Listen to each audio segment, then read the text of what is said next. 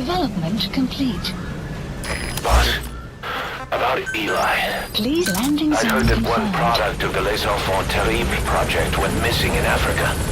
The age would be about right. Arriving shortly. I'm not saying I think it's Eli, but I want to run a genetic test all the same. Don't worry, I'll have it done without him noticing. The test may take some time, but I'll tell you as soon as we have the results.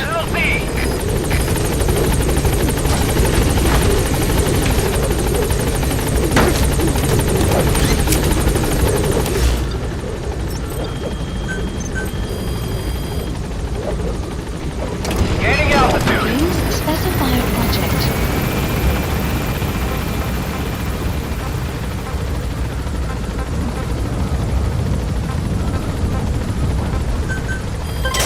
Development project has been added.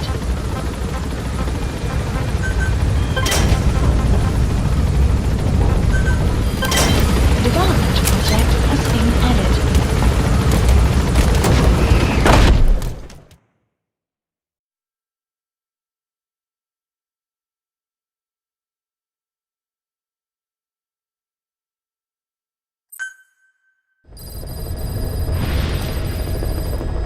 Boss, about Eli. I'd heard that one product of the Les Enfants Terribles project went missing in Africa.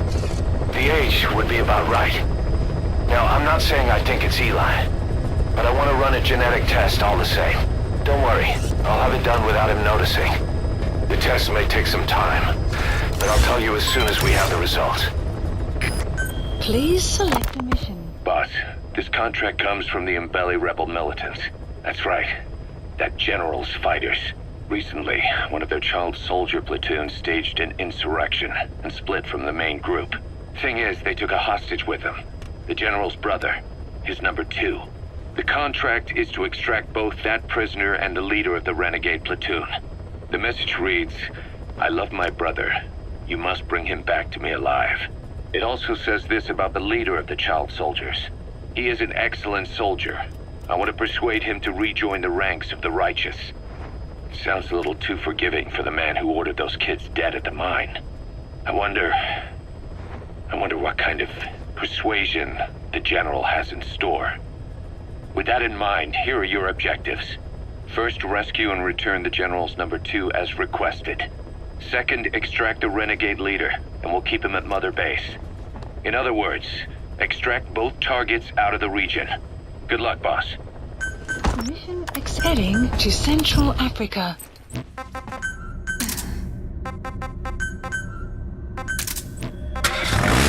Deploying.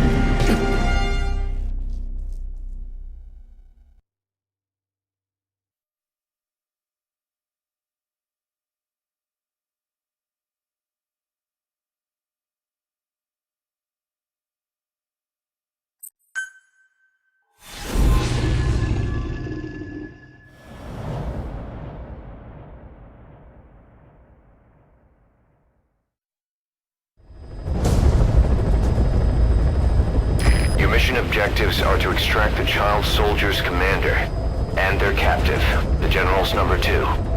This child soldier platoon decided to break away from the Mbele militants. They took the number 2 captive and have occupied an abandoned village. Start by checking that location on your map. Boss, the child soldiers will treat you as an enemy, but they're just kids. See that they don't get hurt.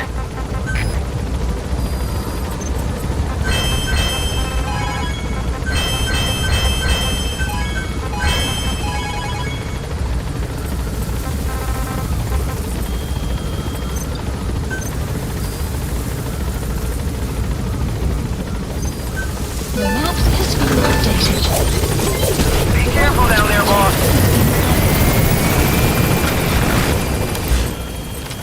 He's the rescue target. The second in command of the Mbele rebel militants. He's the younger brother of the general, but he's only distinguished himself these last few years. Still, to think he got himself captured by a bunch of children. Unless he went with them of his own accord. Nah. That's the commander of the child soldier splinter group.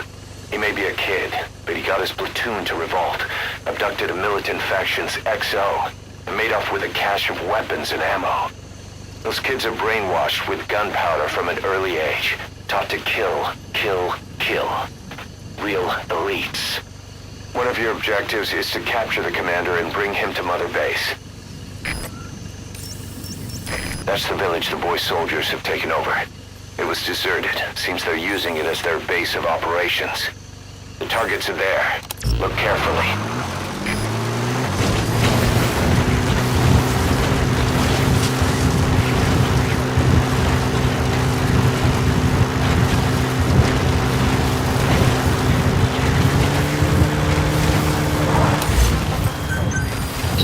Support helicopter requested.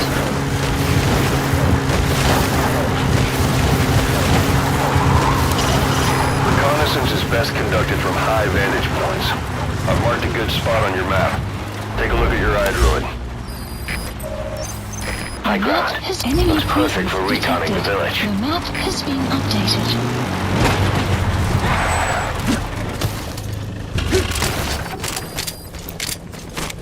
You have arrived at your destination.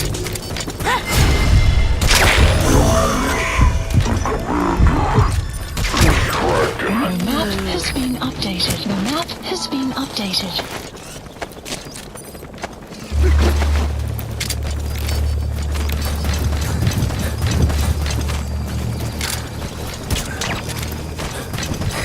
This is B-Quad.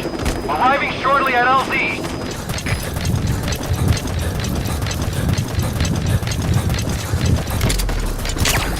That's the target prisoner. Okay, that's the general's brother. He's number 2. Get him out of there, boss.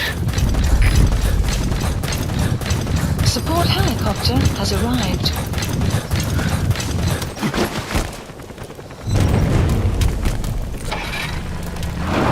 Enemy presence detected. The map has been updated.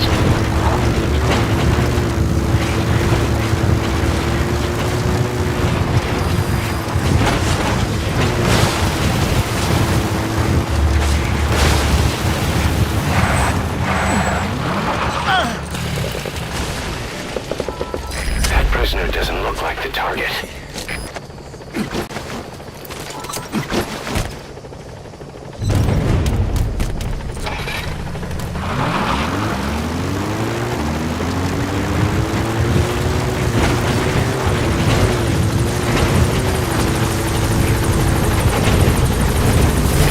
This is B-Quad.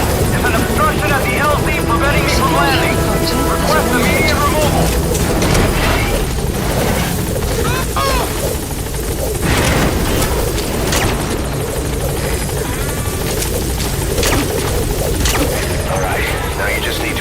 General's number 2. You completed your objective. Now get out of the hot zone. Gaining altitude. Has been updated.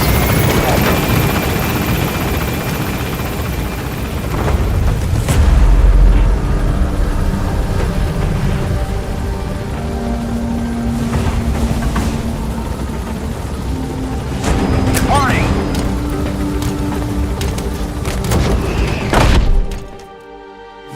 Extraction arrived at Mother Base.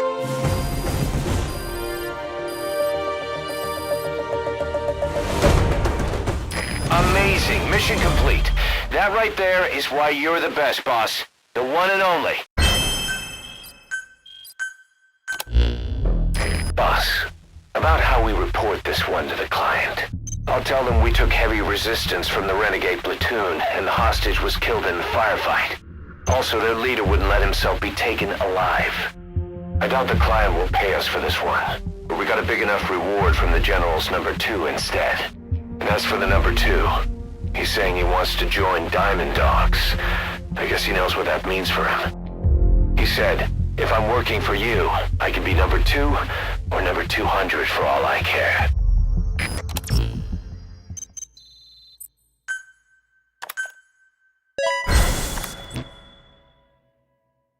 Boss, we have an emergency. Many of our staff are falling ill. At first it seemed like a common cold, but before we knew it, blisters started popping up on their chests and... Damn it. I'll fill you in at the ACC. Just get in the chopper.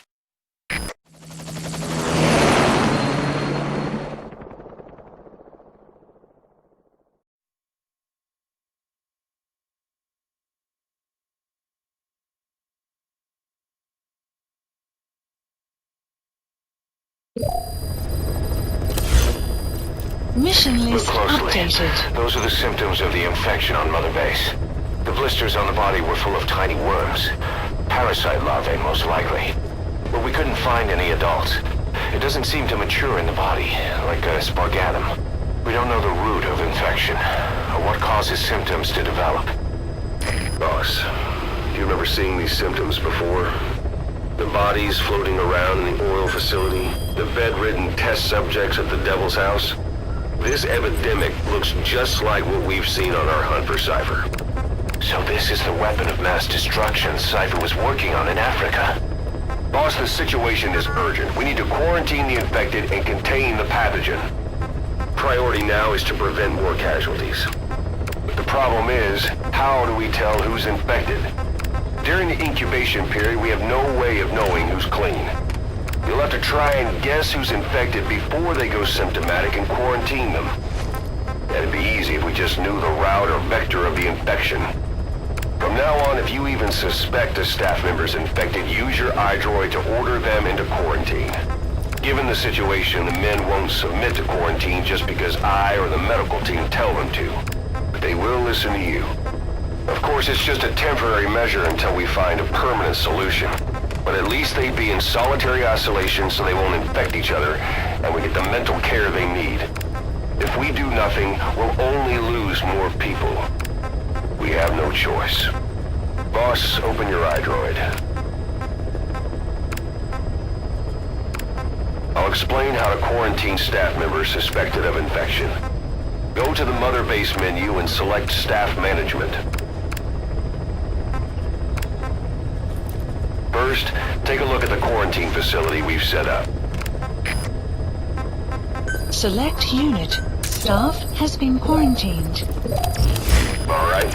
We'll quarantine the staff you specified. Did you figure out what's causing the infection? We'll isolate anyone who's already symptomatic at the quarantine facility. But we have to expect that there are multiple staff who are infected but asymptomatic. So how do we identify them? At present, we have no way to tell them apart. But there has to be something for us to go on. If you notice anything, reassign staff you suspect are infected to the quarantine facility. We'll monitor them and then contact you if there's a change in their condition. Correctly quarantining these asymptomatic infected will reduce the number of new infections. You should continue with your missions as usual. If Cypher is behind this, going after them should help us determine the root cause of this epidemic. Also, until we identify the pathogen, we can't fire or dispatch any staff. We cannot let this thing spread. Boss, get to the bottom of this fast. We're counting on you. Boss, a new job's come in. It's a hit. I'm the human trafficker who sent Shabani and the others to Nzoya Badiabulu, where you ran into Skullface. The thing is, this guy might know something about the disease that's going around Mother Base. The symptoms are similar to the ones we saw at that factory. Start by checking the mission details on your iDroid. Select unit. Staff has been quarantined. All right. We'll quarantine the staff you specified. Did you figure out what's causing the infection? Look closely. Those are the symptoms of the infection on Mother Base. The blisters on the body were full of tiny worms. Parasite larvae, most likely. But we couldn't find any adults. It doesn't seem to mature in the body, like a spargatum. We don't know the root of infection, or what causes symptoms to develop. The infection rate, along with the number of dead, are both on the rise. If we don't find the cause, and soon... Boss, do you remember seeing these symptoms before? The bodies floating around in the oil facility, the bedridden test subjects at the Devil's House. This epidemic looks just like what we've seen on our hunt for Cypher. It could be a counterplay by Skullface. That's insane. You mean they weaponize parasites? Parasites as weapons. That definitely falls under the Biological Weapons Convention, but it's something the world would never see coming. And no one's ever developed a vaccine for parasites. So this is the weapon of mass destruction Cypher was working on in Africa? It may be. But if it is, How did the yellow cake and walker gears fit in? There must be something bigger we're not seeing. Anyway, our priority now is to prevent more casualties. The medical team is studying the infection, but we can't treat anyone until we know the root cause. All we can do right now is halt the spread of infection. Staff has been quarantined. All right. We'll quarantine the staff you specified. Did you figure out what's causing the infection? Remember before, boss? When Quiet attacked one of our guys on Mother Base, stuck a knife in his mouth. He's one of the very few soldiers who've had contact with her recently. Close contact. I don't think it's a coincidence that he was among those who became symptomatic pretty early on in this epidemic. Saliva and blood spatter, an open wound, mucosal infection. Whatever is causing this got inside him then. Miller, that is a baseless accusation.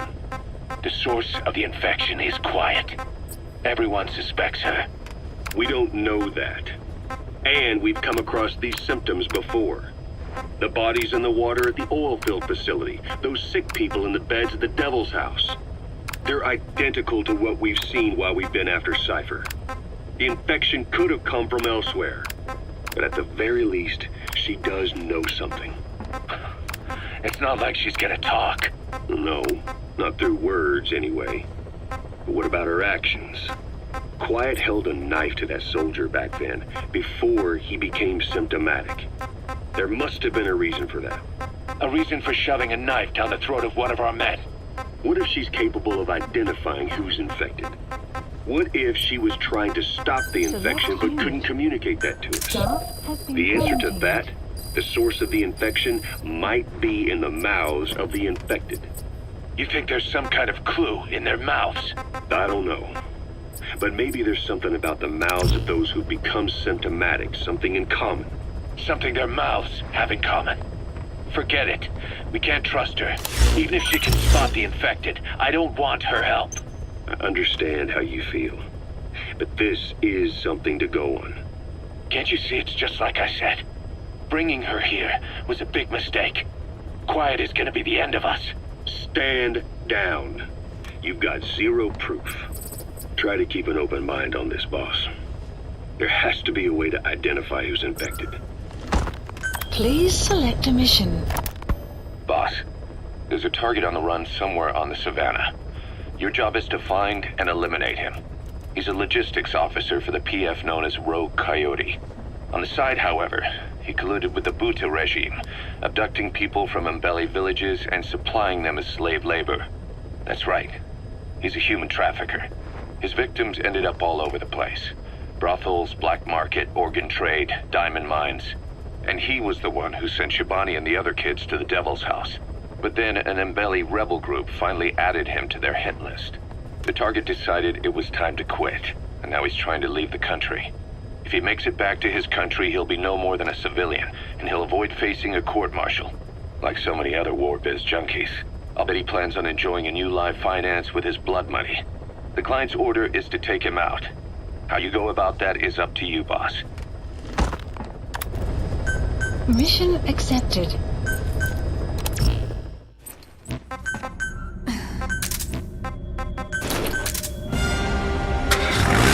Deploying.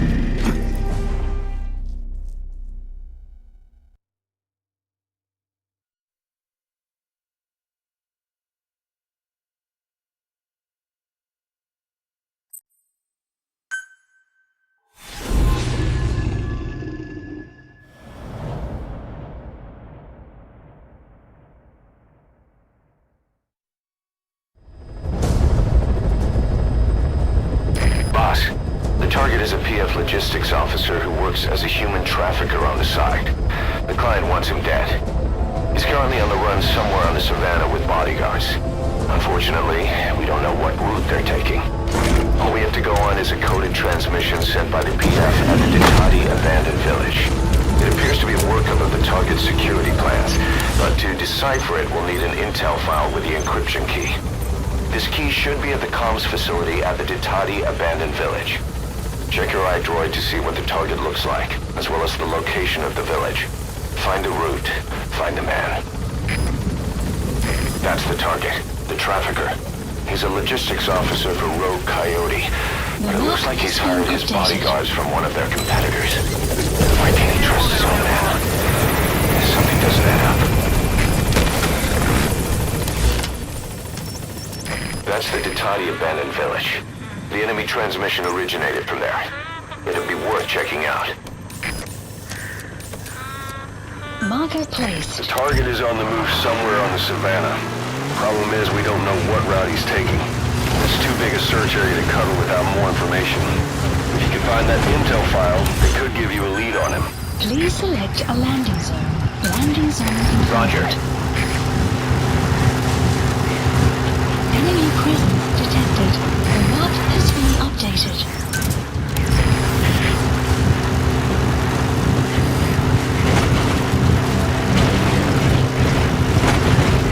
Development complete. Enemy presence detected. The map has been development complete.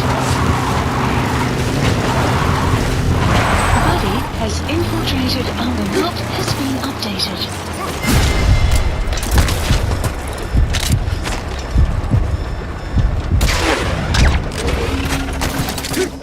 Enemy presence detected. The map has been This is updated. C-Squad. Arriving shortly at LZ. That's the target. We're at LZ. Has We'll been stand by. updated.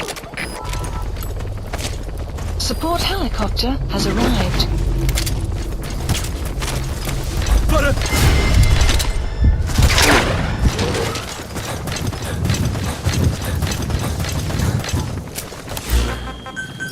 Please select a landing zone confirmed. Roger. The map has been updated.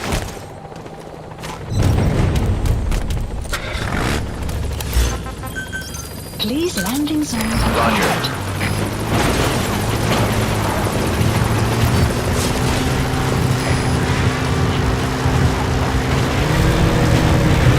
This is C-Squad. Have arrived at LZ. We'll stand by.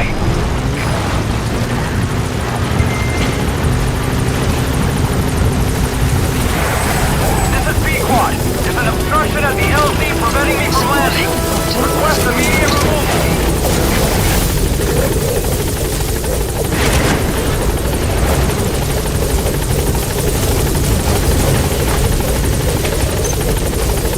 Target extracted.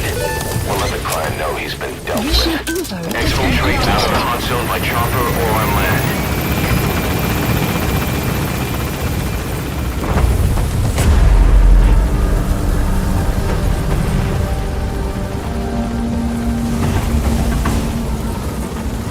Clouds approaching. Departing.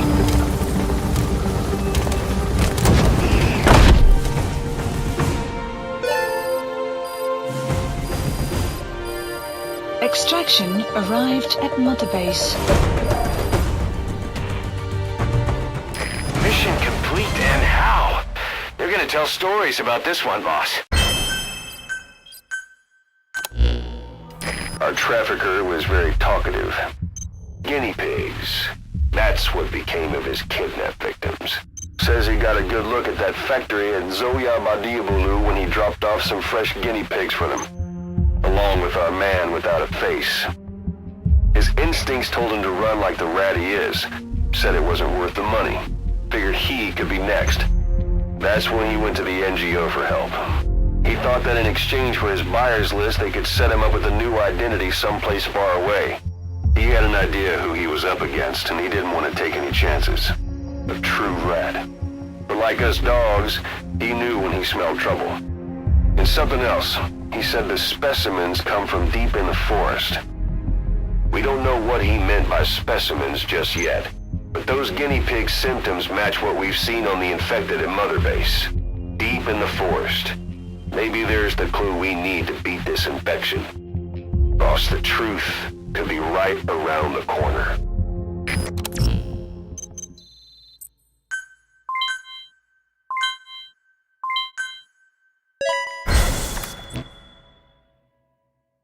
Boss, we have an emergency. Come back to Mother Base ASAP.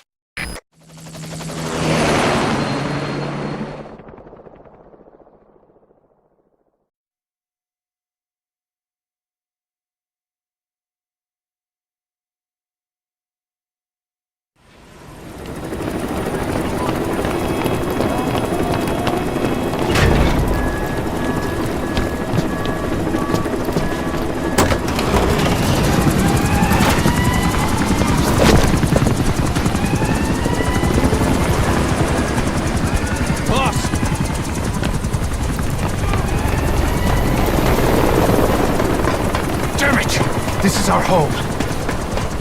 How can we let this happen? Guess it's time to increase security. Just give me the order. Who did this? A competitor. We know where they're based. Even have a route mapped out. We're ready to strike back. Say the word.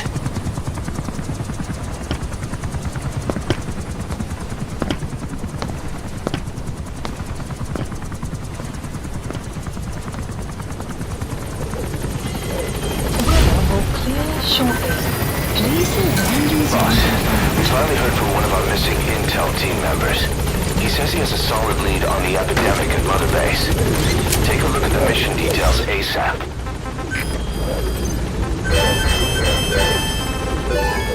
Gaining altitude. Please specify project.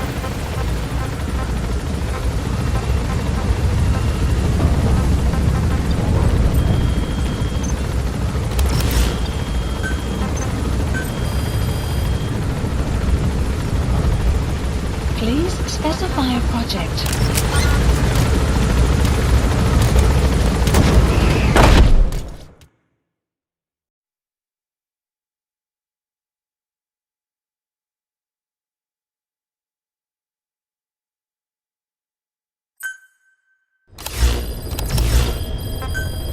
Mission list updated.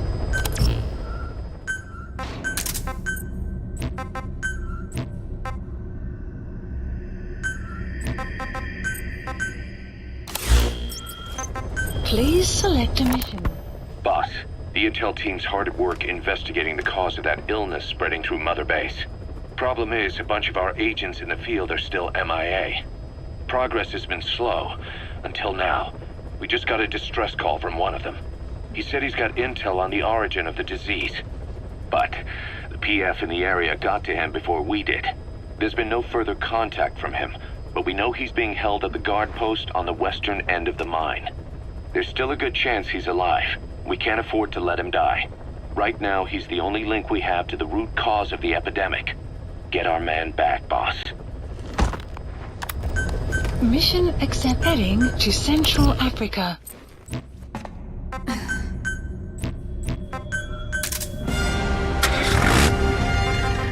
Deploying.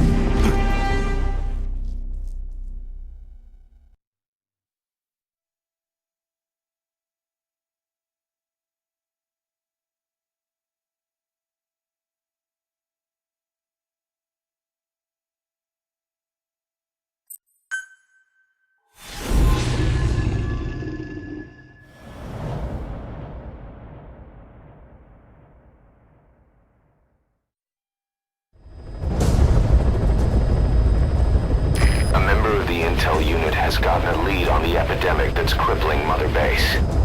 The problem is, our man has been captured by the PF in his operation area. He's being held at the guard post on the western end of the mine. Boss, we need you to get him out ASAP. Right now, he's our only link to the root cause of the epidemic.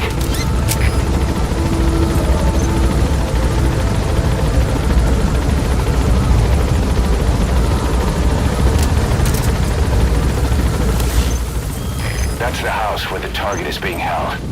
They must be interrogating him there. If he lets slip that the intel he has is related to Cypher, it's only a matter of time before they come to eliminate him. The fate of Diamond Dogs is resting on that one man. That's the target's predicted field of movement. It's up to you to find him. This is Pequot. Have arrived at LZ. We'll Stand by! You have arrived at your destination. Check the PI on your iDroid. That's where the target is being held. Enemy presence detected. Support helicopter has arrived.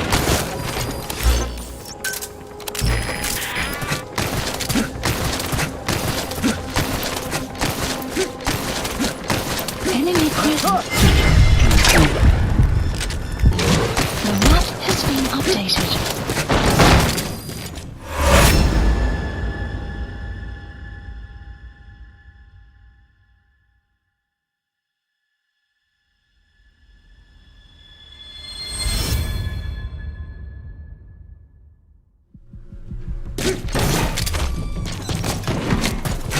A blood trail.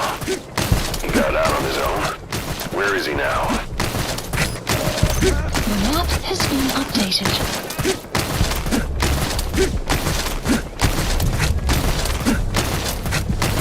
The target. Mission info has been updated. Boss, cover his escape, then extract him once the coast is clear. The map has been caution. Rain approaching.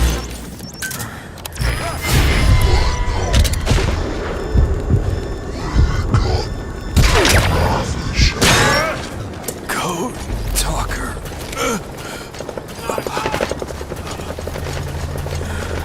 They have the mansion surrounded. The old man will die. If you find him, you gotta.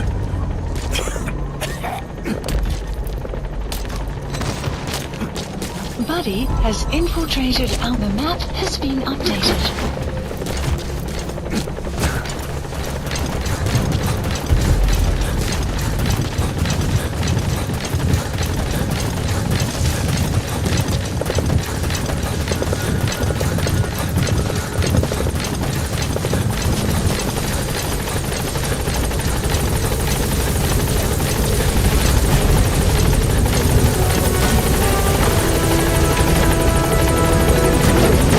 Target extraction Mission confirmed. info has been Alright, get updated. in! Time to go! Gaining altitude!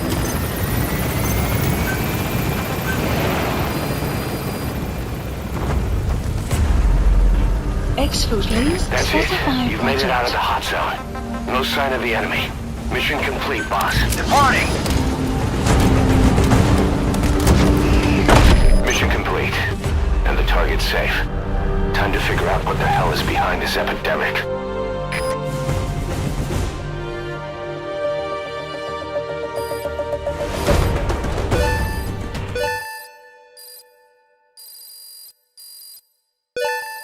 Extraction arrived at Mother Base. Amazing. Mission complete. That right there is why you're the best, boss. The one and only. Boss, the intel team member you extracted is gonna be okay. All thanks to your quick actions. He keeps muttering the same things over and over. About the pathogen. And the old man who knows how to treat it. Code talker. He even told us where he is. This is our only lead, boss. Let's go meet this code talker.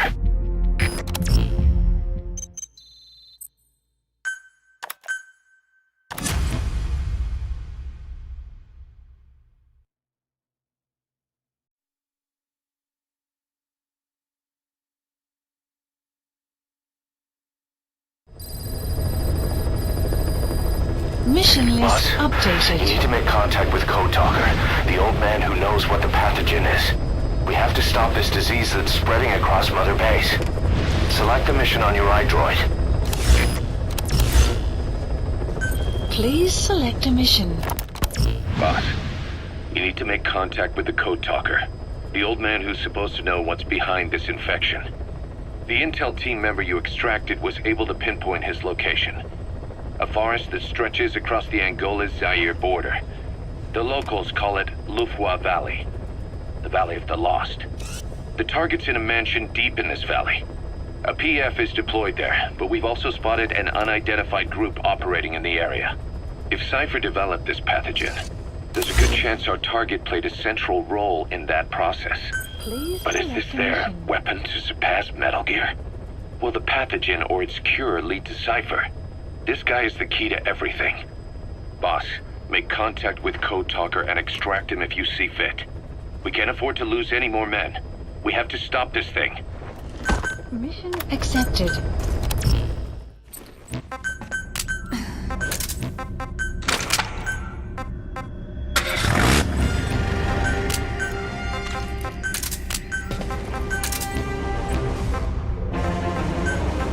Deploying.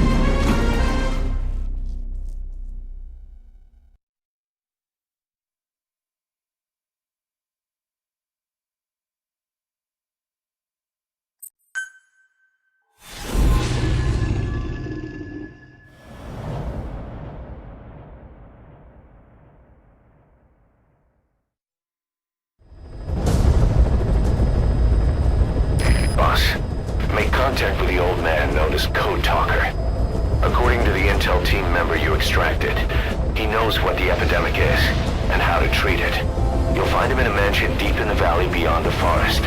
He's a high-value target who's probably involved with Cypher's research. This information came at a heavy price. And you're convinced security on site is gonna be tight. Watch yourself out there, alright? Make contact with the target, Code Talker. And if the treatment requires it, extract him to Mother Base.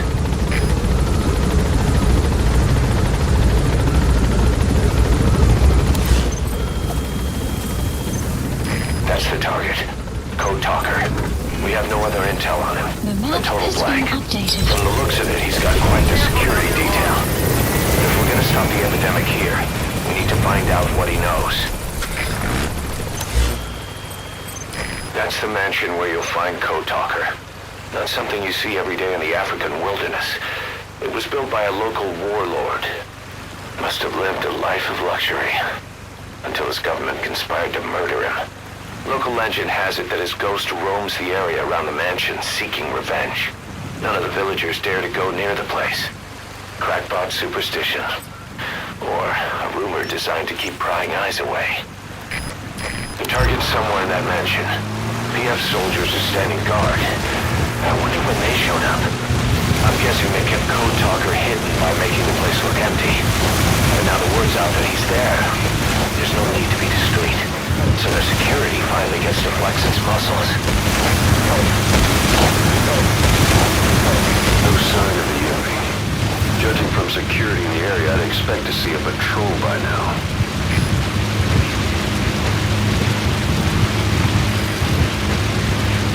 Missed. Have a bad feeling about this.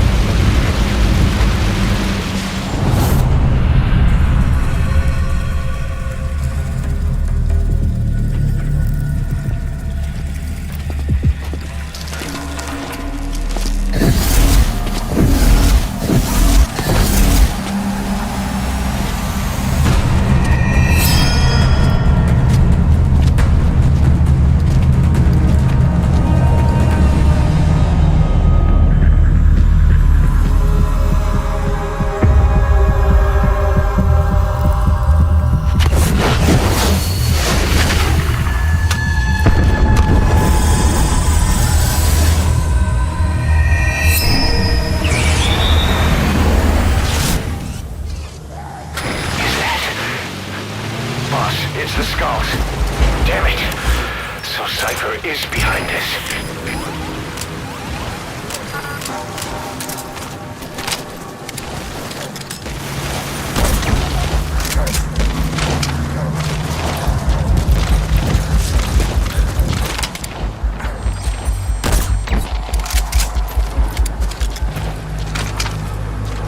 You see that? The sniper vanished into thin air. Just like quiet. If you can't mark them, there's no way to tell where they'll strike from next. Stay on your guard.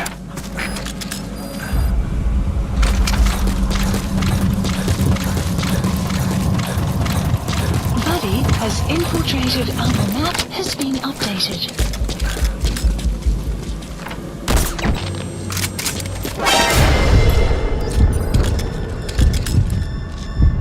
Sniper!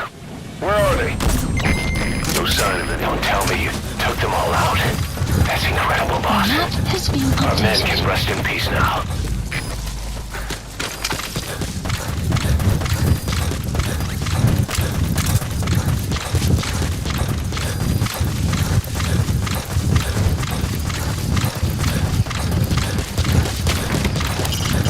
The target is an old man known as Code Talker. He's the one who knows how to treat the infection that struck Mother Base.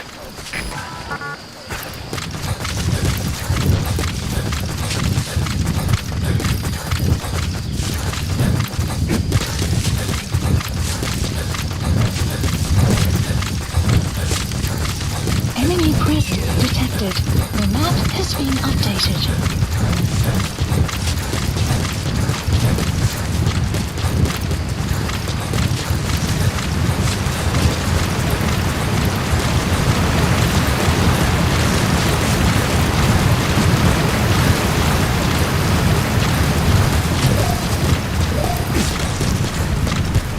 Alle troepen, dit is CP.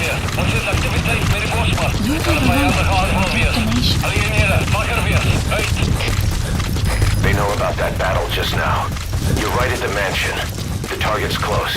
Be sure to think this through.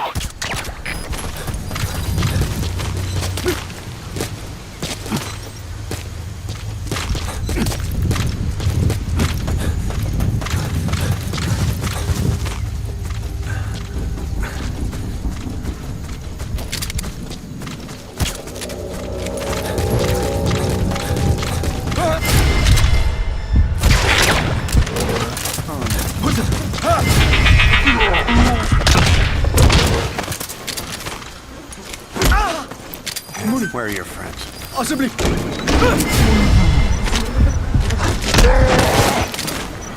are your friends?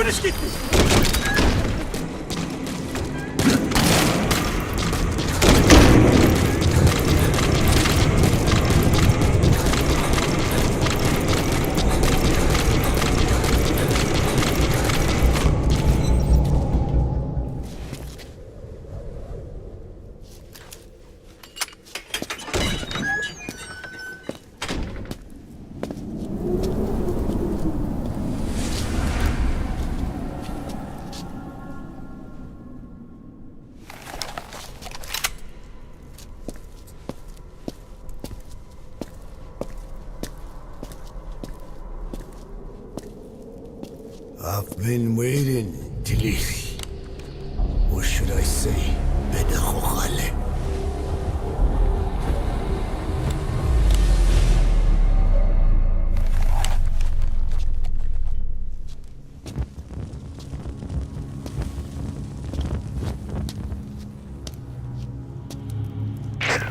That's him. That's Code Talker.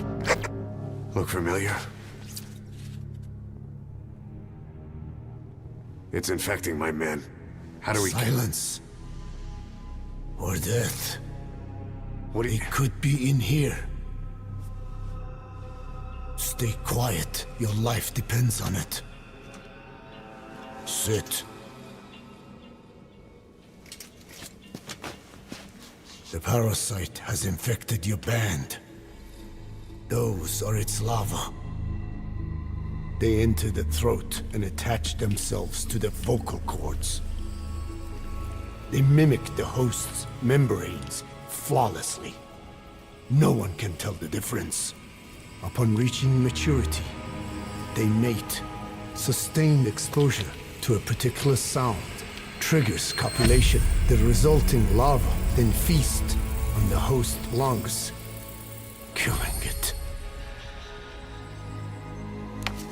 The particular sound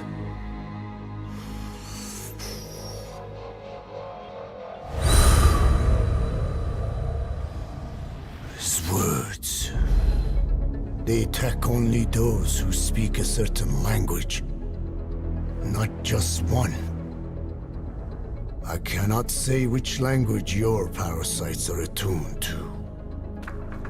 But silence is the best way to keep them from laying their children. This contains an herb that they dislike.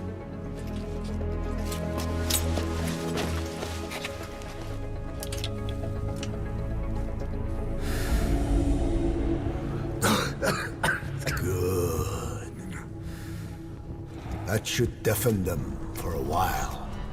You have bought yourself some time. Speak. Is there a cure?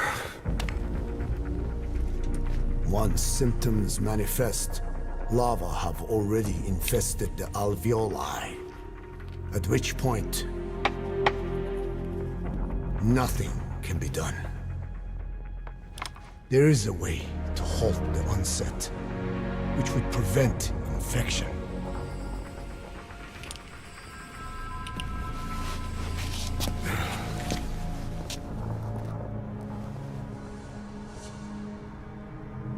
I need your help.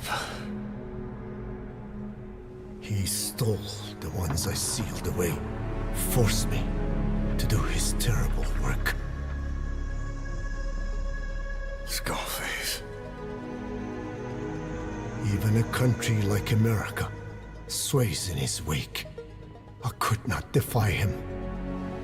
The fate of Dene lies in his hands. However, perhaps the Nishia led you here. If my children have upset the Hojun of the world, it falls to me to set it right.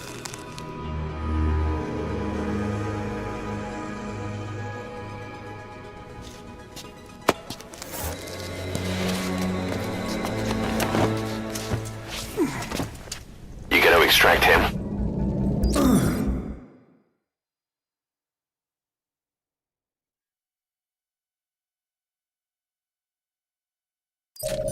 You've secured the target, but he's too old to risk a full extraction.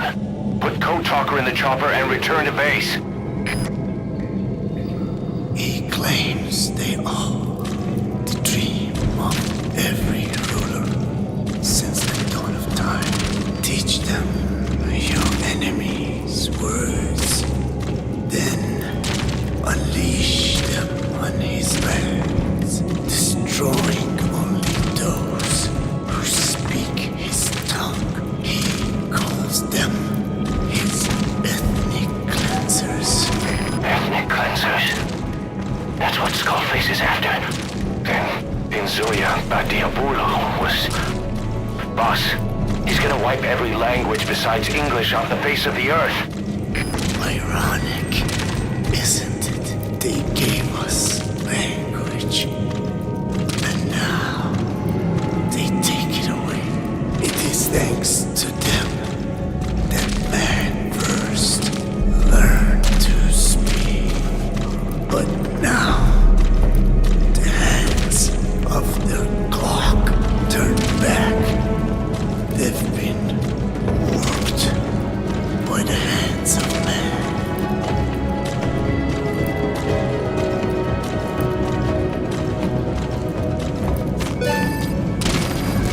Mission info has been updated. Put Code Talker in the chopper and return to base.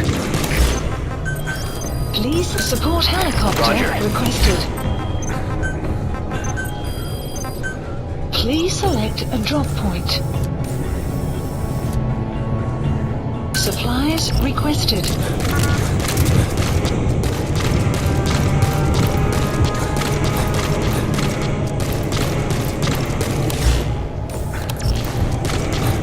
Vehicle drop complete. Alle Trupper, das ist hier. Und sind in Notgebrauch. Ich muss mal. Enemy detected. Map has been updated. They know you took out the skulls. No sense rushing things now. Wait and see what their next move is. Arriving shortly at LZ.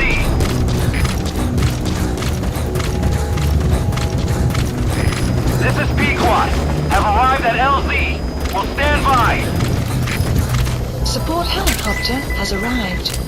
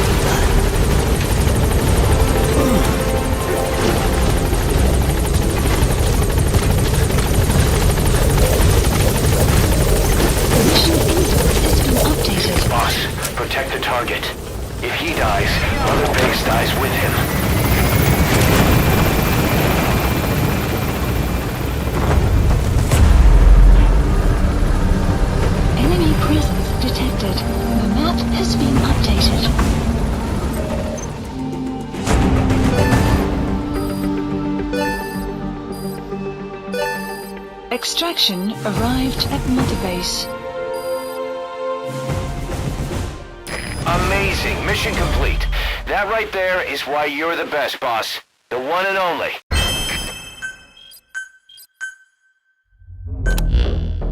Boss, we found the bodies of the two missing Intel team members in Lufwa Valley. We knew we wouldn't get them back alive, but still, it's a damn shame. Don't let their sacrifice go to waste, boss. We need to stop the epidemic at Mother Base. That old man, Code Talker, he's the only hope we've got.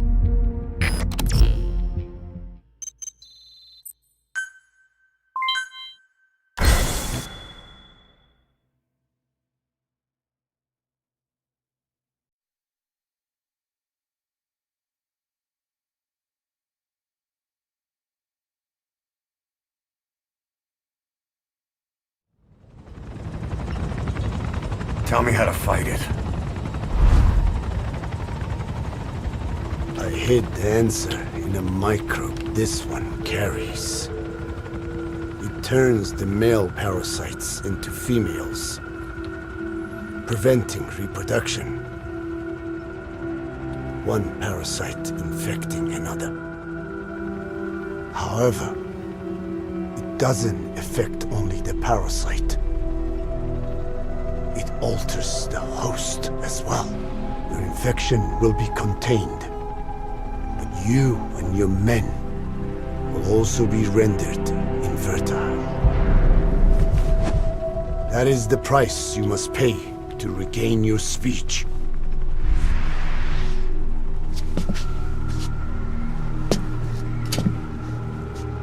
That freak show back there. They the work of your children too? Different strain from the vocal cord parasite, known as the one that covers. It acts as the host's skin, providing strength in exchange for nourishment. But I did not know those men were infected. They were forced to serve him. Steal my research.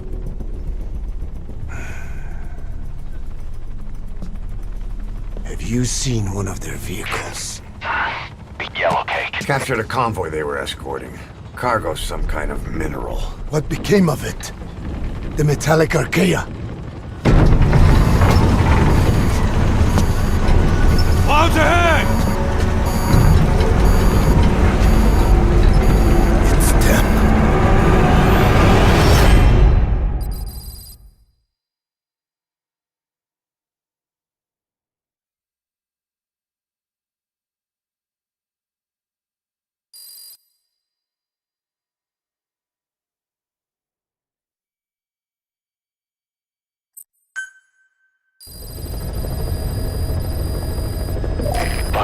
Are you okay? Mission list So the vocal cord updated. parasites that have infected Mother Base, they're ethnic cleansers designed to silence those who don't fit into Skullface's worldview. We can't allow him to have such power. Go over the mission details and get going ASAP. Please select a mission. Boss, you okay? There's an unusual mist in front of your chopper. It could be the same one as before. Cypher is trying to eliminate Code Talker, but we can't save the infected without him. Boss, whatever you do, bring Code Talker back alive.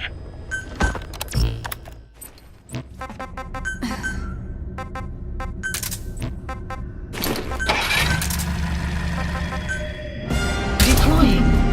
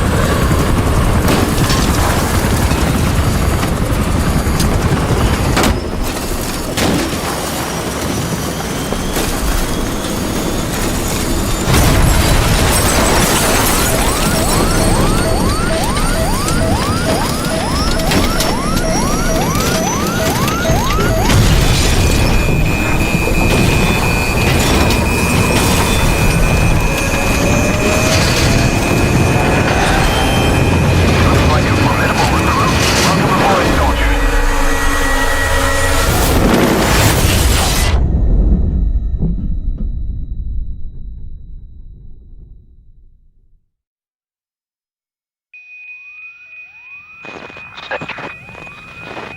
can you hear me? Are you okay?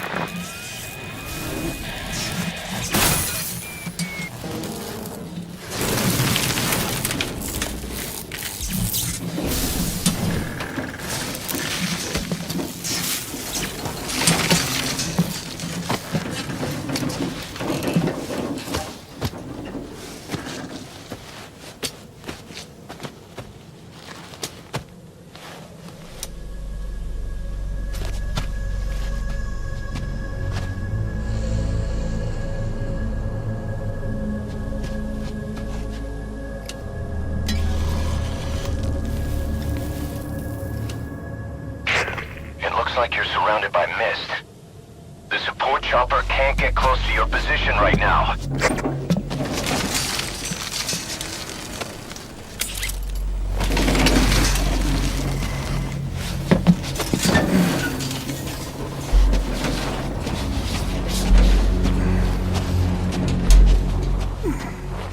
Hurry!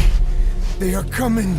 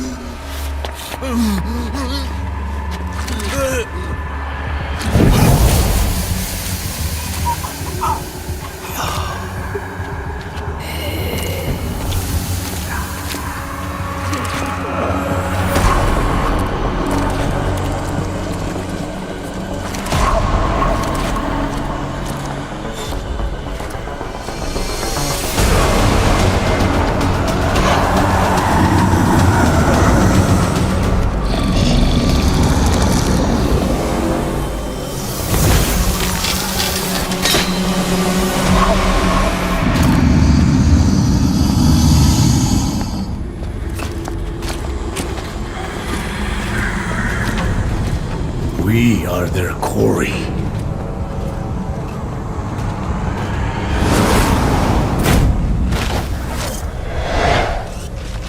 Skulls. So that Misty is their work. We won't be able to send in another chopper for now. Boss, you'll need to eliminate the skulls. Never lose Code Talker.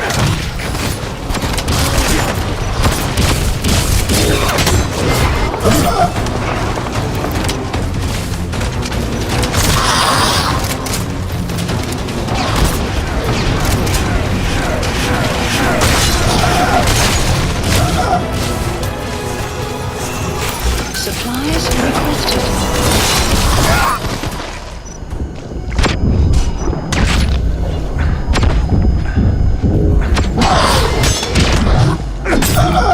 Supply drop complete.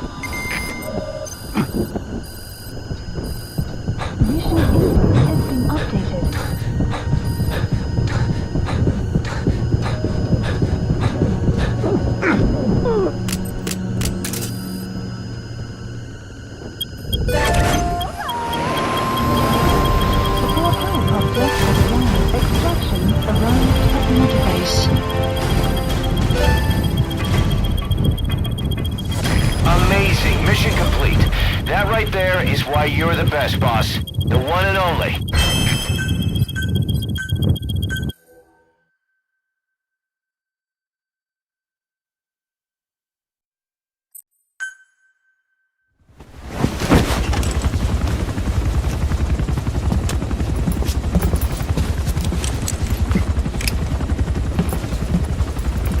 Skullface is no longer in Africa.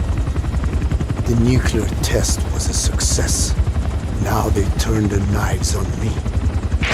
Satellites didn't read any test. Neither did seismometers. The detonation test took place 5 years ago in the southern Indian Ocean. The final test was the opposite, to prevent detonation. You mean?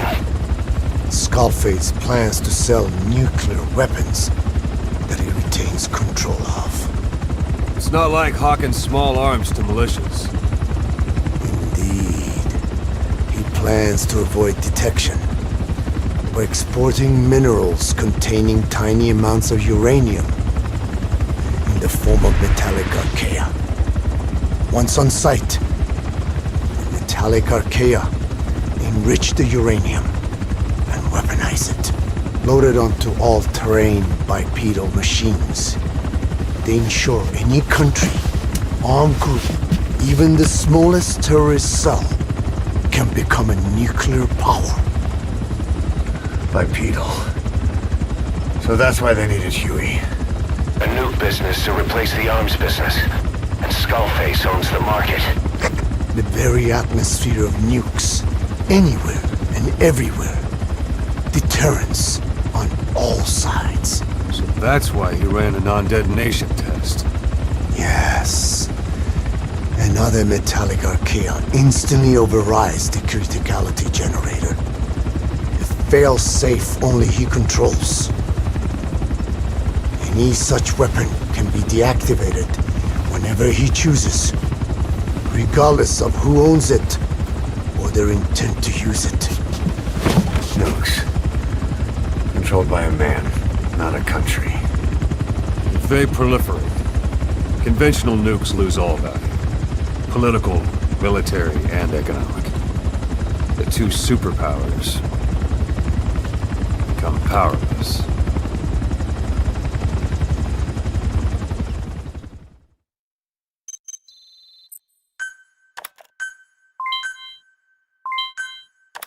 The R&D and medical teams have come up with a proposal for a new suit that applies Code Talker's research, the Parasite suit. Apparently, it can recreate some of the Skull's unusual abilities. But in order to use those abilities, it needs parasites. If you want to wear this suit, you're going to need to get a hold of parasites by extracting skulls.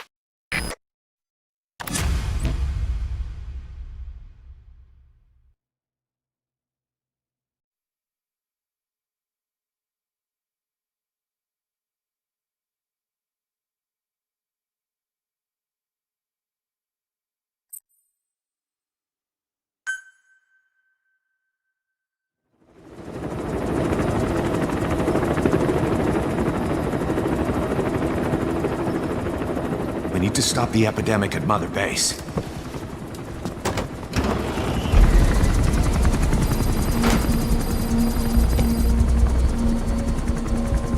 About the pathogen spreading through Mother Base, what's your opinion? Textbook symptoms of vocal cord parasite infestation. And judging from this casualty list, it is the Kikongo strain, meaning a breed of parasite that triggers symptoms upon detecting pronunciation specific to Kikongo.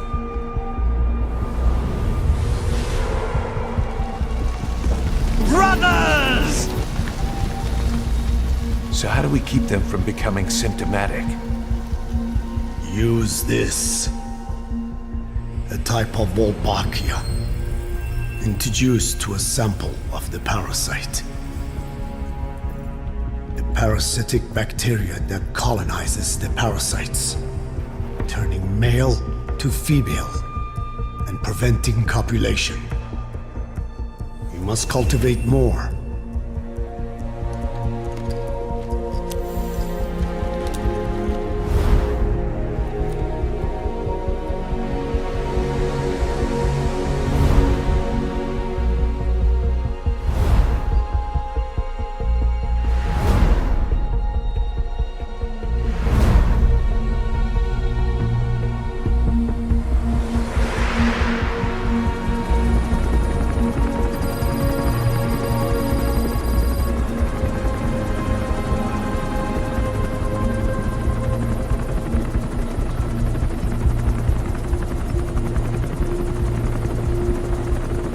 Thanks to Code Talker, we've managed to put a stop to any new vocal cord parasite infections. We couldn't save those already symptomatic, but everyone who survived has been released from the quarantine platform.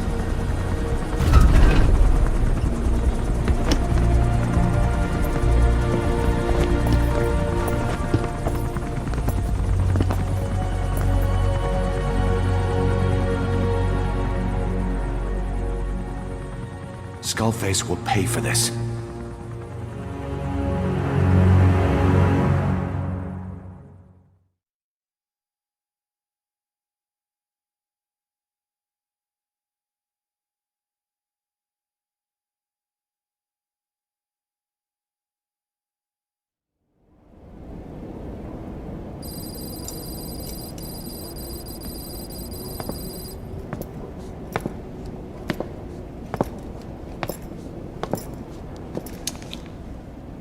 Again with the truth serum? What are those legs made of? I told you during Beast Walker to shoot the chopper with Miller pods and that stupid punk-assman inside, but no! You did not listen to me, and look what happened! It's all your fault, Snake! So guess what? While you were asleep, I sucked on your straw so hard and drank all of your thick milkshake! Ha ha ha! Am I talking about actually milkshake? Well, my job here is done. Enjoy your brain damage, losers! Titanium? All the way to the femur.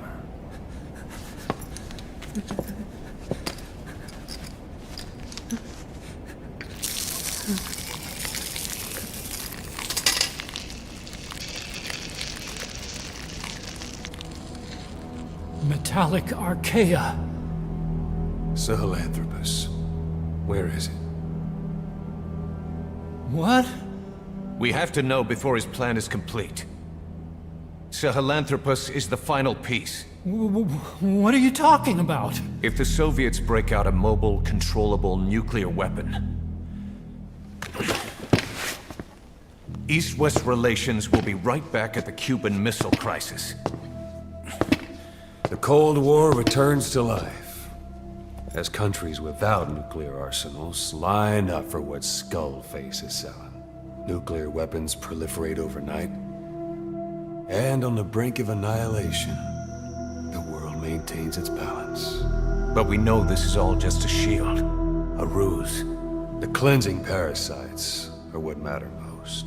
A WMD to eclipse even nukes, and the only one that can still be used. Skullface is the world's greatest threat, and Zero's. The pieces are in place. All that remains is to unveil Sahelanthropus in Afghanistan. They can't activate it without me.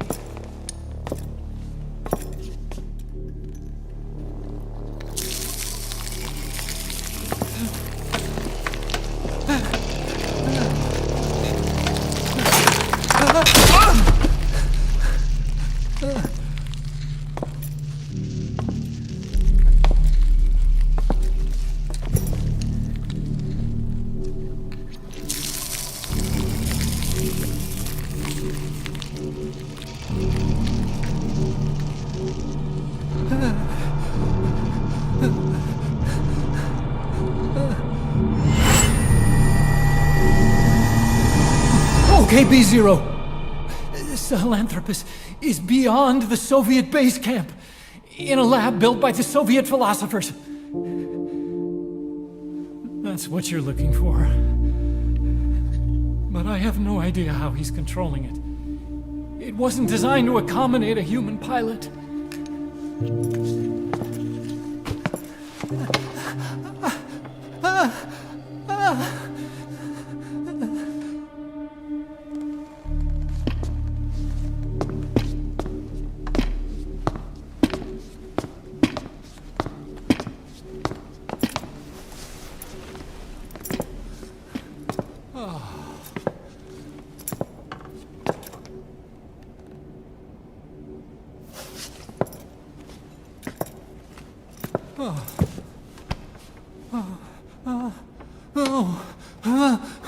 No! No! Wait!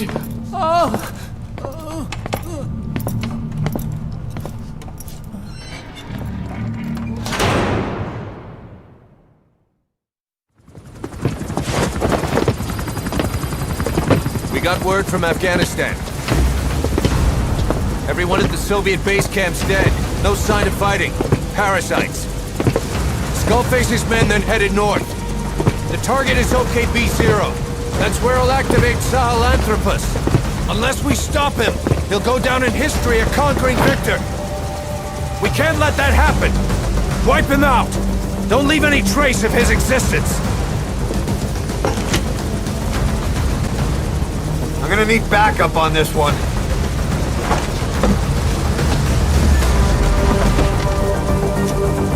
You'll rendezvous on site.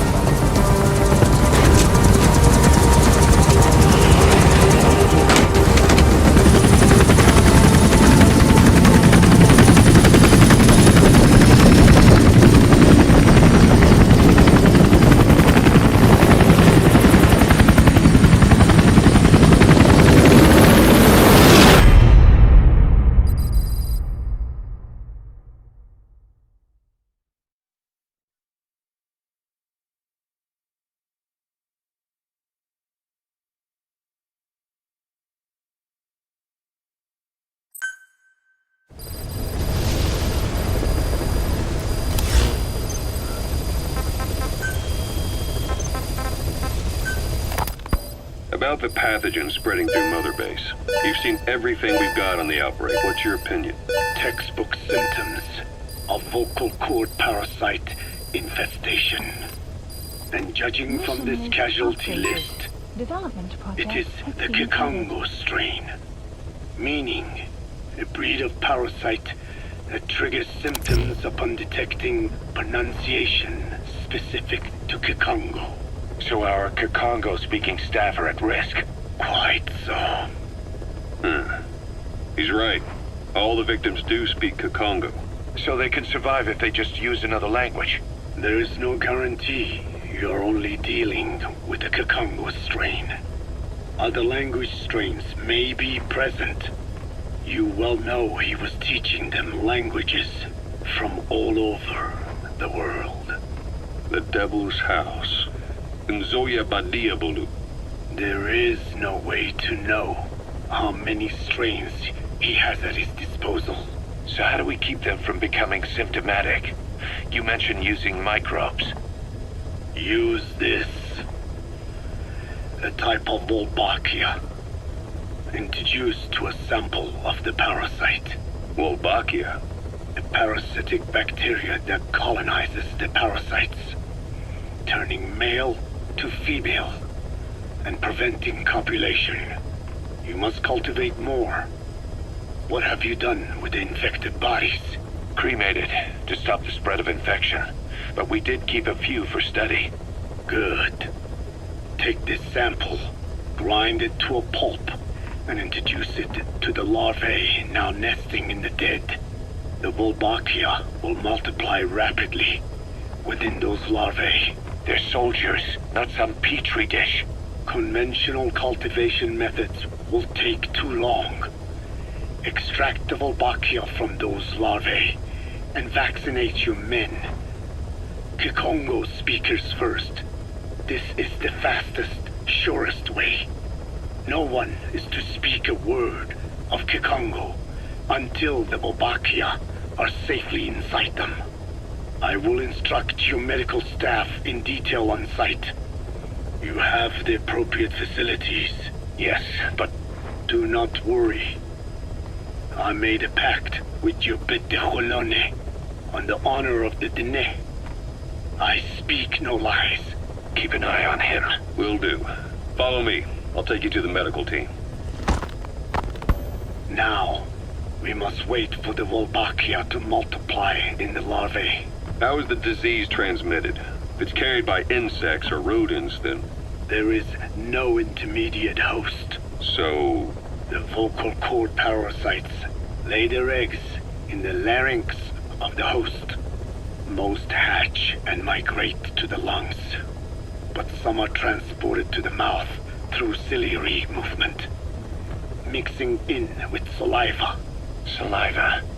Droplet transmission. Sneezing, coughing. Any food or water containing infected saliva. It would spread fast. Indeed. And when the larvae migrate to the lungs, symptoms can resemble the early stages of a cold, making it easy to infect others. Meaning a simple conversation would be enough to pass it on. Alright, so what happens after the larvae migrate to the lungs? It is as I said before. They mature by feeding on alveolar tissue. It is only then that noticeable symptoms appear in the host. And by that point, it's too late. He's infected everyone else. It's one hell of a weapon you've created. That is what Blag Anna wanted. This isn't interesting. Something that would spread easily. In truth, he's not the reason. But we will discuss that another time. The Walbakia have multiplied. We're preparing to extract them and begin vaccinating. But is this really the only way? Sure, it'll prevent infection, but the cost... You would rather remove their vocal cords? No. Tactical communication's the linchpin of what we do. What if we were to ban the use of Kakongo? Insufficient. First, there's no guarantee that only the Kikongo strain is here. Second, there is the matter of how the parasites lay their eggs. Before they can copulate, they must be exposed to the pronunciation of a specific language for a period of time, like a container filling with water. But the duration between when the container is full and when the copulation actually begins varies from case to case. In other words, even if the infected stop speaking as a countermeasure, it may already be too late. The only true solution is to prevent copulation through the Walbakia, or by physically removing the affected tissue. Do any antiparasitics work? It sounds as though you have already tried. Yeah. We tried every one there is, and nothing. I have yet to find a medicine that can remove the parasites. At best, it temporarily covers their ears. Why is that? Because the parasites are companions to us. To remove them inevitably harms the host. Companions? More than you think. And this is why the human immune system cannot eliminate them.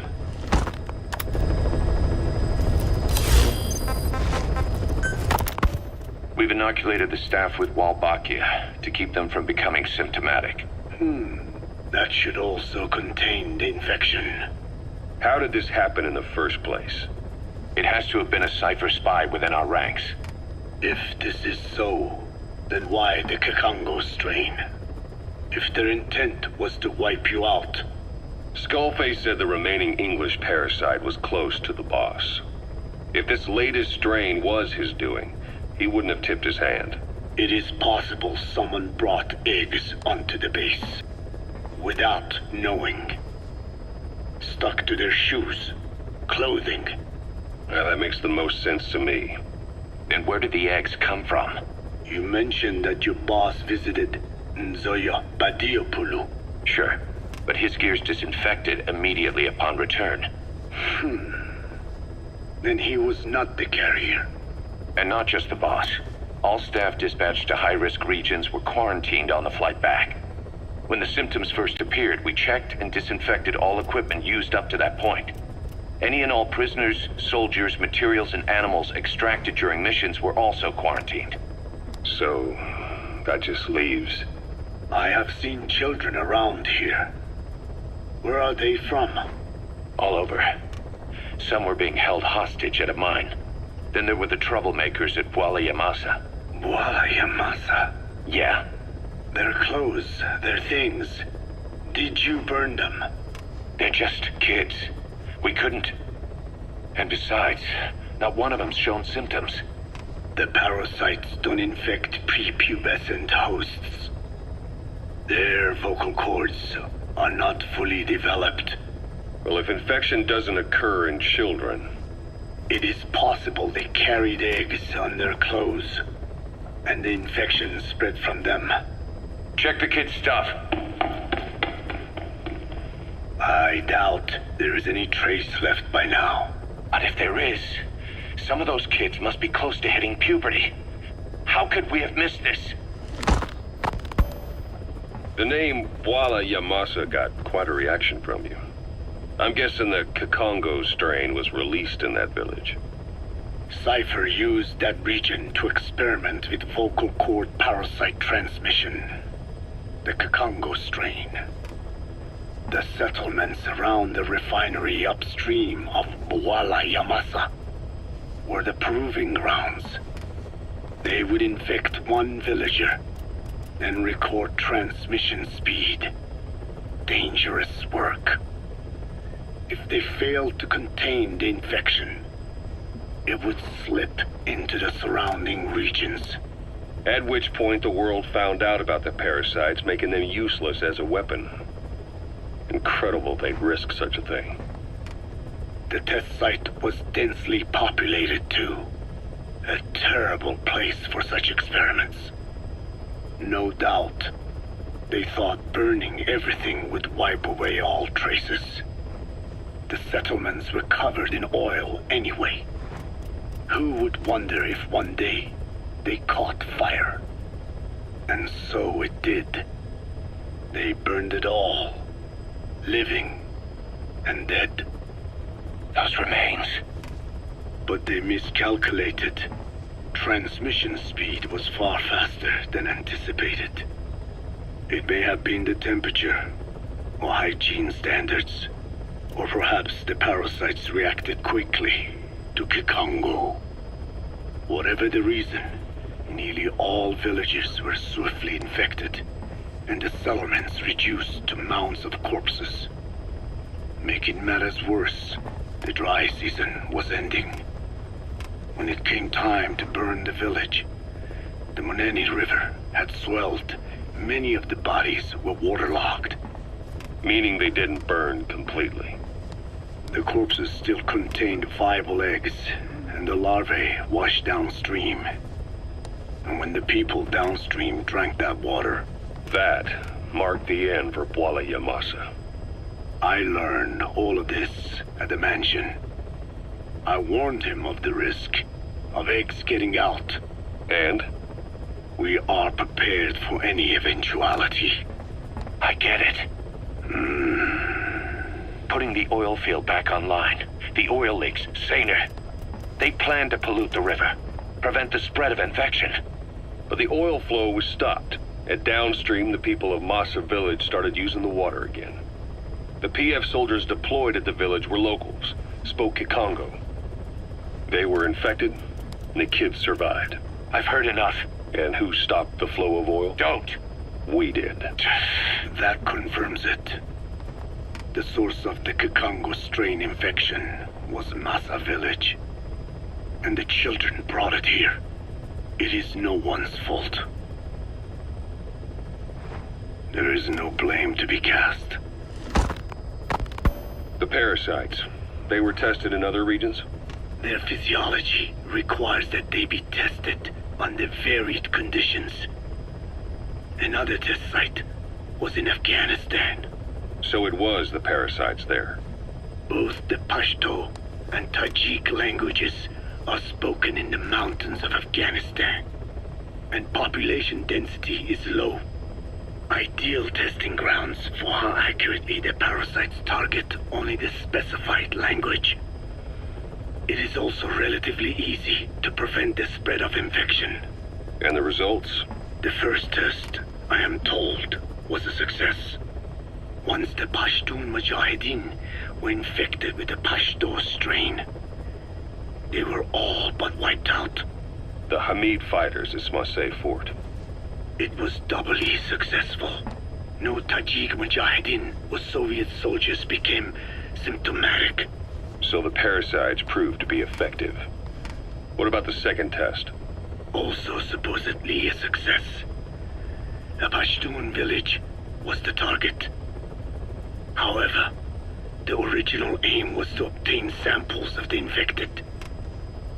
In this, they failed. And the village? The Soviets enacted a standard scorched earth operation. That must have been the village where Malak lived, before being held captive at La Marjate Palace. Having had more time to think on it, the details shared with me may have been false. They are madmen who would do anything to cover up the truth. They certainly seem to like tossing their problems in the fire. As a boy, Skullface's life went up in flames. Perhaps that is what fuels his fixation with fire. Your Wolbachia stopped the infection all right, but I still don't get it. How can a few bacteria change males to females? I know they're only bugs, but... It is not such a rare thing in the natural world. Many insects and nematodes are infected with Wolbachia. But why? They nest in the cell cytoplasm of the host, even in the egg cells, with the result that the offspring are born infected. Mother-to-child transmission.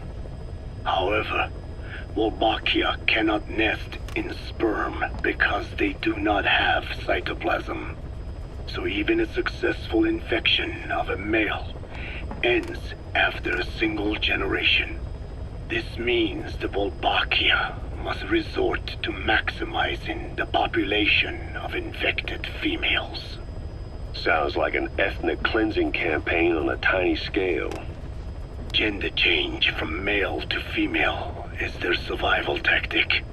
So more females means more Wolbachia carriers, so it can keep thriving in the following generations. But the parasites in a human host are supposed to be a mating pair. If there's no male, there'll be no offspring at all. It's killing itself. Slow down. This tactic is intended for environments where a single male can copulate with multiple females. Originally, the Wolbachia did not infect the vocal cord parasites. I created a mutated strain, modifying the Wolbachia so that it could infect monogamous pairs. The Wolbachia's greatest multiplying tactic, the male-to-female change, worked against itself in the monogamous parasites, just as you said. Then I performed repeated selection of Wolbachia strains until I achieved 100% certainty of male-to-female conversion. Creating female-female pairs, unable to reproduce. And you say the Wolbachia affects the host of the host, that is, us, cutting off our means to reproduce? It is almost certain. Of course, we will not turn female. After all, mammals possess no natural gender-changing function. But some Wolbachia strains can cause cytoplasmic incompatibility in the host. Is that some cell deformity? Put simply, it means the altered sperm of infected males kill the female's egg on contact. And that's happened to us? Yes. And yet, what occurs in humans is not just simple CI. To date, there are no cases of Wolbachia affecting humans. The fact that this strain causes this effect, is it the vocal cord parasite's affinity with humans? I do not know enough to say for sure. So the parasite warps the host. Reminds me of what Skullface said. It is the way of all organisms to create their own optimal environment. Just look at you and this base. Organisms that cannot do this are doomed to extinction. The difference with parasites is that their environment is another organism. That creates a connection between life and life. Parasitism, symbiosis, or death. In this way, the host too is challenged to adapt.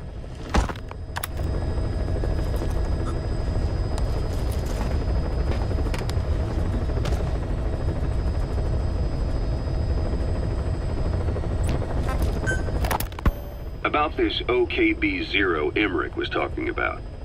Its location and features match the citadel in the mountains northeast of the Soviet base camp. Built during the time of Alexander the Great, it was left in ruins following one of Genghis Khan's campaigns.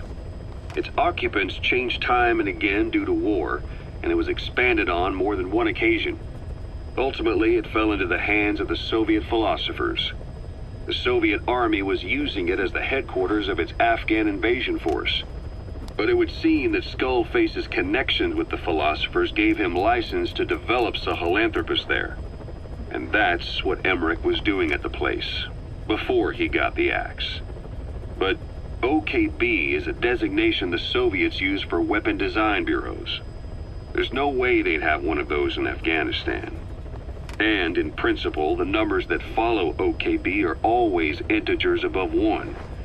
There is no 0. Perhaps this was a secret facility of the Soviet and Chinese philosophers dating back prior to World War II. Though it's more likely Skullface just picked a fake name that more or less fit the Soviets' pattern. He doesn't go there often, but he sure as hell won't miss this. They use the heliport on top of the tower for his visits. Start by heading for the heliport. Then wait for your chance to make contact with Skullface. It seems Sahelanthropus's armor is made from depleted uranium. That offers some serious protection. The US military is planning on using it for its main battle tanks, too.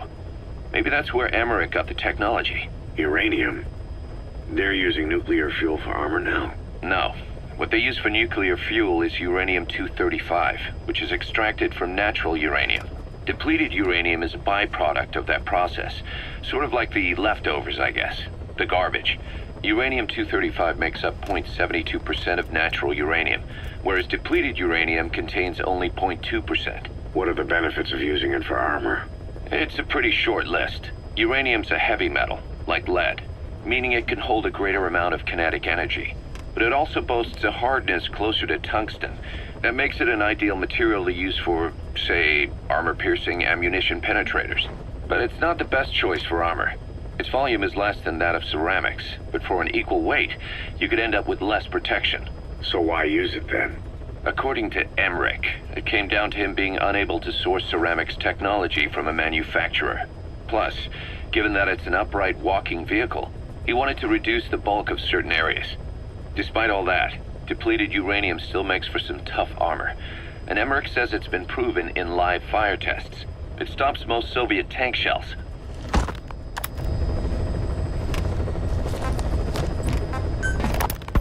Code Talker, what are the metallic archaea? Volcanic craters spewing sulfur. Water hot enough to boil your skin off. Ocean depths of 800 plus atmospheres. Wastelands radioactive enough to kill you where you stand. There are groups of organisms that survive despite. No, because of living in such environments. I've heard about them. Extremo something. Extremophiles. By selecting certain species, then subculturing and repeatedly modifying them, I created a metallic offspring of pure archaea. They subsist on metals rather than organic matter. And some of them even consume uranium? Yes. Uranium enrichment archaea metabolize only uranium-235. As a result, they produce weapons-grade enriched uranium. How is that possible? Consider how plants fractionate carbon isotopes when they conduct photosynthesis. Nature possesses abilities beyond our imagination. So it was Archaea that brought down your chopper? Corrosive archaea, yes. They oxidize metals, feeding off the energy in the electrons they receive. What became of the wreckage? We had the R&D team retrieve samples for study in airtight plastic containers, of course. Prudent. We shall extract archaea from it in good time. They should help you fight back against Blagana. Any chance we could start now?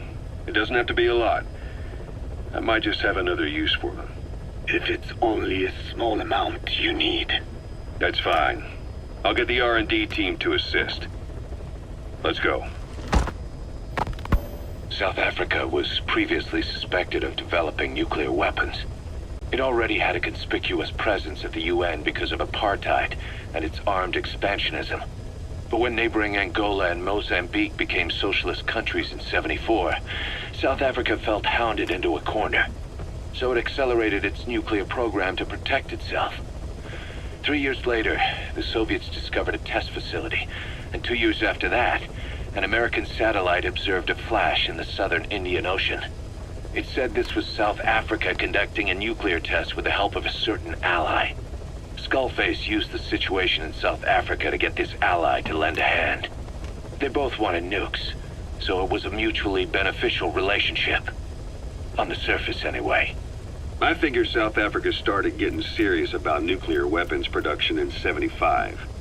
In '74, the government was still able to get by with bluffing that it had a nuclear arsenal. But the year after, word spread that an independent armed group in the Caribbean was crushed by Cypher for possessing a WMD. That's right, boss. What happened to you and your men was the reason South Africa decided to push ahead with nuclear development. A force independent of any country getting its hands on a nuke. That was a threat to the existence of countries everywhere. It wasn't just South Africa. Your presence pushed a lot of countries to get nukes. The world was scared of you. You were a threat to more than just the Cold War. If nations are gears in a machine, you had the power to smash them loose and watch the whole world grind to a halt. Emmerich uses externally powered legs of his own design.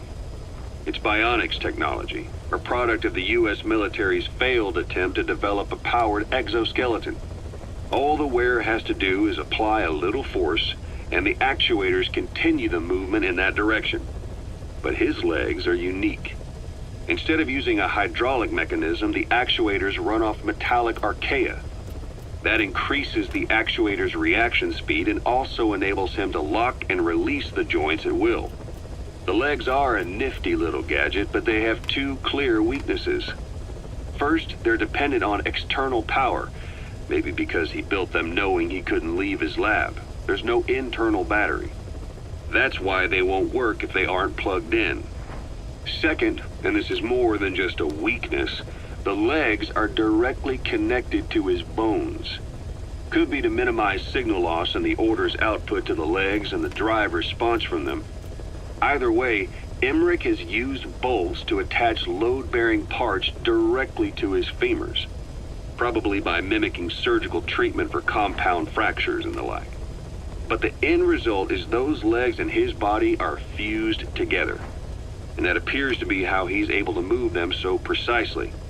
But that also means that any shock to the legs would be delivered right to his bones by way of those bolts.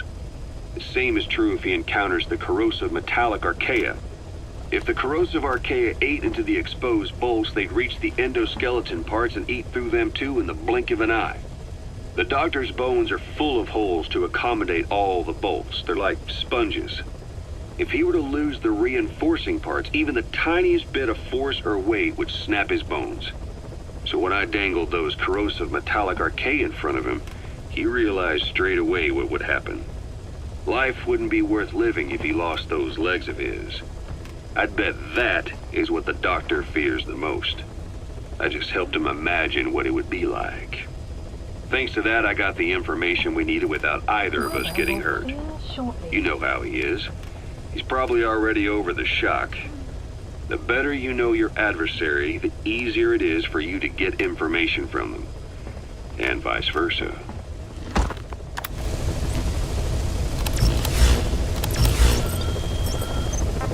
Please select a mission. Thanks to Code Talker, we've managed to put a stop to any new vocal cord parasite infections. We couldn't save those already symptomatic, but everyone who survived has been released from the quarantine platform. Skullface will pay for this.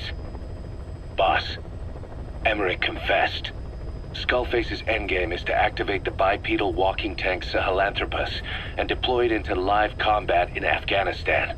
That's why he moved into the Soviet research facility they call OKB-0. If his plan comes to fruition, there'll be no stopping the ripple effect worldwide. Find a way to make contact with Skullface before that happens. Then learn what you can from him, and put a stop to his plan. We'll have our fun with him later. This is it, boss. Diamond Dogs is strong enough now to face him head-to-head. It won't be like 9 years ago. Make your way to OKB-0.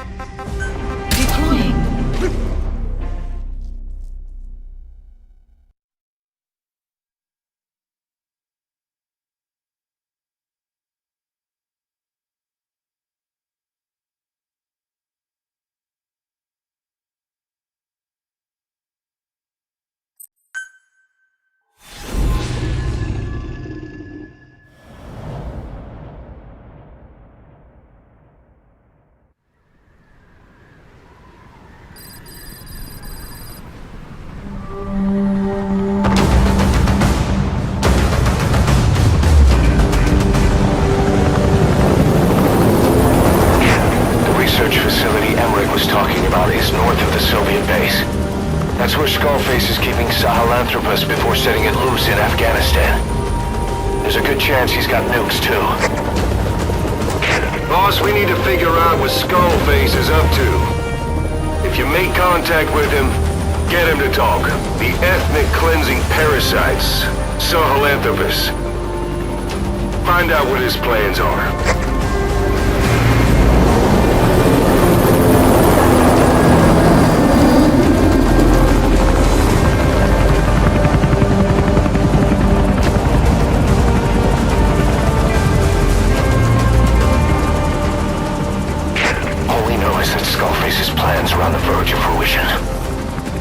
Stop him while we still can.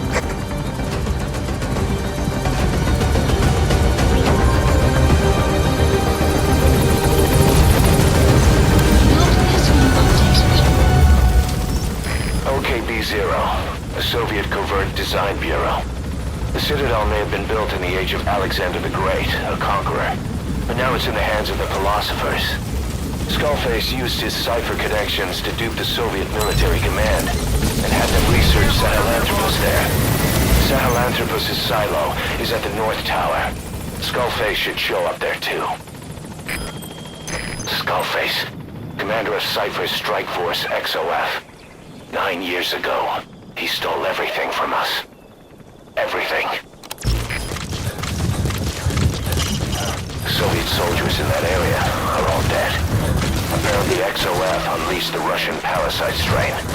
To isolate the facility, they first spread reports of a chemical weapon leak. The infection won't spread into the surrounding regions. Still, I think they just exterminate the men who worked with them all this time. Skullface must be making his final play.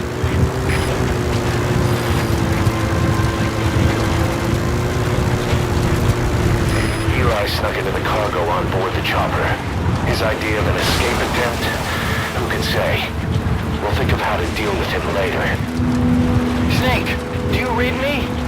I know more than anyone about OKB-0 and Sahelanthropus. Boss, I've made up my mind. I want to be of use to you, not him. Let me work to pay for what I've done. I'll prove that I've always been your ally. Boss, I'll be focused on coordinating backup here in Mother Base. The chain of command is still in place. If you have orders, give them through Miller as usual. Skullface is in OKB-0. Start by making contact with him. The facility itself is under the control of XOF, Cypher's strike force. We have no hard data on their force strength, so your judgment in the field will be key. Boss, we're finally here. Find Skullface, and take everything from him. XOF has occupied the facility. Skullface must be close.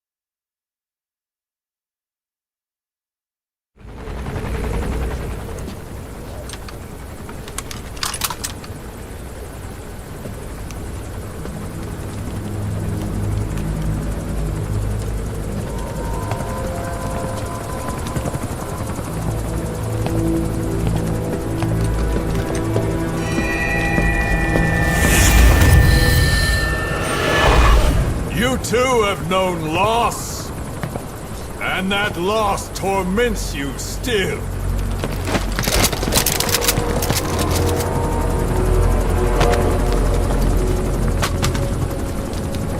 You hope hatred might someday replace the pain, but it never goes away. It makes a man hideous, inside and out. Wouldn't you agree? We both are demons. Our humanity won't return. You, me, we've no place to run, nowhere to hide. And that is why I'll show you my demon. Follow me, big boss!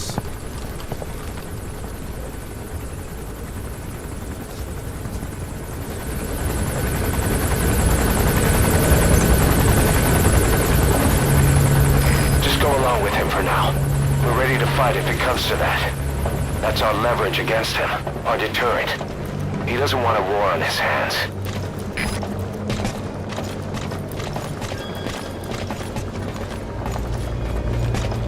Whatever the Navajo told you, it's just one possible solution derived by Cypher. My will is different.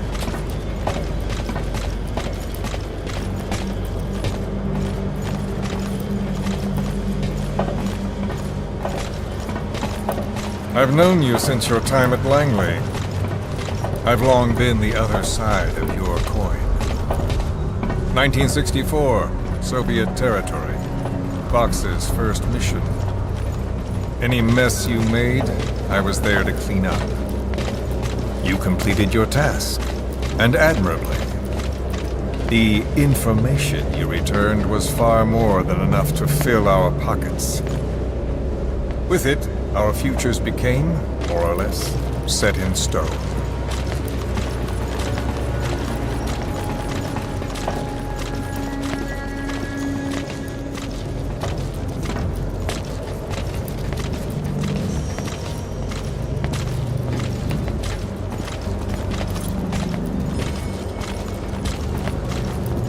And then the Major came to me with an idea. Washington doesn't know how to spend money, he said. I'd like to redirect it. His goal was an organization dedicated solely, covertly, to supporting America. Cypher. You know the rest. To him, it was mourning the loss of his friend. Or rather, an act of revenge on the world. But America, most of all.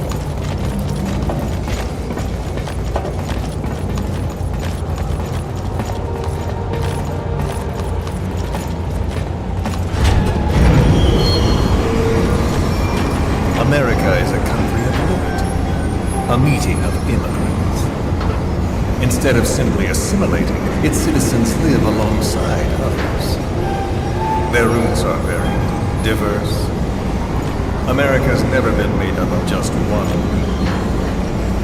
But he tried to forge a single consciousness for it and from it. The idea that every citizen would use free will to unite behind their country. Unilateralism like that can't be entrusted to any one individual. So the Major sought a system that used information, words, to control the subconscious.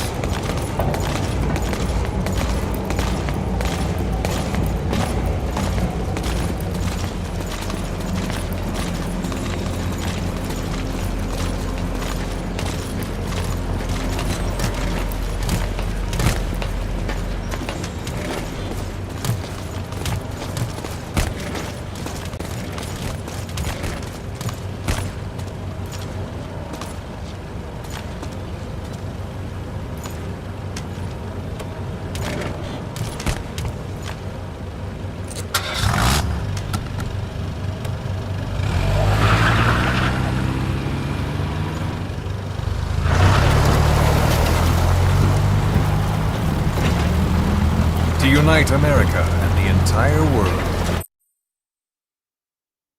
Do you have nothing to say about my evil plan, Big Boss? The Major thought this was his friend's will, but I think he never understood what she wanted. Before he ever walked or cried, even before he was born, his mother tongue was English. He doesn't know the pain of losing his own language. Not yet. He cannot understand her will. I do. I was born in a small village.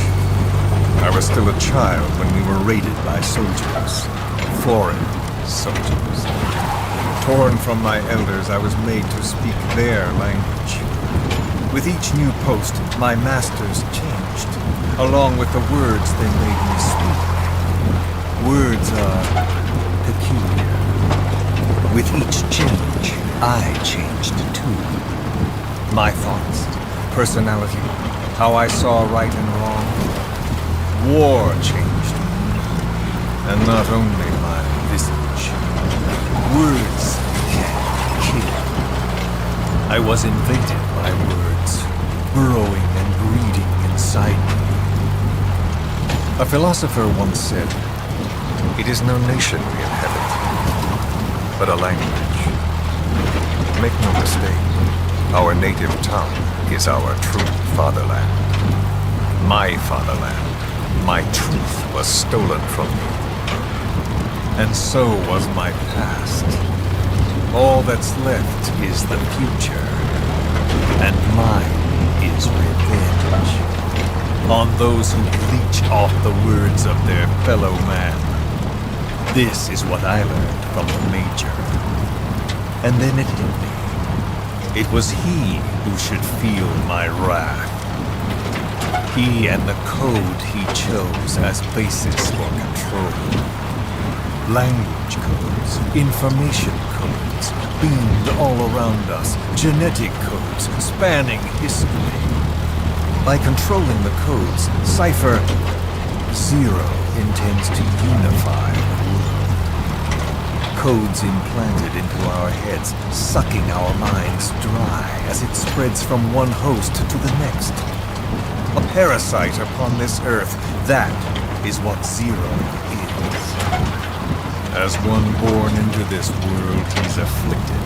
I hold him responsible for killing my freedom. Killing all traces of my past. Killing any promise of a future. We are all but dead men forced to walk upon this earth. A world reduced to zero. Cypher plans to use its codes to control the world. They think they can. And the mother tongue of all those codes is ink. The word became flesh. The final parasite. It knows English. An English strain of the vocal parasite. I will exterminate the English language. With this, I'll rid the world of infestation. All men will breathe free again, reclaim their past, present, and future. This is no ethnic cleanser. It is a liberator. To free the world from Zero. Let the world be. Sans lingua franca, the world will be torn asunder. And then it shall be free. People will suffer, of course. A phantom pain. The world will need a new common tongue. A language of nukes. My metal years shall be the thread by which all countries are bound together. In equality. No words will be needed. Every man will be forced to recognize his neighbor. People will swallow their pain. They will link lost hands. The world will become one. This war is peace.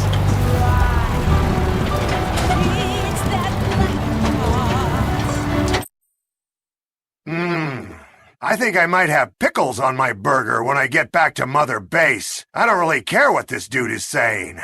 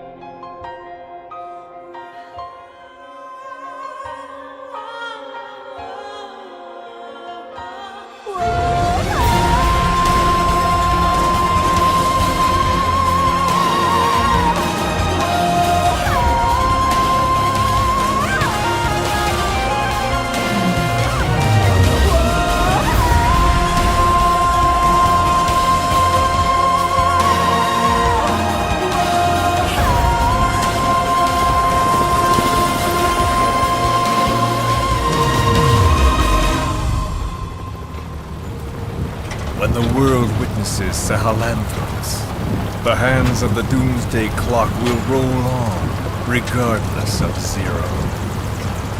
Sahelanthropus will take the first giant step into a brave new. It is the bell with which a world trodden upon by words declares its independence.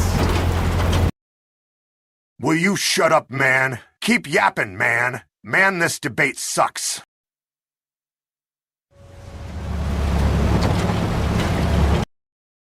Turn down the Jeep radio, damn it. What is this music? We are here.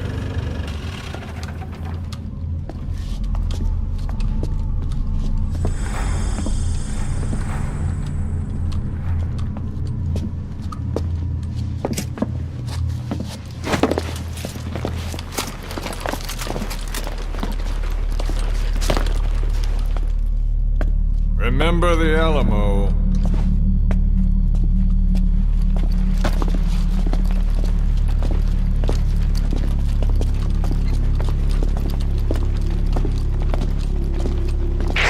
This is Queequeg on station to provide cover. Get us a line of fire. Roger that.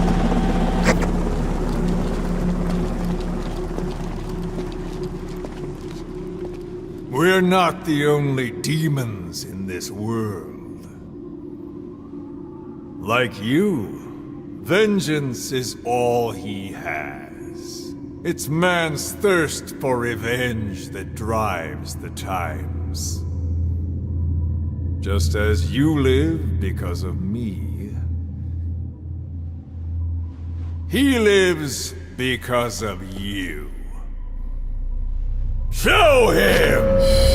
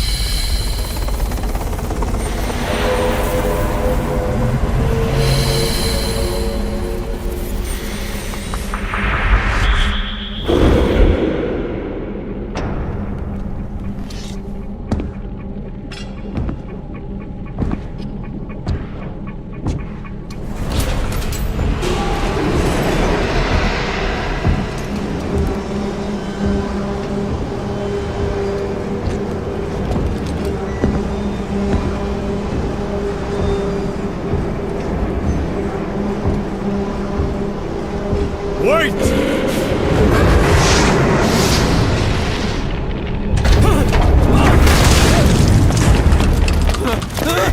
Who is doing this? Such a lust for revenge? Who?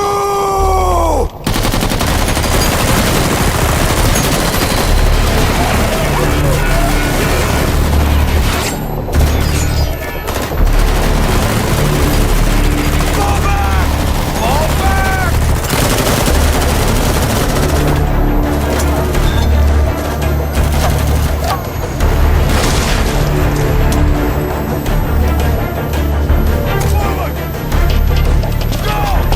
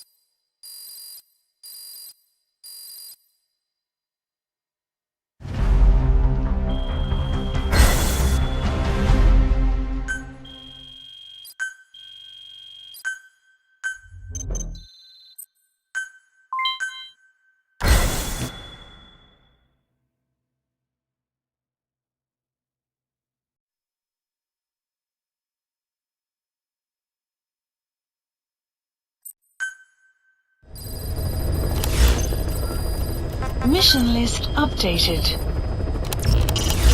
Select the mission as soon as you're prepared. We're ready when you are. Please select a mission. Sahelanthropus is on the move. The instruments on the support chopper are all malfunctioning. And Eli's acting strangely for some reason. Something's not right. Boss, for now, just get away from that thing. Hurry!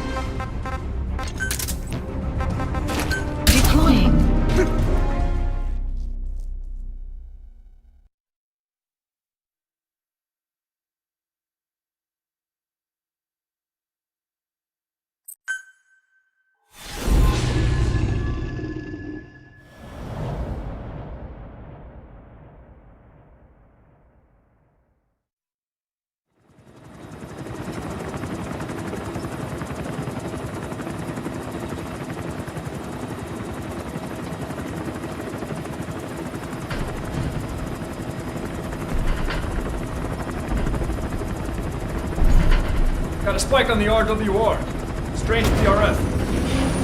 What's wrong? Control lost. Can't maintain RPM. We're settling.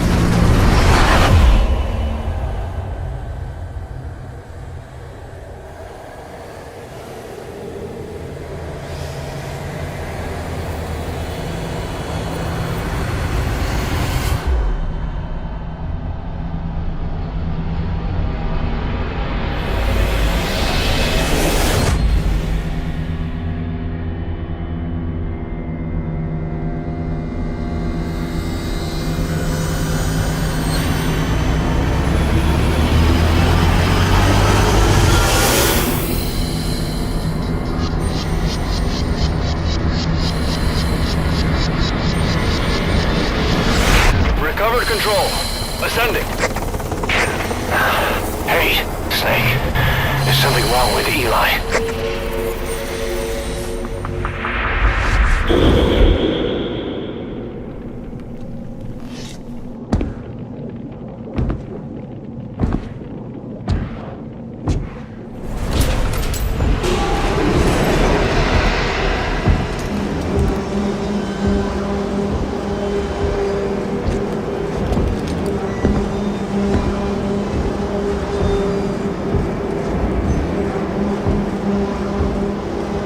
Wait!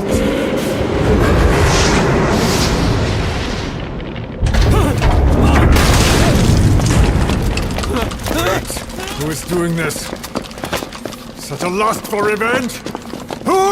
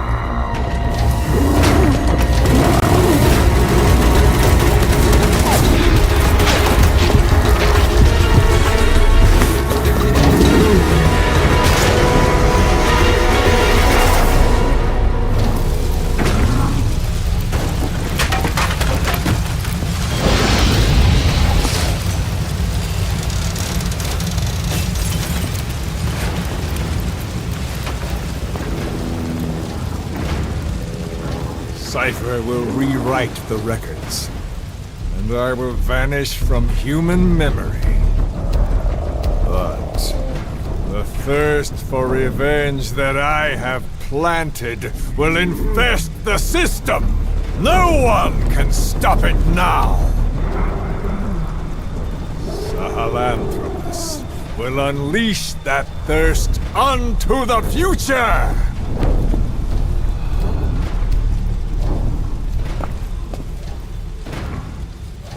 Major... I'm burning up!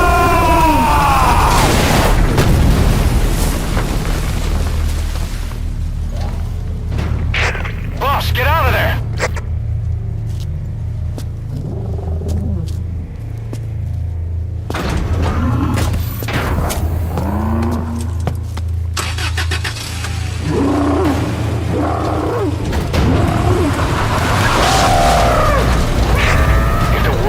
Out about Sahelanthropus.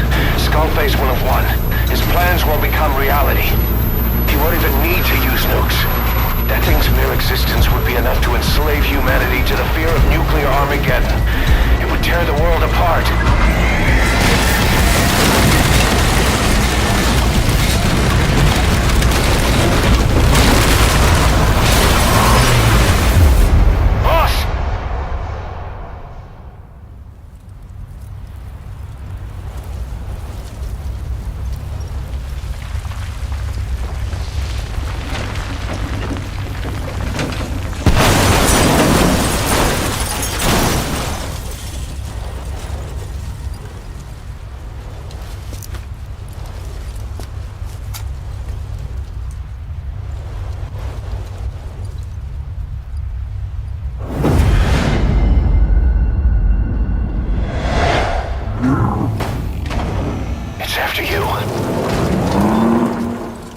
Stop it, boss! Destroy Sahelanthropus!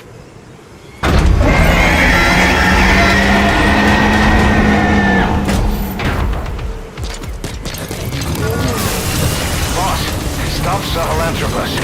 Destroy that thing. I'll rally Diamond Dogs and provide backup.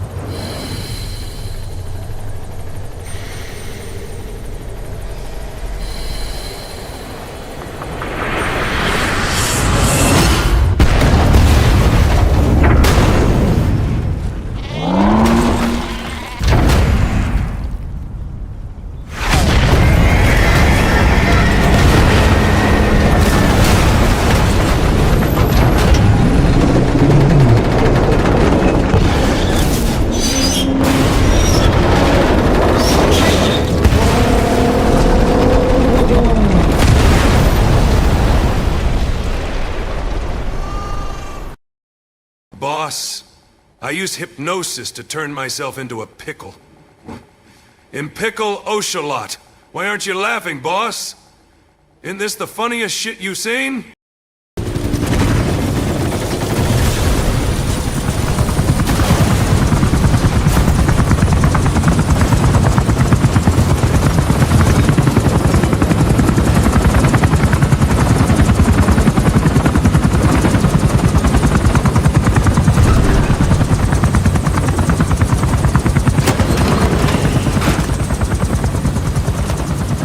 Snake!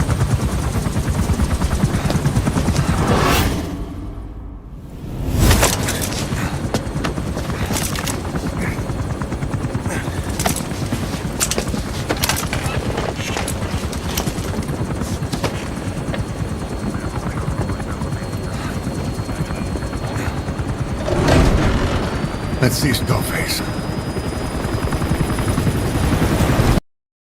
Boss, I used hypnosis to turn myself into a pickle. I'm Pickle Ocelot. Why aren't you laughing, boss? Isn't this the funniest shit you've seen?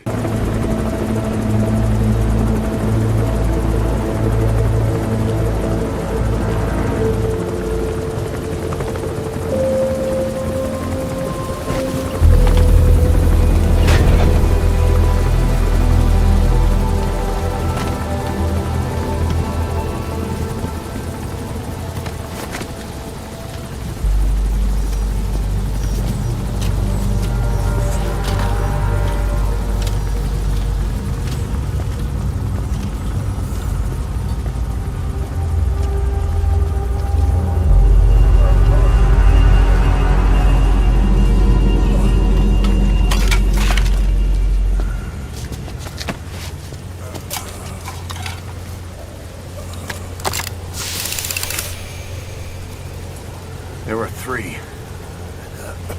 Where's the other? Very close to you.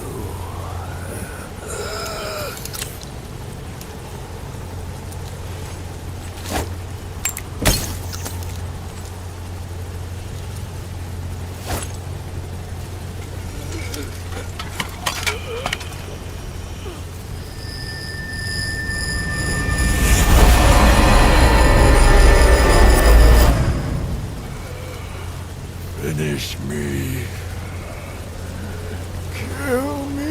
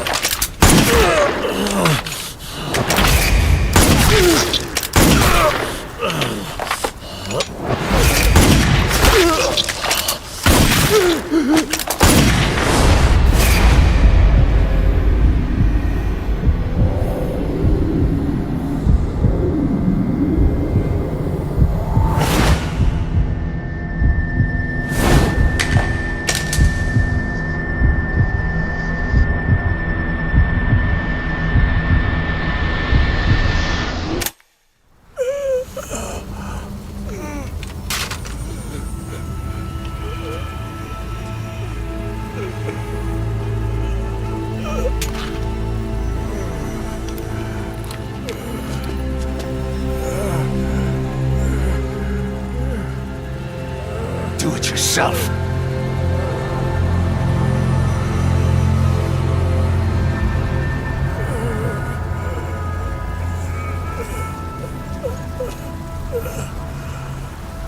Mission complete, boss.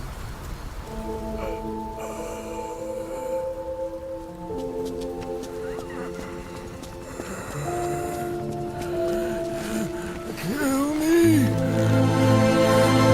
Kill me!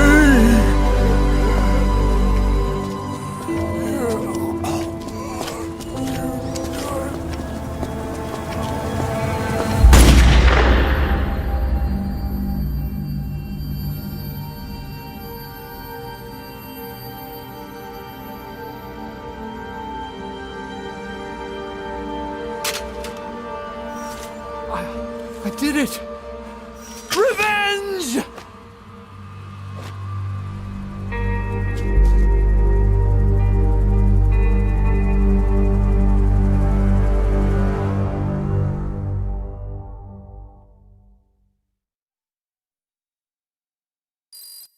Support helicopter requested.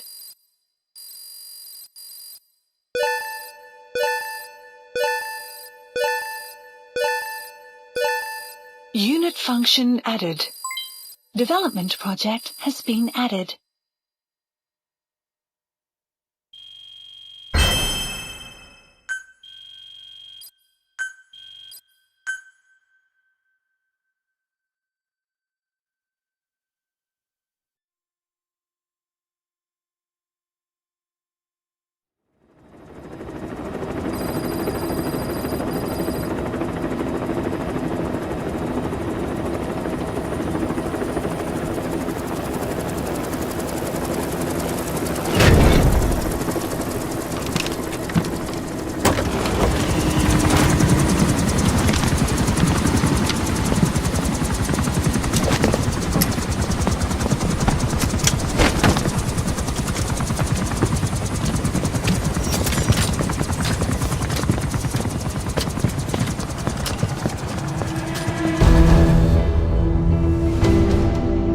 Anyone can give up his fight by laying down arms. But the feeling of holding a gun, that we'll never forget. Like our lost limbs, the sensation lingers.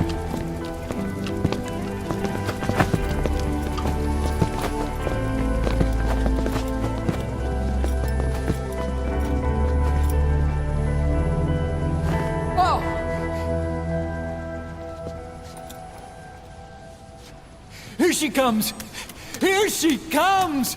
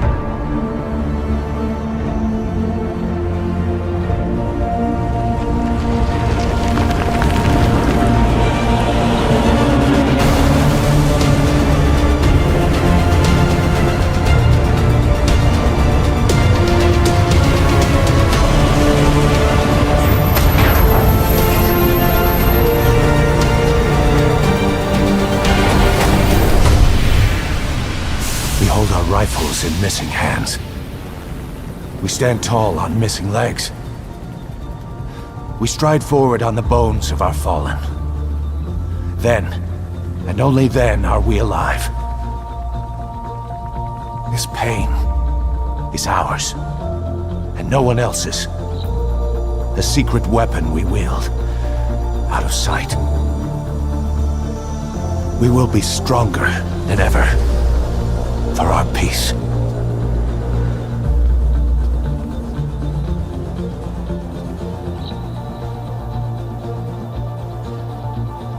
Sahelanthropus will unleash that thirst unto the future. Those were his last words. Cause? Pretentious to the end. Still, doesn't feel like this is over. And I'll never be whole again.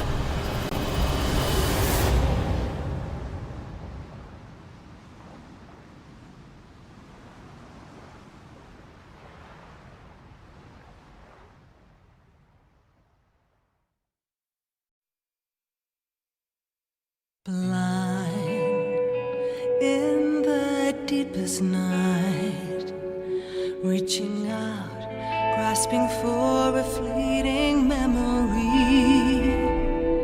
All the thoughts keep piercing this broken mind. I fall, but I'm still standing, motionless.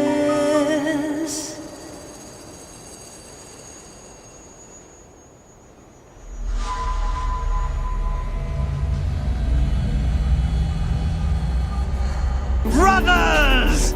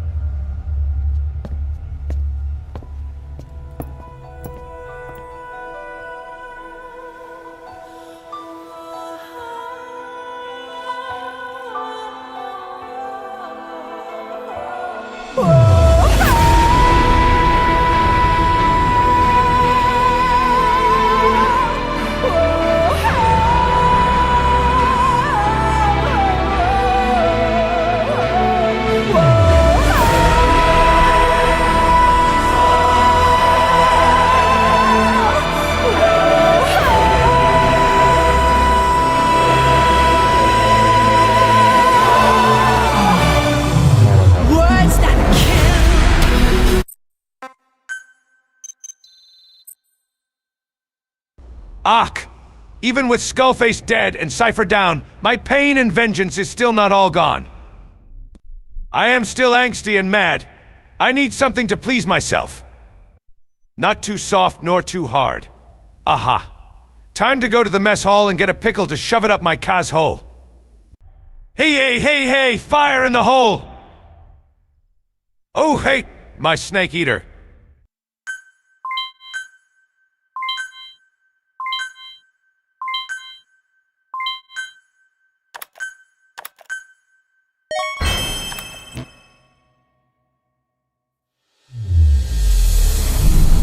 Scatter your sorrow to the heartless sea. I won't see you in his ashes. You're all diamonds. This man acted as accomplice to the attack on Mother Base. Why are you here? Revenge against the boss? I'm not like you! I think it is time you knew. I'll go alone. Boss, what are you... We can't afford to lose anyone else. What if she's a spy? What if I'm a spy? Or you? Kill her! What should we do, boss? Just give the order. You're right, he is not one of us. Boss. Snake?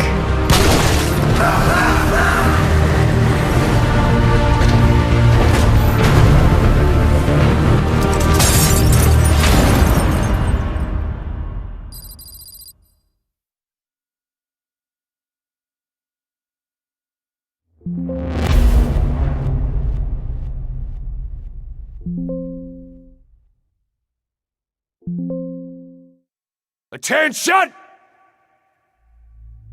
Diamond Dogs!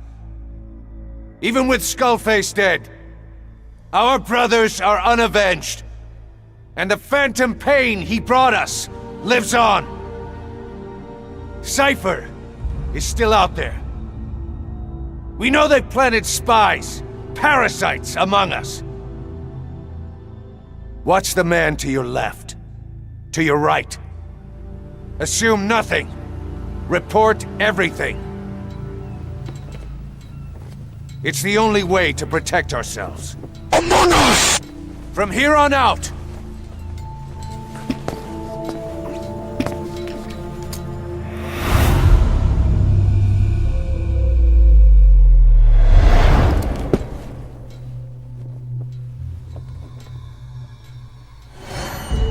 you will be my eyes. The deadliest enemy's right here in our midst. And they will get no mercy.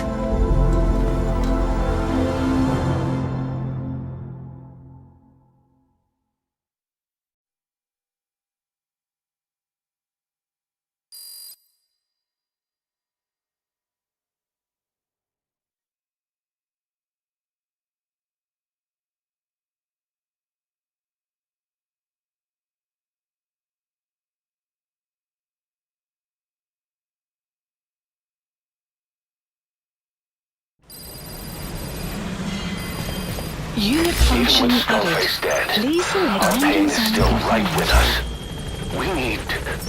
We need more strength. This is Pequod. We need more men. Diamond Dogs needs to be bigger. Missions have come in too. We still have a long road ahead of us. This is Pequod. On station at LZ. This isn't interesting.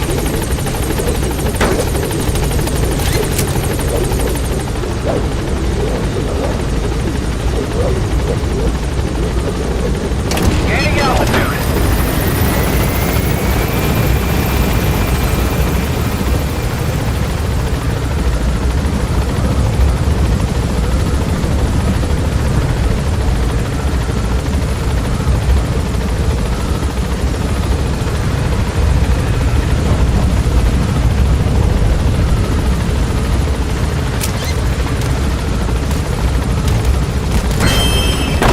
Like a formidable recruit. Welcome aboard, soldier.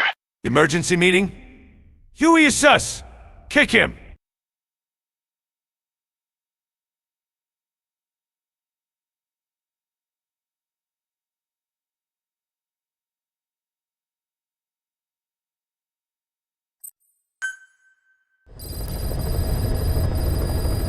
Mission list Boss. updated. You can now give the order to develop or dispose of nuclear weapons from your iDroid. With a nuclear deterrent, even if you're discovered while infiltrating a rival PF's FOB, most PFs won't dare retaliate. But you, of all people, know how dangerous it can be to have nuclear weapons. So will you add nukes to our arsenal as a deterrent? Or will you take them away from other PFs and dispose of them to help build a world that's free of nuclear weapons? I'll leave that decision up to you.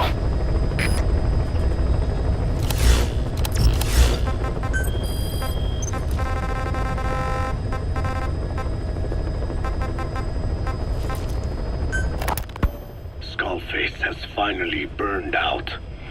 The world is rid of his existence at last.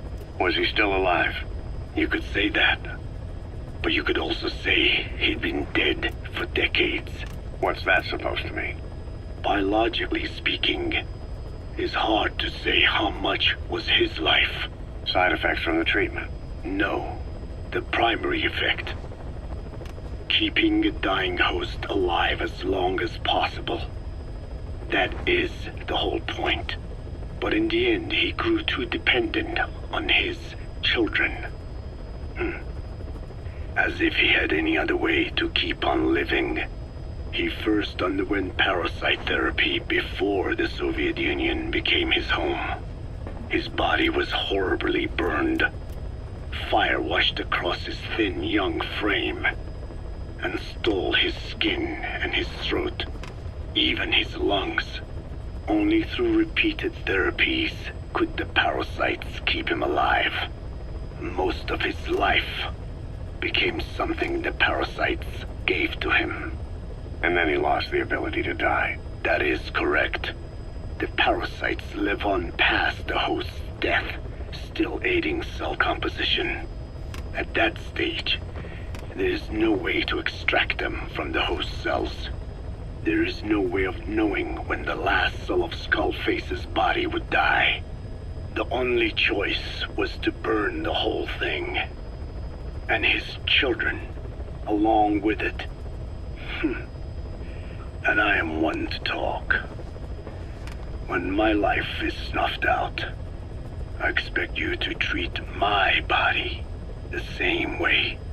And when I burn, I will truly be one with my children for the first time. You say there were 3 English vocal parasites. According to Skullface, yeah. Skullface had 2 of the English strain with him. You burned both of them. There was an oil fire. I tossed him in. So that just leaves 1. And you tell me Skullface said he used it. He said it was very close to me. Very close. One of your comrades, or someone ordered to kill you. Or he could have been speaking metaphorically. Metaphorically? Close to your spirit, close to your heart. Someone who either loves you or despises you. The second one makes a long list. Whichever it is, act with caution. Skullface implanted someone with the English language strain. Who it is irrelevant. Why? I tell you what Skullface really meant. Very close to you means you will be exposed. All the infected here have been given the Wolbachia. Even if the vocal cord parasites infect them now, they cannot reproduce. But if there's a different host among us, host to the English strain. If that were the case, we'd see the symptoms. What about the non-English speakers? We have plenty of those, but the staff use English as a common language.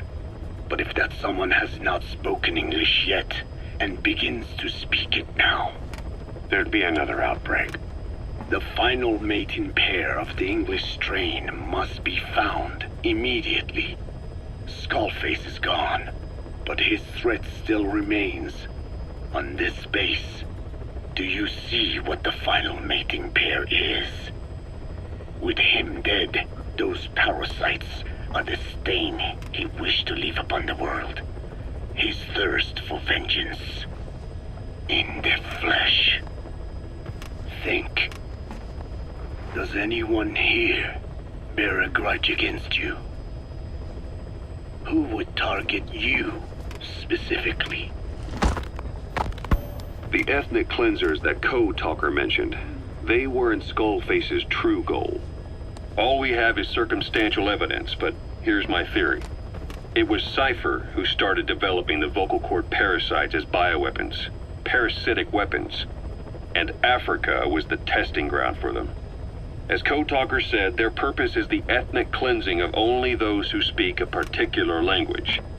So they could do a weapon of mass destruction to eradicate specific groups, races, ethnicities, or colonies by the language they speak. Or a kind of absolute language control. Or maybe a tool for those arrogant fools to build some misguided utopia. I can see plenty of uses for them. However, in practical terms, they wouldn't be as dangerous as you'd think. Counteracting the parasites is easy, after all. Cut them out of your throat to save your life, or just don't talk. That also prevents the infection from spreading. So if the international community were to find out about them, they'd no longer be the threat they were conceived to be. In which case, their targets would be limited to minority groups as a deterrent or a terrorist tool. It's hard to imagine Cypher developing something like that as a main weapon for their arsenal. That leads me to think we've only tugged on one little thread in Cypher's grand tapestry.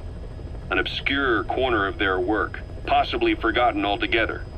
In any case, things changed. when Skullface was forced to relocate to Africa and he saw that thread dangling. All the time he continued that research, he was secretly following his own agenda. The ethnic liberator parasites, his English language strain. Skullface said there were only 3 samples of the English language strain parasite, and I think we can believe him. Bringing his ethnic liberator's plan to fruition depended on creating an English version of the vocal cord parasites at all costs. But an English strain would have been useless to Cypher. Worse, it could have destroyed everything they'd built. It was the one type they couldn't allow. That means Skullface was forced to develop his English strain out of sight of Cypher's network.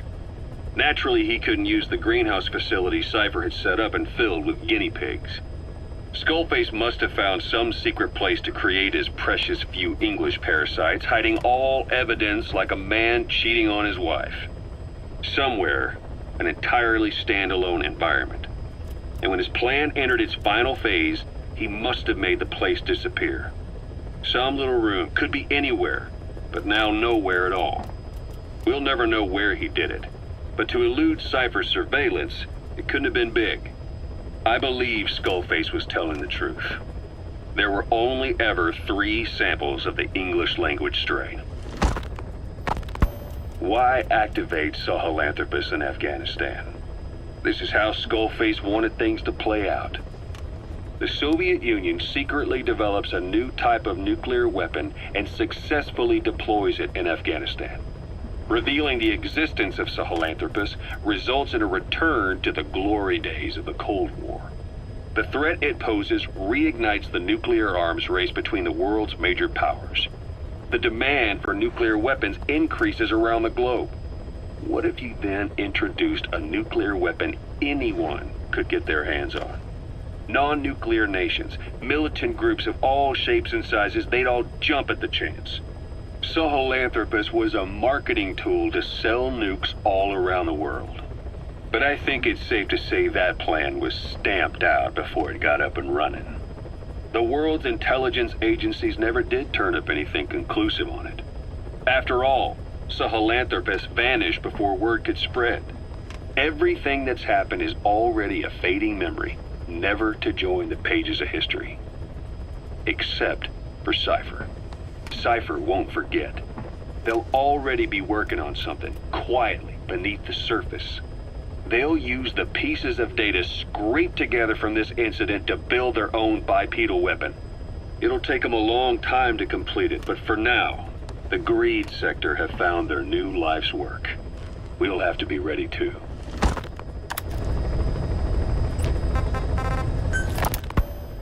Emmerich didn't go with depleted uranium for Sahelanthropus's armor because of its strength. He had nukes in mind. Exactly. It's meant to use its body as the fuel component for a nuclear weapon. Sahelanthropus uses built-in uranium enrichment archaea to melt its own body and extract uranium-235 from the depleted uranium in its armor. Those archaea perform the enrichment in an extremely short time. The concentration jumps by a factor of several hundred, from 0.2% to over 90%. The end result being highly enriched weapons-grade uranium. Sahelanthropus's body itself becomes a nuclear bomb. Emmerich says if it were to self-destruct, the nuclear yield would be somewhere in the region of 15 kilotons.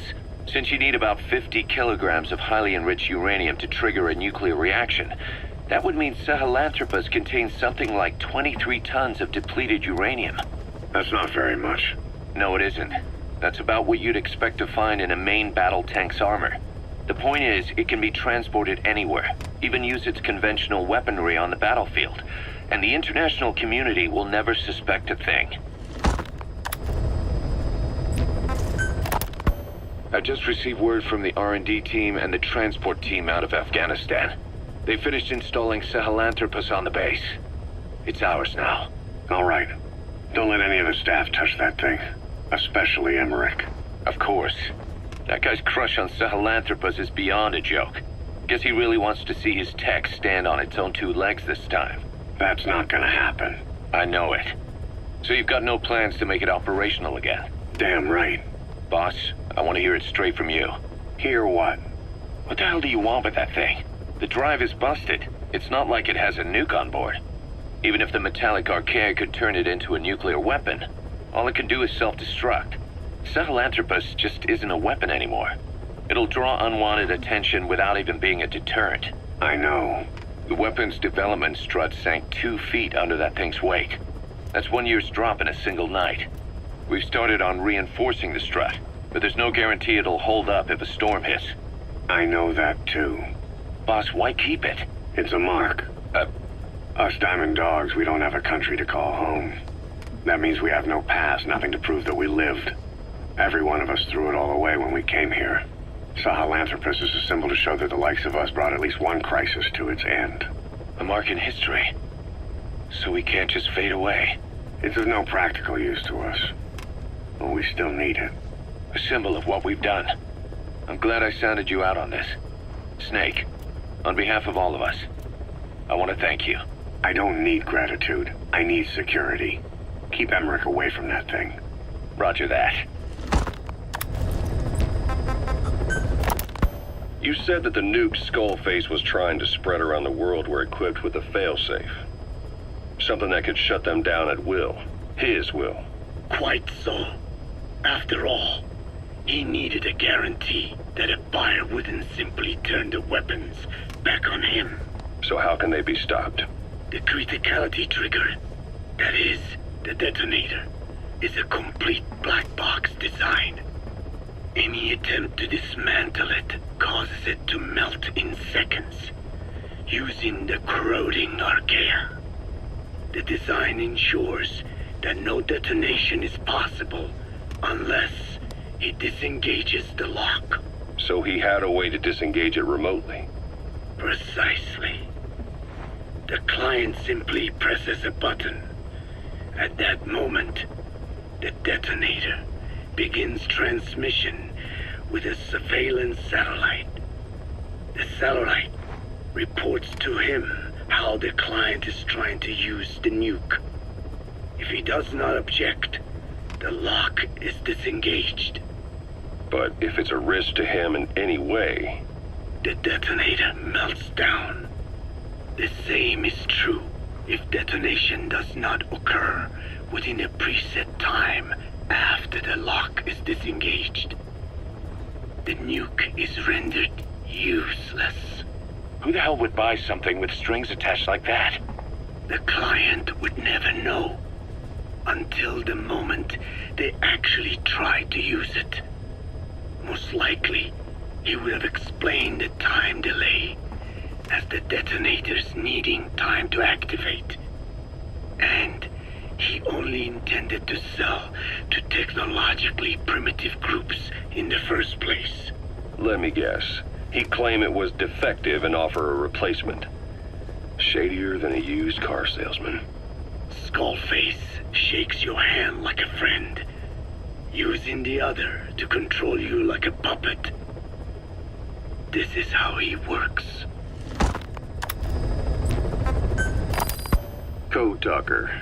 Haven't seen you eat a single thing since you got here. Let me guess.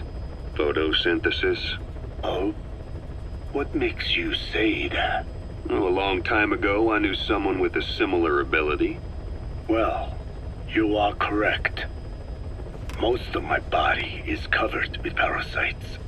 I supply them with water, and in return, I receive sugars they produce when exposed to light. Mm-hmm. It isn't just my skin either. The parasites also act as my eyes. They have replaced many of my internal organs as well.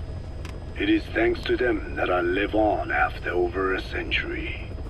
How did you obtain them anyway? Through your research? I would like to say as much, but there is more to it than that. Let me take you back 20 years. I had hit a dead end with my parasite research. Then I was approached by a foundation. They said they had a sample of an unusual strain of parasite. Which foundation? Apparently, they had links to ARPA. But that is all I learned. I was somewhat ignorant of the ways of the world. Just being able to study it was enough for me. Yeah, I've heard that before. Go on. Half in doubt, I visited them to discover the body of an old man. Well, to be precise, his partial remains. A collection of parts, you could say. The man had died in an explosion. An old man, you say? His flesh had not decomposed. In fact, the tissue's cells were still metabolizing. The parasite had infected, or should I say assimilated with, the tissues, and was keeping them alive. I became obsessed with studying the body parts, foregoing food and even sleep. Every day was filled with new discoveries. The parasite's biology, internal anatomy, life cycle. But there was only so much I could learn through observation. And so I made a decision. To truly know the parasites, I had to live with them. So, you implanted them inside you from the dead man's flesh? Correct. It was quite a gamble, whether or not they would adapt to me. But fortunately, it appears I was compatible with them. Or perhaps, through my many years of research, my immune system learned to tolerate them. Were they that body's only parasite? Yes. However, there was a separate specimen that supplied its host with adrenaline in response to pain, and yet another that could control insects at will through secreting heterogeneous pheromones. I wanted exposure to them, to take them into me, but my wishes were denied. Their records, though, provided clues that helped advance my research. Would you care to join me? A life spent never worrying about food is a most wonderful one. I think I'll pass. But thanks. This has been helpful.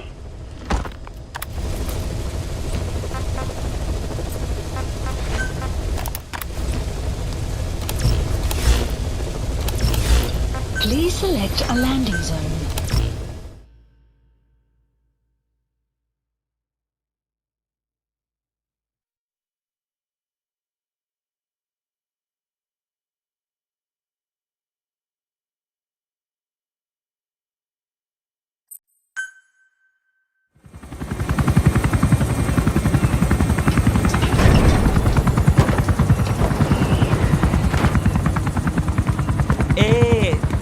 Ngezaba tata na mono intangu yandi ibanda kake sawa namin. Geke salaka tata nange mingi. Eli lolu la mono muzo laka vekutuba. Ukizina unge bingi laka mono. Ukizina unge bingi laka mono. Hey, Tepe, Eli, what's the matter? Fighting will get you nowhere, Eli.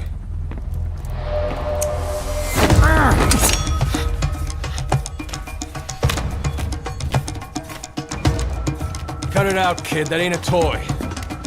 Eli. Don't call me that!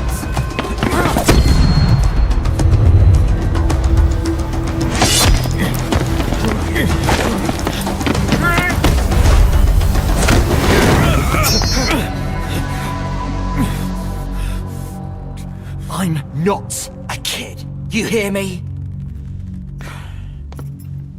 Enough.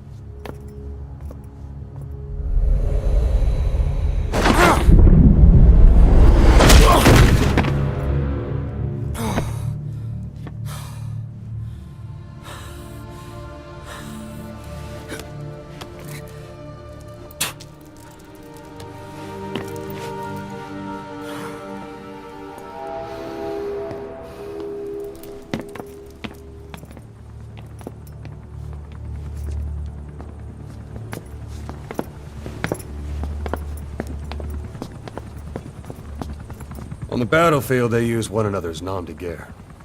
But here, we insist they use their real names. Well, that hasn't sat too well with Eli. Or should I say, Unyoka ya Mbempe. He thinks his boys are letting us grown-ups walk all over him.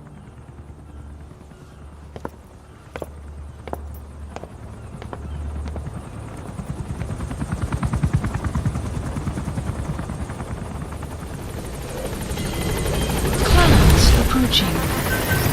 Clear landing zone. Roger.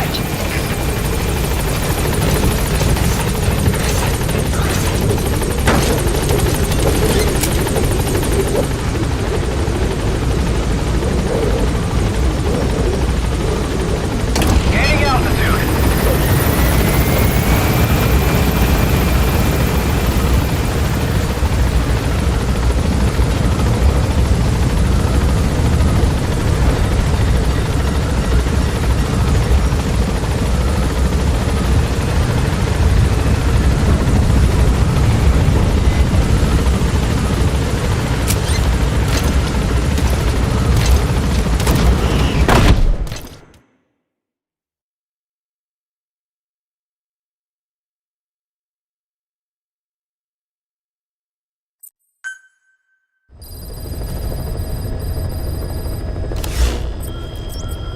Please select a landing zone.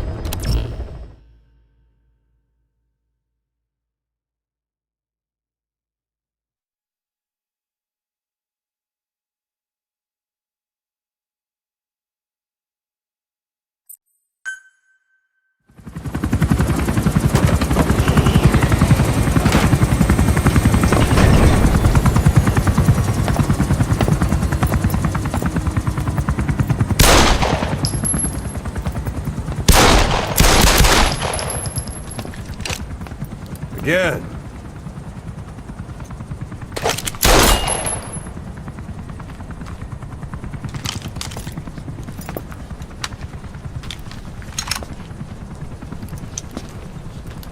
You see that in the movies? That's an automatic. Don't bother trying to dampen the recoil. You do that with a revolver. We Diamond Dogs are now a force to be reckoned with. We've got the world's attention. We're not some tribal militia. So don't act like one. You will learn how a real soldier fights. You will forget everything Hollywood taught you. And if I catch you doing something else, you'll know it. Engravings give you no tactical advantage whatsoever. There was some fancy shooting. Pretty good.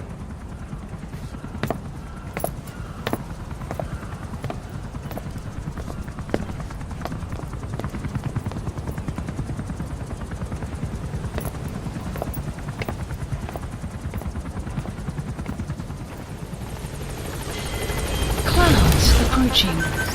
Please select landing zone. Roger.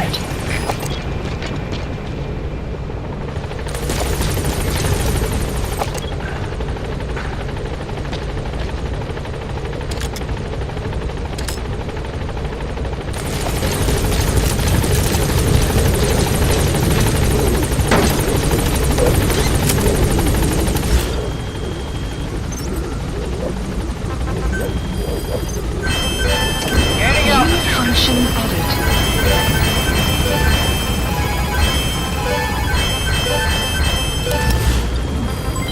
Development project has been added. Commencing platform construction.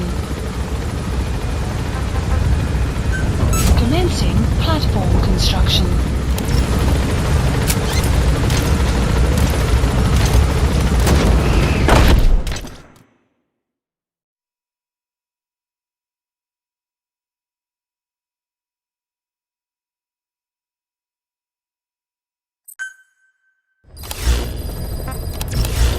Please select a landing zone.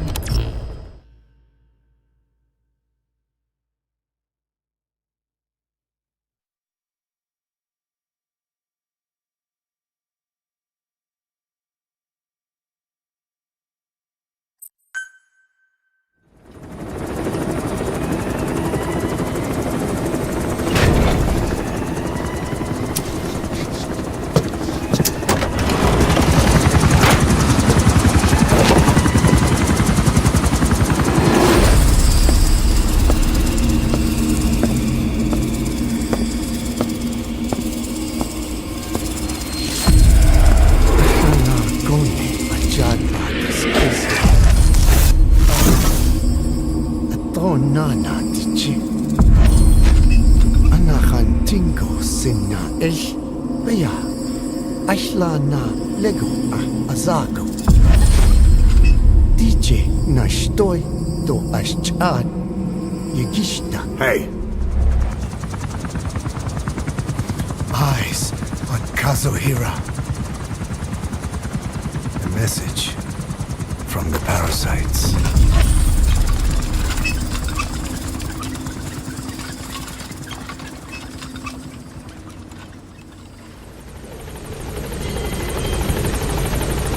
Clouds approaching. Please select landing zone. Roger.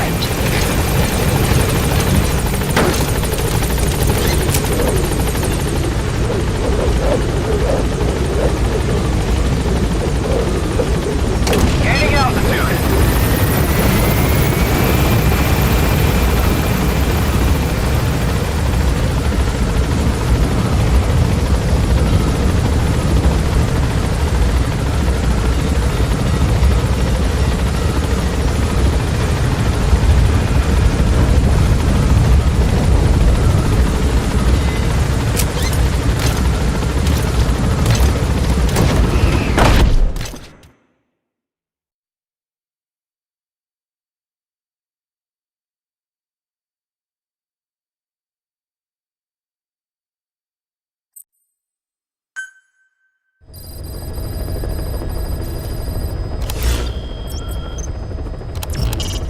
We're having Code Talker continue his parasite research. He's clearly very grateful to you. I'm sure you'll return the favor somehow. The agent that the CIA had working for them inside OKB-0 has gone missing. We've been given the job of finding and extracting him. The target learned of XOF's plans to use vocal cord parasites and had hidden himself with the CIA's Mujahideen allies. But following Skullface's death, the Soviets retook OKB-0 and all contact with the target was lost. He may have tried to go back to OKB-0, but even Langley isn't sure what's going on. After all, they've never even learned of Skullface's plan. That's probably what they want to get out of the man once he's extracted. But we can't allow Langley to learn of the existence of the vocal cord parasites. That's why I want you to bring the target out, boss. Once we have him, we can report him dead and keep him on base. All contact with Langley is being conducted through a cutout. Our reputation should remain intact. As for the reward, it's already in the hands of the cutout. All you have to do is get the job done. Just like always. Mission heading to Afghanistan.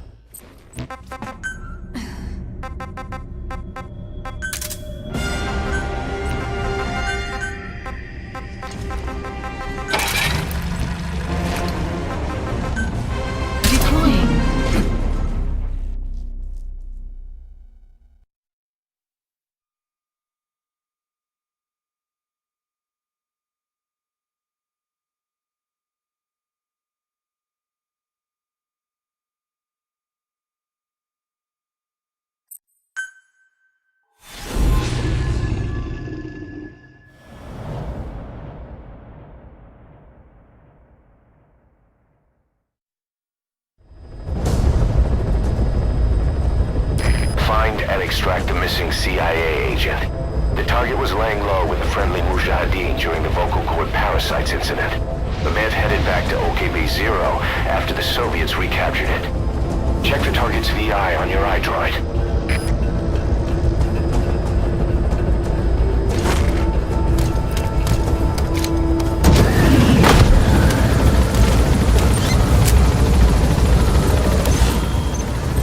Target this time is a Soviet soldier who was passing information about his country's activities to Langley. He's the kind of scum I'd like to keep off Mother Base.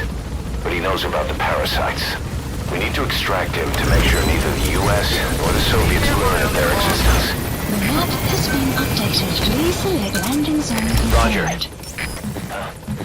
That's the target's predicted field of movement.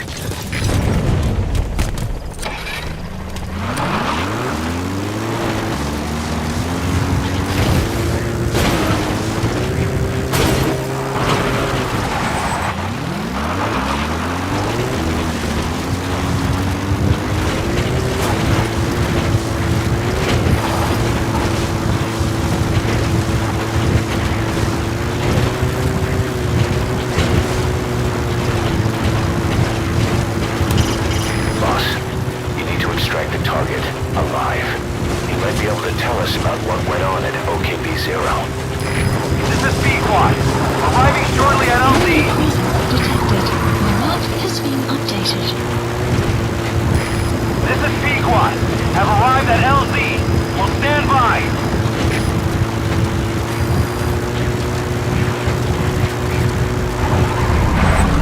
Support helicopter has arrived. Enemy presence detected. The map has been updated.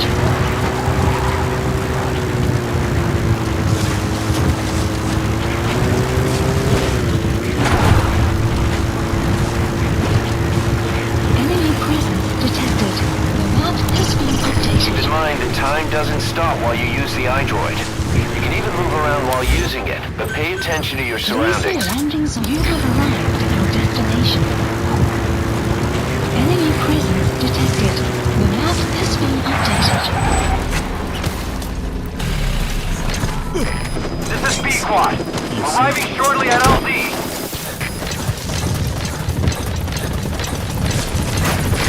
This is P-Quad.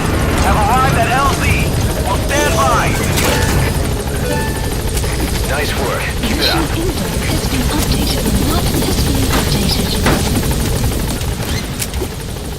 Enemy presence Gaining detected. altitude. The map has been updated.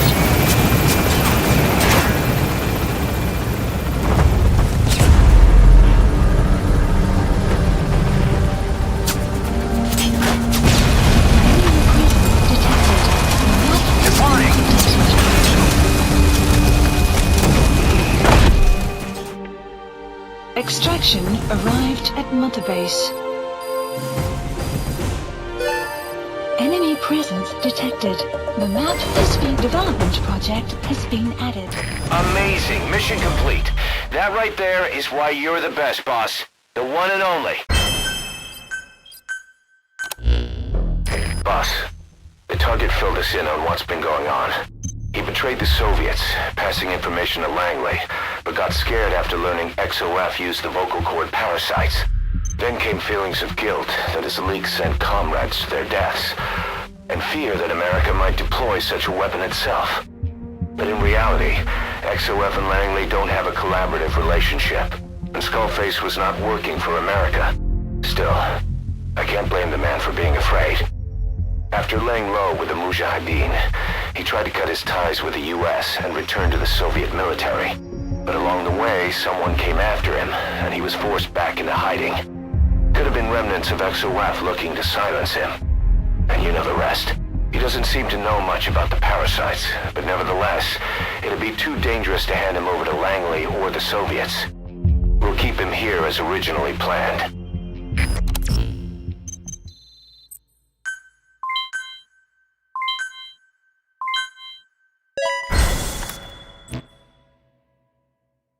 Boss, come on back to base.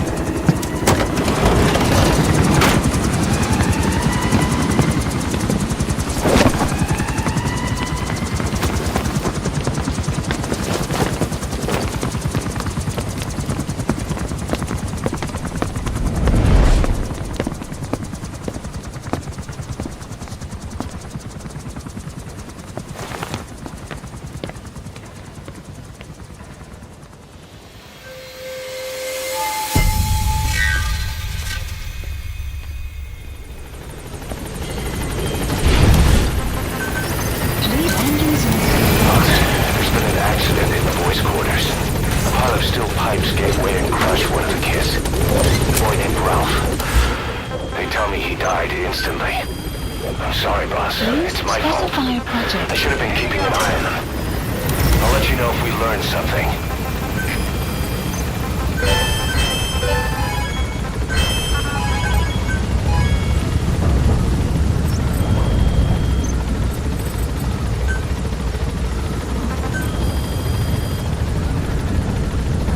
Please specify a project.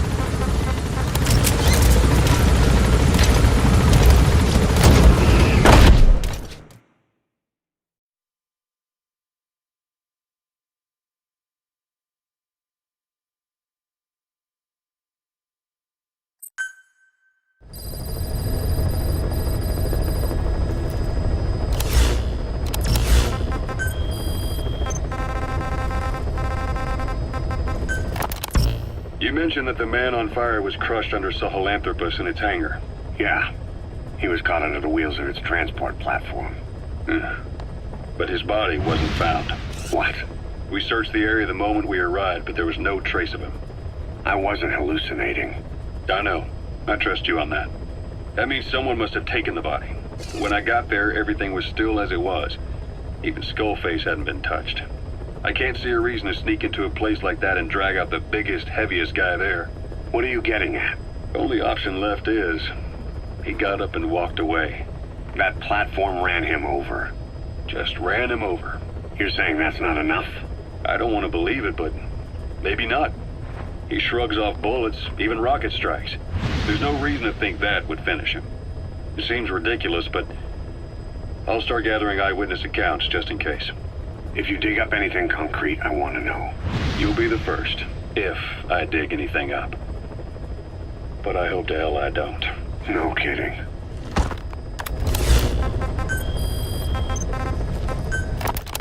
This is yellow cake that Cypher was having the PFs transport. Before we met you, the boss recovered it from a truck crossing the savannah. Are there metallic archaea inside it? Yes, the archaea metabolize uranium-235 to subsist. They must be stored inside yellow cake, or they cannot survive. So those biological traces we took for impurities were actually the real cargo? Of course they are deactivated, so they do not trigger a sudden enrichment. They are like baker's yeast. Yet, they do gradually enrich the uranium as they feed. I imagine you detected weapons-grade traces. Yeah, we did. And the malachite that was loaded on the truck had traces of uranium in it too. So that's the flower, huh? Skullface was gonna sell do-it-yourself nuke kits. The uranium-enriching archaea complete with the user's manual. And the ores with the uranium could be sourced by the client or provided by Cypher. Even the trace amounts buried in common ores can be enriched to weapons-grade uranium by the metallic archaea.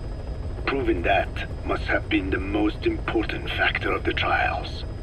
That and the ability to successfully prevent detonation.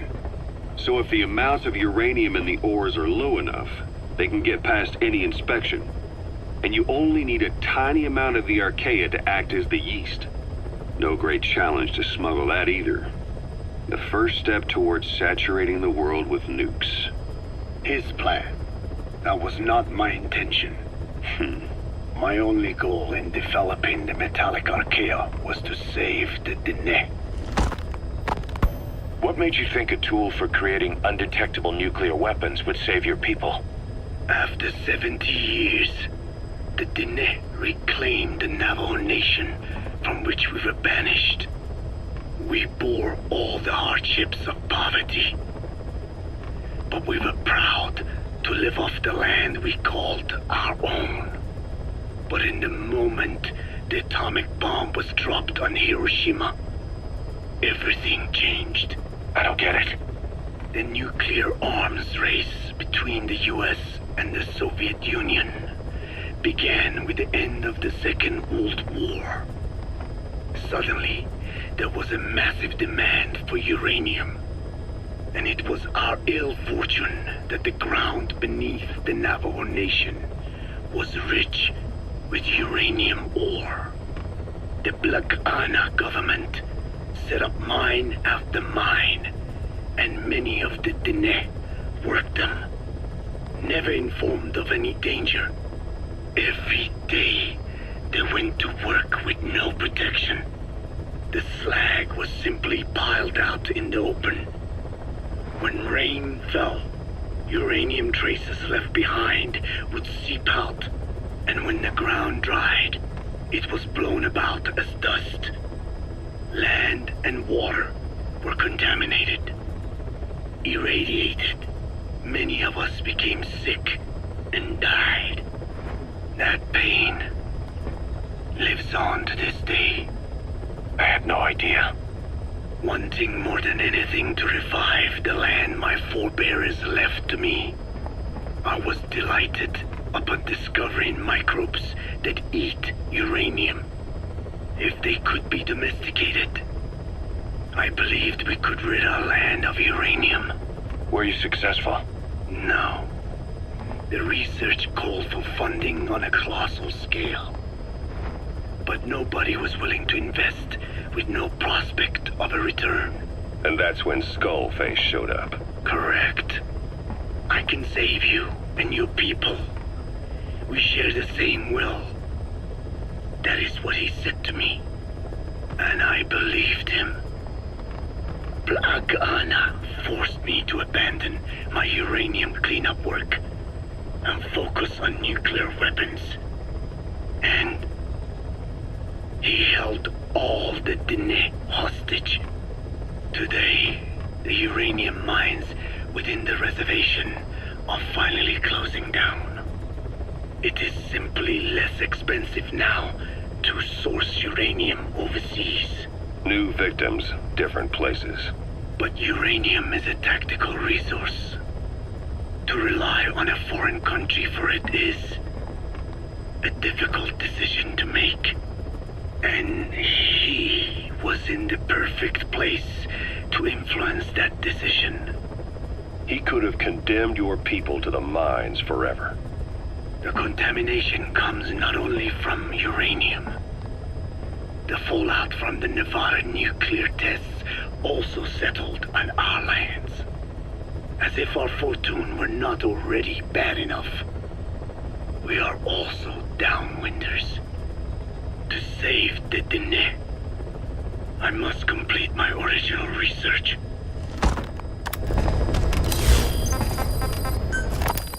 The one that covers the parasite that lives on the surface of the skull's bodies is what gives them their power, similar to my children who live in my skin. I modified the parasites I isolated from the body of that old man, differentiating them with various abilities. One that can blend perfectly into its surroundings by exposing the pigments in its cells at will. Another that, by harboring multiple species of metallic archaea, can oxidize and reduce metal. Isolating the one that covers and transplanting it into an artificial medium should provide the same abilities as the skulls. But they can only subsist within a human body. Once transplanted into the medium, they will eventually die. Another thing, the weakness of the one that covers is desiccation. Their surface moisture loss is greater than ours. The reason they give off mist is to alleviate this by releasing the salts inside them as microparticles. Water vapor condenses around them, appearing as mist. But this dries out the atmosphere until they cannot even produce mist. And once their supply of water from the host runs out, the parasites are in danger. They, along with their host, enter a form of suspended animation. However, a similar effect occurs if they come into contact with a large amount of water. Rain, for instance. The one that covers will temporarily abandon other processes in his eagerness to absorb the water. Pitijolone. Make the weather your ally. Hewitt's dug up some interesting facts about our skull-faced friend. 9 years ago, he was exiled to South Africa, stripped of political power. The upshot's that he ceased being a serious threat, in Cypher's eyes anyway. They eased up on surveillance, giving him an opening to establish his own military unit, one that answered to his will alone. Those men likely had no idea their orders were coming from Skullface. Oh. They probably didn't even know the organization was a part of Cypher at all. Anyway. Oh. It was in South Africa where he found renewed interest in parasites. I am Strand! You are Strand. And when he discovered the vocal cord parasites, he began to make his plan. Wipe the English language out of existence. Free the world, not by taking men's lives, but by taking their tongues. In his eyes, the greatest symbiotic parasite the world's ever known isn't microbial. It's linguistic. Words are what keeps civilization, our world, alive. There was something Skullface said. America is made up of many peoples, but those peoples never mix. Quite so. One nation, home to hundreds of different ethnic groups, many of whom stick to their respective living areas, little colonies, not interacting with other groups, going out of their way to avoid one another, their land, organizations, relationships. Thus, the United States of America is no melting pot. It is more of a salad bowl. It is not made up from one people, but for its minorities to function in society, a common ground is needed. Language. Even if the country is not one. No, because it's not one, a lingua franca is necessary. English. American hegemonism was born from the illusion that English could unite diverse ethnicities.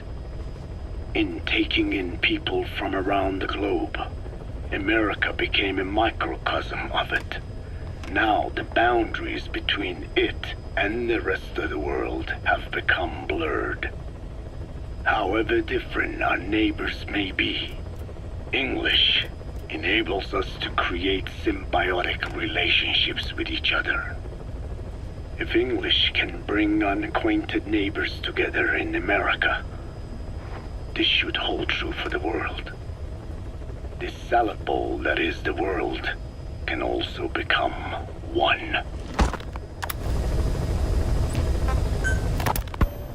I have spoken enough.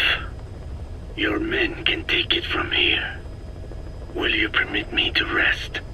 Have something to eat? I thought you don't eat. I can subsist without food. But there is more to the act of eating than nourishment. We receive nature's blessings, and we affirm our part in it. And in doing so, we express our gratitude. Sorry, it's, hearing you say you don't need to eat and that you're part of nature in the same breath. Anyway, what can we get you? Not exactly a five-star restaurant, but the kitchen's used to serving a lot of different appetites. Hamburgers. Hamburgers? Even we dinner have become Americanized. I eat them often back home. And you just can't let them go. Well, as far as symbols of the American Empire go, hamburgers are pretty good. The victory of capitalism. Your people suffered so much at the hands of America, and you asked for hamburgers. We have suffered more than you can know. But I do not see hamburgers as an accomplice. A single dish, providing a balanced helping of nature's blessings. Meat, grain, and vegetable. How could anyone hate such a magnificent thing? Says the guy who can survive on photosynthesis. Balance has nothing to do with it. You just like a good burger. That is also true. Be warned, though. I have very high standards. Don't worry. I do too. All right, then. One good old-fashioned all-American icon coming up. I look forward to it.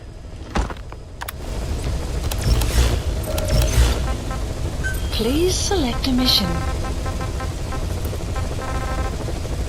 Mission heading to Central Africa.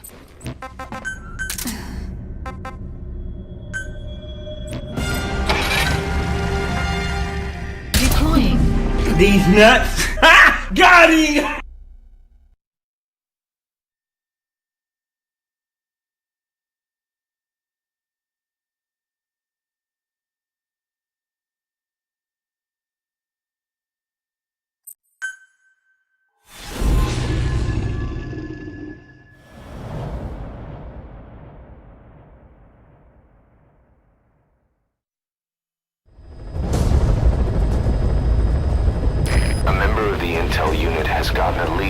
epidemic that's crippling Mother Base. The problem is, our man has been captured by the PF in his operation area. He's being held at the guard post on the western end of the mine. Boss, we need you to get him out ASAP. Right now, he's our only link to the root cause of the epidemic.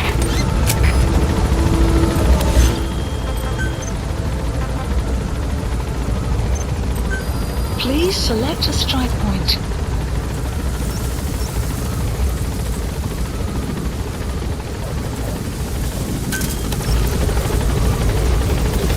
Be careful down there, boss. The map has been updated. Please land strike will commence shortly.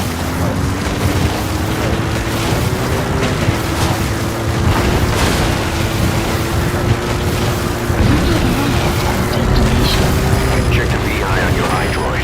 That's where the target is being held. LZ, we'll stand by. Enemy presence detected. The map has been updated.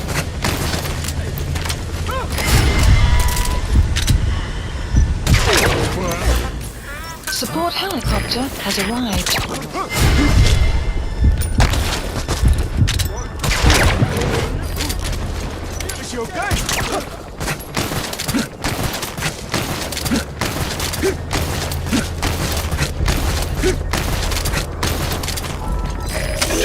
Mission info has been updated. Boss, cover his escape, Has then infiltrated extract the him map once the has coast been is clear. updated. The map has been updated.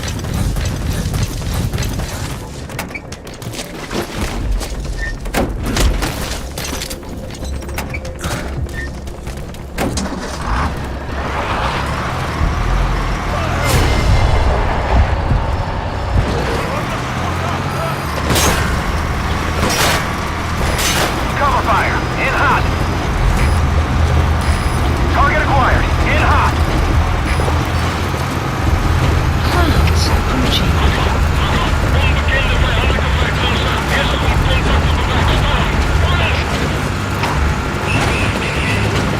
In hot.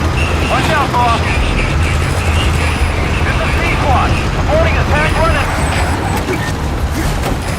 This is B-Quad. There's an obstruction at the LZ preventing me from landing. Request immediate removal.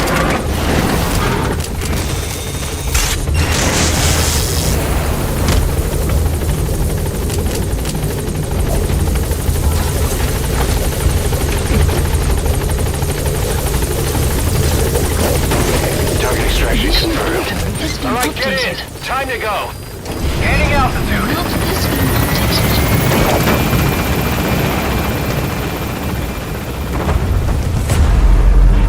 Exfiltrated All hot right, you're out of the hot zone. No enemy forces in pursuit. Mission complete. Departing.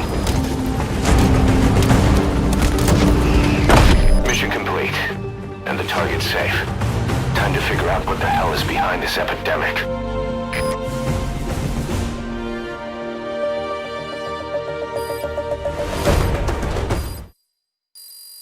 Extraction arrived at Mother Base. All right, mission complete, boss.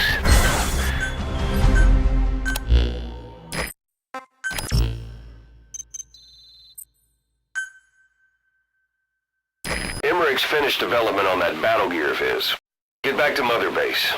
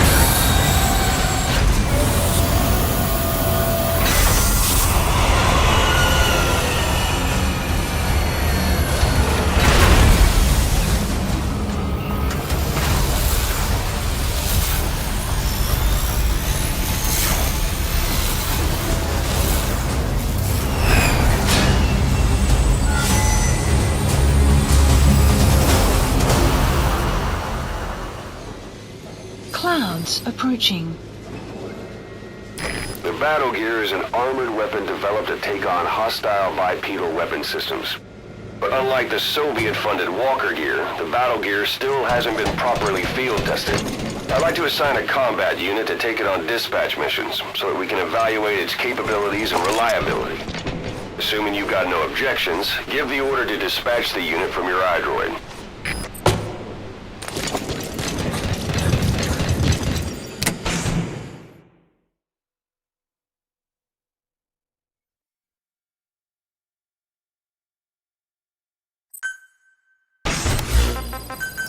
Please select landing zone confirmed.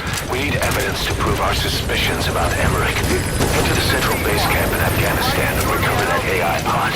It's time we purge Diamond Dogs of that traitorous parasite once and for all. This is Pequod! On station at LZ!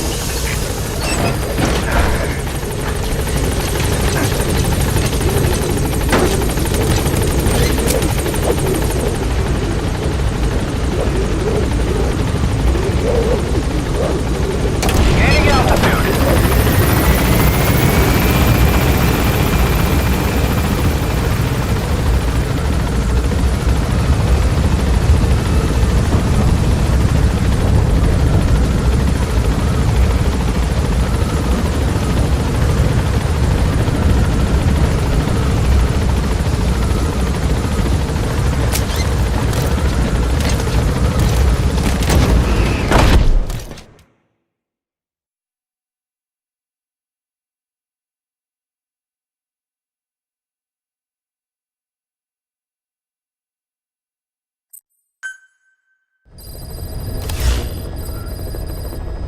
Boss, we need evidence to prove our suspicions about Emmerich. Head to the central base camp in Afghanistan and recover that AI pod. To Afghanistan. It's time we purge Diamond Dogs of that traitorous parasite once and for all. Deploying.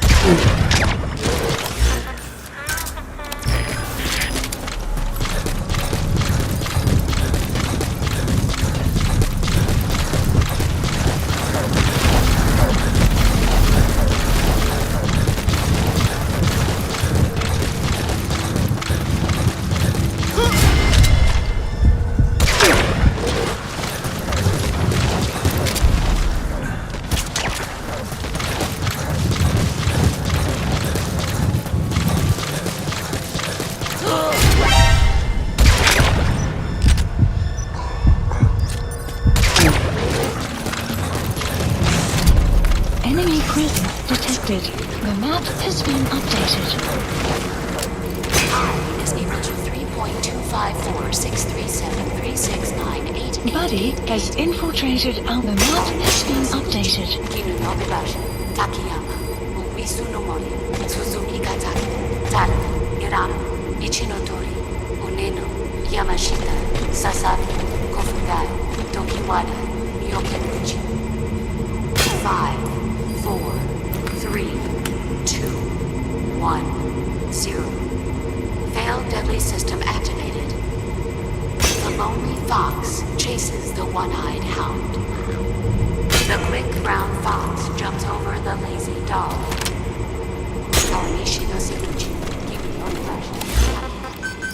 Please select landing zone support helicopter requested.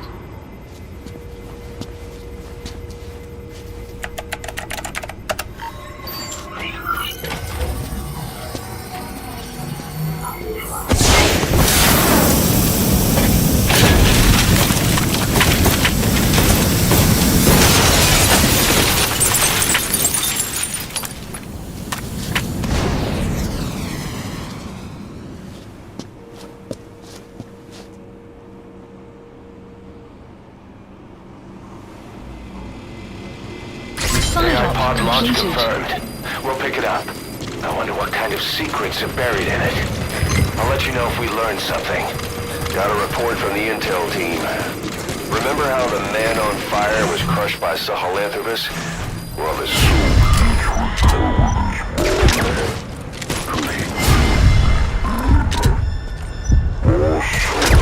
for Yaha Ohu's supply outpost and secure the man on fire's body.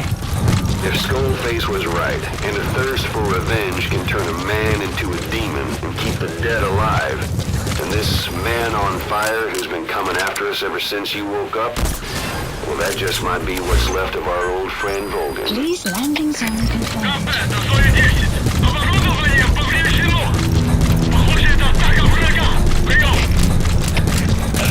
Понял. Немедленно проверить. Издать оперативную сводку. Конец связи. This is B-Quad. Arriving shortly at LZ.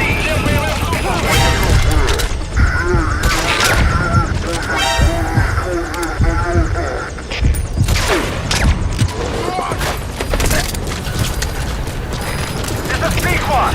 On station at LZ. In hot. In hot. Watch out, boss. This is B-Quad. Reporting attack. This is B-Quad. On station at LZ.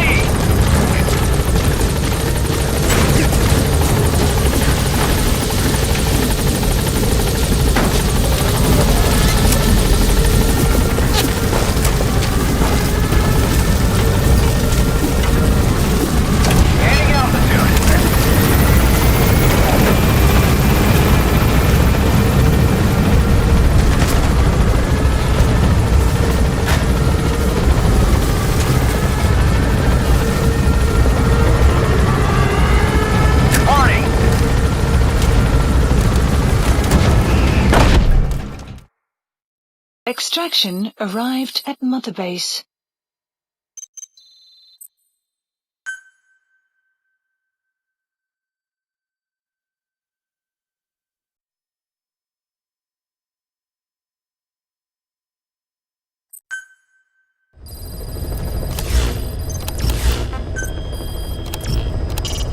We're having Code Talker continue his parasite research. He's clearly very grateful to you. I'm sure he'll return the favor somehow.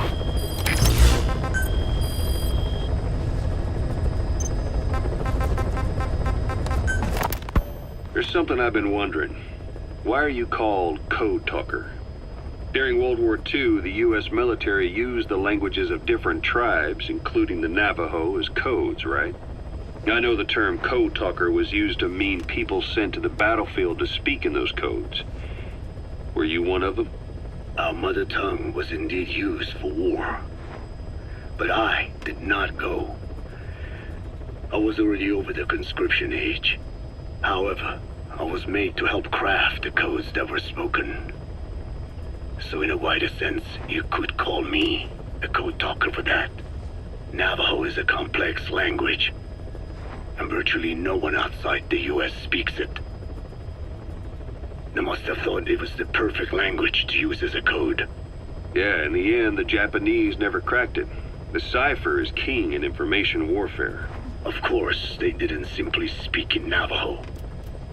They created substitutions for words according to a code book, and then translated those into our language.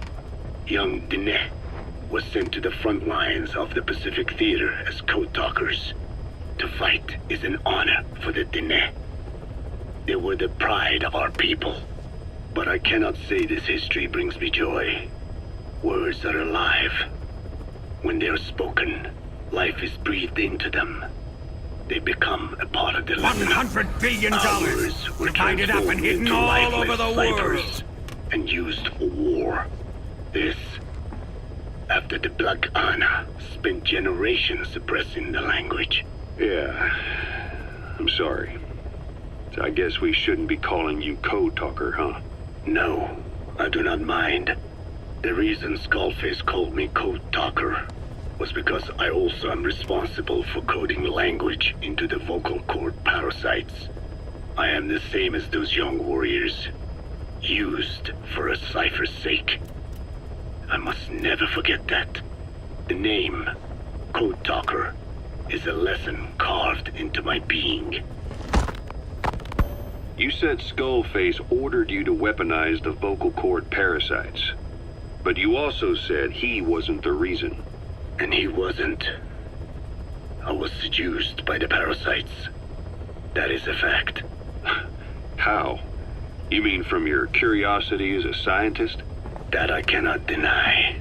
But there is more to it. The story goes back to the 19th century, to my earliest memory. One day, a man from the government visited our Hogan, our home. I cried as he yanked me from my mother's arms and took me away to an Indian boarding school. From that day forward, I became George. This was the name my teacher gave me. I was forced to give up my Diné name, forbidden from speaking anything but English.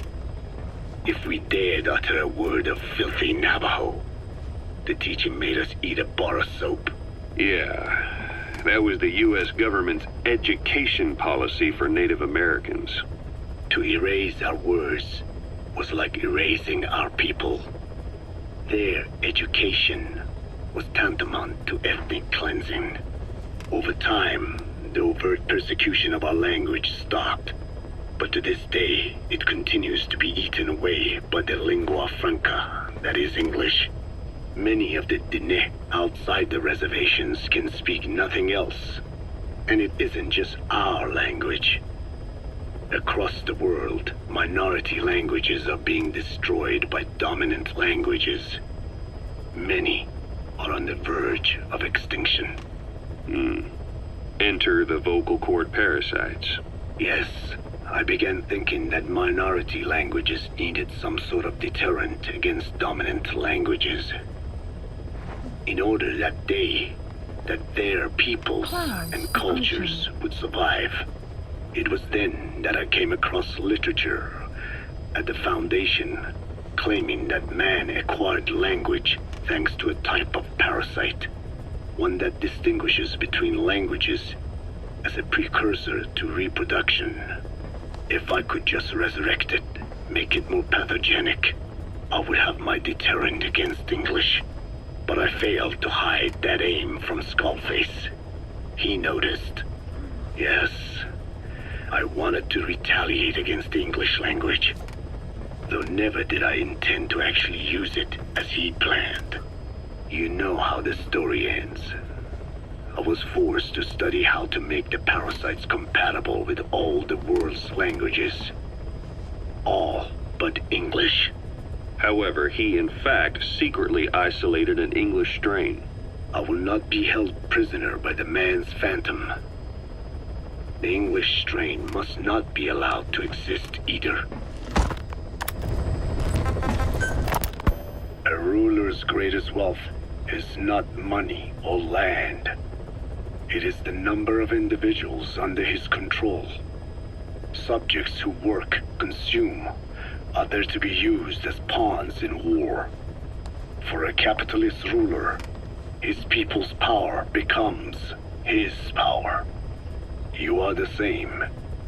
With your diamond dogs, you spin it with your speeches.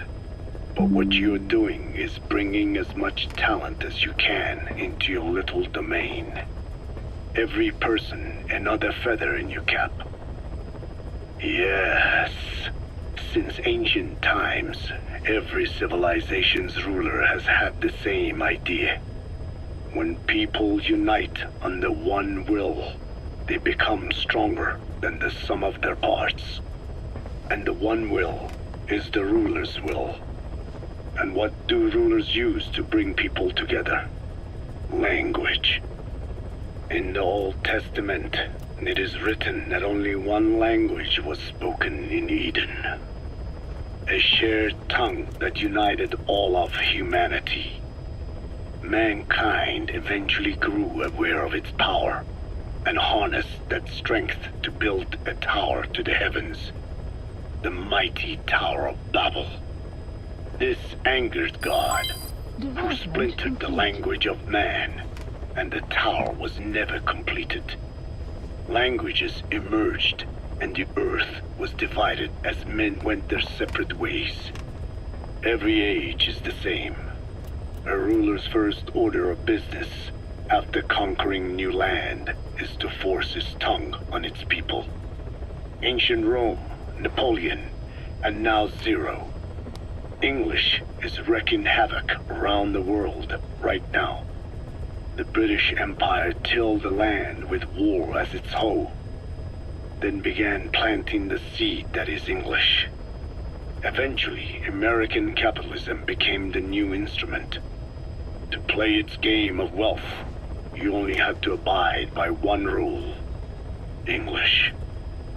By exploiting people's desires, English has become a leash that people gladly wear around their necks, it would seem.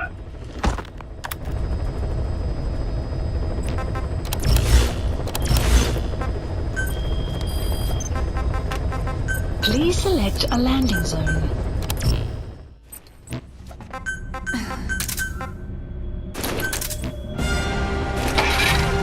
Deploying.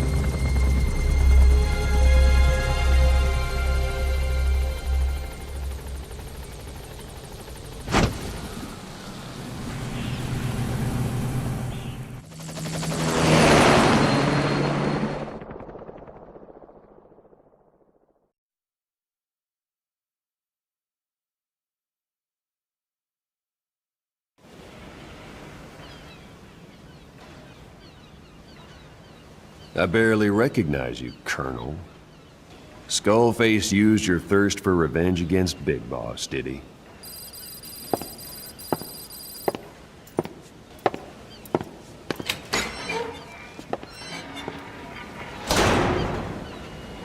Boss, I've updated the mission list. We've received some new job offers. The details are on your iDroid. This is B-Quad. Arriving shortly at LZ.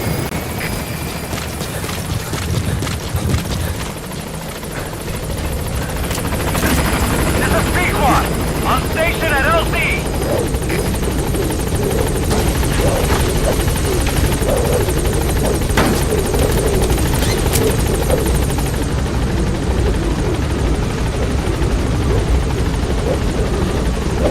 Gaining altitude.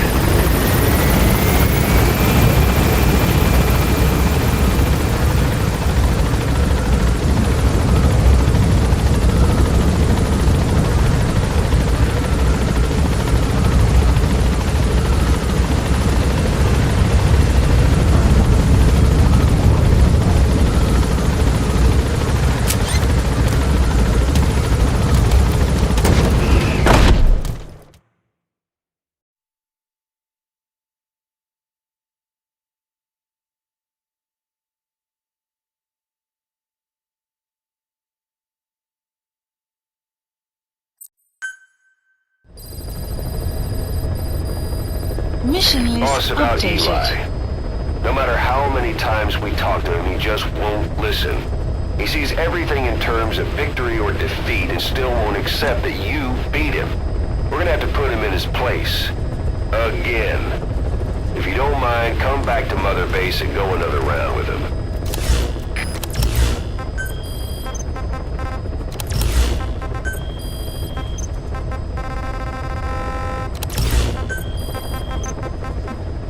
Please select a landing zone.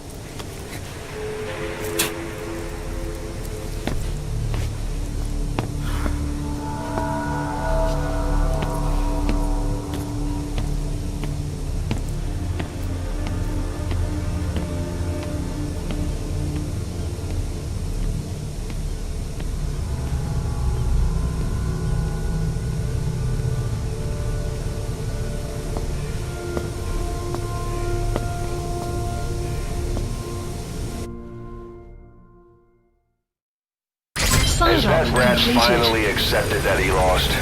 Hopefully now he'll be a bit more Development obedient. project has been added.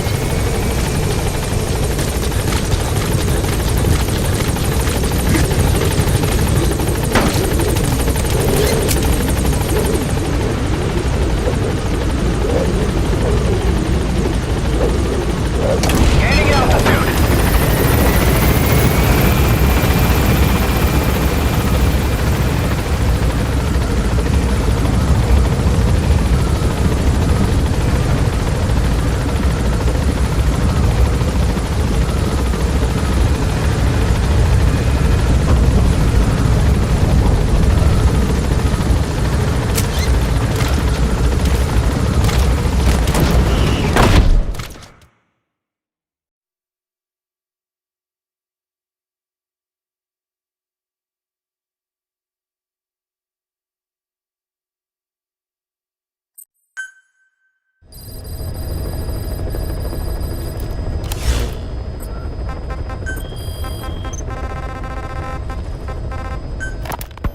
Volgan, the GRU colonel, was burned alive with a Shagohod during Operation Snake Eater 20 years ago. Despite suffering severe burns to his entire body, he still clung to life. After you left Seleniarsk, Volgan's body was taken to a research institute in the outskirts of Moscow, but modern medicine couldn't explain why he was still alive. Not that the colonel was any ordinary man to begin with. That constant electric current he had running through his body that he could unleash at will. To be honest, I was always uncomfortable around him. Thought I might get electrocuted just by standing nearby. The institute studying him was tasked with investigating and developing human paranormal abilities. The comatose Volgan was used to further the Soviet Union's research into such abilities. But not long ago, the facility burned to the ground. And Volgan's body was never found among the rubble, even though the fire started in the room where they were keeping him. This occurred at around the same time you woke up. If Skullface was right, and a thirst for revenge can turn a man into a demon and keep the dead alive, then this man on fire who's been coming after us ever since you woke up, well, that just might be what's left of our old friend Volgan. It's not over yet. Back in '64, in Seleniarsk, you brought his plans for a utopia down in flames. That grudge is what's keeping him alive. The day the research facility holding Volgan burned down, a Soviet jumbo passenger jet happened to crash nearby, far away to the north of that hospital in Cyprus. On board the plane was a young boy who was being studied at the same facility. The plane fell to Earth from over 8,000 feet, but the boy's body was the only one not recovered. At almost exactly the same time as the crash, Volgan awoke in that facility. According to the Research Institute's documents, the gifts this boy demonstrated included psychokinesis and telepathy. To protect his mind from being inundated with other people's thoughts, he always wore a kind of gas mask. A rudimentary form of psychic insulation, apparently. We don't know where this boy is, but if Skullface is connected to him, we may cross paths with him yet. I can definitely say that this AI pod will be the pioneer to AI technology that will help improve humankind, and plans for my betrayal. What's this? Did I hear a boat? Nice boat. You should be the boat, and me on it. This boy is part of a new age where nothing we understand about the world makes sense anymore. Don't let your guard down.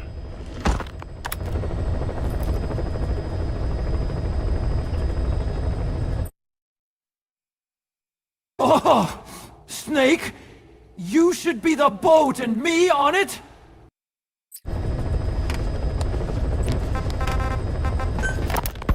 So what were they doing at Nzoya Badia, Baloo? That facility with all the people laid out in rows? The abandoned factory Shabani was held in. It is precisely as you guessed. Black Anna was coding languages into the vocal cord parasites.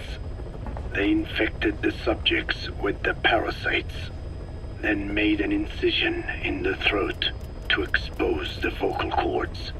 that allowed them to play recordings of a desired language directly to the parasites. And the parasites learn the languages that way. That's some teaching method. I just don't get how a bunch of bugs had the brain power for it. They don't. Do not judge them by human standards. They do not learn as a function of intellect. Then how do they do it? What language the parasites react to is coded into their genes.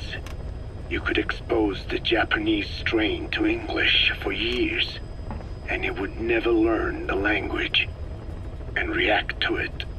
The pronunciation, rhythm, and structure are different. But what about, say, Spanish and Portuguese? Linguistically, the two are very close. Yeah, they're both Ibero-Romance languages. Even so, a Spanish language mating pair exposed to Portuguese will not copulate. Only when they hear Spanish. Only then. And the majority of their offspring will be the same. So it's a literal case of a mother tongue. But if that's so, I don't see how the different strains can be created in the first place. Well, among the many thousands of offspring, there may be just a few that react to Portuguese. You're talking about mutations. Correct. Playing the tapes helps to identify the mutant strains. Those specimens are then isolated and bred with one another. From their children, specimens that react more strongly to Portuguese can again be selected and bred. Repeating this process creates a strain that reacts solely to Portuguese and never to Spanish. Mutation and selection.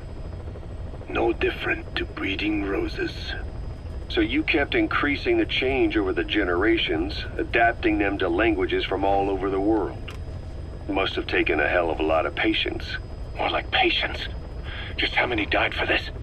There's something I still don't get. In order to tell which larvae will react to Portuguese, you'd have to let them develop and then see which copulate. That means you'd need tens of thousands of guinea pigs. There's no way you could do that in a facility that small. For normal, selective breeding methods, you would be right. But there is a more effective selection method when training the vocal cord parasites. Go on. It is not only when mating that the parasites listen for language. Shortly before hatching, larvae display markedly increased activity in reaction to particular language. The active eggs can be identified under a black light. So the eggs that react to Portuguese are selectively placed in the throats of subjects. So you see, narrowing down strains that react to the target language is an effective process. Though I'm sure that even so, many lost their lives to create the various strains. Taken against their will into that dungeon. There are two reasons for playing the tapes for the parasites. One, to isolate the eggs that respond to the target language. And two, to cause the specimens raised from the selected eggs to mate. I get how the system works. But why do they respond to language before they even hatch? It's not like they can mate from inside an egg. It is because the larvae learn the language before hatching. You mentioned that what language the parasites respond to is hard-coded into their genes, and that they don't have the brain power to actually learn a language. But then you say that the larvae at Nzoyabadiabulu were learning the languages in the egg. Your story doesn't add up. Your country is home to a unique songbird. The Japanese bush warbler. Sure, what of it? What a beautiful call it has. But no bush warbler can sing it perfectly at the start. As chicks, they can barely chirp at all. They must learn from their parents and other adult birds. Only then can they sing properly and attract females. So naturally, There are individual differences in each bird's call. Though they start on the same footing, each bird is influenced by its teachers. And the parasites are the same? Like the birds, the parasites have a genetic predisposition towards a particular language. But while in the egg, the larvae's ears are tweaked by listening to the voice of the host. This tweaking ensures that the grown parasites will react better to the host's speech pattern. Why would they have an ability like that? Well, there are distinct regional differences within even the same language. Rare is the language that has no unique dialects. Yes, learning the host's speech pattern before hatching attunes the larvae to whatever twist of pronunciation it will encounter. This adaptive ability is what makes them so formidable. I see. So a language requires selective breeding, but the parasites can learn dialects by themselves. Of course, having the egg-stage larvae listen to the tapes in the factory was not meant to teach them. It was more important to use that trait of theirs to identify the mutated strains. As I mentioned earlier, is that really accurate enough to use as a weapon? You could wipe out a neighboring ethnic group by accident if their pronunciation is too close. What you say is true. In that sense, they are imperfect as ethnic cleansers. But for his purposes, they are good enough. His objective was not to exterminate any one ethnic group, but to render the world's lingua franca, English, inert.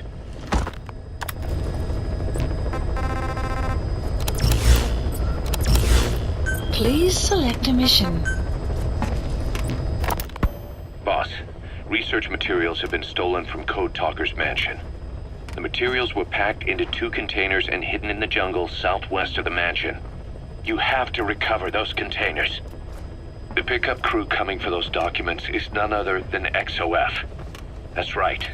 They're still active, even after Skullface's death.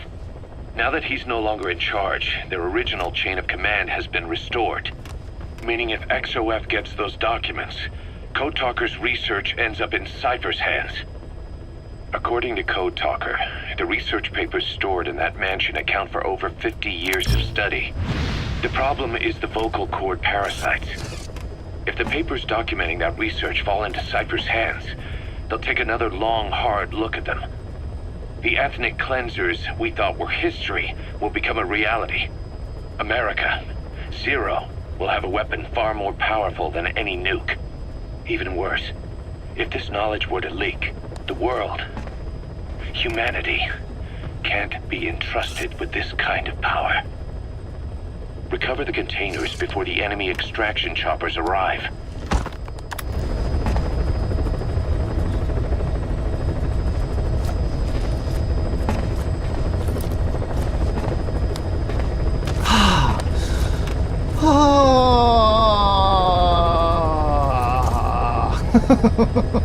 I am Strand! You are Strand! We are all homos! Homos!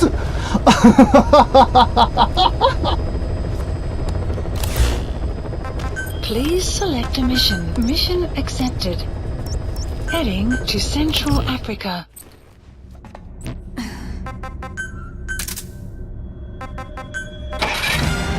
Deploying.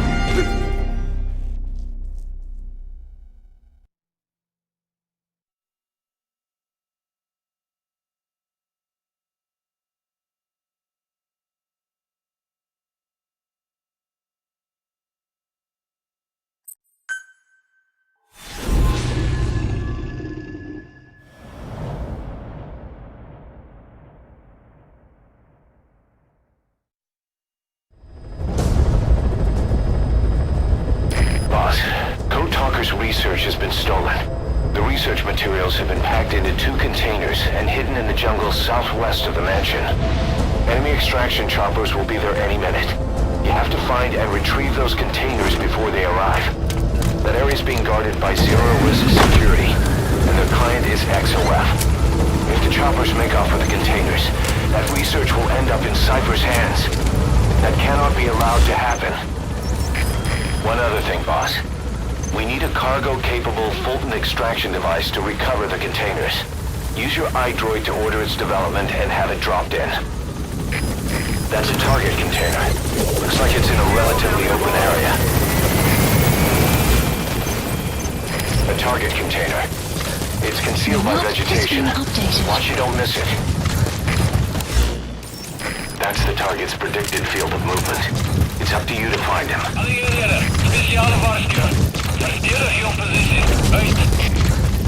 Boss, looks like they're stepping up security around the targets. Watch yourself. Enemy presence detected. The map has been updated. Visibility in the jungle isn't great. Watch out. You could run into the enemy at any time. Feel the roots. The branches. Become one with the forest. Target extraction confirmed. That leaves one target to go. Take care of the next one. Boss, our early warning radar just picked up the enemy choppers. We'll keep you informed of their ETA. Hurry up and extract the target. You can't go firing on the XOF choppers. If we attack XOF now, it'll be a declaration of war against Cypher itself. Enemy That presence time will detected. come, The but map it's not has been now. updated.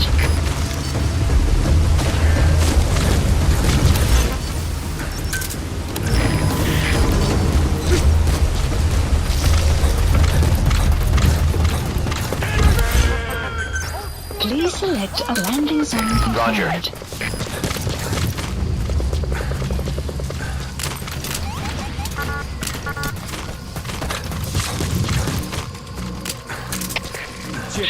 The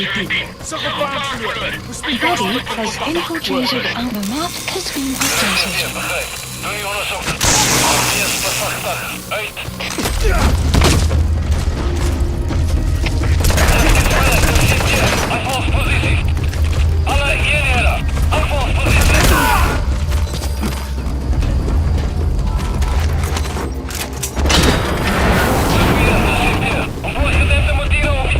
Target extraction confirmed. Time to go.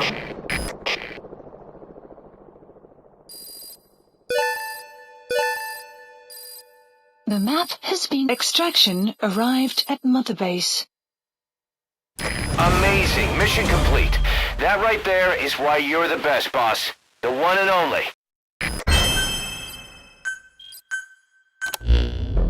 Boss, we got Code Talker's research materials back in one piece. The medical team has them under lock and key in the quarantine facility. The materials should help their research into the vocal cord parasites. Cypher won't be getting their hands on them now.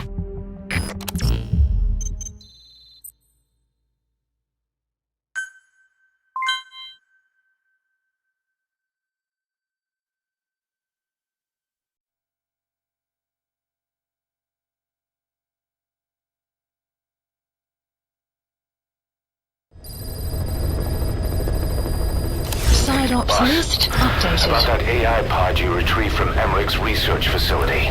Guess what we found inside? A corpse. Human. The pod maintained a low internal temperature the whole time. Very little outside air got in. That would have slowed down decomposition. Still, the remains were mostly skeletal. Estimated time of death is between 6 months and a year ago. We put the screws to Huey about it. Listen to the tape. Turns out it was the body of someone we knew very well.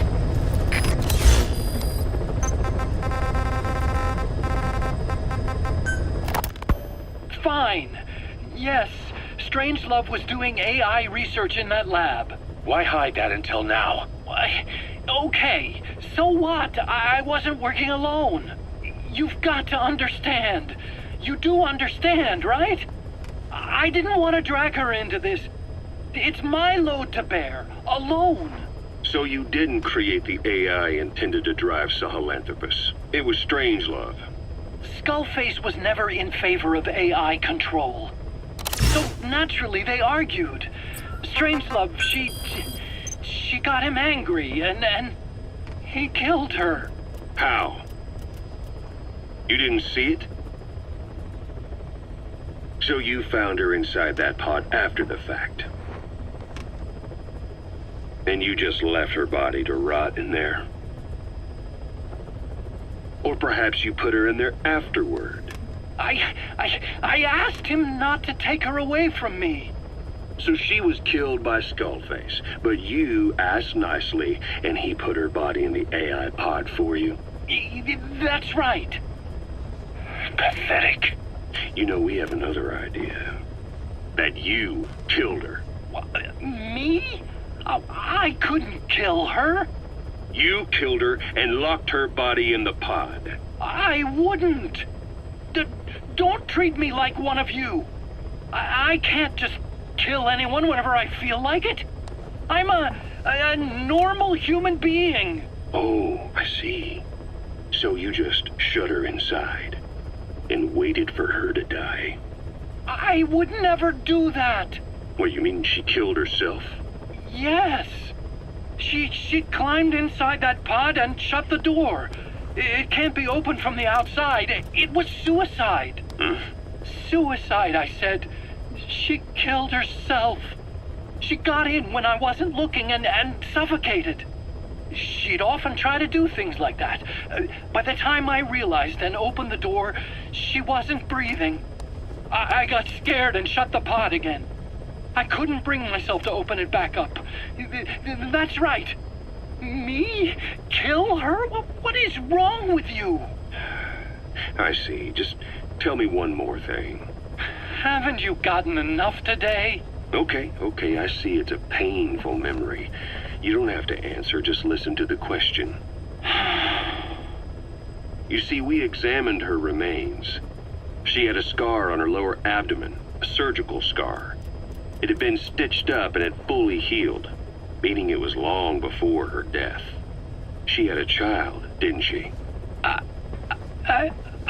Your child. Where's the kid? How should I know? So there is a child. I've never seen his face. What do you take us for? They took it all.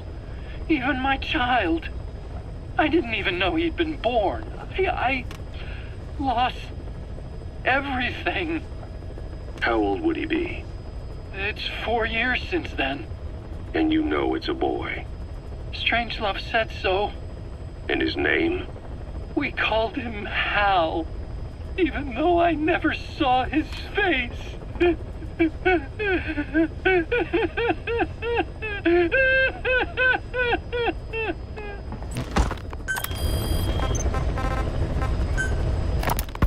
I have no doubt Skullface's plan is almost complete. At that point, I will no longer be of use to him. I must leave behind this record at least. A record of how the ancient vocal cord parasites became these abominable ethnic cleansing parasites. I believe he has two purposes for the ethnic cleansing parasites. The first, as their name suggests, is ethnic cleansing.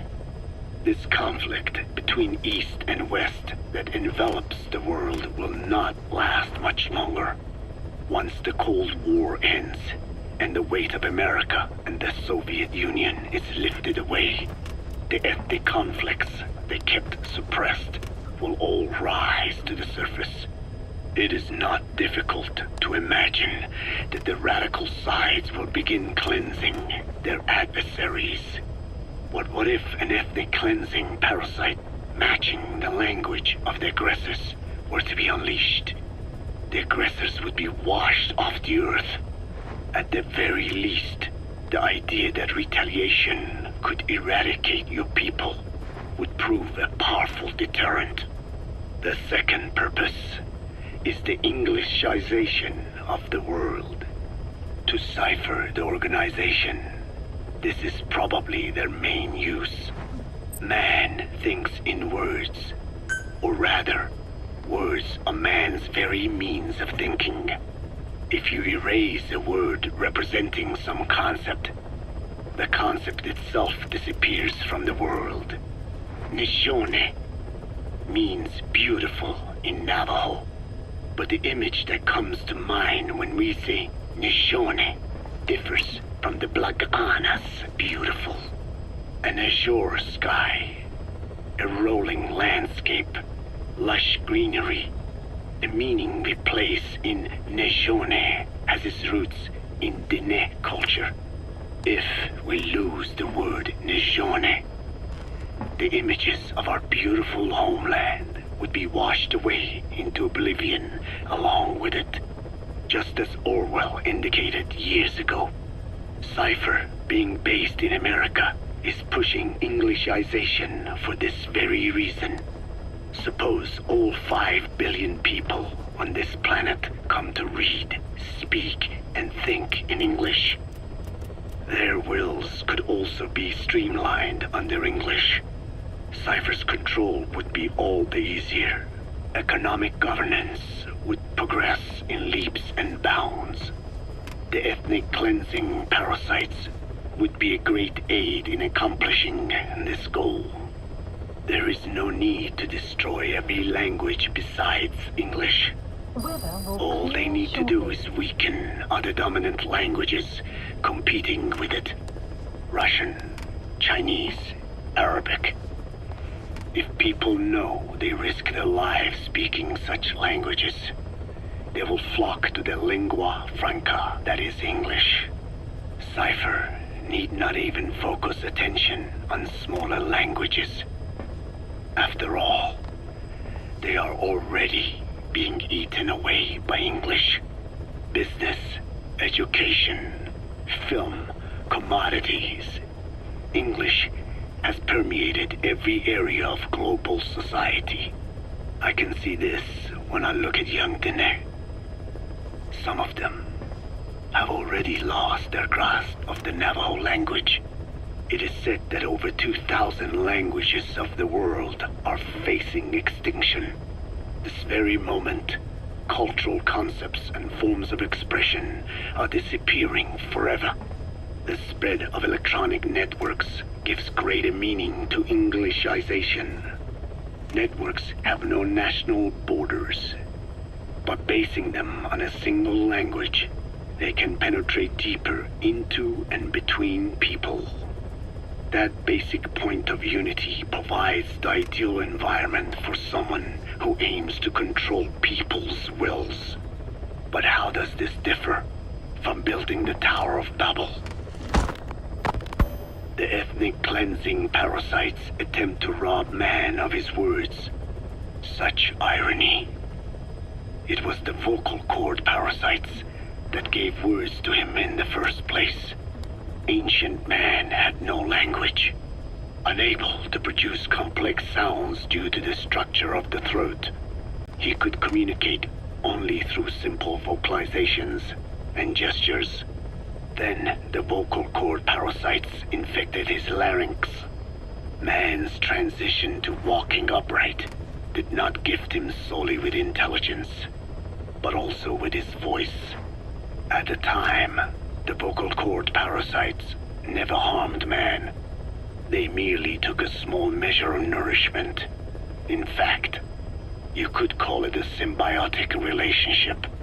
Some animal species use particular vocalization patterns to attract a female and reproduce. Songbirds, certain insects, and also the vocal cord parasites. The difference is that the parasites themselves did not produce sounds. Rather, they had their hosts, man, do it for them. Once secure on the human host vocal cords, a male vocal cord parasite caused the host to produce a certain sound pattern, something like a warble of a bird.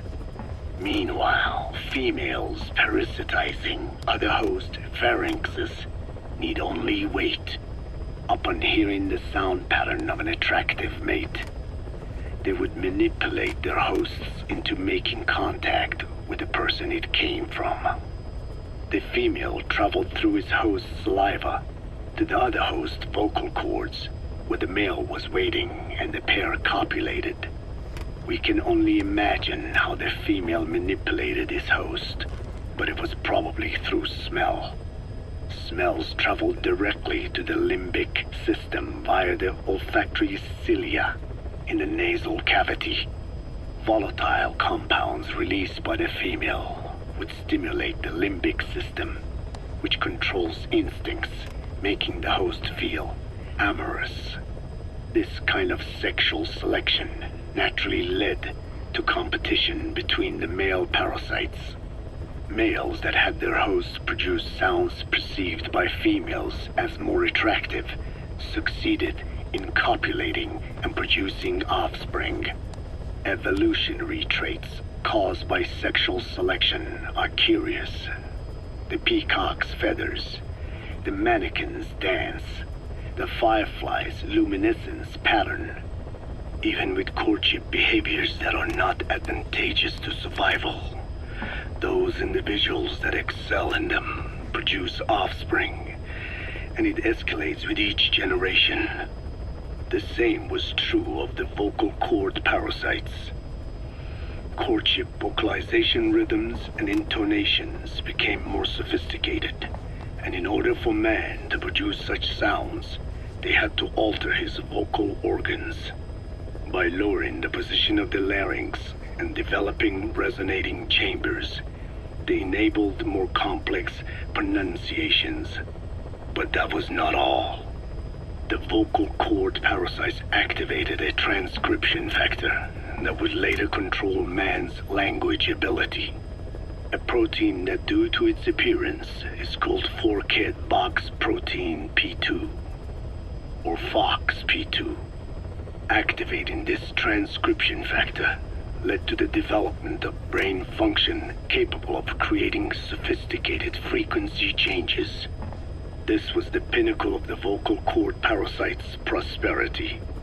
However, this sophisticated pronunciation control was too useful for man to ignore. Once human sexual activity ceased to be only seasonal, and having lost pigment-based sexual characteristics, distinctive vocalizations became the most effective means for humans to attract mates as well. Combined with logic pathways hardwired into the brain, or universal grammar, it was not long before advanced communication was possible. This was the birth of language. Luckily for man, it was around this time that a particular retrovirus was circulating. While not lethal, it infected not only man, but the vocal cord parasites as well. It is presumed that this virus removed part of the parasite's DNA and reverse transcribed it into man's reproductive cells. It was a vector. Among the genes it transcribed were the ones responsible for the production of language. The vocal cord parasite's vocalization genes were written into the human genome. The parasites were no longer of any use to man now. Man could use his voice as he pleased when he pleased, hindering the parasite's courtship vocalizations. Having lost their opportunity to reproduce, the parasites died out, leaving behind only the transcribed genes. The vocal cord parasites were once in symbiosis with man. Its genes even became a part of his. Humans and parasites are extremely close. As such, it will be extremely difficult for man's immune system to eliminate the vocal cord parasites. Even cutting them out will be no simple matter, which is exactly why these ethnic cleansing parasites are such a formidable weapon. The rise of the vocal cord parasites goes back approximately 300 million years to the Permian period. At that time, they were not even parasites, but predatory autotrophs. They are believed to have been the common ancestor to the Pentastomida and the Cyclops genus of copepods. However, Earth's environment underwent a violent change at the end of the Permian period. The cause is unclear, but evidence suggests that over 90% of the Earth's organisms at that time died out. The most pronounced threat to the proto-parasites was the severe reduction in oxygen concentration. The result was cladogenesis, a splitting that gave birth to a new strain that could parasitize other organisms' respiratory apparatus. This survival tactic helped lower their oxygen consumption, and inhabiting the throat kept them securely in contact with inhaled air.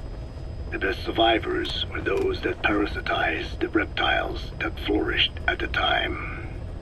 Entering the Triassic period, the reptiles evolved into dinosaurs, and the proto-parasites shared in their success. Dinosaurs developed respiratory organs called air sacs to adapt to the low oxygen environment. These in particular helped the proto-parasites thrive. But another trial awaited them. The end of the Triassic period saw another drastic change in the Earth's environment. For most parasites, the male and female take the same host. Many are, in fact, hermaphrodites. Originally, the vocal cord parasites were as well. But for any strain to ride out a severe environmental change, it must secure a steady pool of genetic diversity. Another split. Now the newest strain procreated with mates found in other hosts. And in order to increase its encounters with those mates, the new strain utilized the voice of its host. They came to inhabit the host's vocal cords. This truly was the birth of the vocal cord parasite. The parasites developed the host's pharynx to form resonating chambers, and used them to produce sophisticated mating calls. The relatively upright posture of the dinosaurs was important in this, because the crooked L-shaped pharynx was more suited to the development of resonating chambers. These developments ushered in a time of great prosperity for the parasites.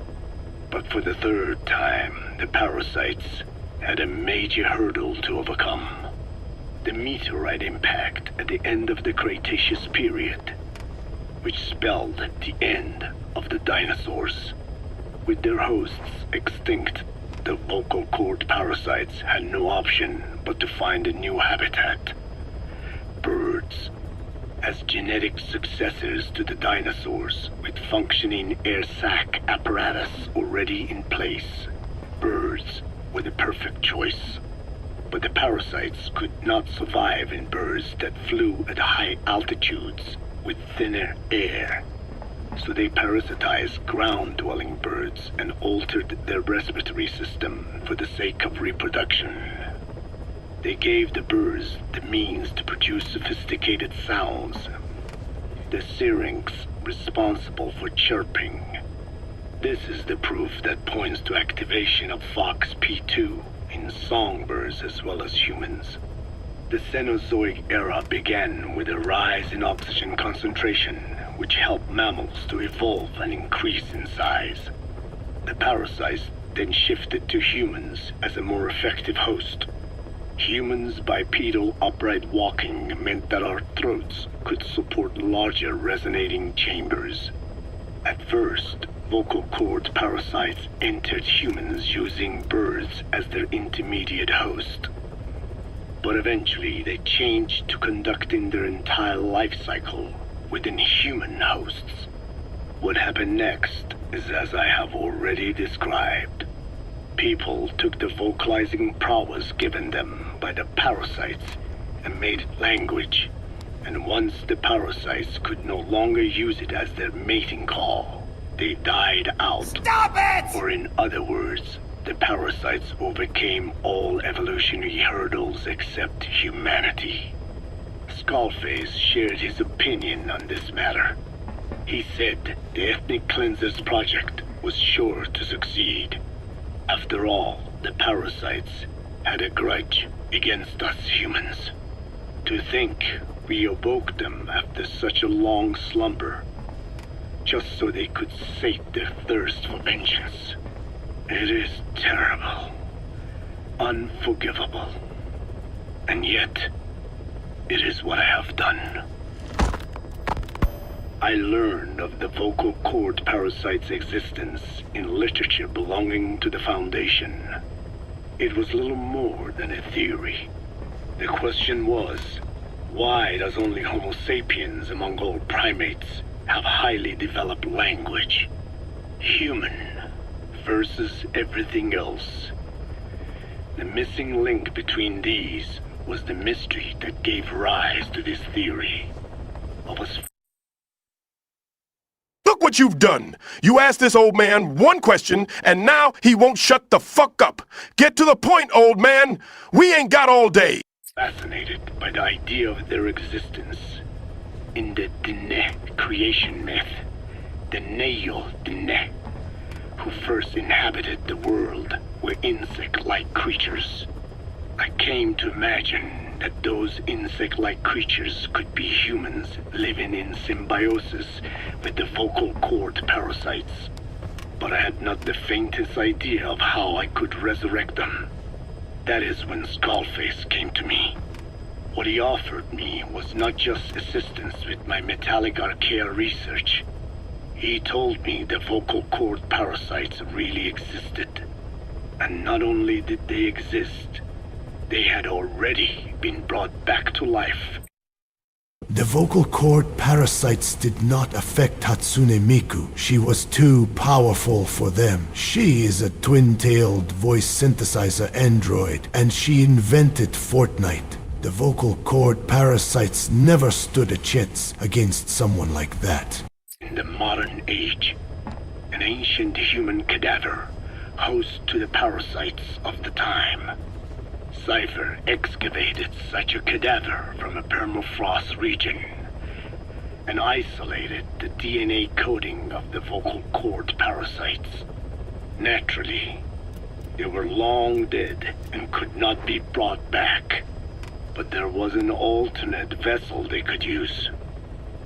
A relative species of the Pentastomida discovered in China.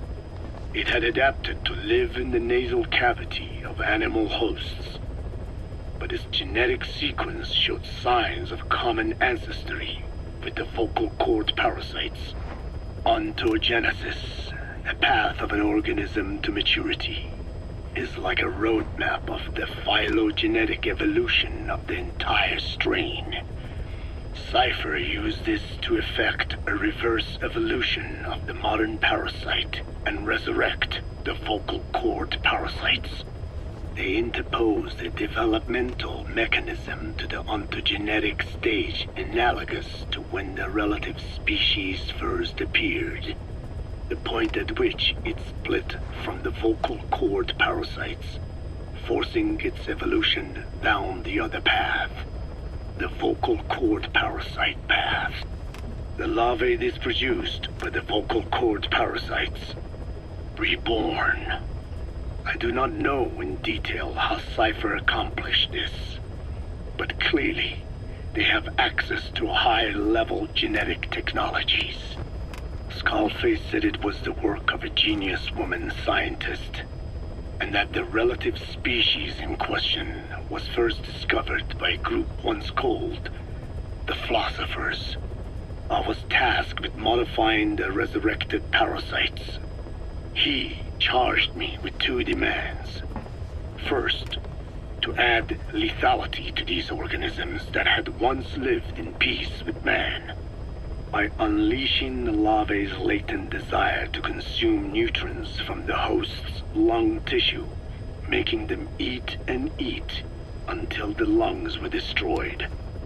Second, to have both male and female inhabit the same host and copulate then and there only when exposed to specific pronunciations continuously over an extended time.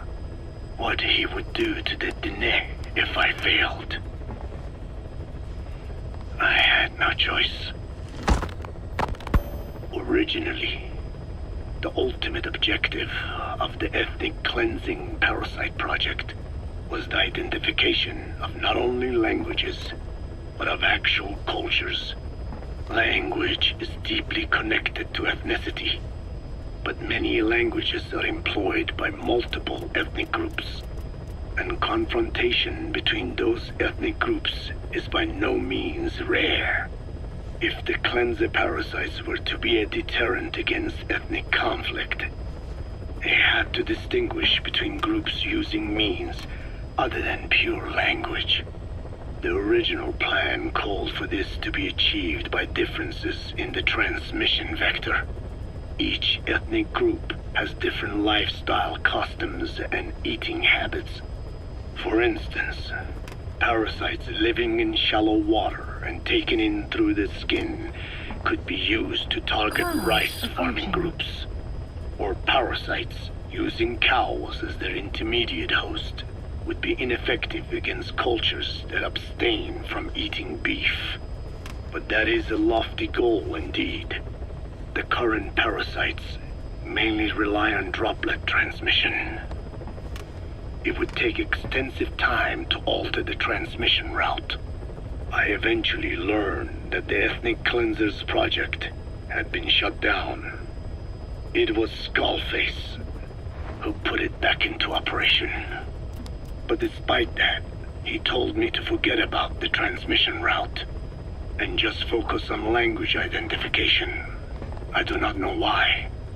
I understand that the Chinese philosophers who discovered the relative species of parasite originally planned to develop a phonogrammic Alexia parasite. The left temporal parietal region is home to the part of the brain that identifies the phonetic symbols of the English language.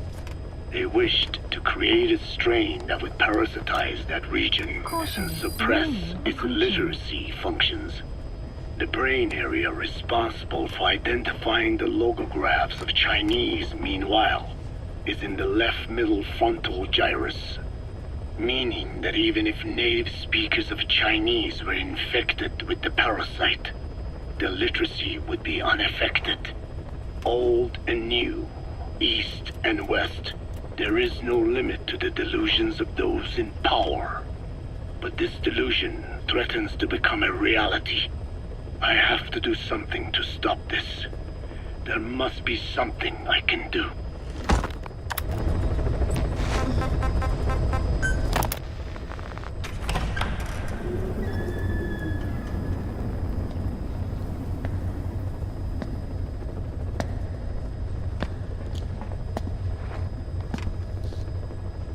Ya'at-e.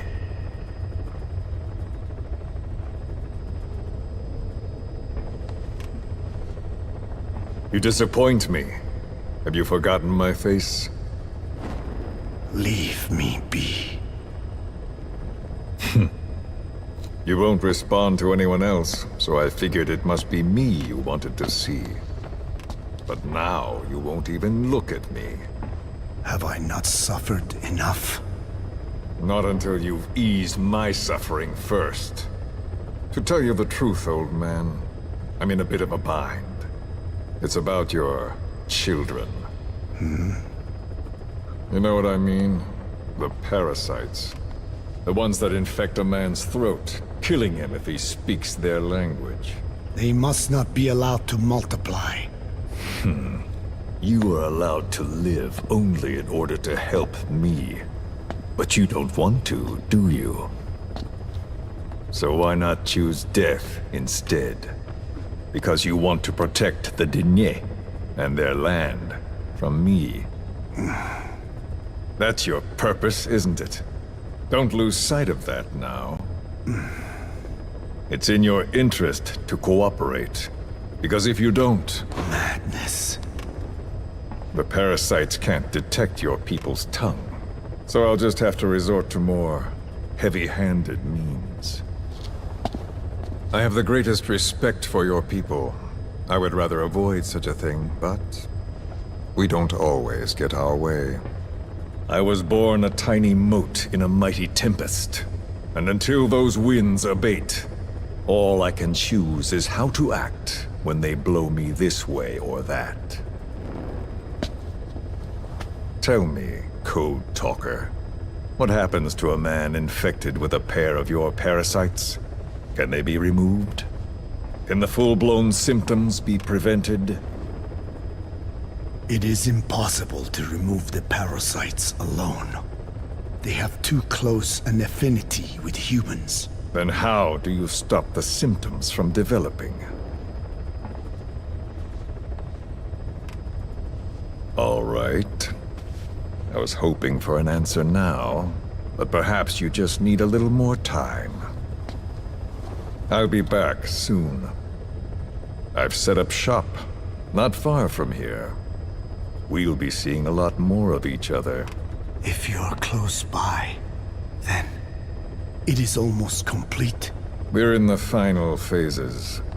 All that's left is to see if I can actually disable a nuke, with the help of your metallic archaea.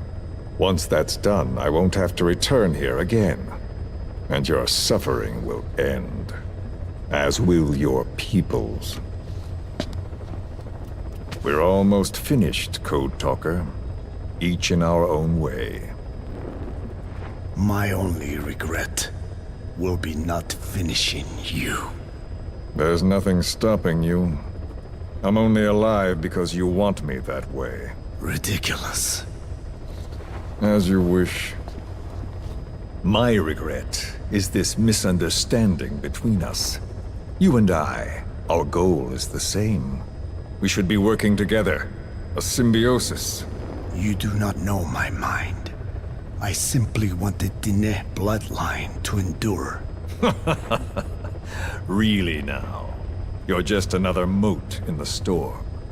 How you react to all the slings and arrows, that's what counts. That's why you call those squirming monsters your children. What I have done is forbidden. Forgive me, all of you. The world should be left the way it is. You of all men should know that.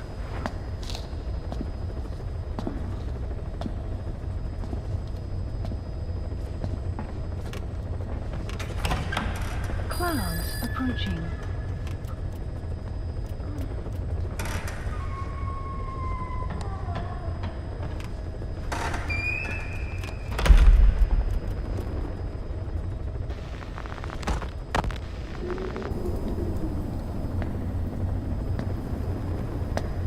Forgive me, but my schedule has changed. The time for grace and good manners has now run out. Please. Torture will not work on me. Surely you know this. Oh, I have no intention of getting rough with you. You haven't been beaten. Your hands aren't even tied. Just like me, you live in symbiosis with countless parasites. What wounds I might inflict, they'll patch right up. You might feel considerable pain, but I've no doubt you can withstand it. Then what do you plan on doing? I have a soldier standing outside. Nothing special about him, except that he always obeys. I have given him one instruction. Whenever I ring this bell, he passes on a message for me. That message is simply, go. What is this? After that, though, it gets complicated. The message will arrive at a room, a little bigger than this one, nothing special. Some of your people are in this room, surrounded by my men.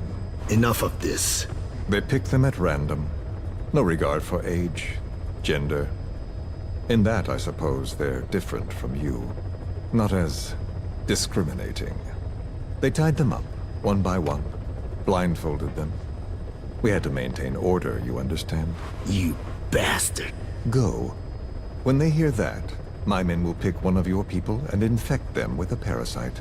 Your parasite. It won't work on my people. True. The vocal cord parasite doesn't respond to your language. But what about English? An English strain.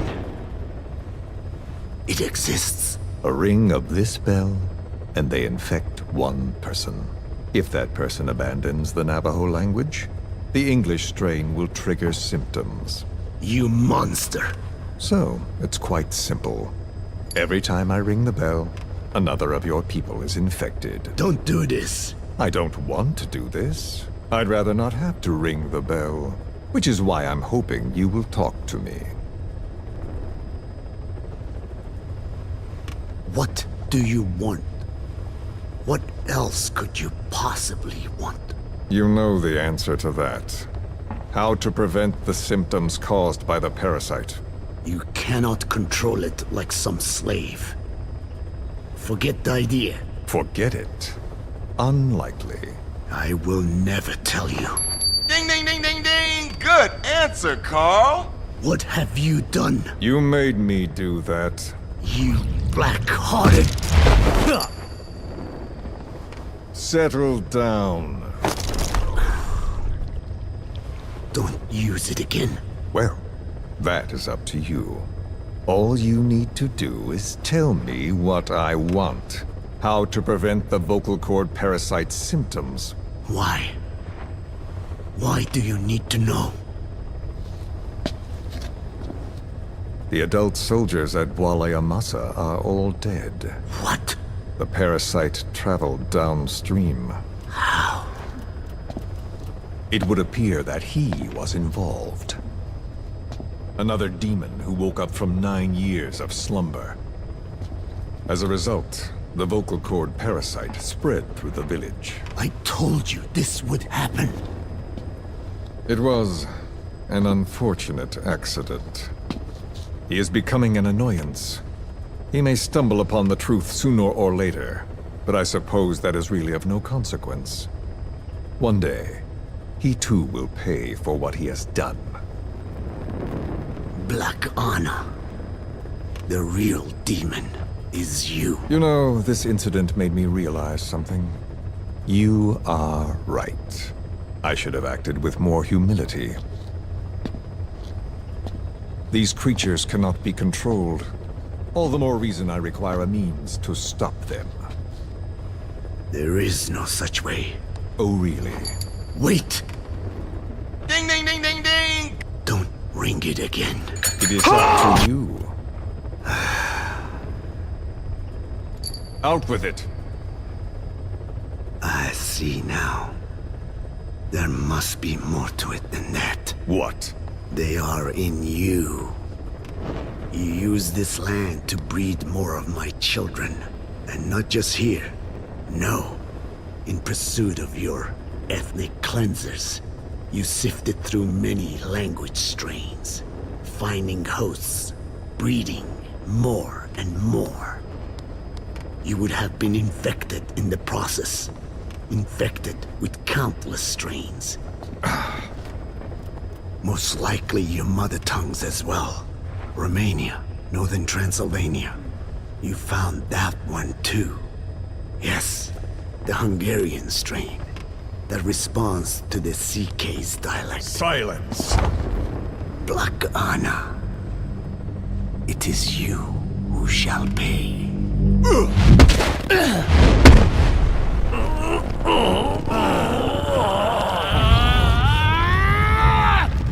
Is this your retaliation, old man? Oh God, I'm gonna... Let my people go! I'm gonna and never bother them again! Oh God, I'm stranding! You heard me. What now? What? No! What are you doing? I am not afraid. I probably have every language strain inside of me. Meaning all the world's languages are already lost to me. But that suits me fine. If need be, I myself can produce whatever strain is needed. And that means nothing to you. If you are infected, you can never again speak your mother tongue. Otherwise you will die. As will every one of your countrymen. A few words here and there won't trigger the symptoms. And besides, the time is not yet right to show this face in my homeland. Not until my revenge is complete. Now... Stop! We're out of time. I have to get going. Well... No!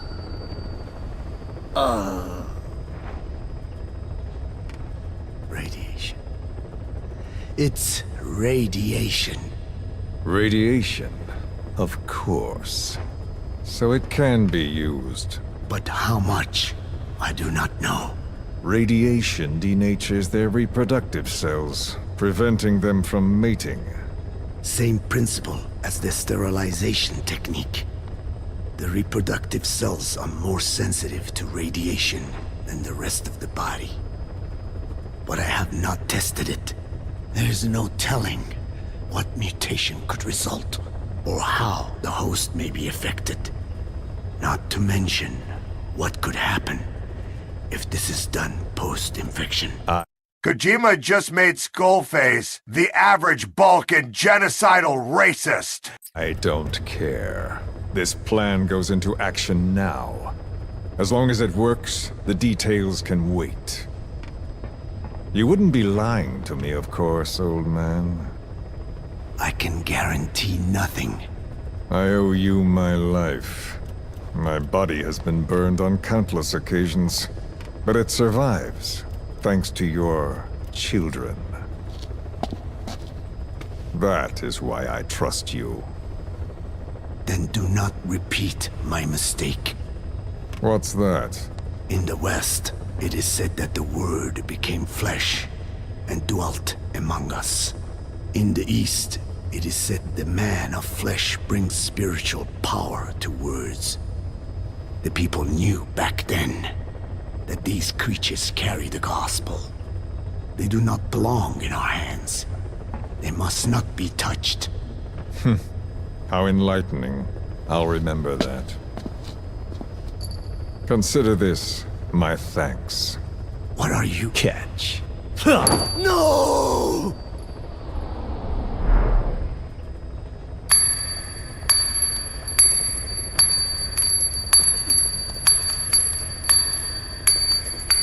Ding ding ding ding ding! Ding ding ding ding ding! Ding ding ding ding ding! Good! Well then, I'm afraid it really is goodbye this time, Code Talker.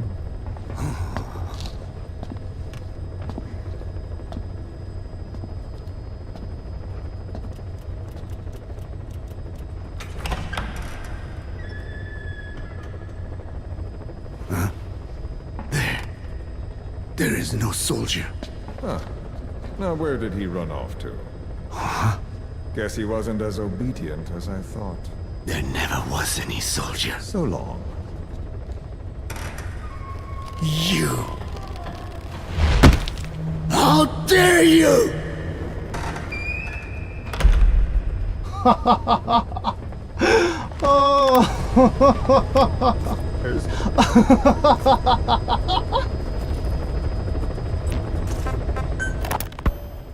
I hope you bought a better hamburger this time, Kazuhira. Right. Well, the last one was lacking in every way. The patty was too thin, the bun too dry, and the lettuce days old at best. Hey, that was 100% all beef patty, and no shortening in the bun either. Nature's blessings, unadulterated, in hamburger form. Is that it? But when taste falls short, so does our gratitude to nature. Making such precious blessings unpalatable is sacrilege. I hate to admit it, but I think you're right. I should have known better than to settle for second best. That's why I had him run some more R&D, develop a new burger. In fact, one of our researchers just dropped by with the latest results. Here it is. See how you like this? We shall see indeed.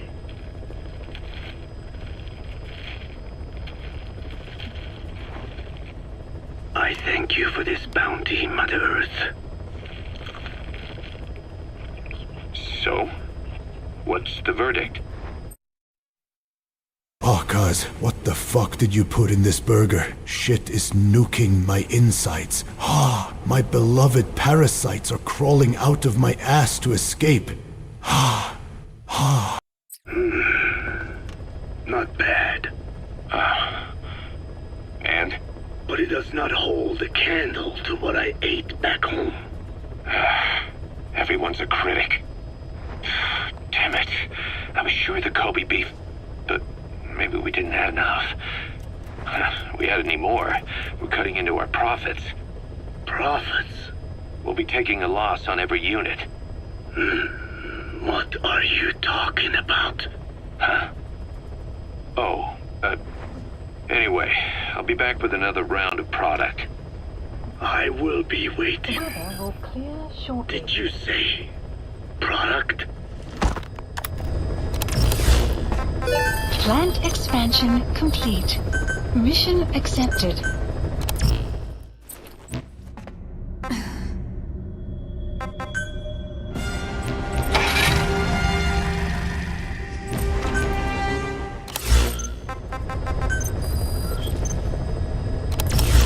Please select heading to Mother Base.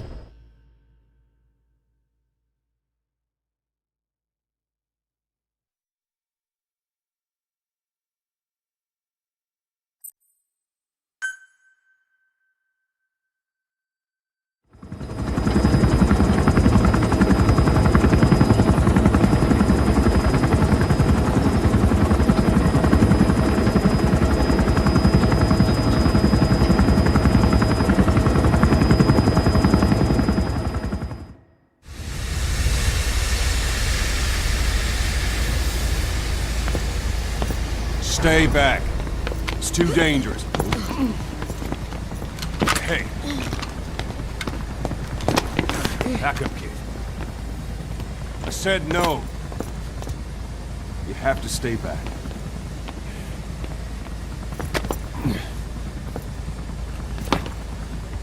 Some things can't be helped.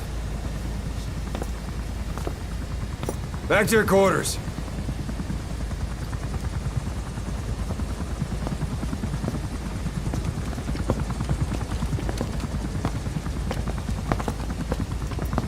What's going on?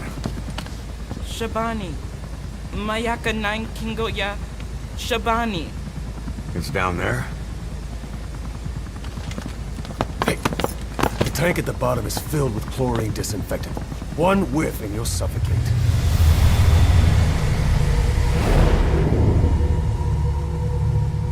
Don't even.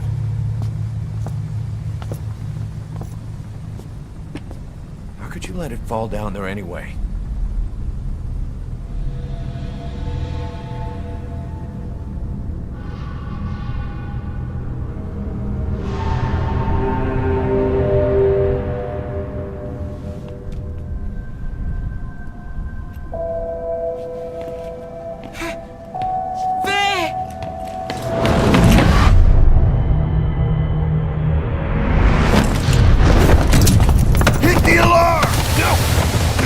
Go down there, and it is over.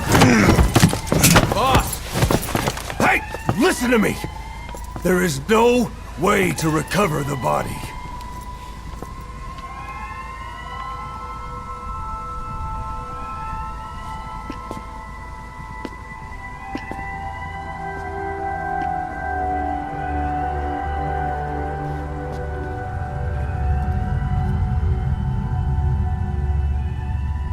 What kind of stunt was that?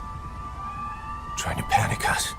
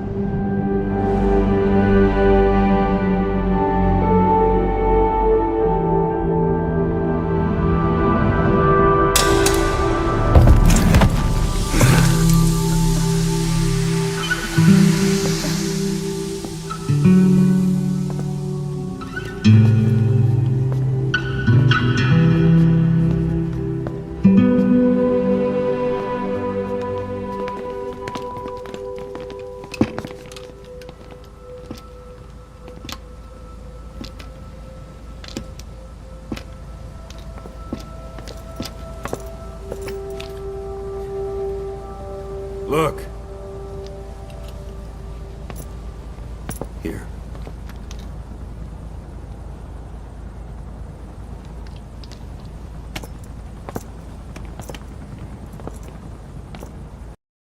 Miller, me and the Spear of Nature have had muck fucking had it with these low-tier burgers. Time to let Snake on all that GMP MMB settlement.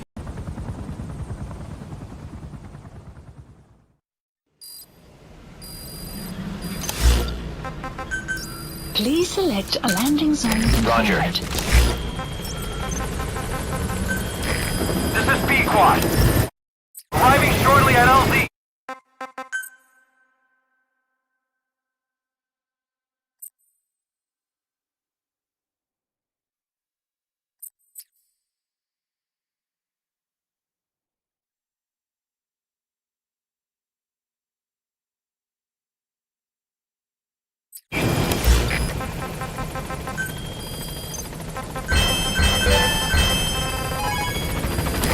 This is Pequod.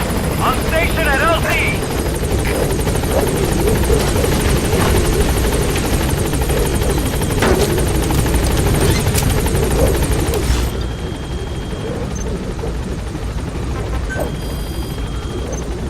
Gaining altitude. Select unit. Staff assigned. Select unit. Staff assigned. Select unit. Staff assigned. Select unit. Unit function. Staff assigned.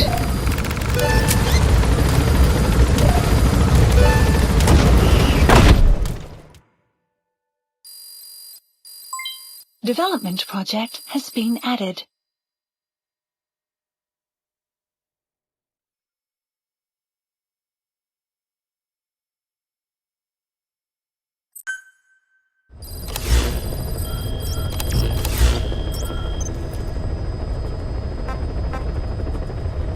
Please select a mission.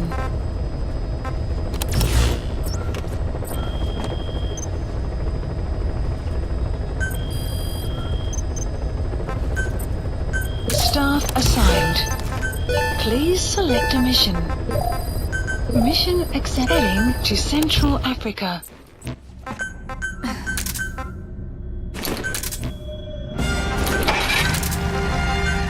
Deploying.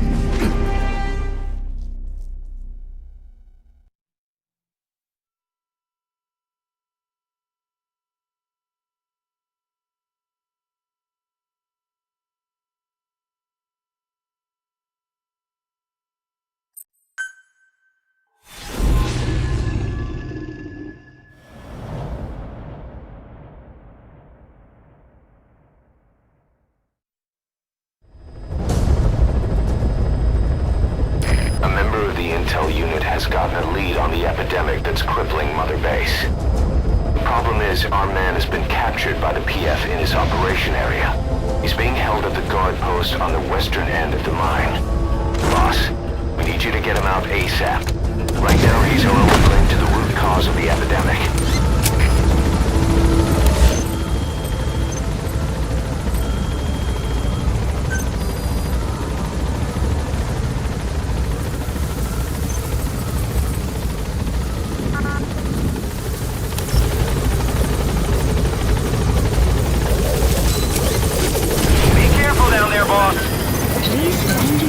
Roger.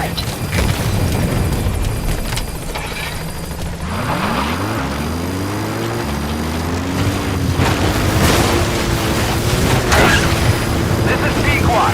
Have arrived at LZ. We'll stand by. Map has been updated. You have arrived at the destination. Check the Development VI on your project has iDroid. been added. That's where the target is being held. Support helicopter. Enemy presence detected. The map has been updated.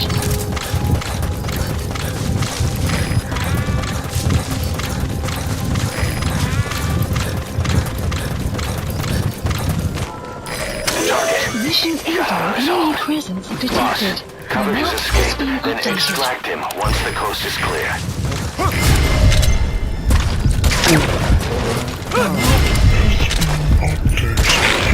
Fire! Cover fire! In hot! Target acquired! In hot! Onbekende vijandelijke vechter ontzet. Eerst nog om contact te bewerkstelligen. Pathogen. Code talk.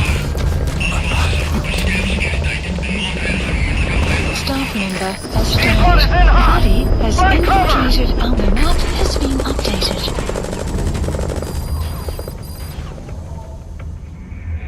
Boss, the target's dead. Mission failed.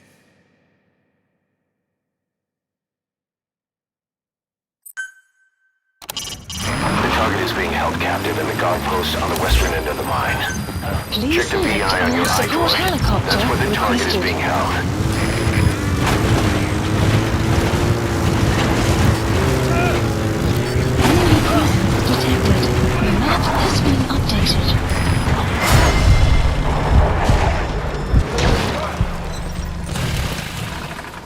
The target. Mission info has been updated. Boss, cover his escape, then extract him once the coast is clear. The map has been updated.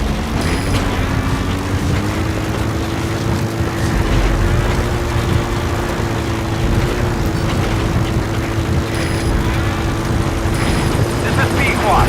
Arriving shortly at LZ.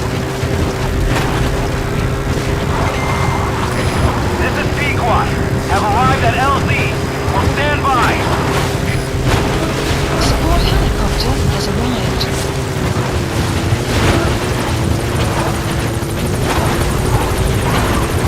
This is Pequod.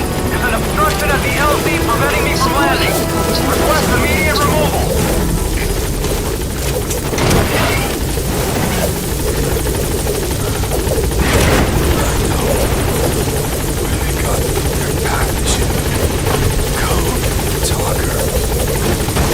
Target extraction Mission confirmed. info has been Alright, get updated. in. Time to go. Gaining altitude.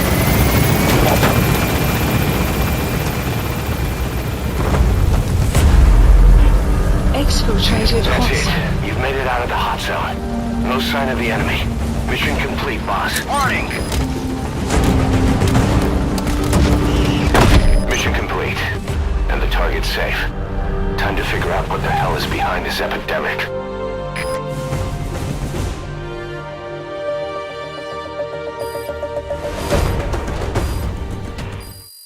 Extraction arrived at Mother Base. Mission complete. Great work.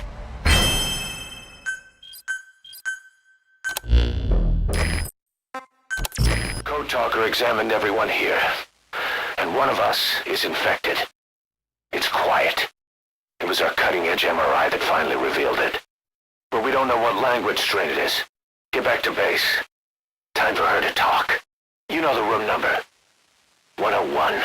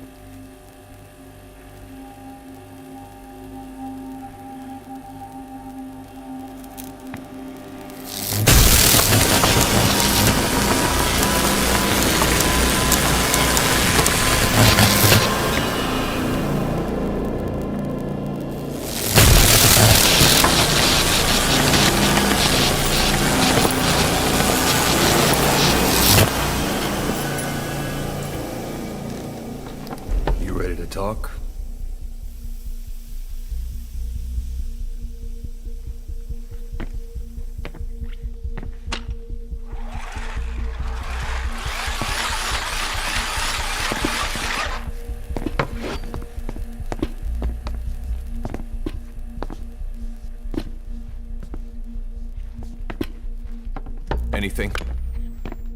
Still living up to her name. How about you drop the act?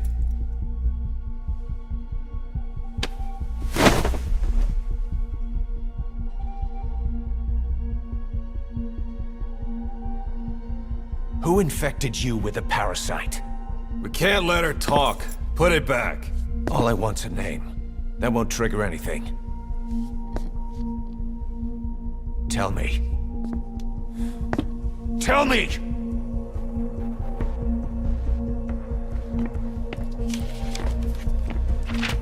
Your lungs have been barbecued.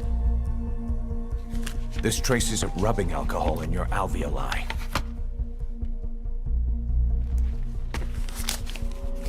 This was found adhered to your lungs, intact. A petal. White Star of Bethlehem. The hospital. Skullface sent you to Cyprus to kill Snake. You were burned inside and out. That should have been the end of it. But, all things considered, you look pretty damn healthy to me. We have Skullface to thank for that, right? I was the only one capable of applying them to parasite therapy. Until he stole them from me.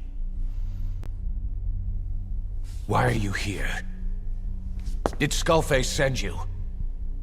Or did you have your own score to settle with the boss?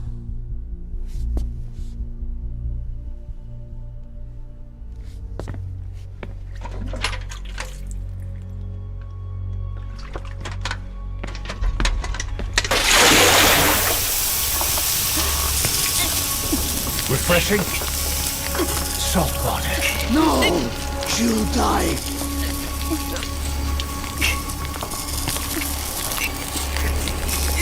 His life isn't yours to take. Enough! That's enough.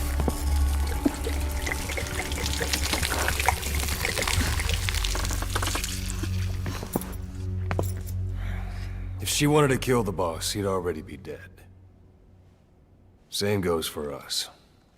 She's had plenty of chances. She can talk. She's not here to kill anyone. You're wasting your time. It doesn't matter why she's here. She works for you now. She's in love with the legend.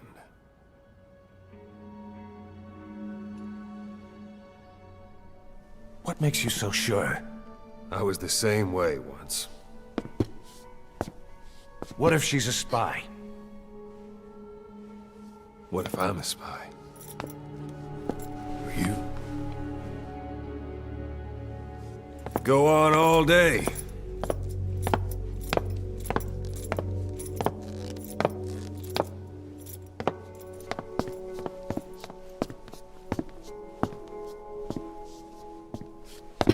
Boss. Let her go. She won't speak, so she can't spread the infection.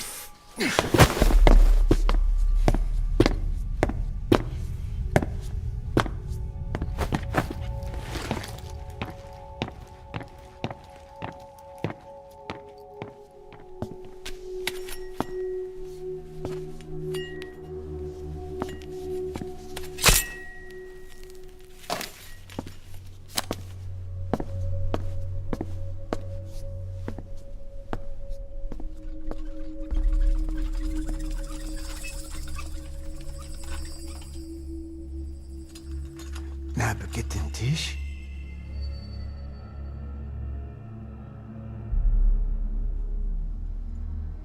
مش ناقد انتي. Oh.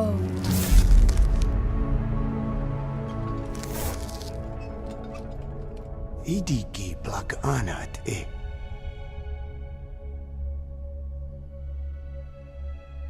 Oh. Ako kode jistesni. ده بالذات.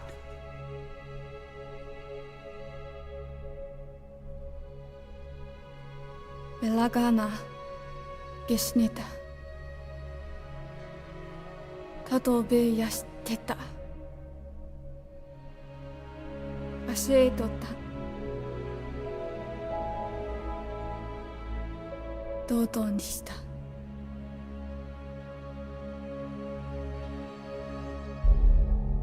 同等にした。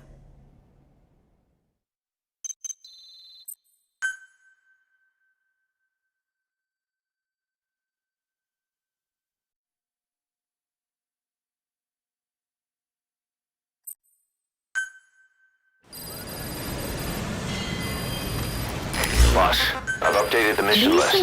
We've received some new job offers. The details are on your iDroid. Boss, some of the kids we've been keeping here have escaped. We don't know why they ran off, but it may have something to do with Ralph's death. The intel team's looking for them as we speak. I'll add information to your side ops list as it comes in. You need to locate and secure those kids. I'll try to find out what happened.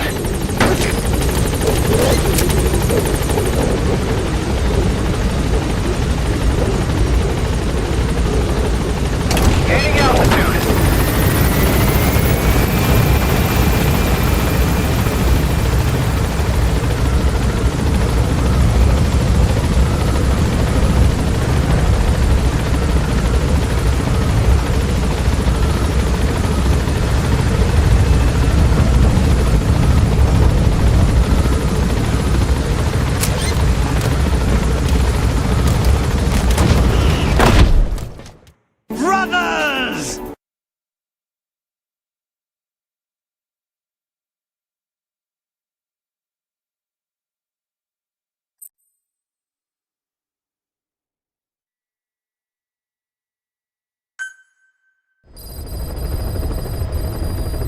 Mission list Boss, I've updated the mission list.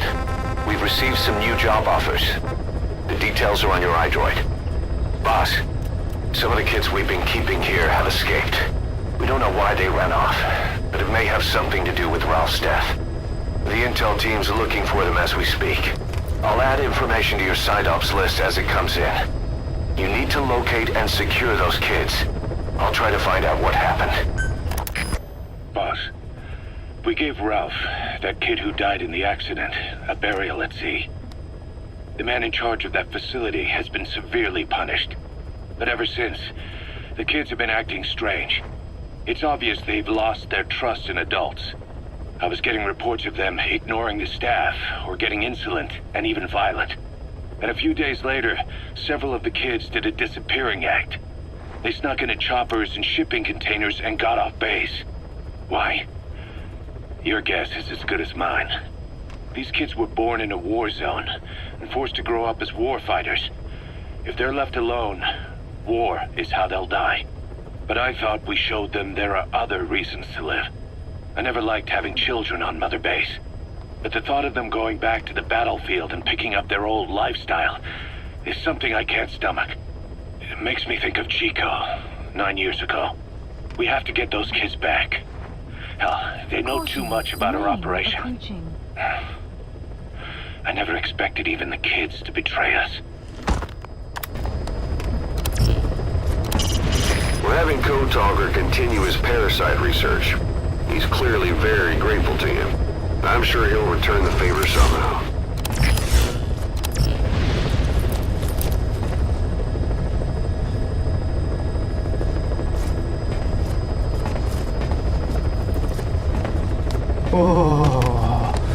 Oh God, I'm gonna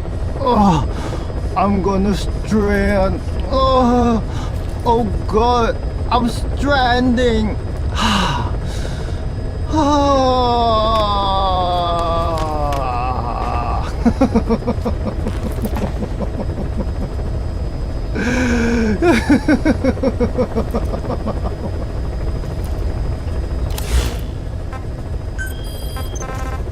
Please select a landing heading to Central Africa.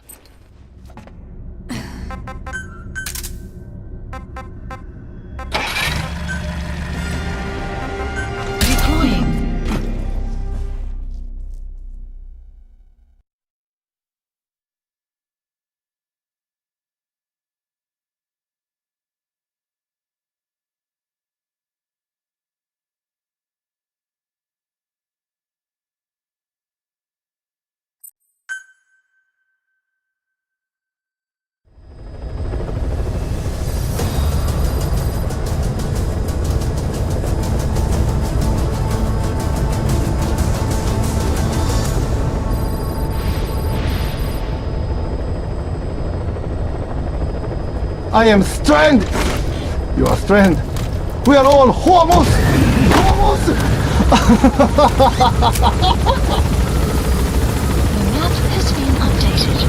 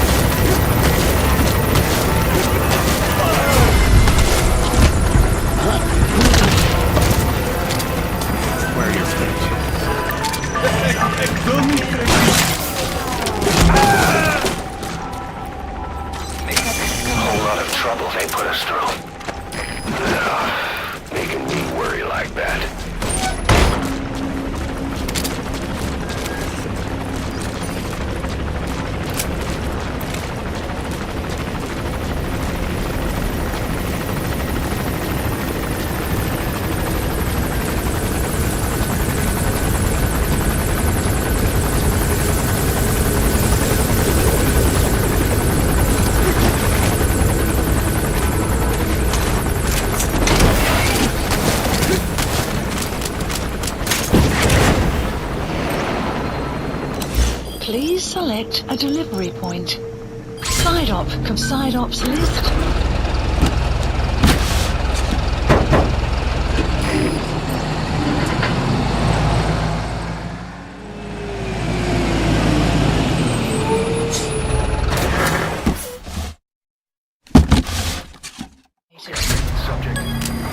According to the intel team, the escaped kids should be around here. Extraction arrived Locate at and secure them. base.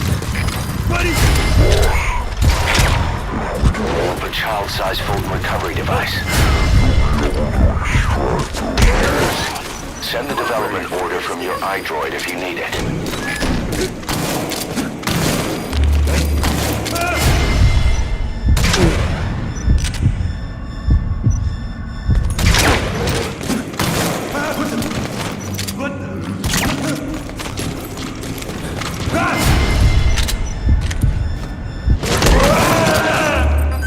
Ik wil niet, trek niet.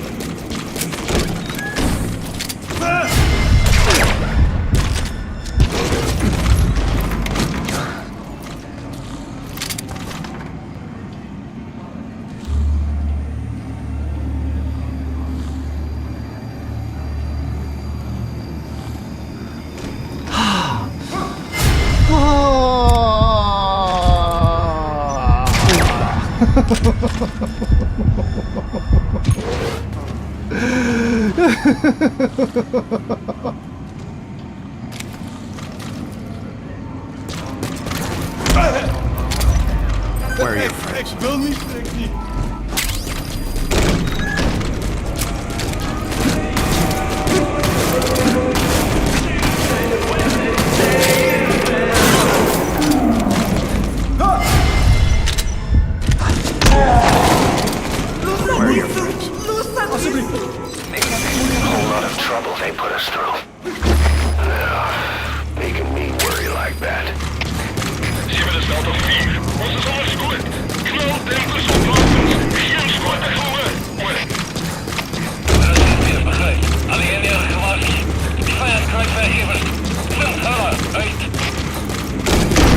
Clouds approaching.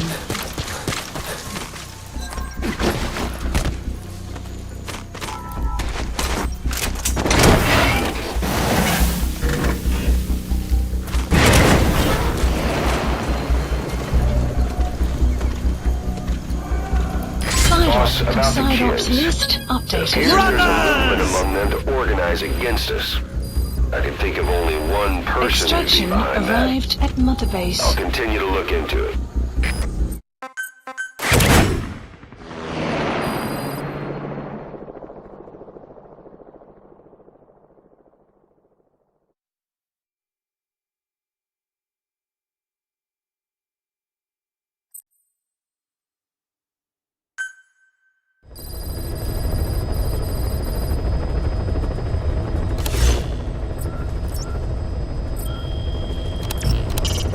We're having Code Talker continue his parasite research.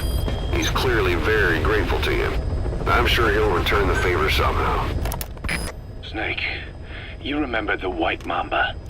Of course, he's been going by Eli since we brought him on base. He was the leader of the child soldier unit we took out of that village and into our protection. Well, according to the kids you brought back here, all the escapees were especially close to Eli. There's reason to suspect he's behind all 6 escapes. We've already detained him. I'll be questioning him shortly. Wait. You'll be? Ocelot. You're incapable of taking an impartial stance with those kids. Question them all you want. It'll get you nowhere. Ocelot, you get too many kicks from your art of interrogation. It's not a matter of art. It's about quick, minimal strokes of psychological warfare. That's what gets the answers.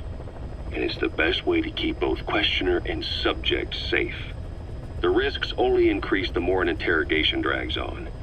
At that point, it causes as much pain to the inflictor as the inflicted. Like I said, too many kicks.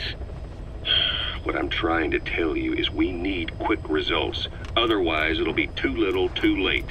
I know that. And besides, I know the subject. I won't go overboard with a kid. Forget it. You're not needed. Snake, we'll want to question the other kids too. Be sure to bring them all back. Snake, about the escaped children. Eli confessed. The way he tells it, they wanted to go back to the battlefield. Don't rob them of their freedom, he said. If you bring them all back, there will be consequences. Next, he'll be asking for our surrender. Consequences? What consequences? No idea. That's all I have for now. You're too attached to those kids. Stop protecting Eli. Listen to yourself. Let me question him, and we'll get some real answers. Not necessary. I'll report as and when.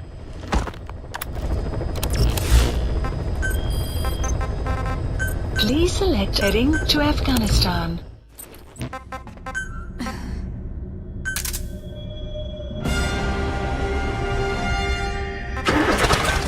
Deploying.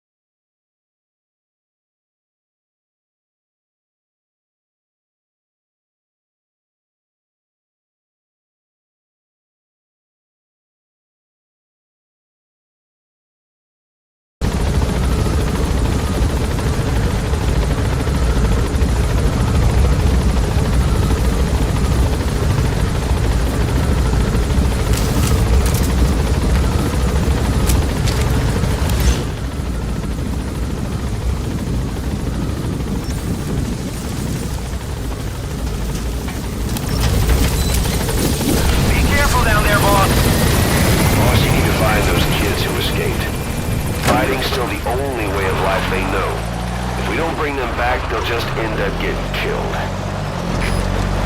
Boss, if we develop a child-sized Fulton recovery device, you'll be able to extract those kids. Send the development order from your iDroid if you need it.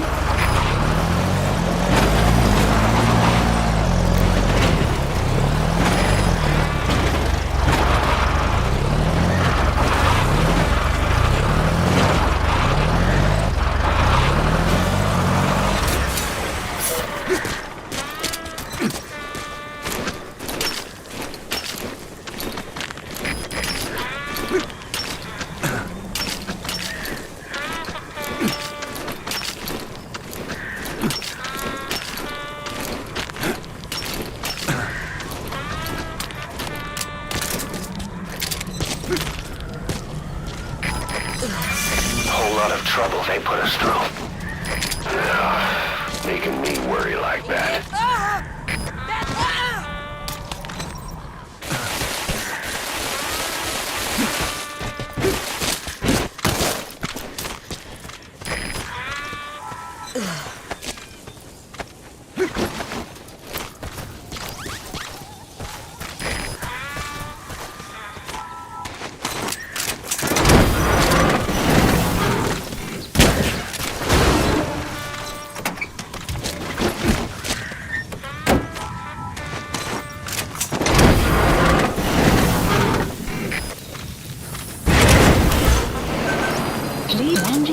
Roger.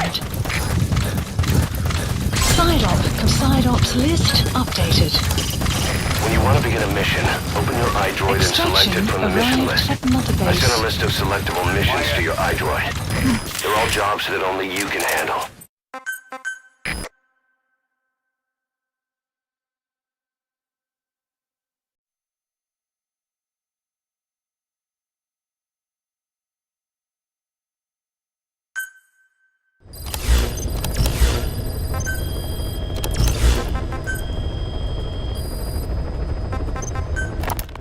Boss, we found weapons in the children's section of the living quarters.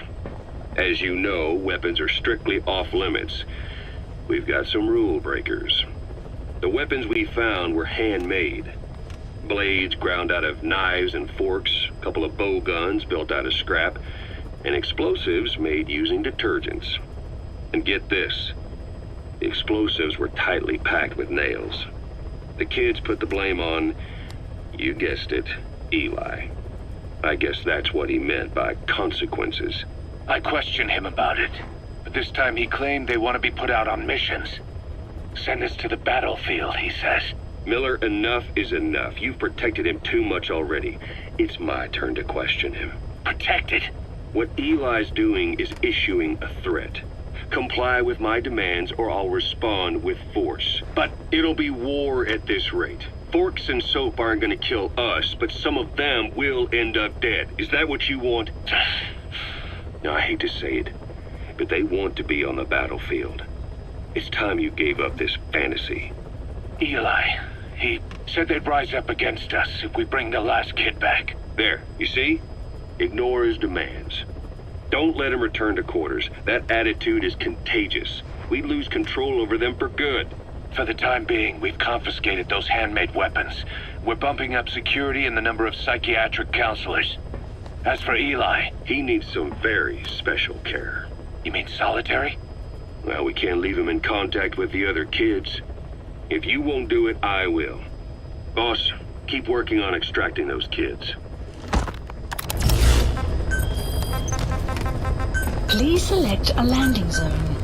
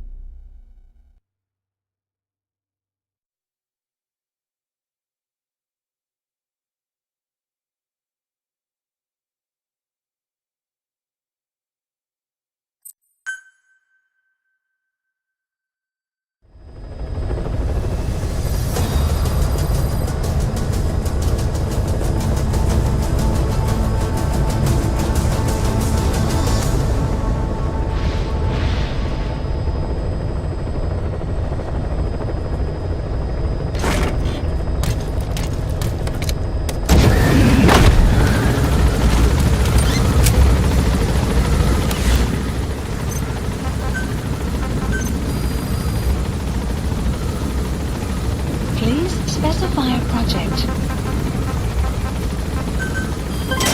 Development project has been added. Be careful down there, boss. Please select a strike point.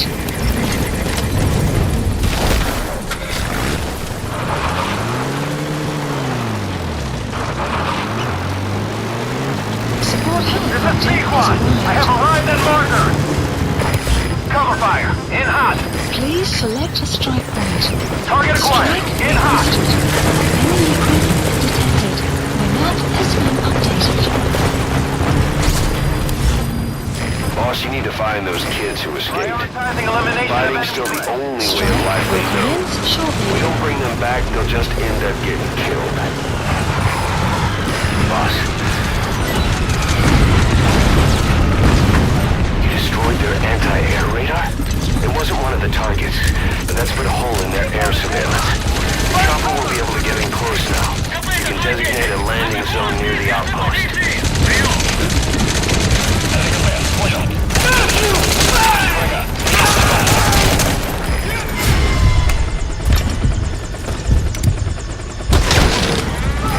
Target acquired. In hot.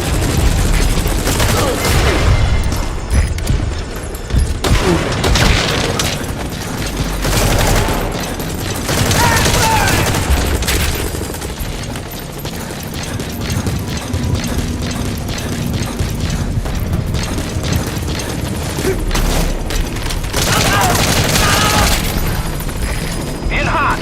Watch out, boss. Outpost captured.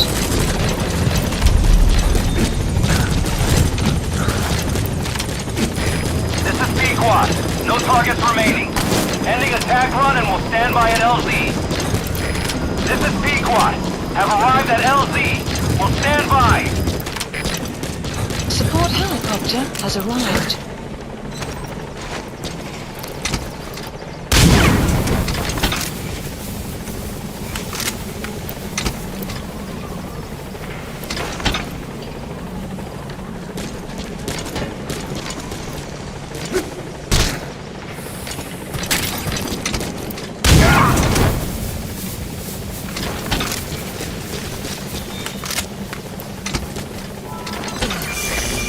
Trouble they put us through.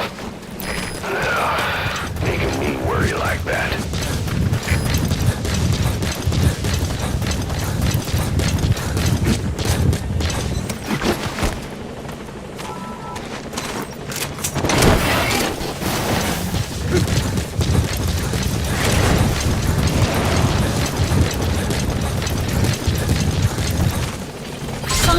Side ops list updated. Okay, subject is in. Extraction arrived at Motherhood.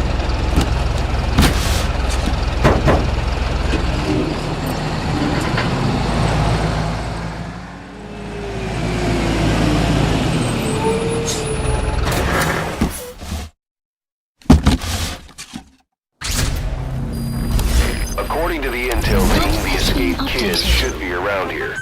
Locate and secure them. Boss, if we develop a child-sized Fulton recovery device, you'll be able to extract those kids. Send the development order from your iDroid if you need it. The kids you brought back to base have laid out the situation. They all escaped to each of their home villages, who were trying to get home, and lost their way. Not that homesickness is gonna explain everything we've seen. Each of their home villages? They were trying to raise troops for the rebellion. You really think these kids have an armed uprising in them? You read the report of the security team member who had a rock thrown at him. There'll be a riot if we don't do something. And Miller, this is because you didn't act fast enough. Fine. I'll admit you were right this time. Seal off the kids' quarters from outside contact before it's too late. All right. Eli said his rebellion would start when the last kid is brought back, right? You better be ready to meet him head on if it really happens. Yeah. You should have left it to me in the first place. Clouds approaching.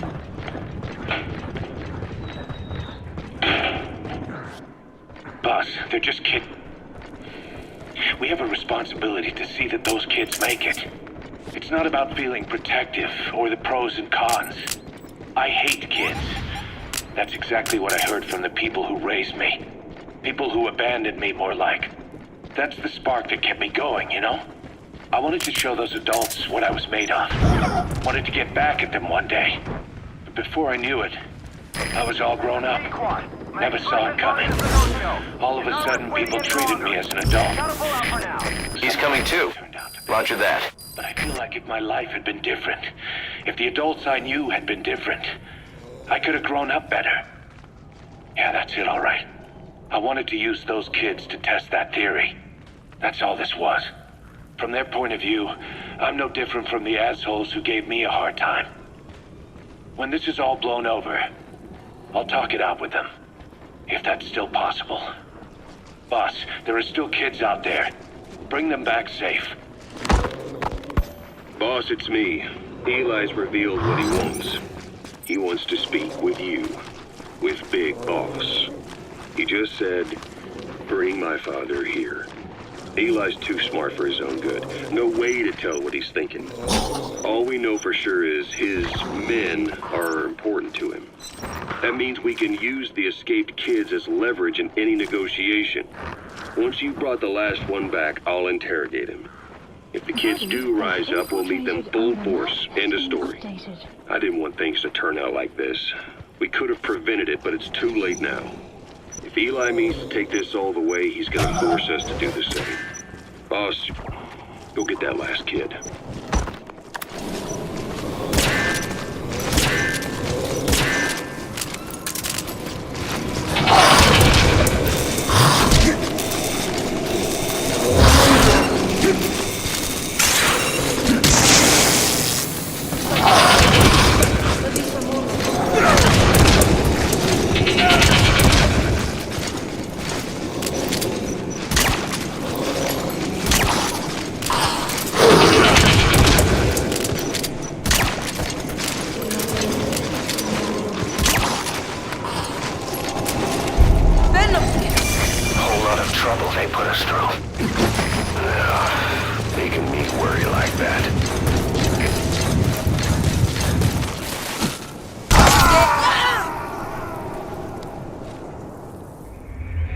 Hey, quit kidding around. Snake? Snake!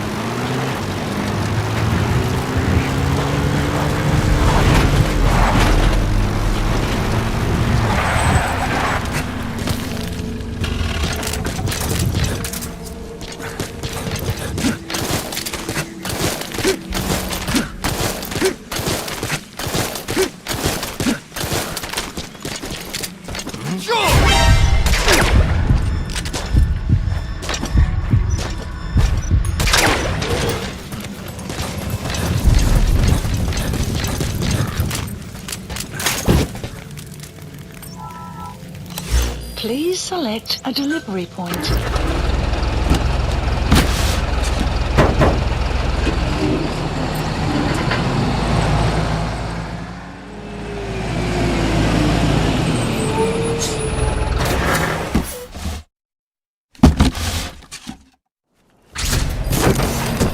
Boss, you need to find those kids who escaped. Fighting's still the only way of life they know. If we don't bring them back, they'll just end up getting killed. Boss, if we develop a child-sized Fulton recovery device, you'll be able to extract those kids. Send the development order from your iDroid if you need it.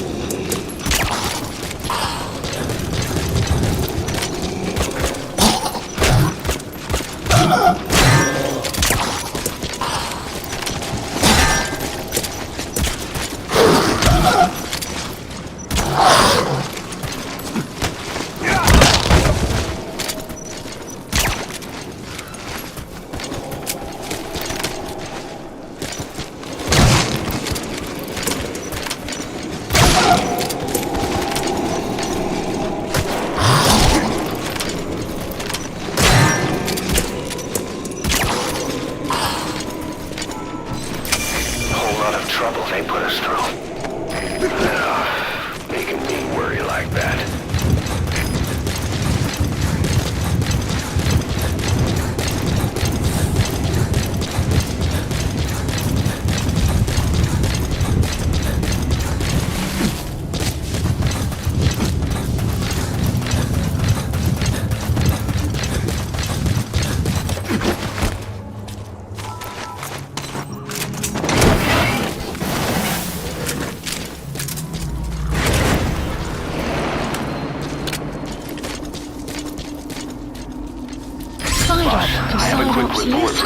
updated. We've discovered a radiation leak in the laboratory on the Extraction quarantine platform. arrived at Mother It's coming from Base. testing equipment we installed the other day. Please Members of support the medical helicopter team have been requested. conducting research there, but we'll evacuate them all from the research block to the containment block next to it. Emmerich. Please specify There's project. no need to worry. No radioactive material is leaked, so the contamination won't spread. We just need to seal off the testing equipment. I've dispatched the security team to get the researchers out. I'll keep you updated.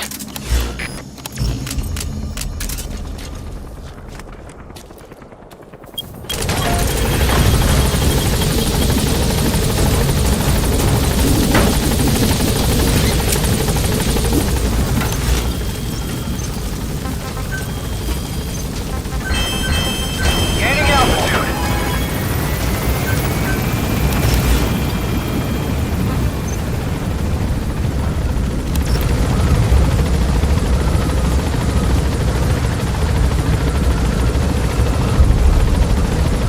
Departing.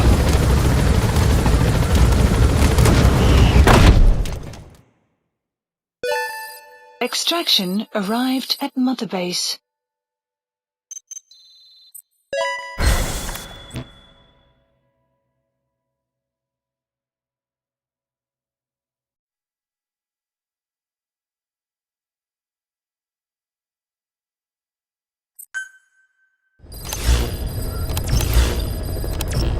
Boss, I have a quick report for you here. We've discovered a radiation leak in the laboratory on the quarantine platform. It's coming from testing equipment we installed the other day.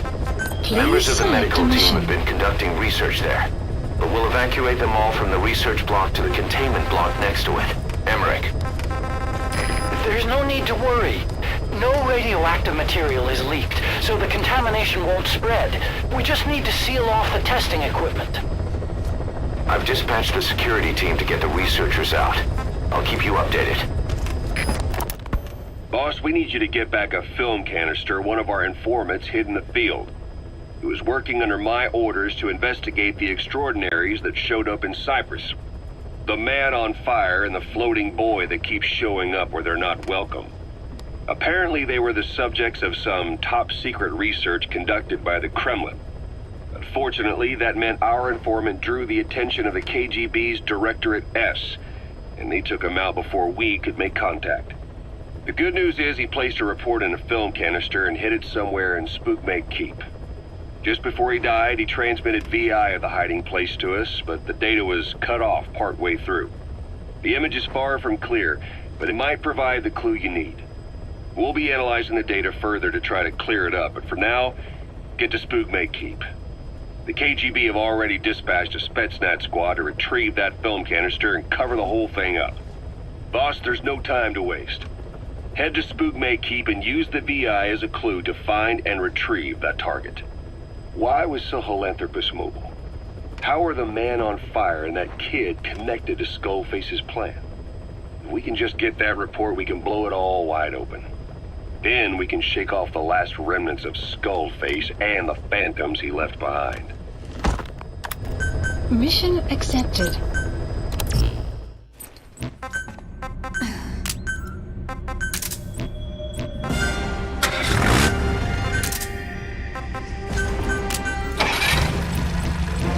Deploying.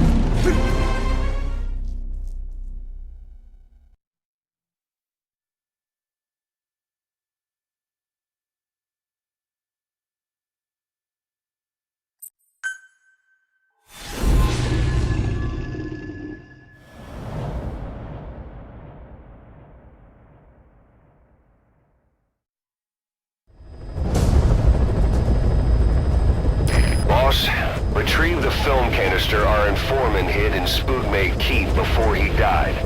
It contains vital information on Skullface's plan. For now, our only clue is the garbled photograph the informant tried to send us before the end. We're working on analyzing the data, but there's no time to wait. A KGB Spetsnaz squad is after the target as well. Boss, go to Spookmake Keep and use the VI to lead you to where the film canister is hidden. It is paramount you retrieve the target before the enemy does.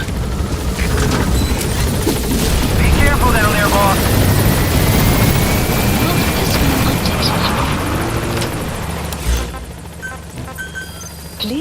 zone arrived.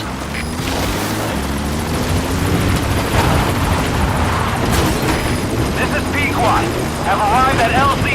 We'll stand by.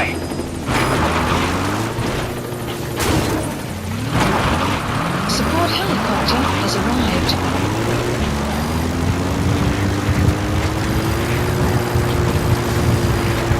Enemy presence detected.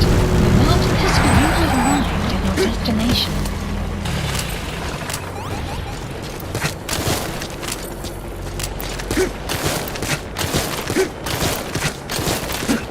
Enemy presence detected. The map has been updated. We're working on analyzing the data, but there's no time to wait. It is paramount you retrieve the target before the enemy does. Spook may keep. The target is hidden somewhere around there.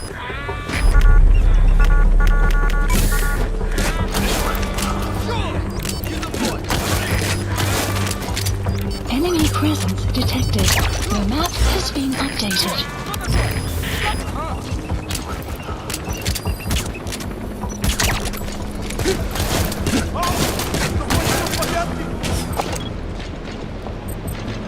Buddy has infiltrated and the map has been updated.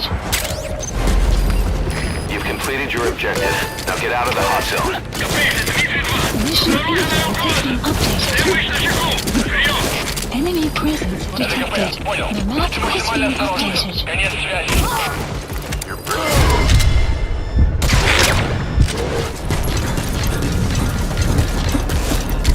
You're pretty good.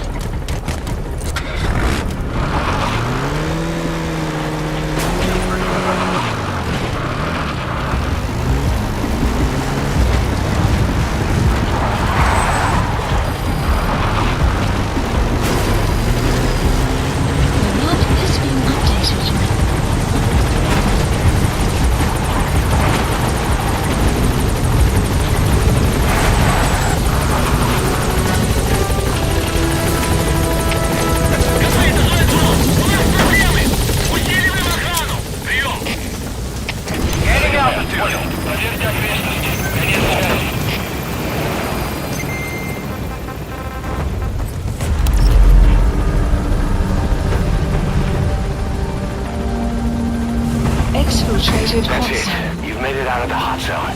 No sign of the enemy. Mission complete, boss.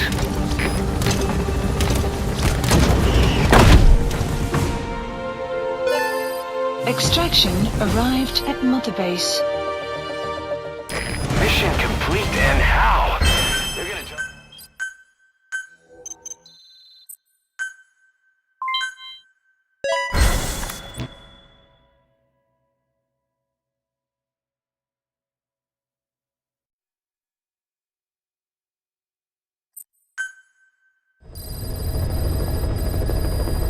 Mission list Boss, I've updated. updated the mission list. We received a new job offer. The details are on your iDroid.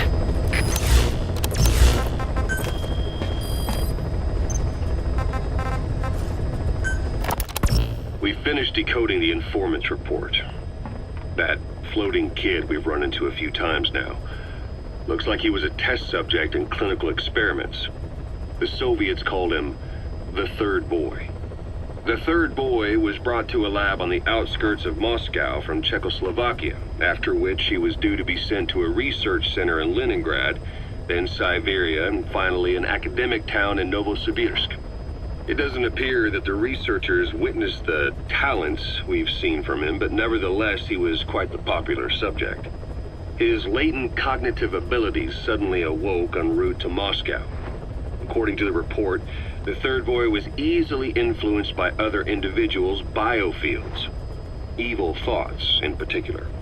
They affected his mind like a virus. Extreme anger or resentment, motives for revenge, in other words. Now, during the transport flight to Moscow, the boy was exposed to a powerful mental energy field coming from a certain individual. Ever since, being conscious of his powers, he's become a sort of energy generator. What's unique about him is the way his acute telepathic abilities get taken over by another person's will. the boy began to physically parasitize individuals experiencing extreme anger and codify the host's desires. This includes amplifying the host's natural strengths. Or, in accordance with the host's desires, he can also implant program code in another individual, making them a puppet, essentially. Human neural synapses transmit weak electrical currents between neurons. These electrical currents, though at a level difficult to observe, warp the magnetic field outside the body. The third boy is able to pick up these weak fluctuations. Contrary to psychotronics, which involves controlling the human mind, his abilities as a receptor are too high. The emotions he picks up from another individual are amplified and unleashed into his body as they recur in his brain. They turn into microwaves, which then affect the physical world, triggering paranormal phenomena like the spontaneous combustion of organic matter or psychokinesis, moving an object without touching it. There's one other thing. While he's parasitizing a host, the boy's ego gets shut away, allowing the will of the host to take control of his powers, like some annoying static drowning out your own voice. That means he isn't responsible for what's been happening.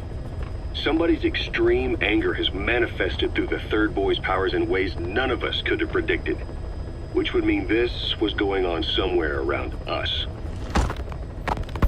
Looking back on it, a lot of things make sense now. The man on fire, Sahelanthropus, they both came to life thanks to the third boy's powers. Everything has been happening through him as a catalyst. We first saw him in the hospital on Cyprus. The boy parasitizing the man on fire's desire for revenge gave him his new abilities in return. He next appeared at the Hamid Fighters Fort where the honeybee was hidden. There, the boy parasitized Skullface's vengeful mind. He controlled Sahelanthropus, making it do whatever Skullface wanted. Same goes for when we extracted Emmerich onto the chopper. When he appeared at the Devil's House in Central Africa, Skullface's will controlled the man on fire via the third boy's powers. Everything is clear up to this point. But even the informant couldn't pinpoint who the host was in the cave within Serac power plant. Sahelanthropus suddenly became active, then crushed not only the man on fire, but Skullface as well. Surely neither of them could have been the host. Who else was at that location and bore anger more extreme than either of them? Whose will was controlling Sahelanthropus? According to the report, emotions transmitted in children's brains affect the surrounding magnetic field more strongly. Cerebral nerves are covered with insulation called myelin sheaths to increase impulse speed. The reason for this leakage has to do with the fact that children's myelin sheaths are still developing. So, how many children do you remember being there? Children with a burning desire for revenge and bearing a grudge against you. I can think of only one. Eli. We don't know what kind of life he's had, but the resentment he's shown toward adults is nothing short of extraordinary. The third boy resonated with Eli's mind. And that means Eli bore the strongest animosity of all individuals within the boy's reception range, estimated to be a 3-mile radius, beating out even Vulcan and Skullface. The third boy has probably remained hooked on Eli's anger since. You remember at the Devil's House, the third boy showed an interest in Shabani? That must have been his ego making a rare appearance. He may possess abilities far beyond anyone else in the world, but he's still a kid. Maybe them both being kids was enough to bring them together. And if so, maybe with Eli, he isn't feeding off him, but acting in symbiosis with him. So what kickstarted the third boy's powers? If we look at the location and time that his plane went down, we can make a pretty good guess. When the plane experienced the first anomaly, it gave an accurate report of its position to a control tower, due north of the Black Sea, 125 miles east of Kiev. Dead south on the Black Sea is Cyprus's Green Line. So the plane's position was directly north of the hospital where you'd been asleep for 9 years. And this anomaly was reported at exactly the same time that you woke up. The plane was enveloped in flame from the inside out. The fuselage burnt to ashes. There were no survivors, at least not publicly admitted. Your thoughts formed a synchronicity with the boy's psyche and were amplified inside his brain. That would have been more than enough to trigger his abilities. Your rage was like a big bang in his head, blowing the lid off his powers. The boy was then secretly moved to the lab outside of Moscow where Volgin was comatose. There, Volgin's thoughts resonated with the boy and he was awakened. Volgin became the man on fire, hell-bent on getting revenge on you. His instincts led him straight to you. Skullface knew Volgin from Operation Snake Eater, or perhaps from even before. Monitoring this pair of extraordinaries, he discovered the hospital and sent his assassin and XOF. Skullface was probably watching the situation from close by. Then, realizing how useful these two test subjects could be, he approached them. Reacting to Skullface's thirst for revenge, this time the boy let Skullface's will control Volgin. Volgin, at times driven by personal revenge, at times through Skullface's will, kept on moving, though his body was little more than dead meat. Perhaps there were moments where even your thoughts affected him as well. But without the boy's power, it was like the plug had been pulled from the socket. Everything was powered by anger, malice, revenge. This is how the end of the report sums things up. Both the third boy and the man on fire were originally test subjects of paranormal research for military applications. Like telekinetically controlling the leader of an enemy nation and making him launch a nuke. Or stopping the heart of someone on the wrong side of the Berlin Wall. Experimenting with latent human abilities. They were used as tools of the Cold War. The boy's only crime was being born with unique gifts. But he was sacrificed on the altar of war. His life reduced to slavery under other people's wills. Turned into a living weapon with no will of his own. Eventually, the only emotion he could feel must have been the desire to get revenge for the hand he'd been dealt. Boss, it's you that awakened the boy's powers. But there's more to it than that. I guess the anger emanating from you was something he could truly relate to.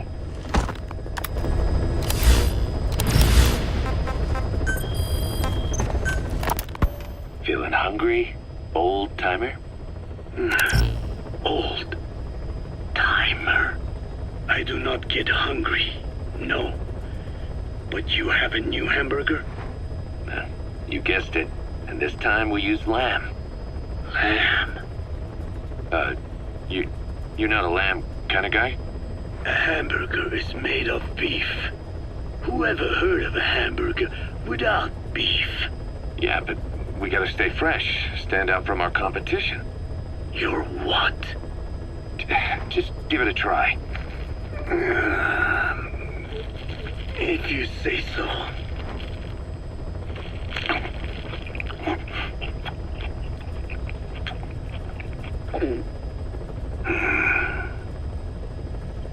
Not bad. But I cannot call this a hamburger. I thought we were onto something this time. Maybe the problem is that it looks like a regular hamburger. Gotta think outside the box.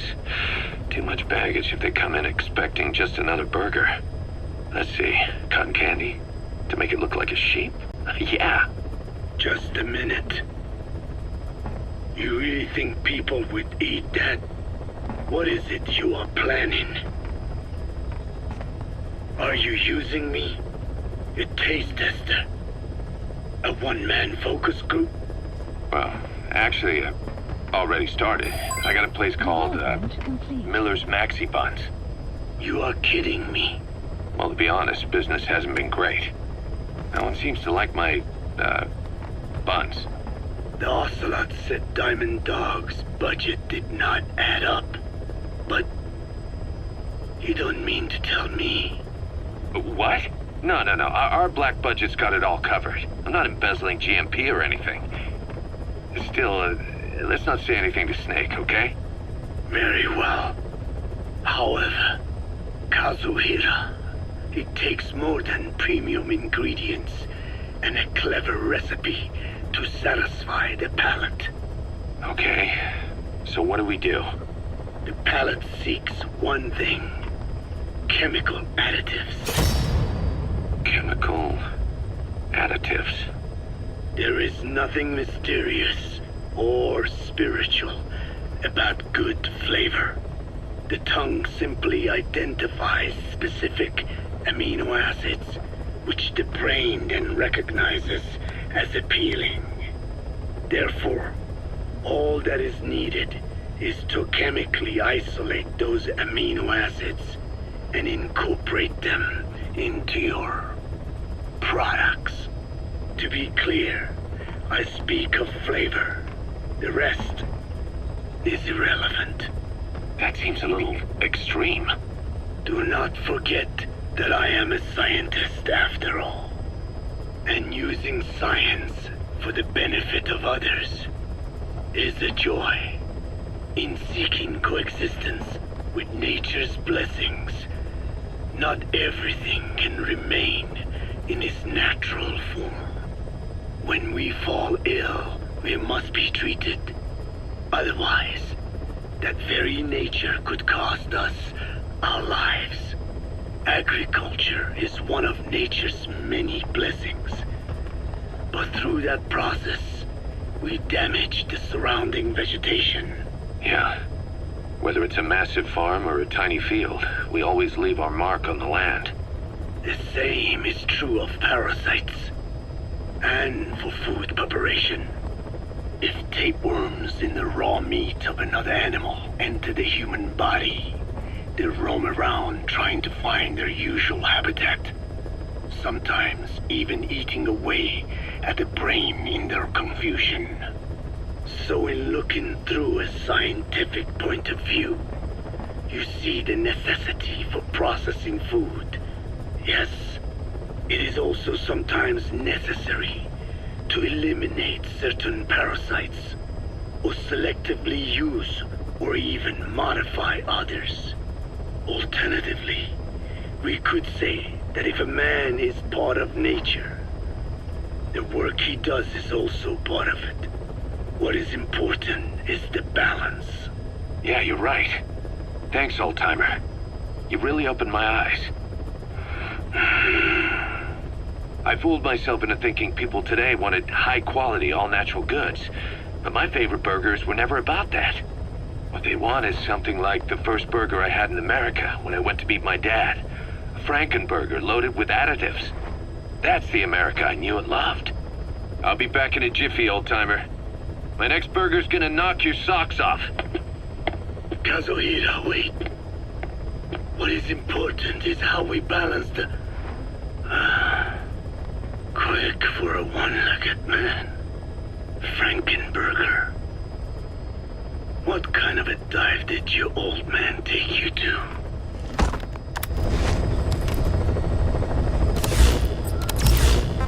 Please select a mission. The CFA are gearing up for a large-scale attack against Angola's MPLA government. They're assembling an armored column to the north of Nova Braga Airport and will be ready to move soon. We've been contracted by the MPLA to put a stop to them. But the civil war will keep burning on, whether we accept this job or not.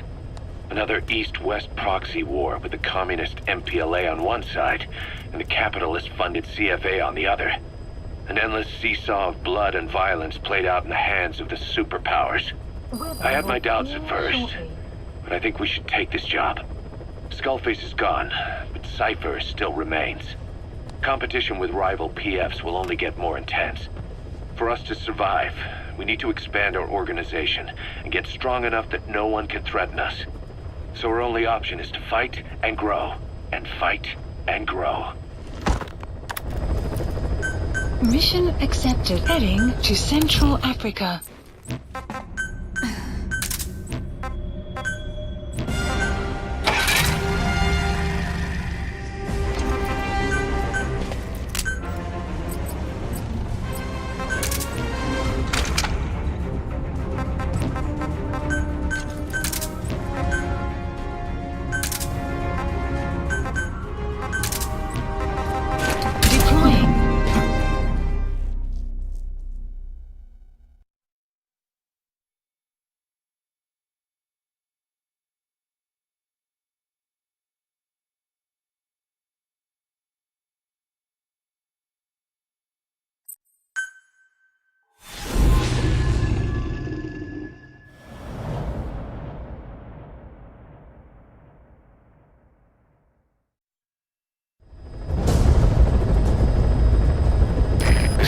Mother are assembling an armored column to the north of Nova Braga Airport.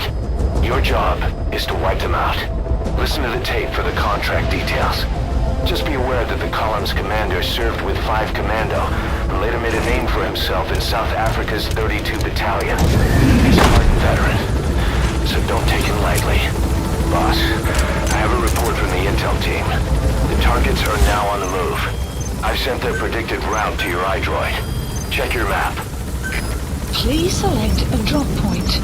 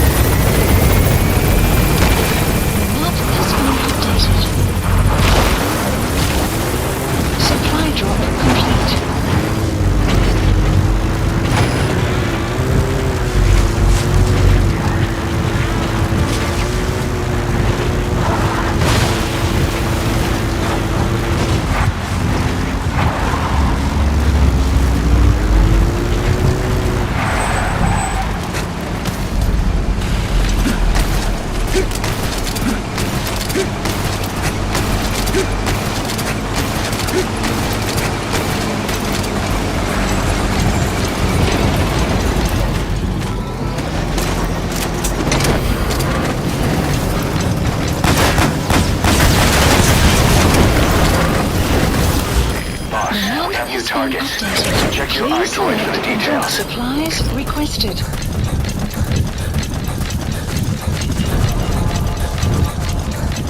He's coming too.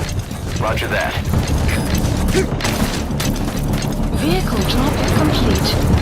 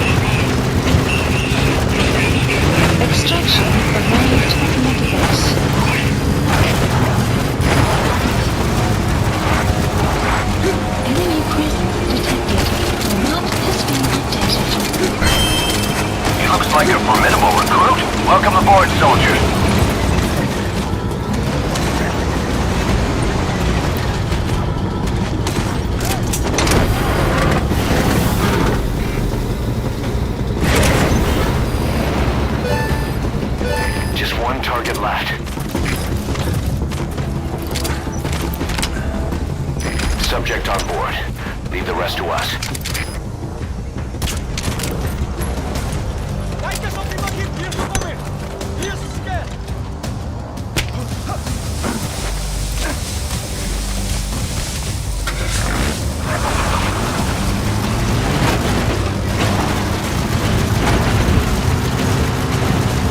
Extraction arrived at Mother Base.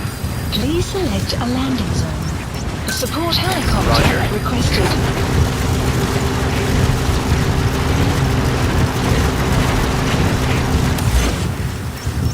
Marker placed.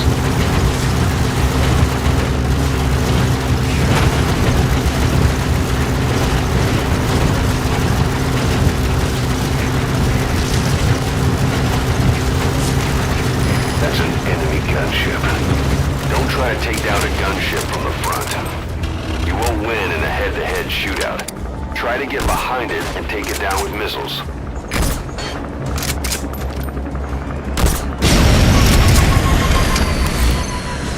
That's the way. This is P-Quad. Arriving shortly at LZ. That's it. You made it out of the hot zone. Exfiltrated No hot sign of zone. the enemy. Mission complete, boss. Have arrived at LZ. Will stand by.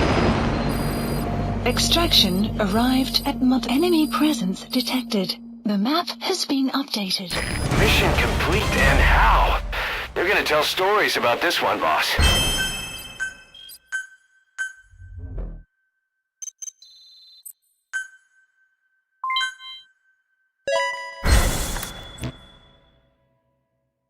Boss, as we suspected, the mastermind behind the kid's escape was Eli. It's hard to believe, but apparently he'd been plotting an armed uprising against us. He could be hiding something else, too. Ocelot's gonna press him for answers. Get back here as quick as you can.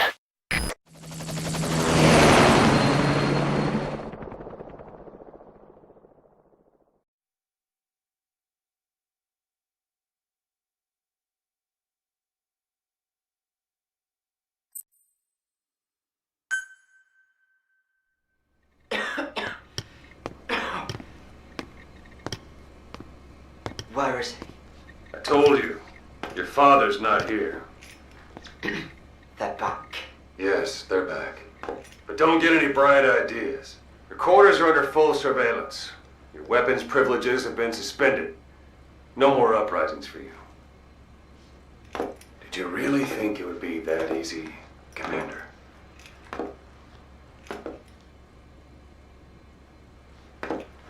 You'll get your boys back. Hell, even see the boss, too. But first, I need to know what you sent them to do. They wanted to leave. To their homelands. They wanted to go home. That's all. So they were just homesick then? Not quite. Militia warlords, PFs, the armies that murdered their families. Cousins, brothers, parents. They all had someone they wanted to kill.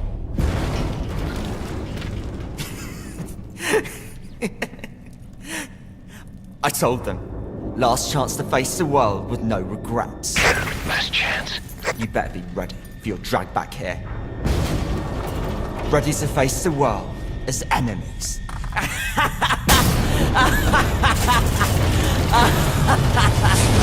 No!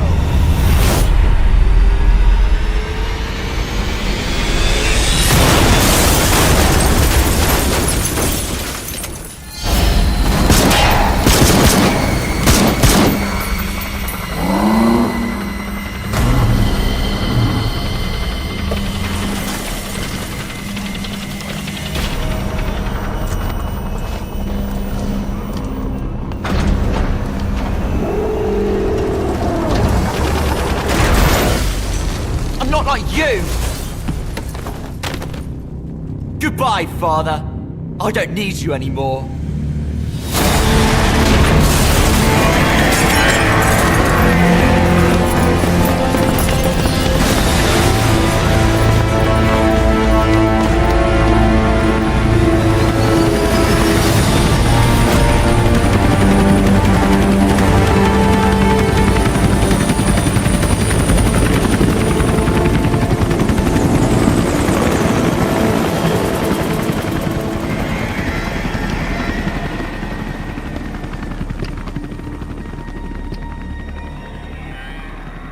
Was Ralph really an accident?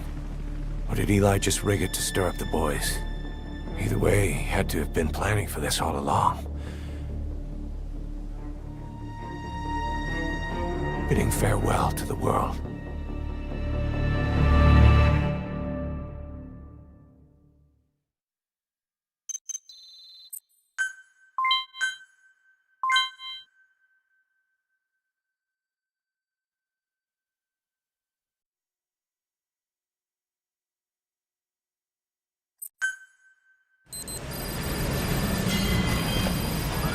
Boss, We're looking for the kids in Sahelanthropus, but there's still no sign of them. We don't know if the chopper pilot is alive either. What have we gone and put in the hands of those kids? We don't know how bad this is until we find them. Also, regarding our concerns about Eli, I finished looking into whether or not he's a product of that project. I have an answer. I put it on tape. Give it a listen.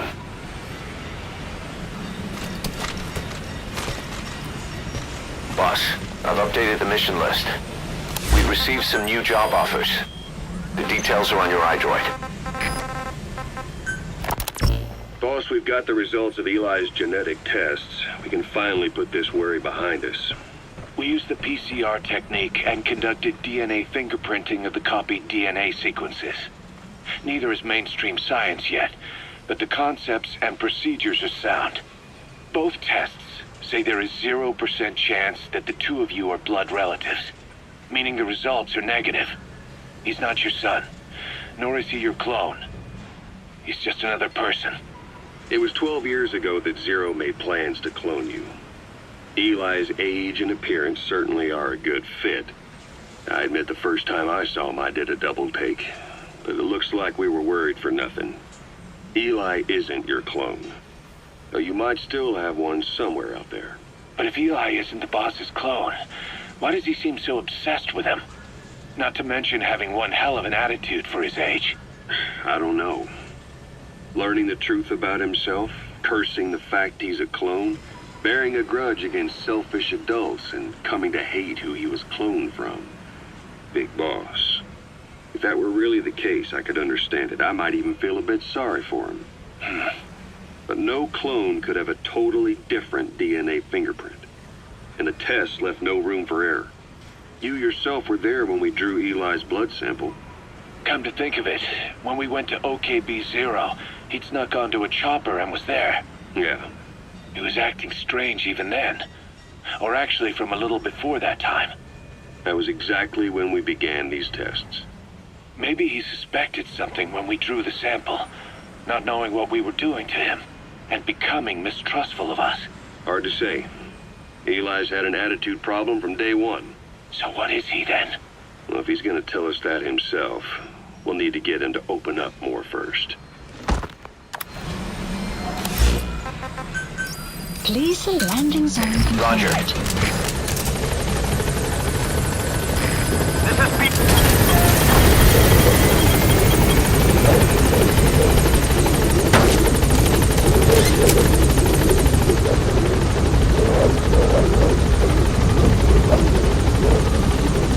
Gaining altitude.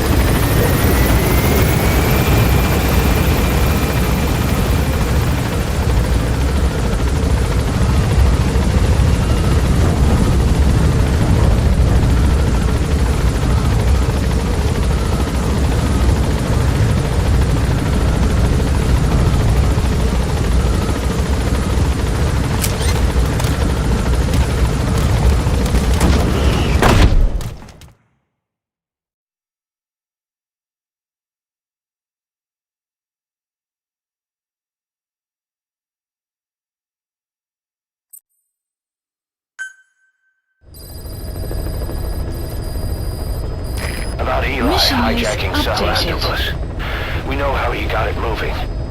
It was Emmerich. He used the kids in the staff living quarters to carry out his repairs. We got the details on tape. You're gonna want to hear this.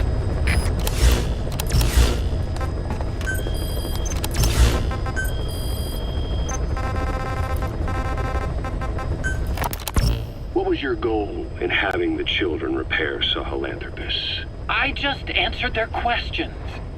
I had no idea they would actually try to fix it. I mean, can you imagine a child piloting it? Oh, sure. Easily. It wouldn't work. I bet it's just like riding a bike. I said it didn't work. Who did you try? I didn't. Did you put your son in it? We never did that. His name was, Hal, wasn't it? I thought you said you never saw his face.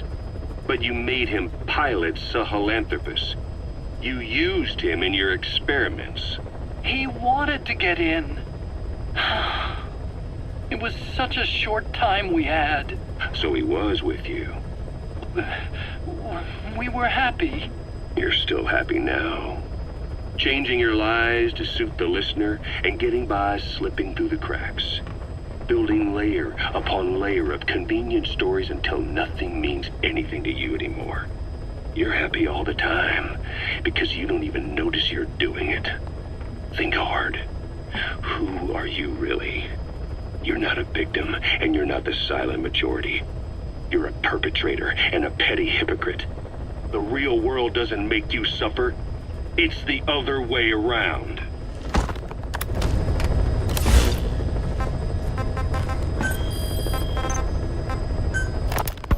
You know, when you brought back all the child soldiers who escaped, Eli knew they'd returned. Needless to say, nobody said a word to him. I guess they got a message to him somehow. Eli wasn't put in a corner in timeout. He was locked up in that room, completely cut off from the outside world. Then how'd he find out? It's only one possibility I can think of. The Soviet Union has been researching military applications for psi phenomena. Psi? Things like psychokinesis and ESP, extrasensory perception. You mean moving objects without touching them? Knowing what card somebody's holding up? Psychic powers? Come on. I thought that was just another bunch of disinformation aimed at the West. Just bear with me a second. One type of ESP is telepathy. It's the ability to know another person's thoughts through non-verbal means. You're saying Eli read our minds? It's the only idea that doesn't involve someone getting to him. Ocelot. Look, psi research isn't some hocus pocus. It's all evidence-based, scientific... There's gotta be another explanation. Maybe one of the kids stuck a note to your back. I hope that's the case. But I am convinced that they have, or Eli has, a connection to some force we have yet to identify. You better watch yourself, boss. How am I supposed to do that? If he is depending on something for help, well, that's his Achilles heel. If you can figure out what that something is, you might be able to use it against him. I'll keep that in mind. Oh, and the medical team is looking after the kids left on Mother Base.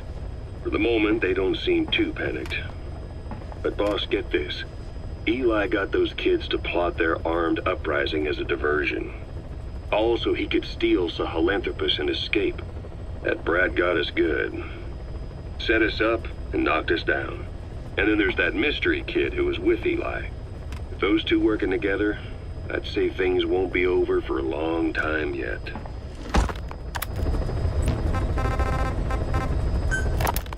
Skullface, real name unknown. Born in Hungary, more specifically northern Transylvania after it reverted to Hungary from Romania. While he was young, the country allied with Germany as part of the Axis powers, but later during the war, it came under Soviet occupation. The Hungarians struggled for independence, but the Soviets came down. Hard. Just like he said, time and again the country was ruled by a foreign tongue. When he was a young boy, he lost his native language, the bedrock for any developing child. His country, his family, his face, his identity, everything was stolen from him. All he had left was his skull. Skullface first tried his hand at espionage during all the chaos from the war. Agents, military officials, and soldiers who operated out of Hungary during the war vanished over the course of several months. This Soviet spy hunt rocked the counter-intel world. Mysterious fatal illnesses, accidental deaths, drownings, people having strokes behind closed doors. Just like Stalin, no one knew who was behind it. But all you need to do was look for who had the motive. They were all taken out by a man without a face. And now we've got an idea of how he did it too. He'd gotten revenge for his people, but he wasn't finished. Skullface defected to the West, eventually ended up with the SAS. That's where he met Zero. It's possible he began planning this whole thing back then. It's hard to say. In any case, Zero made him his XO. He always did have a thing for oddballs. But this one was set to lead a unit no one else would know about. When Zero created Fox, he also formed XOF as a support team. An unconventional special forces unit designed to support Fox, make it stronger. with Skullface giving the orders. Zero never even told the boss about it. Nor the CIA, naturally. If Fox was Zero's silver bullet, XOF was the recoil when he pulled the trigger. Just like Newton's third law. While you were with Fox, Skullface was operating behind the scenes. Sometimes as your backup, sometimes as a mole or a scout, sometimes as your cleanup crew. Fox's tail, making sure the mission succeeded and that you survived. We only have his word to go on, but Skullface's goal was revenge against those who'd use language to subjugate people. Those corrupting a people's identity by forcing a new tongue on them. Those using the power of language to control information. Naturally, that set his sights on Zero. To Zero, English was simply the most convenient code. But to Skullface, English was a parasite. Technology. And by eradicating it, he'd stop the world from being eaten away. If that didn't work, he was ready to see the world scorched by nuclear fire. To save language, culture, and race from annihilation, he was willing to overstep the hands of the doomsday clock. That is, of course, if you believe anything he had to say.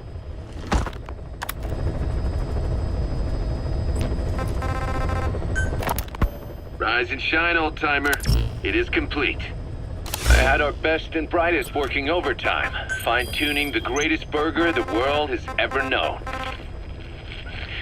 I call it the chemical burger. What on earth is that color? Now, don't judge a burger by its color. Go on, try it. I am not very hungry. What? Oh, I get it.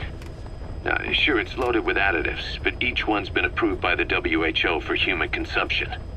Come on, one little bite's not gonna kill you. Are you sure of that? Fine.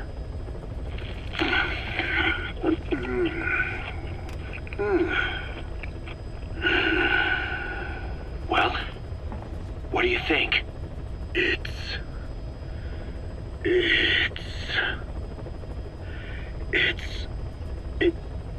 is perfect. Right? This takes me back to the taste of my youth. The neon signs on the Mother Road. Oh, I can see them now. So, what do you think of our signs now? And it doesn't just taste great. You won't believe how cheap it is to make. And because it's pumped up with preservatives, it won't spoil easily in regions lacking refrigerated storage or transportation infrastructure. This bad boy could even solve Africa's hunger problem. Excuse me? People will no longer fight over food or find reason to hate one another. Mankind will come together, reunited between these fluffy buns. Forget Pax Americana. Say hello to Pax Hamburgana. Pax Hamburgana. Skullface thought that destruction was the way to free the peoples of the world from American imperialism. But this is different. Tackling something head-on just makes for more conflict. Only by uniting the world can its various inhabitants truly become free. Having lived as an American parasite as long as I have, I know what I'm talking about. The chemical burger is poised to be the greatest liberating force the world has ever known. An ethnic liberator. Burger. Now all I need is a better brand image, starting with a name. Gotta run, old-timer. I'll catch you later. Please select a landing zone.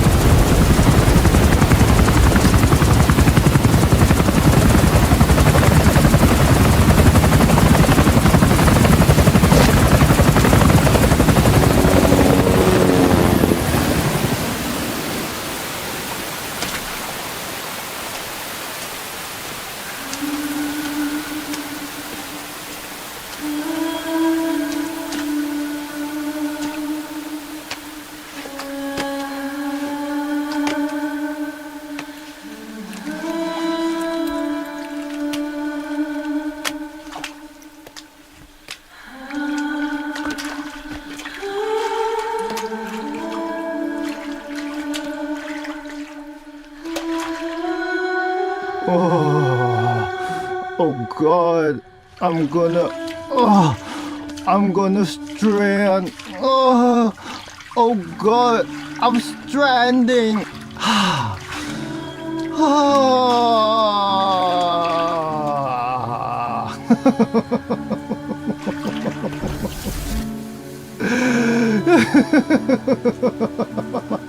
I am stranded. You are stranded. We are all homos. Homos.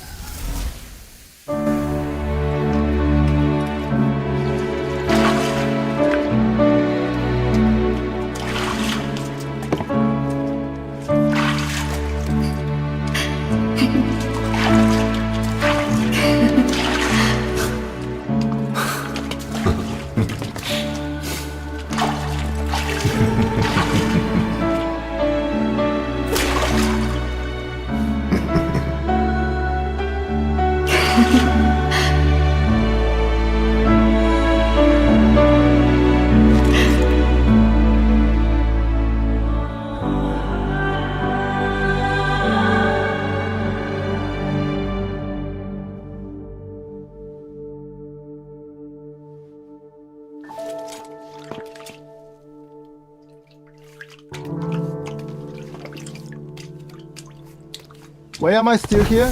Just Gun. I'm punishing Phantom Gunjima.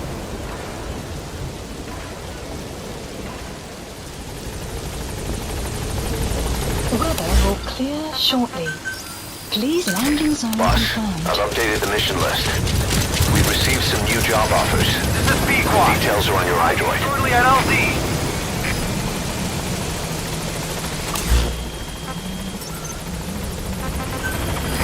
This is B-Quad. On station at LZ. Development project is being added.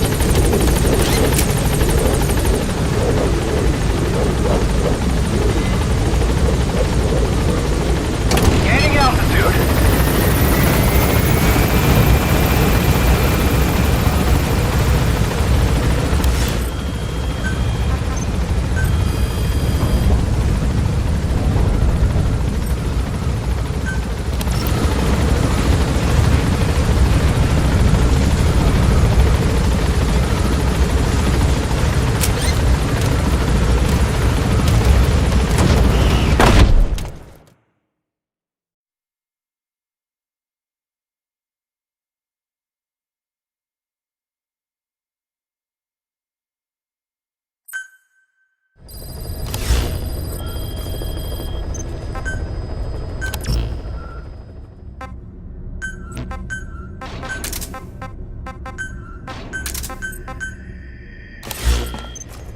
Please select a mission.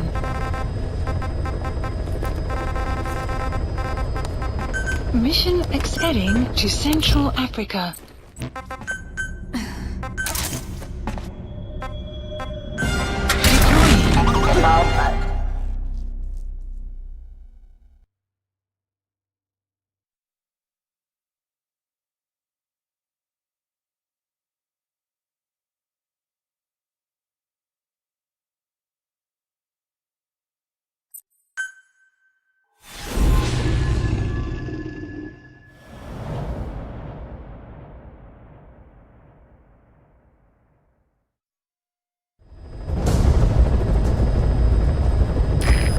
Intel unit has gotten a lead on the epidemic that's crippling Mother Base. The problem is, our man has been captured by the PF in his operation area. He's being held at the guard post on the western end of the mine. Boss, we need you to get him out ASAP. Right now, he's our only link to the root cause of the epidemic.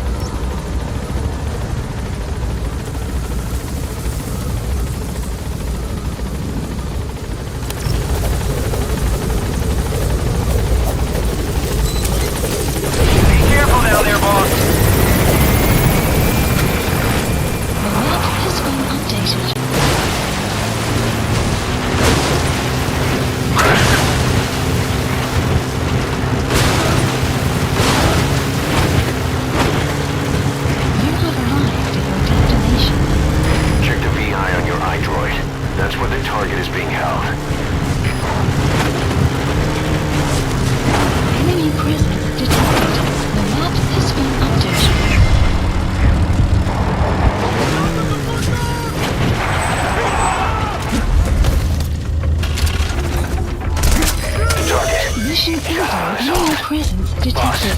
Cover his escape, then extract him once the coast is clear.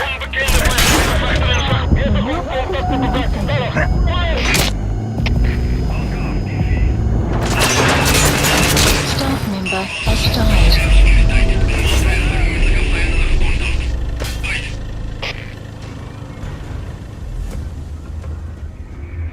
Boss, the target's dead. Mission failed.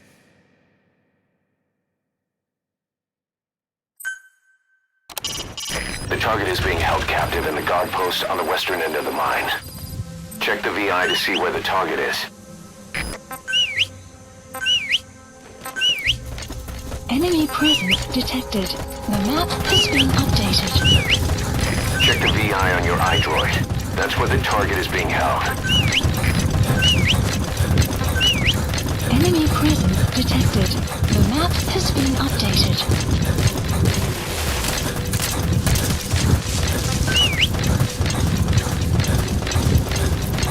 Enemy presence detected. The map has been updated.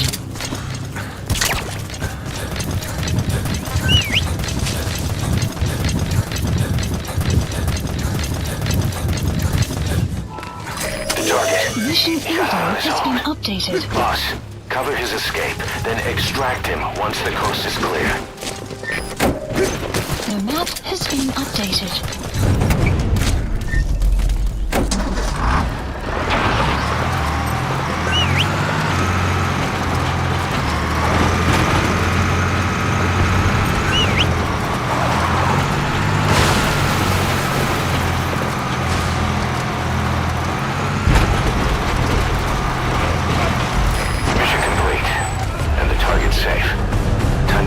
What the hell is behind this epidemic?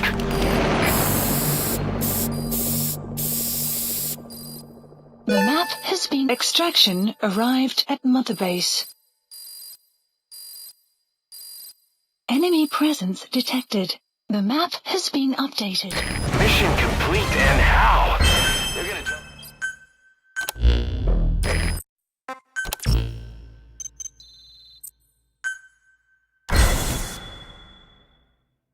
Boss, we have an emergency. There's been another outbreak of the vocal cord parasites on the base. Several men are dead. It started in the laboratory on the quarantine platform where the radiation leak occurred. I'd only just deployed the security team. I've sent in a rescue team to help, but they haven't returned. Boss, I need you on this. Come back to Mother Base ASAP.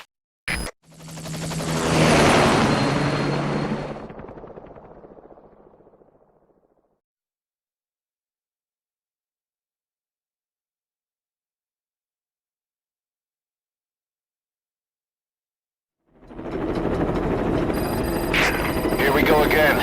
There's been another outbreak in the laboratory. The quarantine platform. We sent a team to investigate and recover the survivors, but they haven't returned. There's nothing on the radio either. We got a backup team ready to go. Just give the order and I'll go alone. Boss, what are you... There's no need for that. We can't afford to lose anyone else. We have no idea what's going on Exactly. Anyone still alive's at their breaking point. Last thing we need is another unit storming in. No telling how they'd react.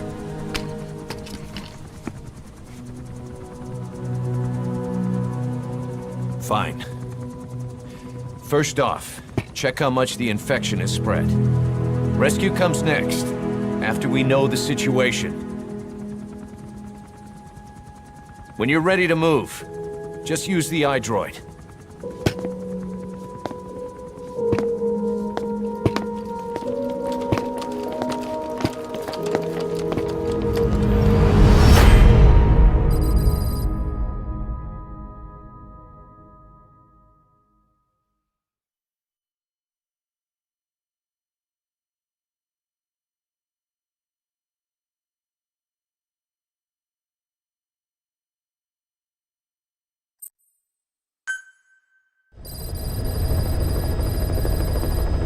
We have no idea why the parasite has showed up again.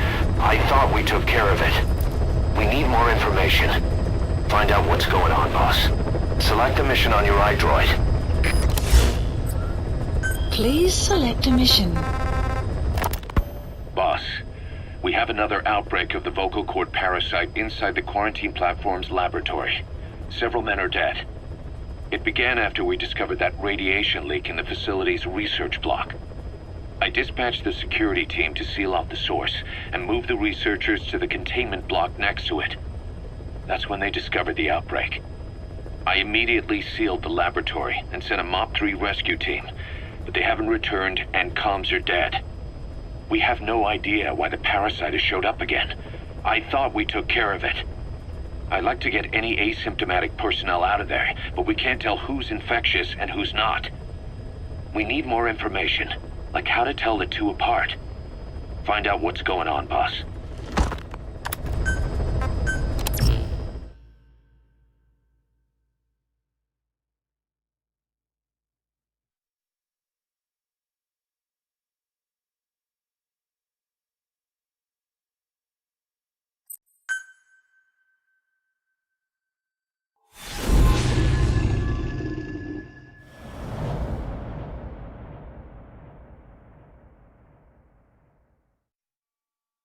Boss, let's go over the situation again. We've got another parasite outbreak in the laboratory on the quarantine platform.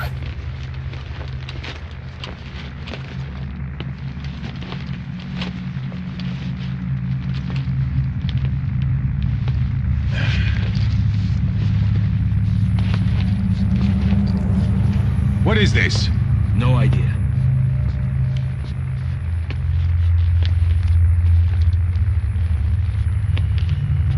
Damn it! Huh? What the? Shit! Stay back!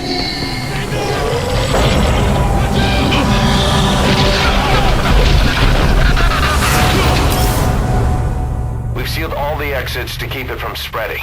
No one's getting out.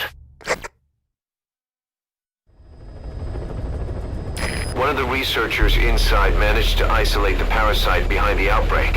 He faxed over his findings. Code Talker's analyzing them now. Why this new outbreak, despite our inoculation?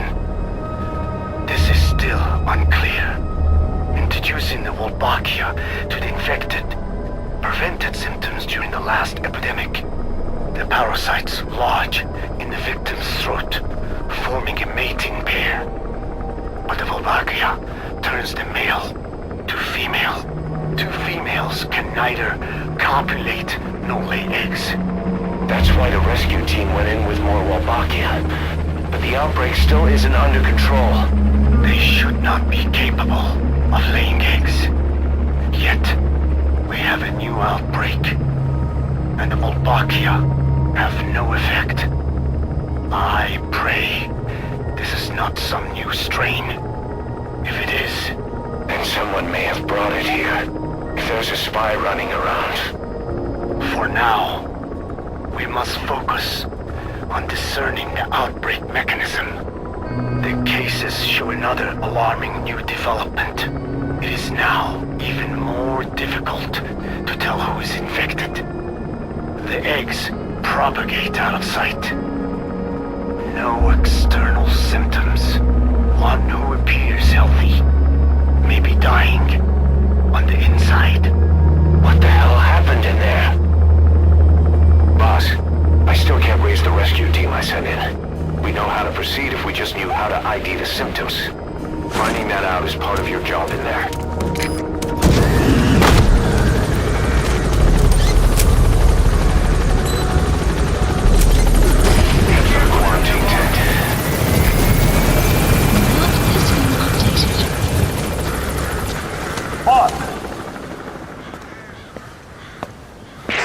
Hang on, Snake. We've just had a transmission from inside. Here's the audio. It all makes sense now. I win. Where's it coming from? Unknown. It cut off before we could get a fix. It all makes sense. Think he means the parasite? No way to know. But right now, that's all we've got. Hopefully he can tell us something. We'll have to close the tent behind you, boss. Don't think the infection's airborne, but...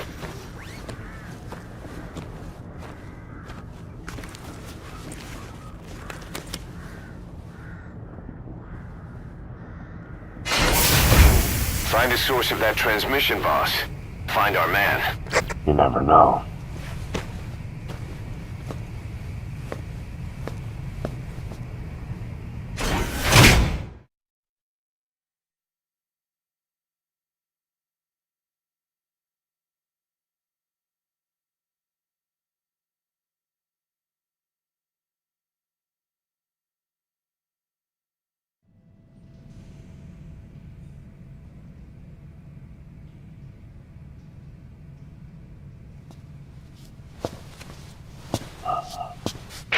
What is it?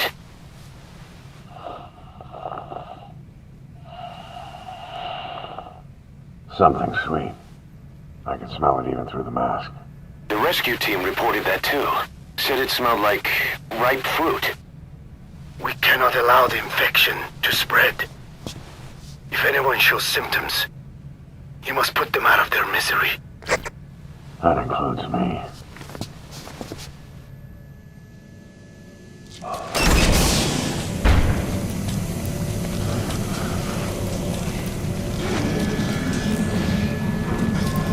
Guess the parasites killed him. Don't touch him. He's covered in blood.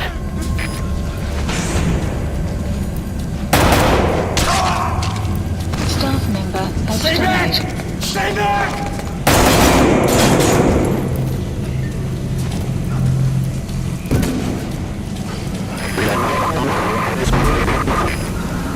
Was that more of the message? We'll try to clean it up. It is swarming with flies.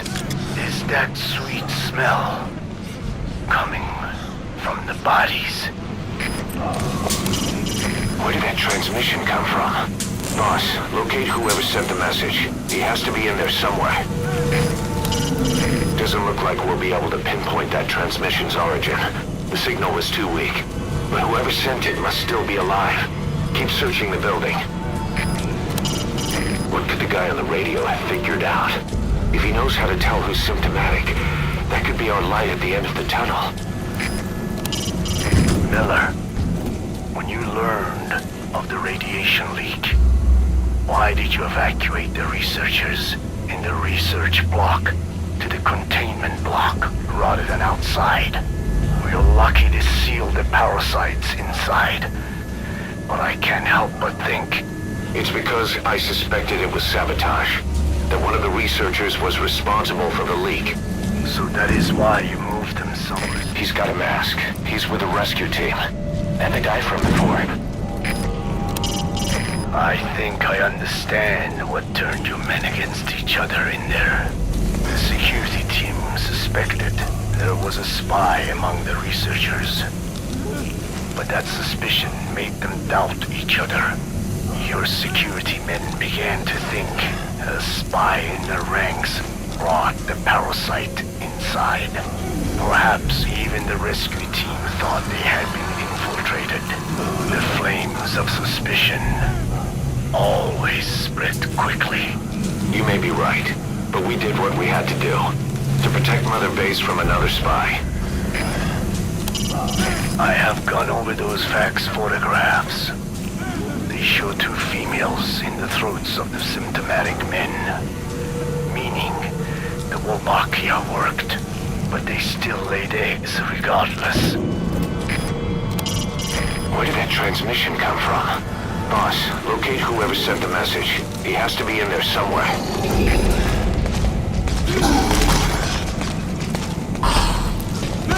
Staff member has died.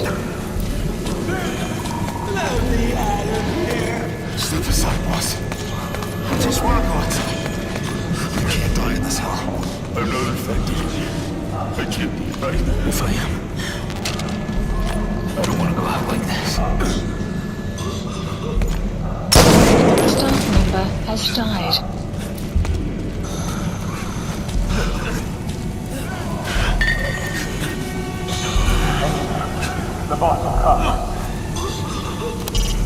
Doesn't look like we'll be able to pinpoint that transmission's origin.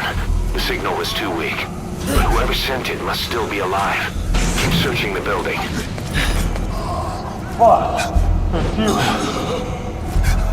He's wearing a mask. He's part of the rescue team. Looks like he's not the one who sent the message. I'd like to hear what he has to say, but you need to keep going. Sorry. Radio shut up when I did. It opened fire when we entered. But I couldn't bring myself to shoot back. Like you said, boss. Never point a weapon at one of your own. I'll Another transmission.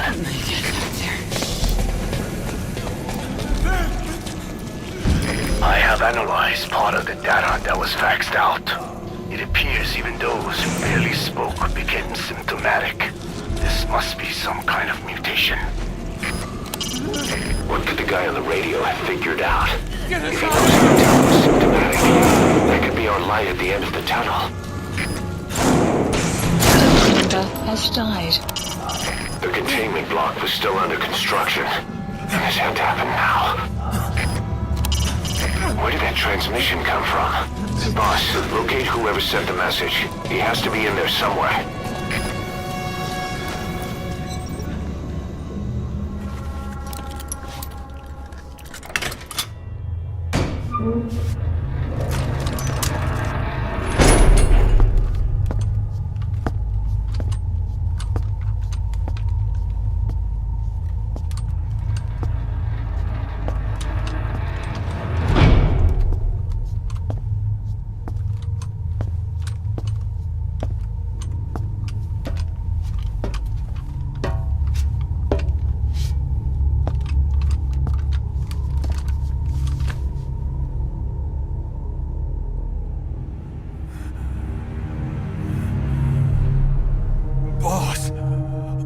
What the hell happened?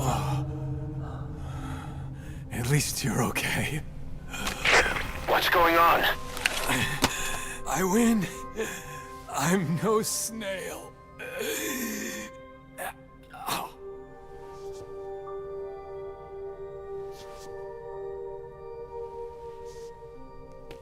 Damn it.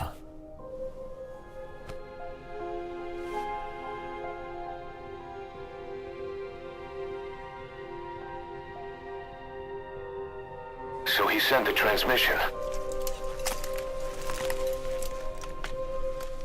Seems like he had a way of IDing who's symptomatic. But what was he trying to say? Snail. Yes, of course. It all makes sense now. Do not let anyone showing symptoms get outside. As infection progresses, it triggers an overwhelming urge to get out in the open. That's the parasite controlling them. Once outside, the birds will feed on infected bodies, spreading the parasite on land.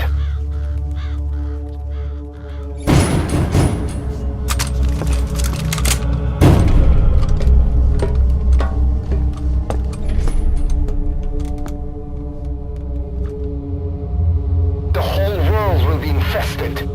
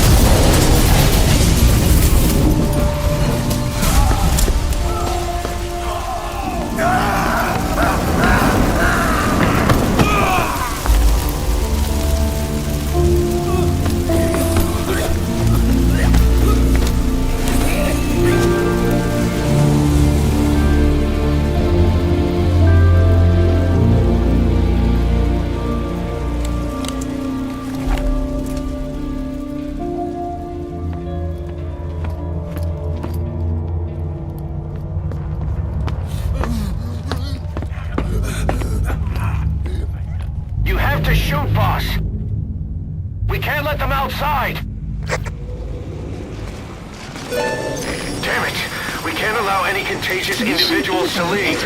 Shoot, Snake! Boss, any infectious individuals get outside. There's nothing we can do, Snake. Are you just gonna let the contagion spread? Shoot, Snake. If you don't, we'll have to torch the place. Member has died. Member has died. That's it. That's good. You still have those goggles.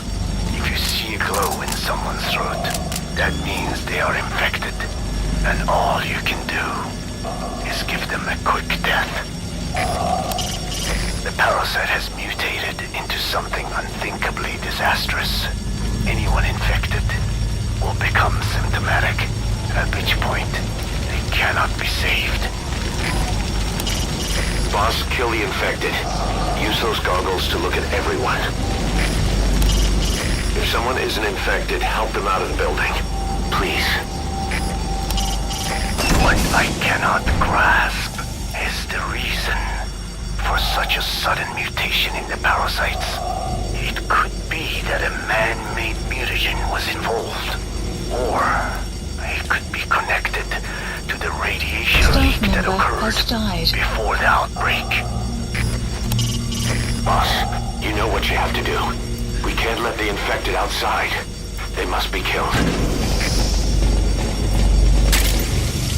He's infected. Kill him, boss. We can't save him now. Boss, you need to shoot me.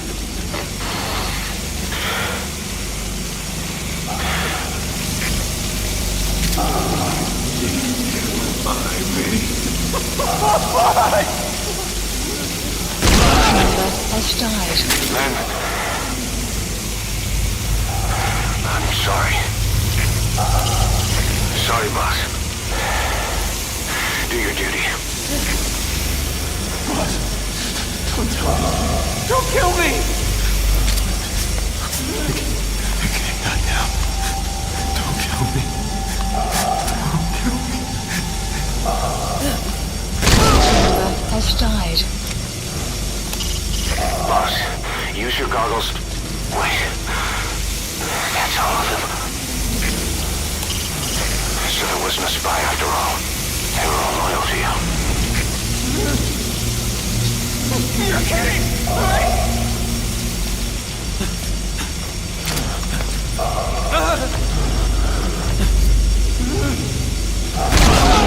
Has died.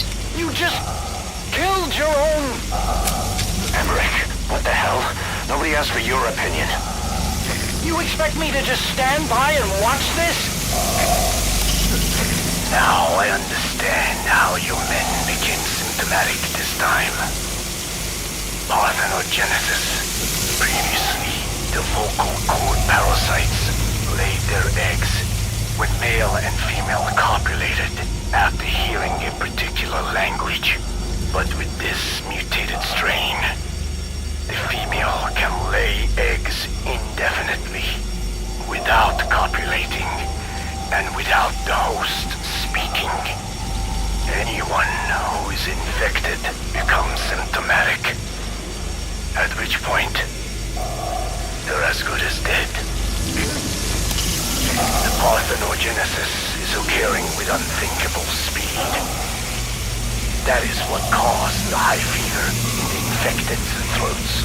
The fever was so high, it was detectable with special night vision equipment. Boss, kill the infected. Use those goggles to look at everyone.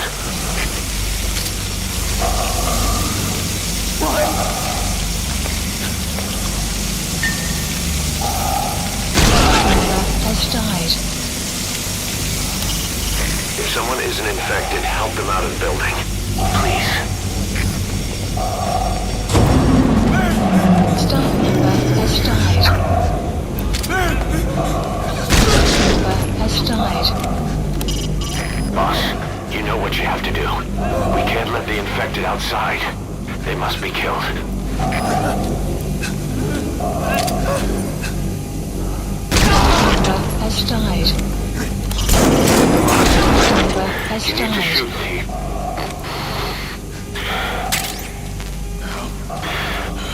Why?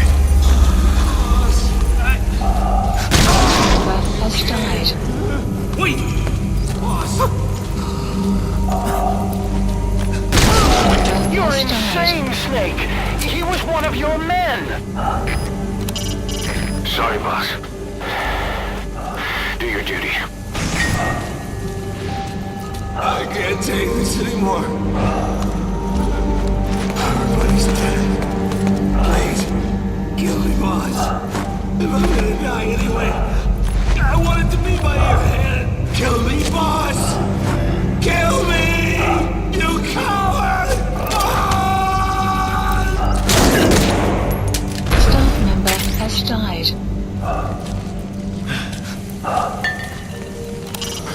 Boss, use your goggles. Wait. That's all of them. Member has died. Boss! Wait! You yourself said we're a family! Or was it all lies?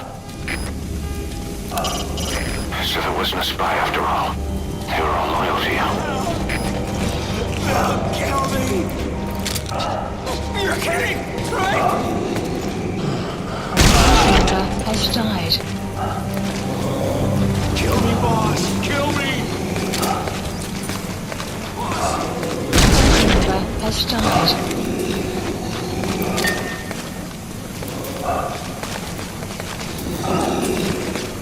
Member has died.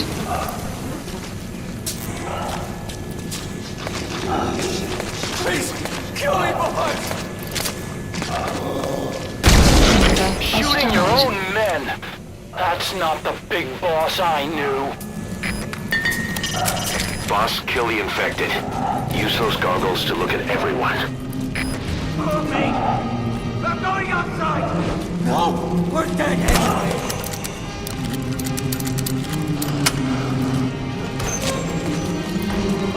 Boss! Boss!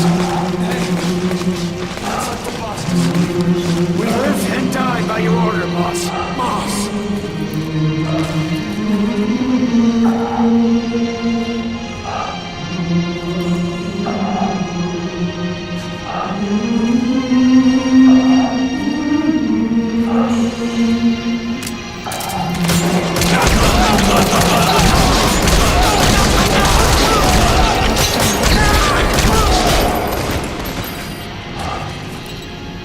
Hang on, boss. Is he wearing a mask?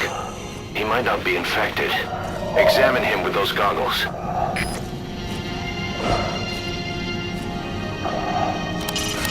If someone isn't infected, help them out of the building. Please.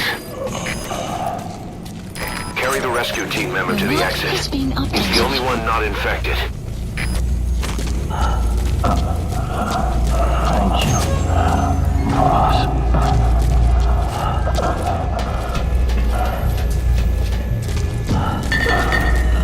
Clear the building and check all the survivors.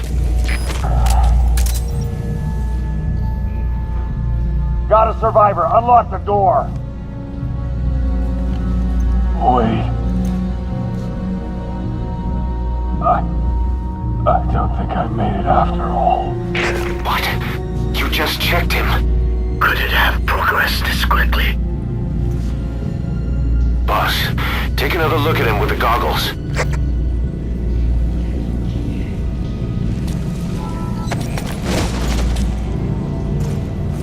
He is infected. I don't believe it. Maybe they got in through my wounds. They're waiting now. All of them. Do it.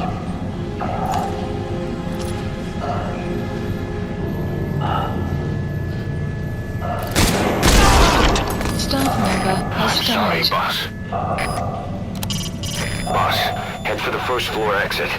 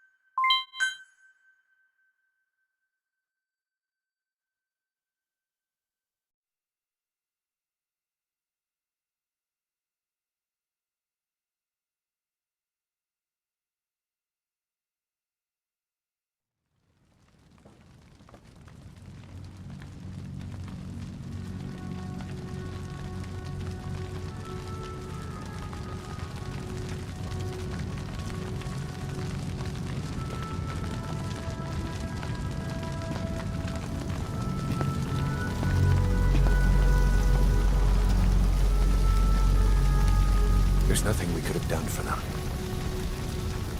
We're all grateful, boss.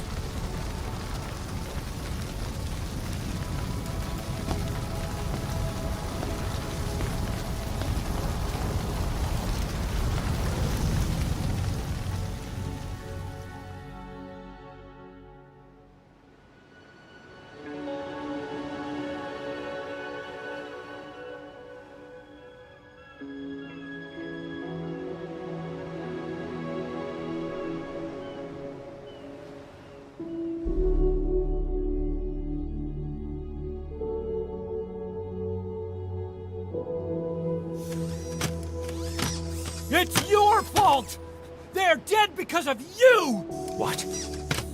He's right. I killed him with my own hands. They were on your side! I'm on your side! And you turned them all to ashes!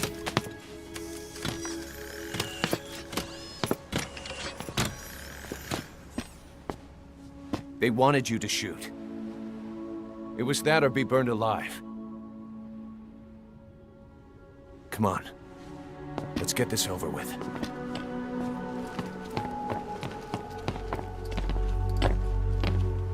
Wait.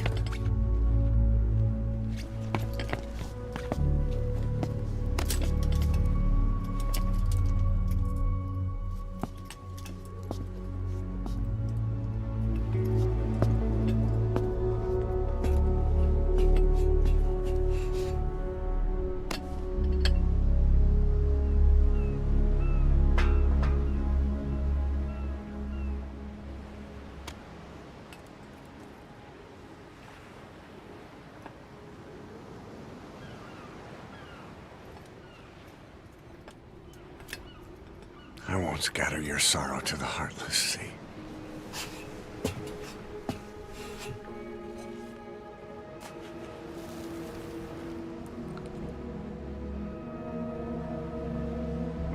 I will always be with you. Plant your roots in me.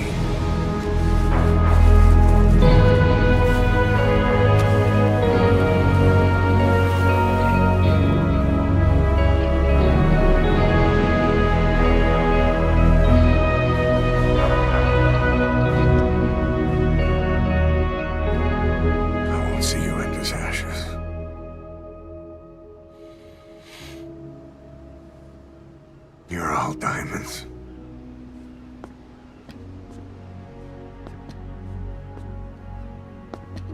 We're not burying them at sea. What then?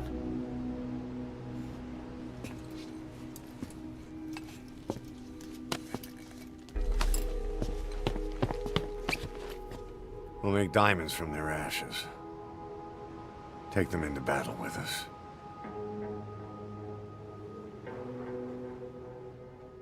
A shining light to our brothers in arms, even in death.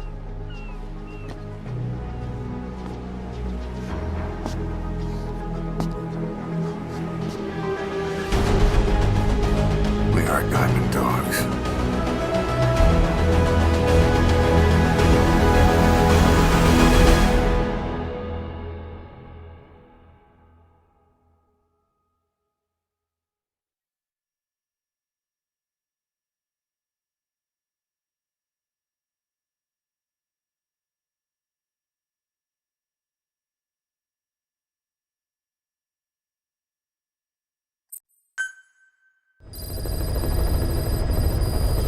Mission list updated. I don't know how you do it. All I could do was obsess over revenge. He looks like a formidable recruit. Welcome aboard, soldier. But even after all we've accomplished, the phantom pain never let up. If anything, it just got worse. But you understood that from the start, didn't you? He looks like a formidable recruit. Welcome aboard, soldier. You knew it wouldn't go away. That you've been fighting the pain and confronting your phantoms the whole time. Knowing full well the battle would never end, not till the day you die. I respect that now. He looks like a formidable recruit. Welcome aboard, soldier. It's an honor and a privilege, Big Boss.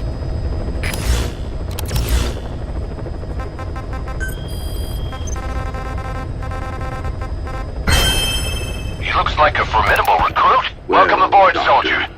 I have the report on the incident at the quarantine facility. Assuming the vocal cord parasite underwent a mutation. The only plausible explanations are exposure to some high-concentration mutagen or radiation. As you know, some of the staff at the quarantine facility were infected with the parasites.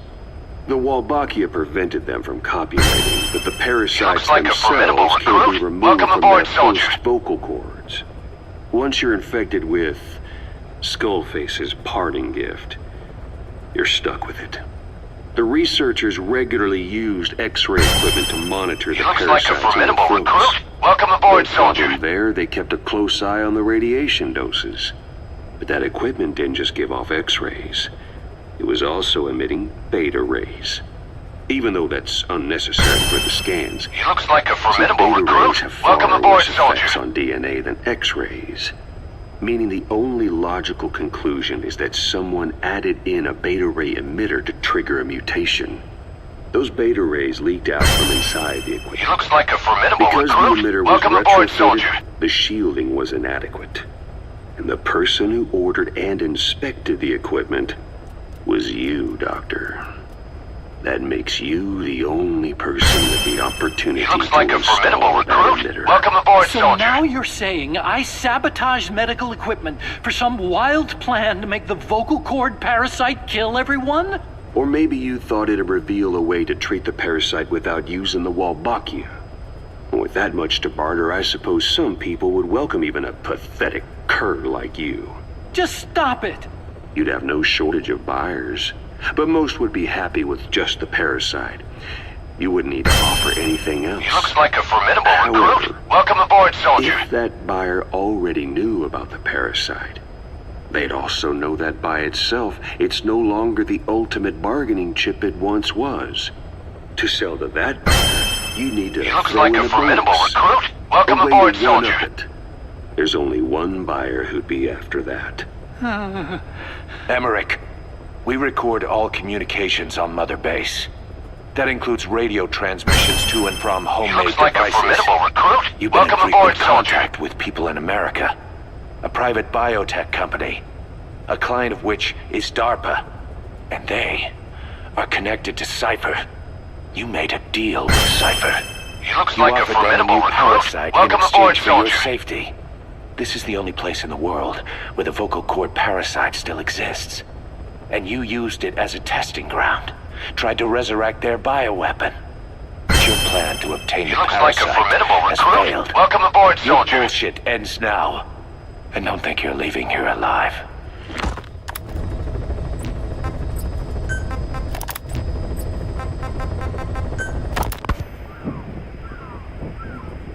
Hours after exposure to the blood of a symptomatic colleague, I found myself making my way up the stairs to this room. And I am not alone. Everyone who's infected, we've all come up here wanting to get outside. I know full well I mustn't leave, given the possibility I'm infected. Yet, I can't contain this urge I feel inside me. Like the alcoholic who tries to make any excuse for one more drink. Every step I took up those stairs filled me with this sense of bliss. I still have all my wits about me. It took no time at all to rewire the electronic lock and open the emergency exit. Then, just as I was about to set foot outside, I finally realized what was going on. This desire for freedom is not my own, but that of the vocal cord parasites inside me. They want the ravens to feed on us, pecking us to death. Attracted by these sweet secretions, they have mutated to facilitate this.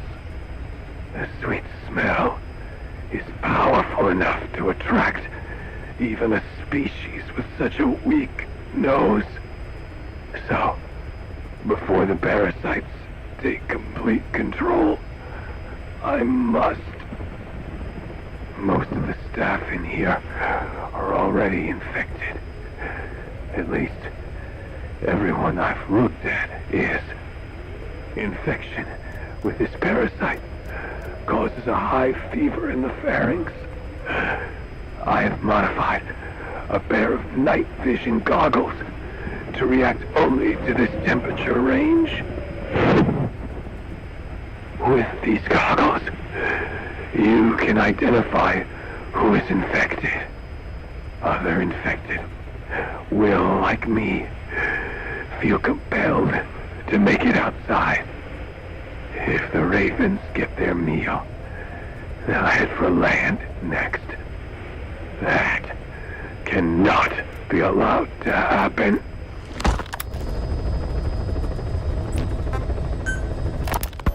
The whole idea of the vocal cord parasites was that they'd only copulate once exposed to a specific language over time. But the parasites infecting our men in the laboratory laid their eggs straight away. The larvae were eating their lung tissue almost immediately. What kind of mutation was it? Those who were infected and cured still carried the vocal cord parasites in their throats. They were still there, but the males had been rendered female by the Wolbachia, and copulation could not occur, so we thought. But it is the Wolbachia that mutated. Not the parasites? You remember I told you the Wolbachia attempts to maximize its number of female infected hosts? Yes, hence the male-to-female transformation. Precisely. But other Wolbachia strains use different methods.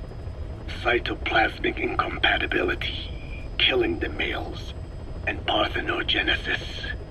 Parthenogenesis? Aphids? Aphids use that to reproduce via females only. Very good. The females lay their eggs without a male present, creating clones of themselves in explosive numbers. Parthenogenesis was originally a means for an organism to take maximum advantage of abundant resources by increasing its numbers. Certain strains of Wolbachia force this to occur, to create more and more infected females. And that's why our men develop symptoms in the blink of an eye. Wolbachia causing parthenogenesis is common in parasitic wasps. Of course, the Wolbachia I introduced to you men did not have this characteristic, but I believe the mutation, whatever it was, caused it to force parthenogenesis in its host, the vocal cord parasites. The Wolbachia we used to prevent egg laying became the agent of limitless reproduction. There's something else. The symptomatic infected in the laboratory all wanted to get outside, even knowing there was napalm waiting for them out there. You said the parasites made them act that way, but parasites controlling humans. Is it possible? Parasites altering the host's behavior is a common occurrence in the world of nature. Long ago, the vocal cord parasites had this ability, but even I never foresaw they might control humans. Until I heard the things your man said. You mean the researcher on the top floor? The bit about, I'm not a snail? Yes. Among parasitic worms, there is a genus called Leucochloridium that uses snails as intermediary hosts. As you know, snails prefer dark, gloomy environments. But once parasitized by Leucochloridium, they desire to be in the light. And that is not all. The parasitic worms thrust themselves into the snail's antennae, making them swell to abnormal size. The snail, meanwhile, frantically wiggles its antennae as the parasites squirm inside. The swollen, wriggling antennae soon resemble caterpillars. I don't get it. It is so they can be eaten by birds. Leucochloridium needs a bird as its definitive host. To breed, they require their snail host to be snapped up by a predator. So they make the humble snail appear to be a delicious caterpillar and lead it to somewhere in open sight. So you mean the staff trying to get outside was so the birds could pick at them. The parasites altered their mental state, making them crave higher places and to be outdoors. I can only surmise that both the Wolbachia and the parasites mutated before the ancestors of the vocal cord parasites infected humans. Their hosts were birds. What we saw in the laboratory was some throwback to that time. The parasites attempting to make birds their intermediary hosts. It sounds insane. A praying mantis that is host to a parasitic hairworm will dive into water and drown itself, just so the hairworm can lay its eggs in water. Rats infected with Toxoplasma gondii lose their instinctive caution and run right up to cats. Just some of the many ways parasites control the host. But we're humans. Surely our minds are too complex for that. I thought just the same. Free will is what makes us human, so it never occurred to me that the parasites could be controlling the symptomatic. But the mood, the will of a person can be easily affected by the balance of their cerebral substances. Take the toxoplasma I mentioned. It does infect humans, and it is thought the infected develop a more reckless attitude. But to think that mutations occurred in both the Wolbachia and its parasite hosts. Your observation is most apt. Both mutations occurring at once indicates the presence of a powerful mutagen. I see. Keep working on narrowing down what it was.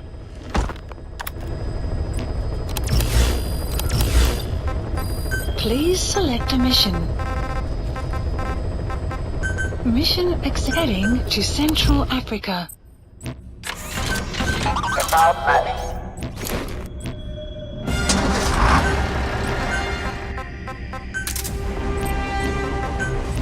Deploying.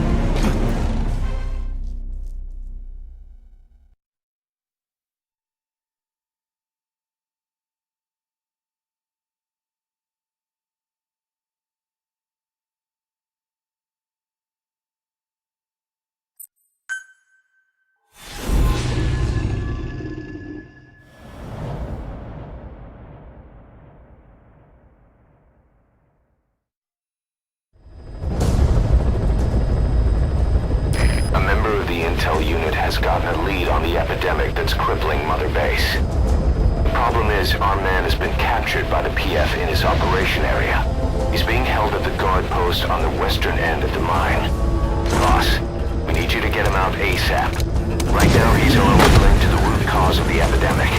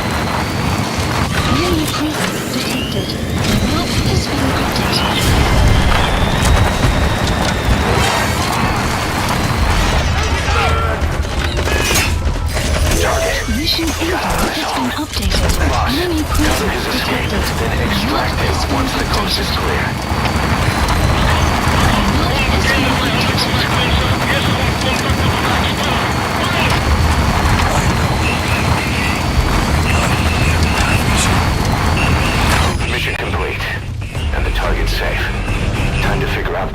is behind this epidemic.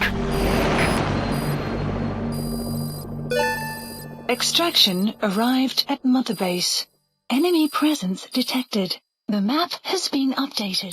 Mission complete, and how? They're gonna just... Boss.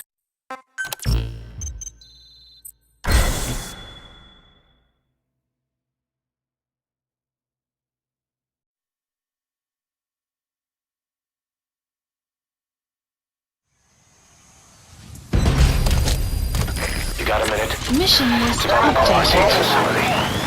More or less figured out what caused the mutation in the vocal cord parasites. It was the radiation from that scanner. And the one who installed it was Emmerich. I've added a tape recording of the interrogation. You should listen to it. Enemy presence detected. The map has been updated.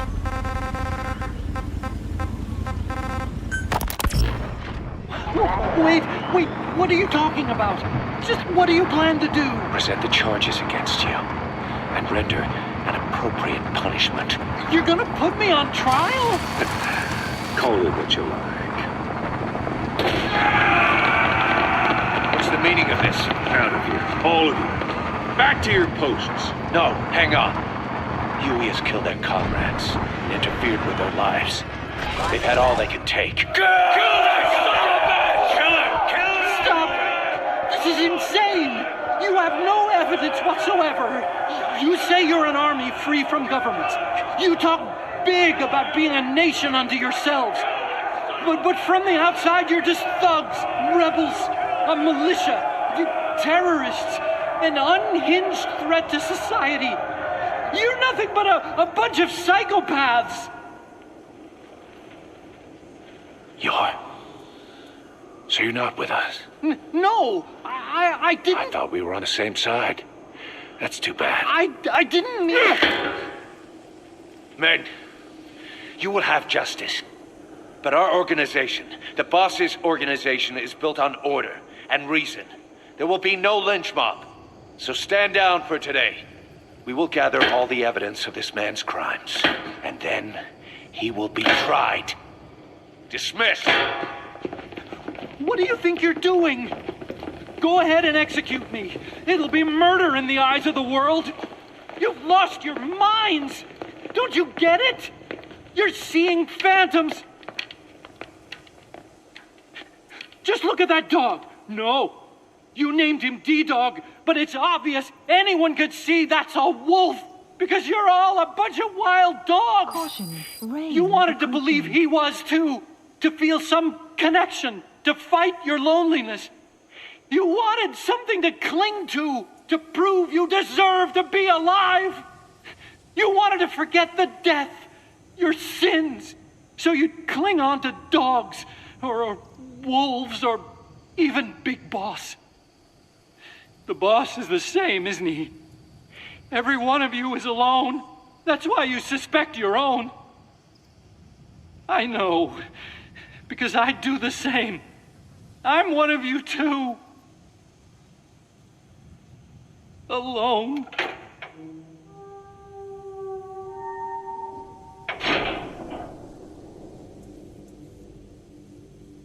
Open your eyes! What you're doing is murder, plain and simple.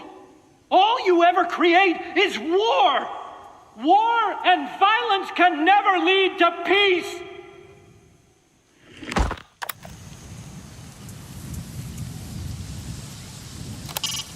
When you want to begin a mission, open your iDroid and select it from the mission select a list. mission. I sent a list of selectable Mission missions to your accepted. The map iDroid. has been They're all updated. jobs that only you can handle.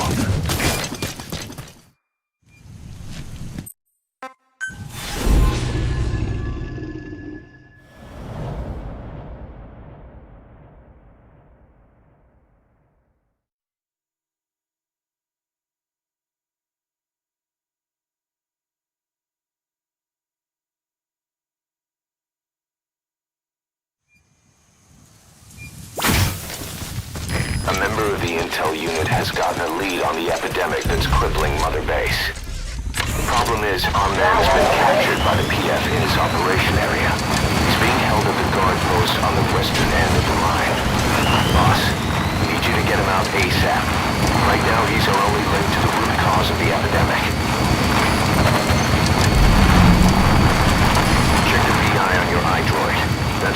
target is being held.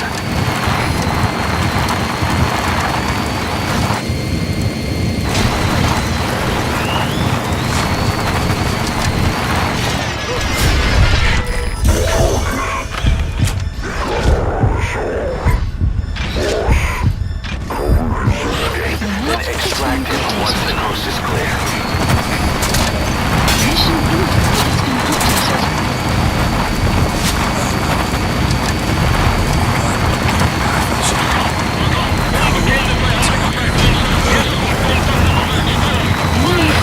Detected. And the target's safe. Time to figure out what the hell is behind this epidemic. The map has been updated. Extraction arrived at Mother Base. Amazing. Mission complete. That right there.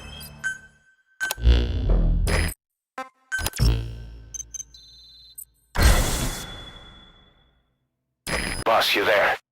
We have a problem. The staff have found out everything that Emmerich's been up to. They're right on the edge. I need you to intervene before things get out of control. Get back to Mother Base ASAP.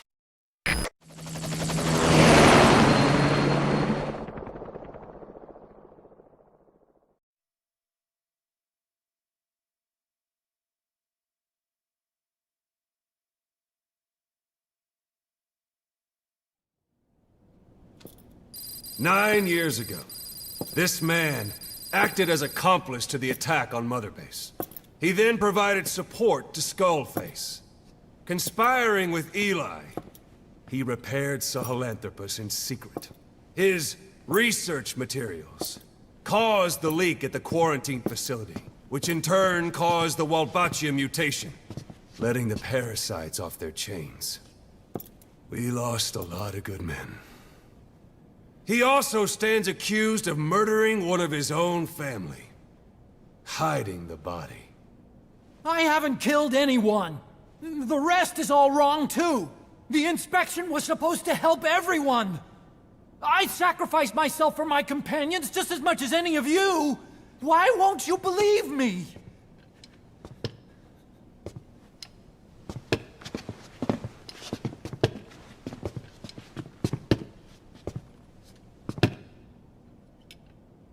The prosecution calls a witness.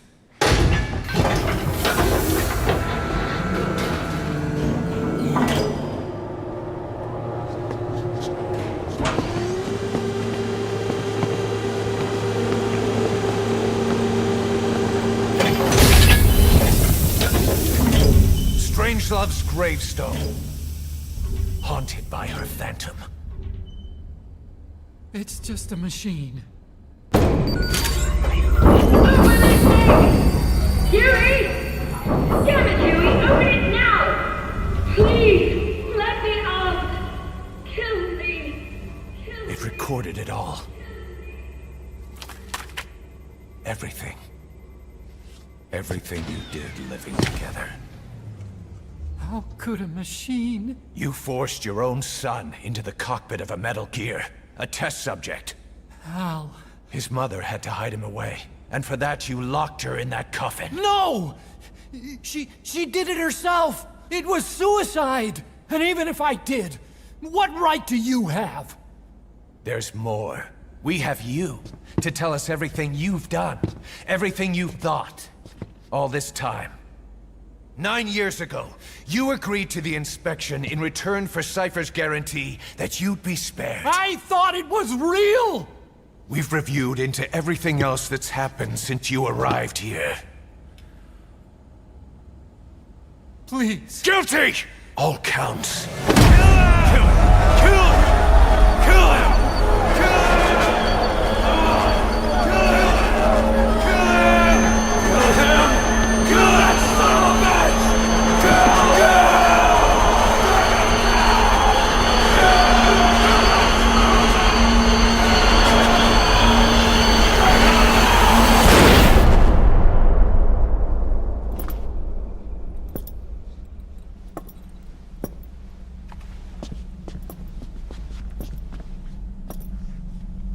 We exist outside the law. What should we do, boss? Just give the order. We'll handle the rest.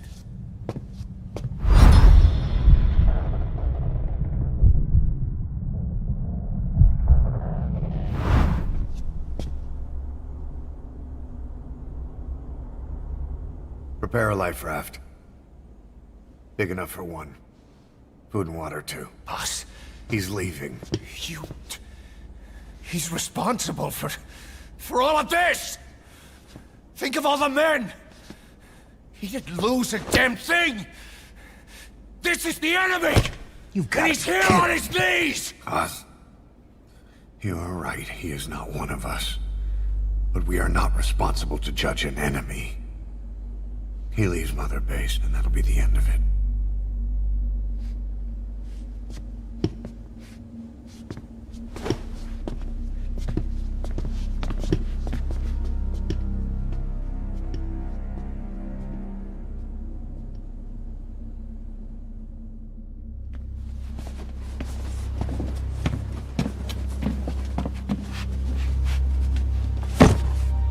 Get back! Don't touch me! I'm innocent! You're the murderers! Snake! You should be in this boat! There'd have been no inspection if it weren't for your precious nuke! I risked my life trying to save you all! How can you do this? Am I the only sane one here?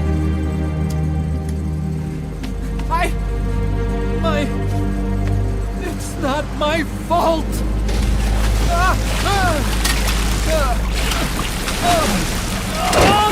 You should be in this boat!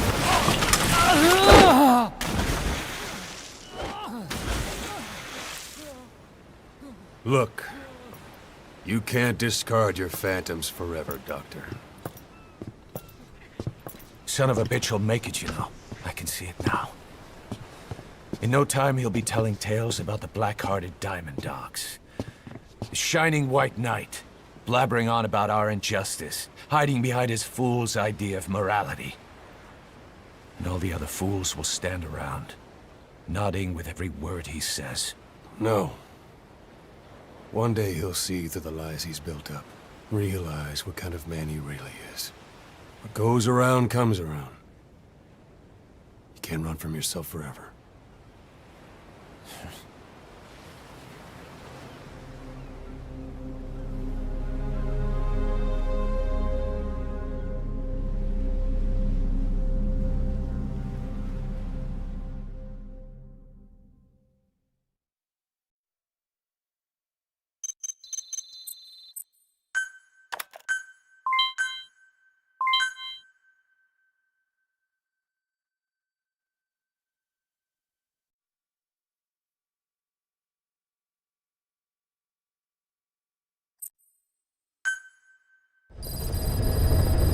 Side ops list updated. Boss, maybe you realize by now, Mission but list updated. there's no other way to say it. Quiet's gone. She pulled her camo stun and stowed away on a departing chopper. After pinpointing which she took, we figured out her destination. Afghanistan. Get after her. Only you can do this. Boss, I told you this would happen. I wish I could say good riddance, but Quiet knows too much about us. We can't just leave her out there.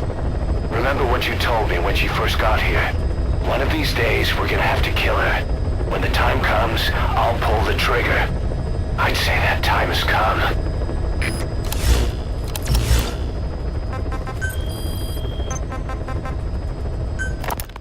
I want to thank you, Code Talker. Your pinpointing the cause of the vocal cord parasite's mutation enabled us to purge an enemy from Mother Base. You mean that scientist? Yeah, I was convinced he betrayed us, but I was wrong. He was never on our side to begin with, so ultimately there was no traitor among us.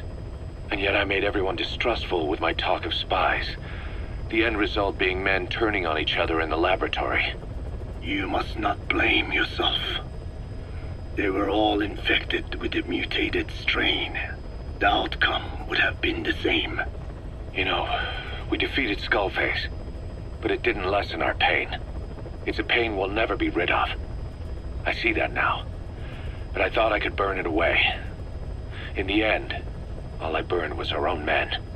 Infectious diseases, parasites. Without such foreign enemies, the immune system will start attacking the body, developing allergies and autoimmune diseases. The same is true of organizations. You're right. But I do not deserve to rebuke you. My desire to retaliate against the English language is what attracted me to the vocal cord parasites in the first place. Had it not been for that, I would never have been used by Skullface. We both allowed revenge to crawl into our minds and lay its eggs. Sahelanthropus will unleash that thirst unto the future. How long are we going to be tormented by what he left behind? There is no choice but to live with that pain. Be symbiotic with our vengeful nature. Whatever we do, we must not allow that thirst for revenge to control us.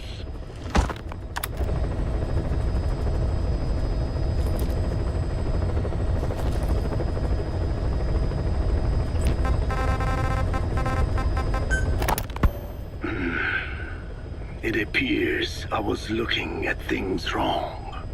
What do you mean? All of you. Until now, I had thought of your organization, Diamond Dogs, as a superorganism. You'll have to explain that one. The term refers to a unit of eusocial insects like ants or bees. While made up of many individuals, they behave as though they are one organism, with the Queen as their nerve center. The close ties you share here reminded me of that. Well, the boss's efforts do pull us all together. I was not finished. I'm speaking in terms of homogeneity. You come from all walks of life, do you not? Many races and tongues, talents and pasts, complementing each other, influencing each other, making Diamond Dogs the unique group that it is. Of course. We have no use for mindless drones around here. Is that so? Then perhaps an organization like yours is a truer superorganism than the ants and bees. Meaning? Most organisms adapt to their environment by coexisting with other species. Take the cow, for instance. Its rumen, the first stomach, contains an incredible number of bacteria, which digest the food it has consumed. Without their help, the cow could not break down the fiber in grasses. The cow has to outsource its means of survival to them. You don't say. Man is the same. Some 100 trillion bacteria live inside the human intestines. Without the bacteria, they could not function properly. And it does not stop there. The stomach, the mouth, the skin, even the placenta contains bacteria that coexist with us. The same is true of parasites. In fact, the human immune system has evolved based on parasites being a part of it. Without them, the immune system can run amok and even damage other parts of the body. This is all very interesting, but what does it have to do with Diamond Dogs? A harmonious superorganism is made up not of a group of homogeneous individuals, but of diverse individuals that complement each other.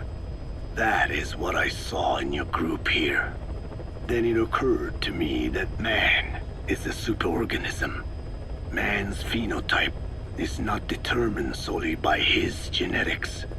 Some say if you mapped the genomes of all bacteria in the human body, the result would be over 100 times bigger than the human genome.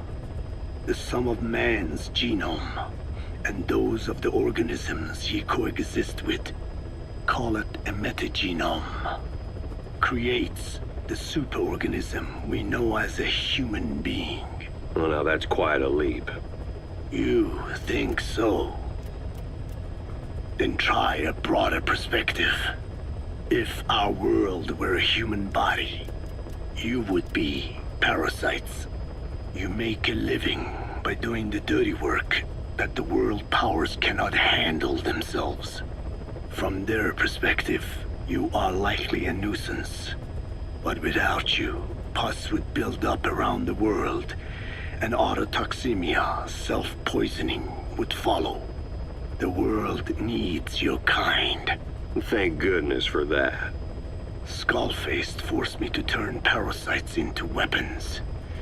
Creatures with which we are supposed to coexist. Meanwhile, that Foundation I worked with focused solely on the human genome, apparently thinking that manipulating it would get them whatever new form they want. Both ways are mistakes. Neither is a true superorganism. I am Dine. By speaking with those living inside me, we enhance one another and enjoy harmonious growth. Such was the original purpose of my research. You have made me remember this. Well, it's an honor. You can travel the world, but you won't find another place like this. If the whole world was like this base, I think the peoples of the world would bid farewell to fighting for good. Maybe that's what the boss wanted in the end.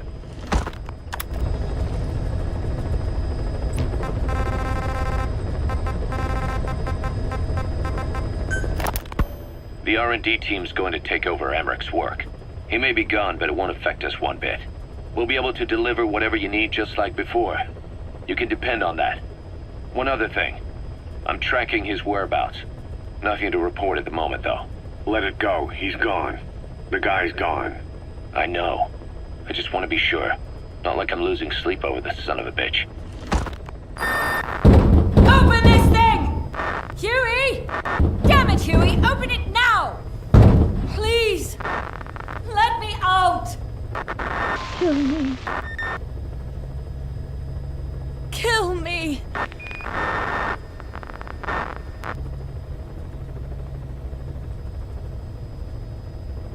If only I'd tried to get out sooner.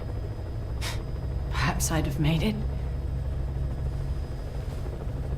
Why didn't I stop the hatch from closing? Even if it meant losing an arm.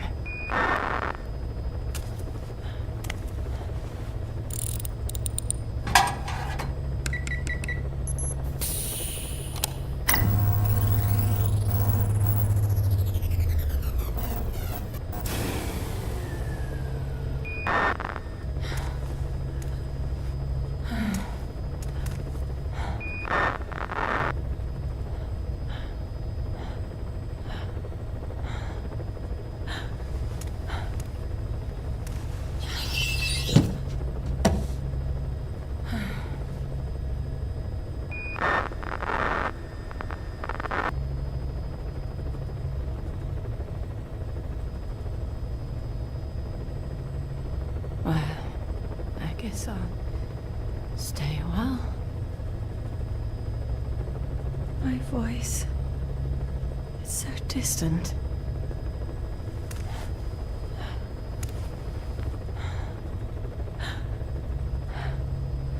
But you can hear me, can't you, Joy? I know you can. You're recording all of this. Deep down in some memory board he'll never find. Duplicating it. Burying it under heaps of meaningless code.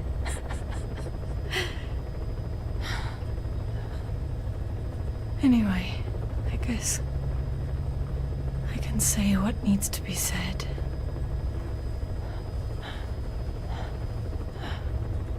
I can still do that much. Talk to you.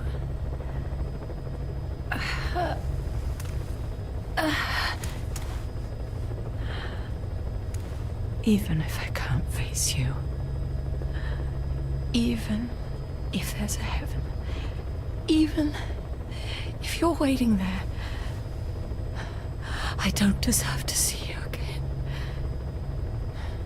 I don't deserve to love you.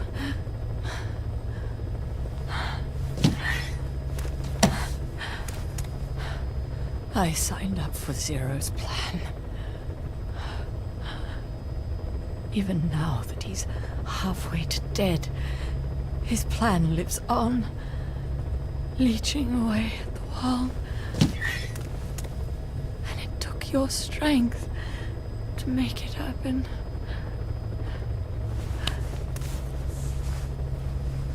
In using you, I put the world in his palm, once and for all.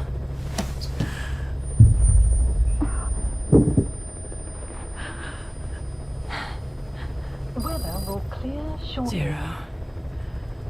Zero, or whoever it is who's taken his name. They found me after the Caribbean. They made me simulate his will, so that even after the body was gone, that will would keep the world turning the way they wanted.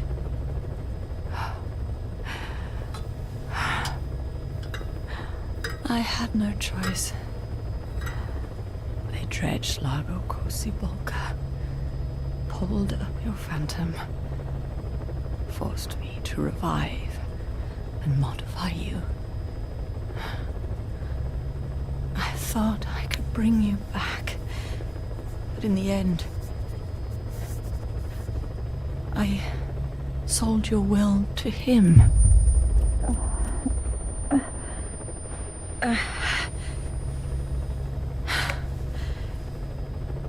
Now this part is just one big shell. A husk. Your phantom's no longer here. As for me, everything I touch turns to ashes. I could never make anyone happy.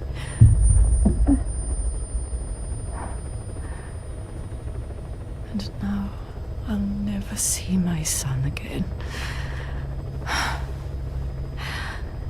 But at least Hal's free from his father's hands.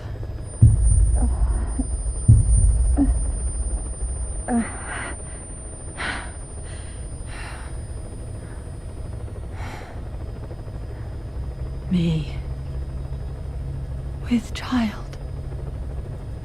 Can you imagine? I wonder how you took the news. Were you jealous? I knew what I was doing. If I could pass your will onto a child I carried,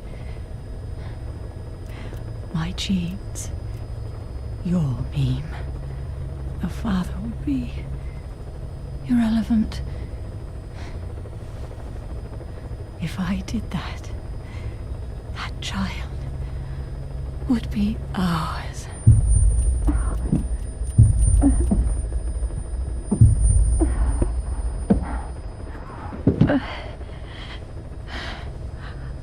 I've been a fool.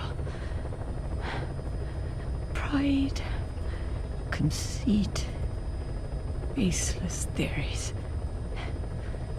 Of course, I couldn't see through the dream. The false you I created. I only wanted to pass your will on to the next generation. But Zero took it away. And now I haven't just lost you. I've lost my...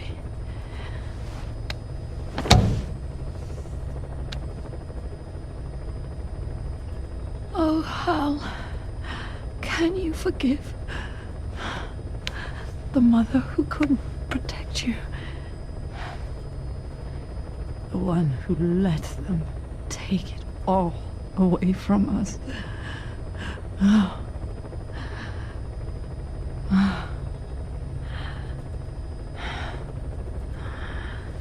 There's still hope. You The one he took away. He'll never break your will. The will to make this world the way you saw it could be. I buried code, just to be sure. Inside of you, there is an egg. And when someone finds it, when they crack it, there'll be nothing left to stop you. The world you envisioned will become a reality.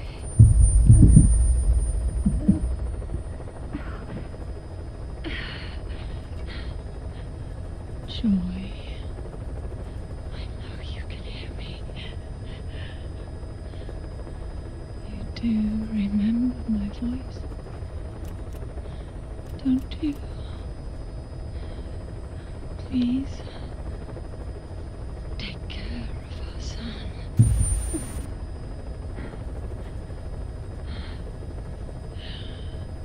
Hal, don't ever be afraid. Whatever happens up there, she'll be watching over you. The system, the framework for your world will Caution, protect you. rain approaching. You don't need me. You just need to be strong enough for the both of us.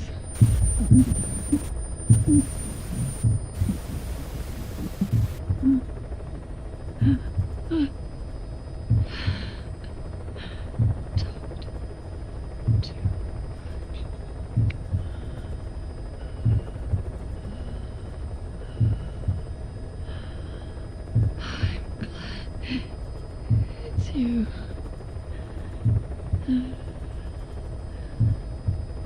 Here at the end, I think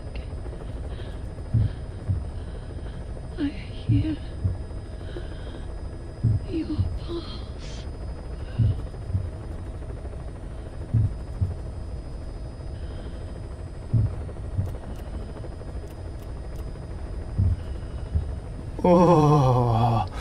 Oh God, I'm gonna strand. Oh God, I'm stranding. I am stranded. You are stranded.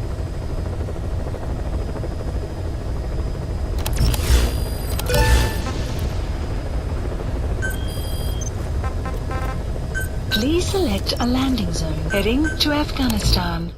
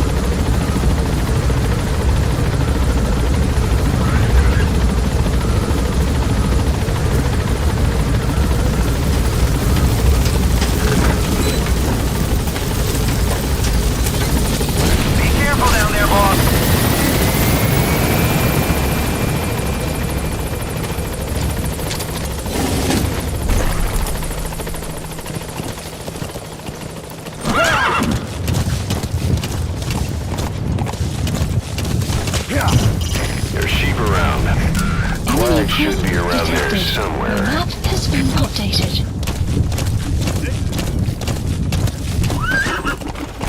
Boss, get down. The enemy sniper. Enemy presence detected.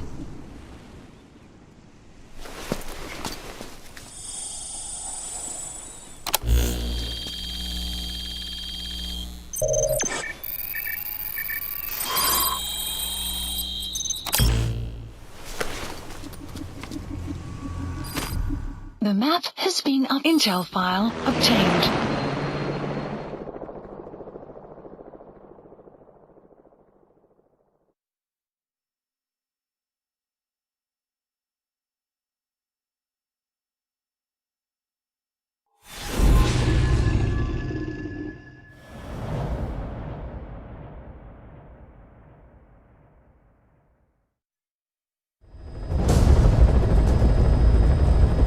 Boss, we've gone over the prisoner transport log you found.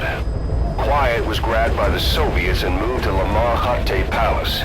She's being held at Lamar Khatte Palace. Make your way there.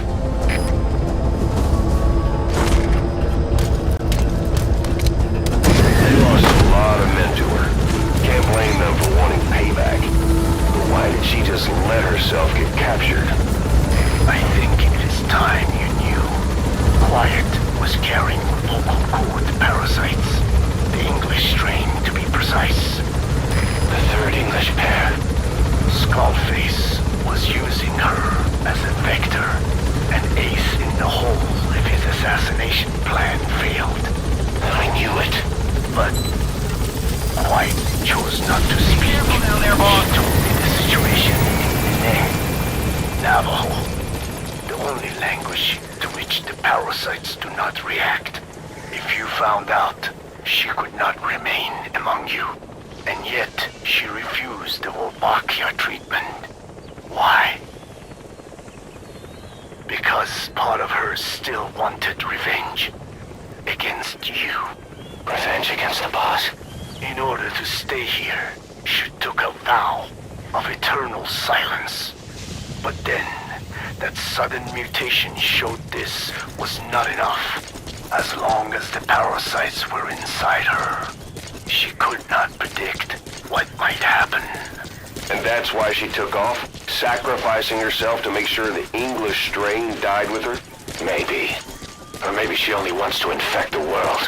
Whatever her plan, we can't let her go free. The vocal cord parasites are the last of Skullface's legacy. It's up to us to erase it. Boss, the targets are Quiet and the English strain she's carrying. Your objective is to extract her. But if worst comes to worst, she may have to be eliminated. Both her and the parasites. We don't know for sure what Quiet's up to, but we need to secure her ASAP. She's being held at Lamar Khatte Palace. Make your way there.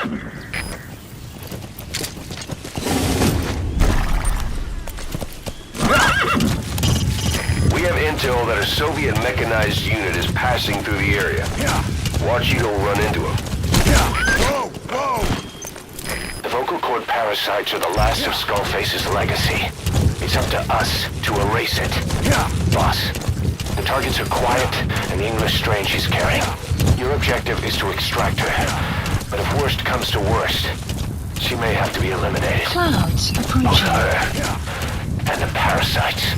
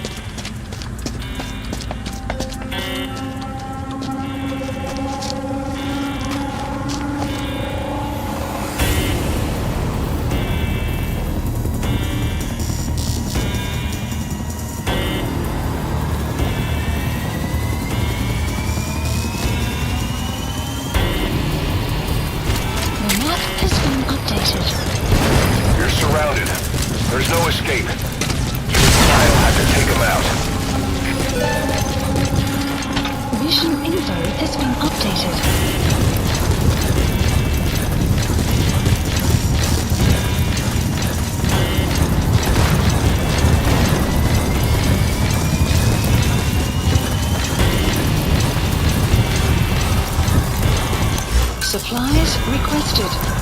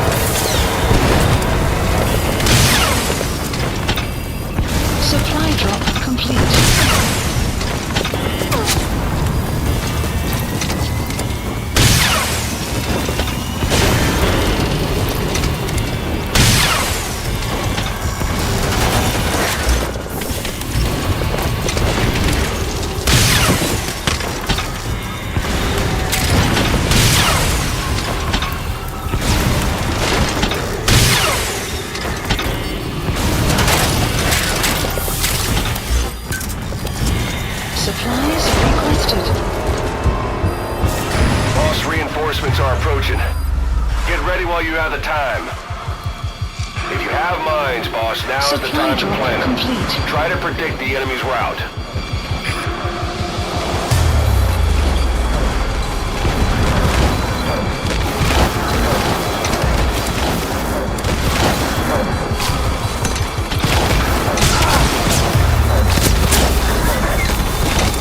Enemy dead ahead. Don't let them get close.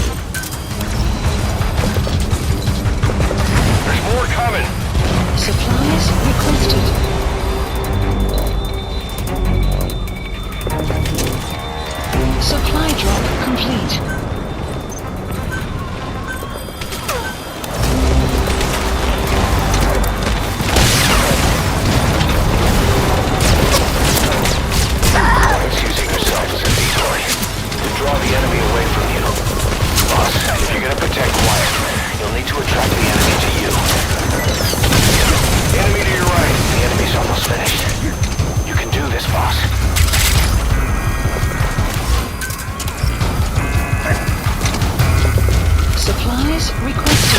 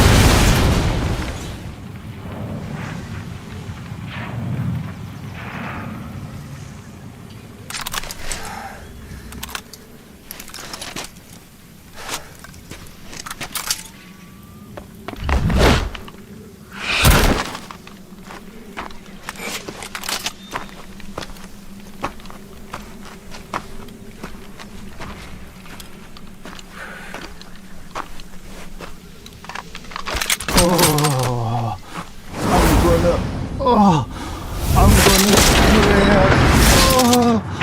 Oh God, I'm stranded.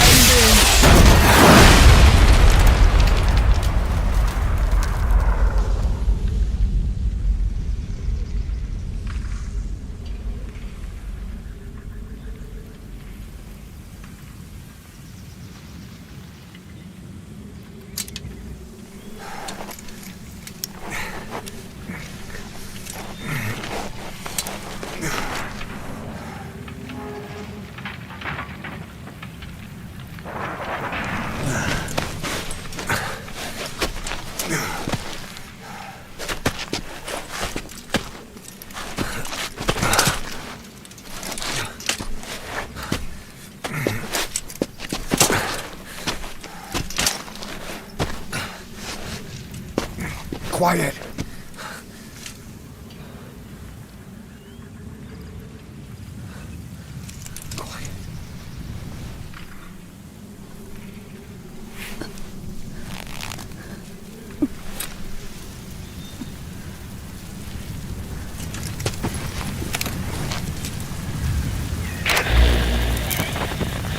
You...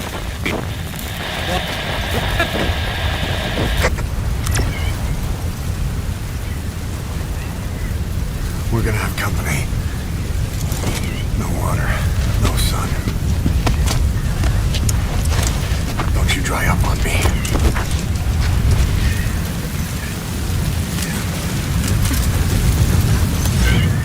Boss, do you copy? Boss, do you know where the landing zone is? Head for the LZ. Another mechanized unit is approaching your area. Watch out, don't let them find you. Boss! The map has been updated. Mission info has been updated.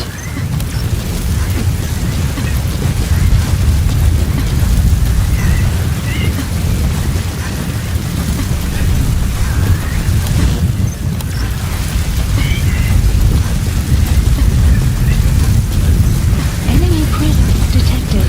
The map has been updated.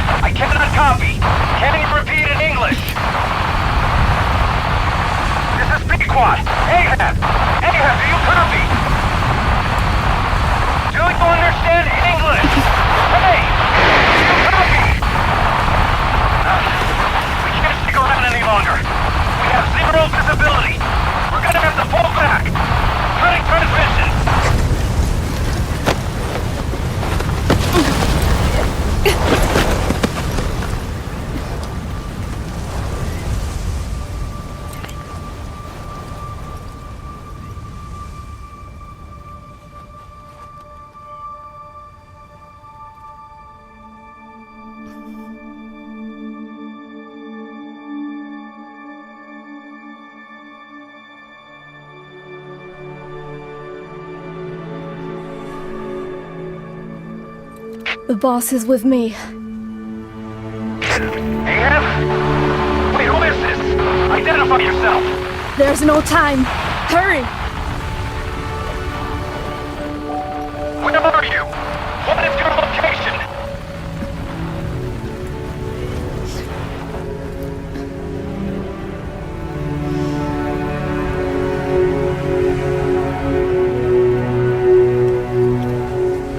No, you're moving away from us. Circle back to your 8 o'clock. Copy that. Guide me to your location. Proceed to your 10 o'clock. Understood. Come back toward your 1 o'clock. Copy. 1 o'clock. Shift slightly to your left. Now proceed straight. 1.5 miles.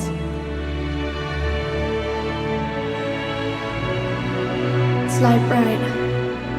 A little more. Yes, there you go. 1 more mile. Strong winds approaching. Quick, adjust to your right.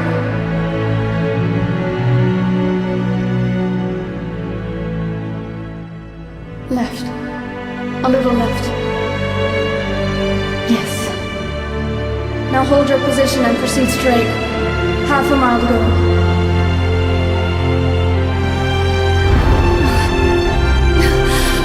Pequod, I can see you. I have a visual. There you are, Ahab. Visual confirmed. Pequod, hurry! This way.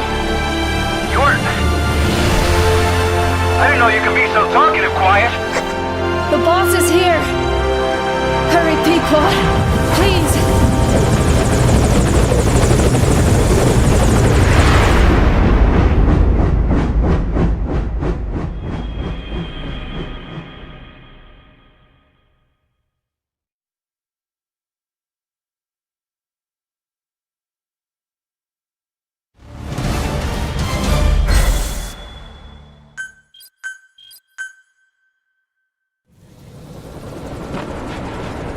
Boss, Boss!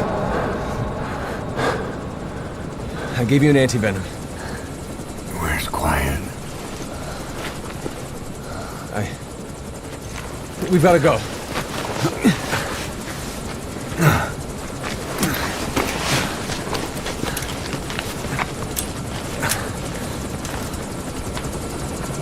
Let's go, boys.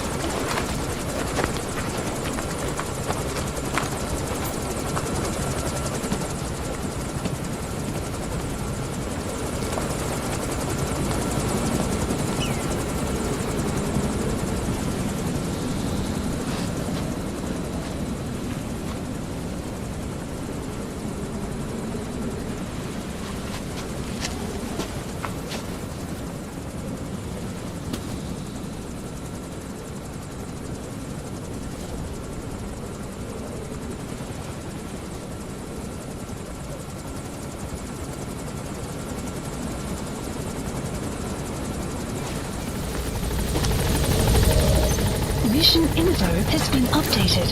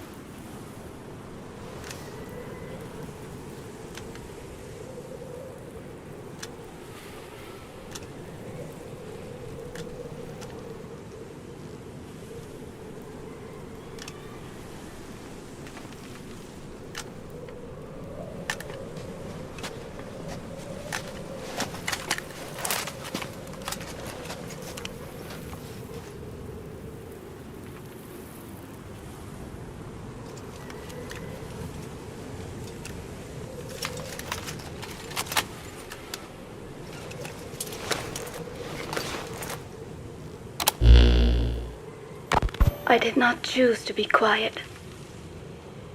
I wanted to express my feelings to you. If only we shared a common tongue.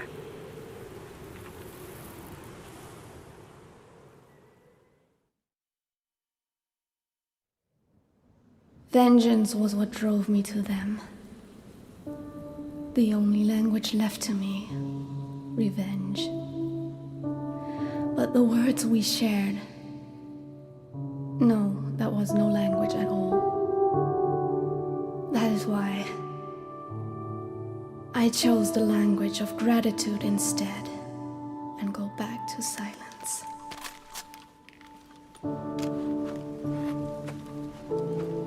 I am quiet. I am the absence of words.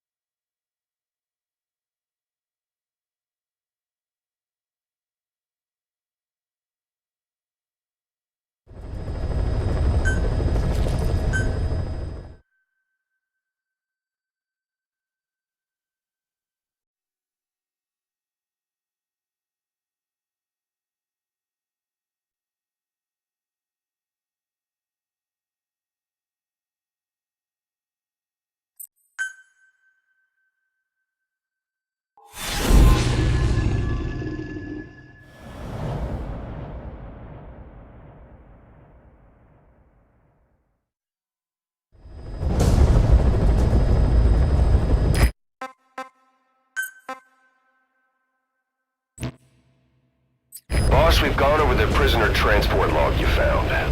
Quiet was grabbed by the Soviets and moved to Lamar Khatte Palace. She's being held at Lamar Khatte Palace. Make your way there.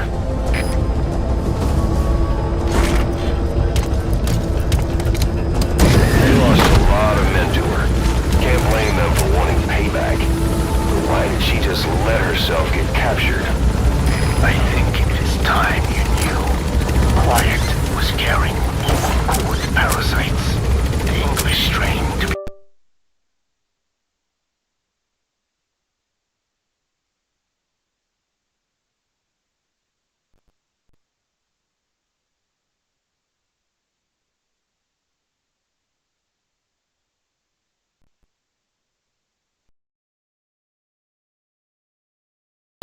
Navajo. The only language to which the parasites do not react. If you found out, she could not remain among you. And yet, she refused the Wolbachia treatment. Why?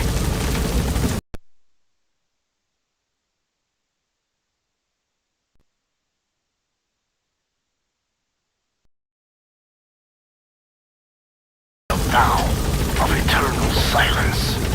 But then, that sudden mutation showed this was not enough. As long as the parasites were inside her, she could not predict what might happen. And that's why she took off? Sacrificing herself to make sure the English strain died with her? Maybe. Or maybe she only wants to infect the world. Whatever her plan, we can't let her go free. The vocal cord parasites are the last of Skullface's legacy. It's up to us to erase it. Boss, the targets are Quiet and the English strain she's carrying. Your objective is to extract her. But if worst comes to worst, she may have to be eliminated. Both her and the parasite.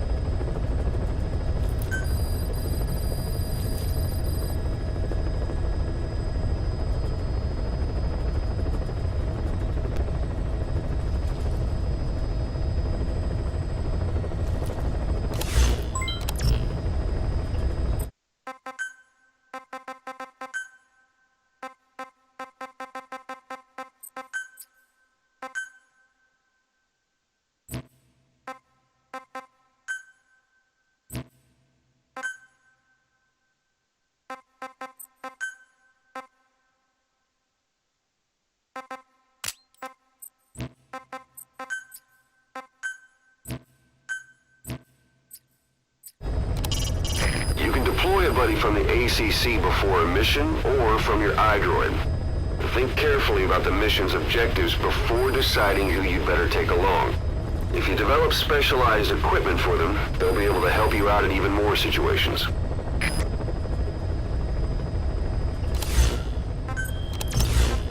Please select a mission.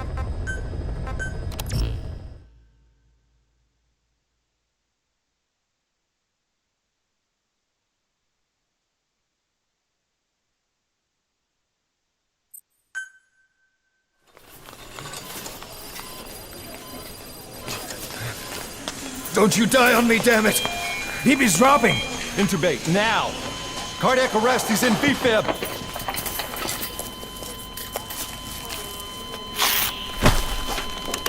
Clear!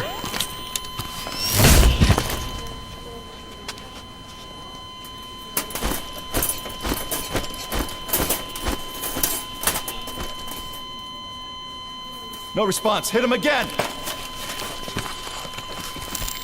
Clear!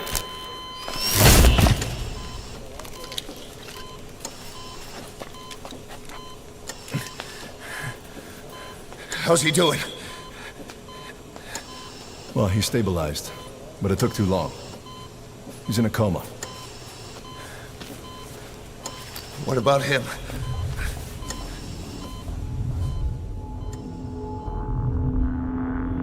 He took some shrapnel to the head.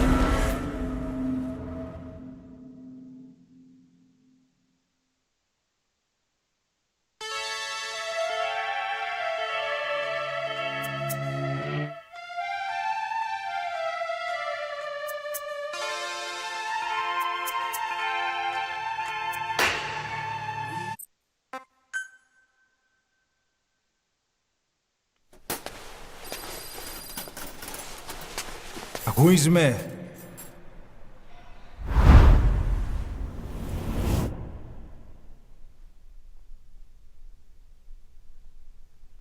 Ακούεις με?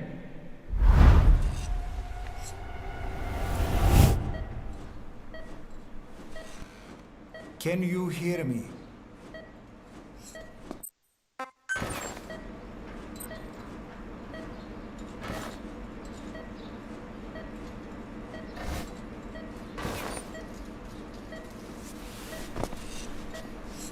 Look up, please.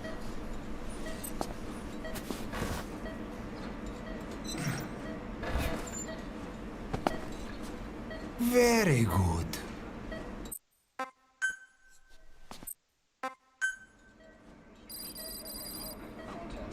How do you feel?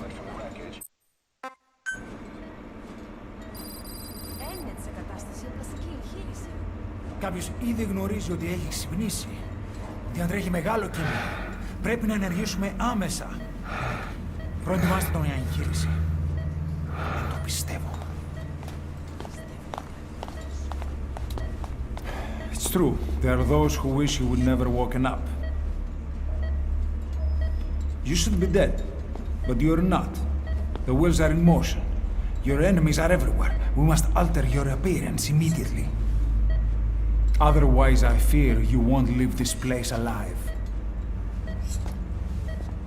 It's a wide open world up there, so there's something we need to take care of first.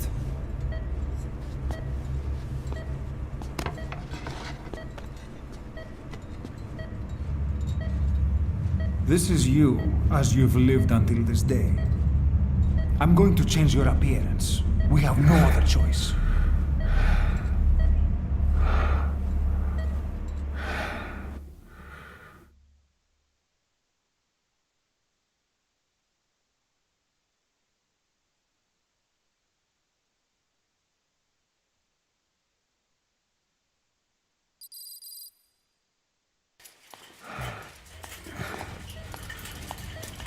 Very good.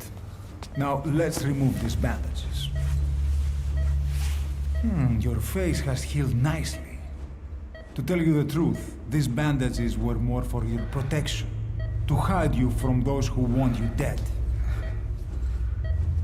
As of today, your name is Ahab.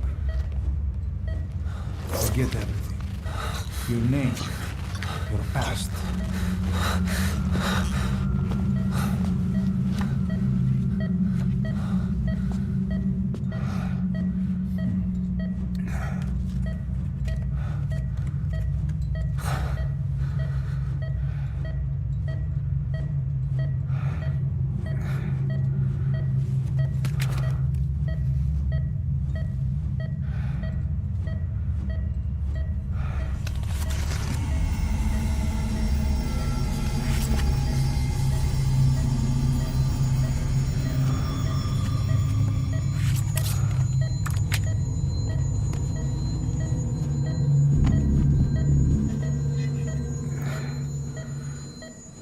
Everything feels all right?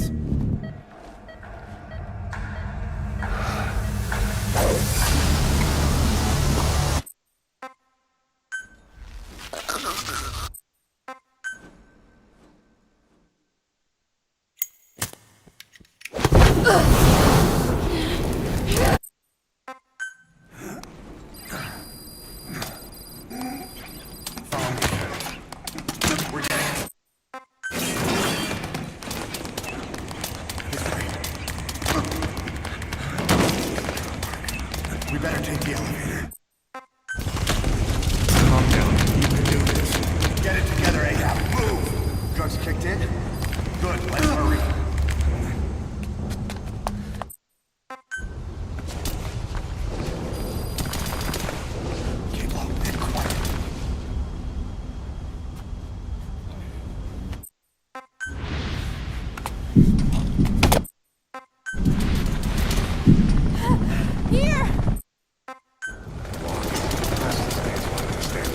Don't get caught in those searchlights.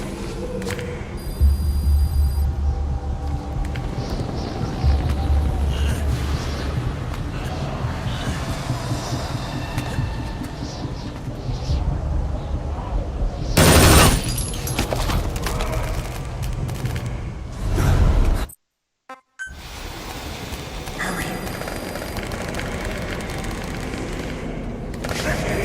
It's ugly down there.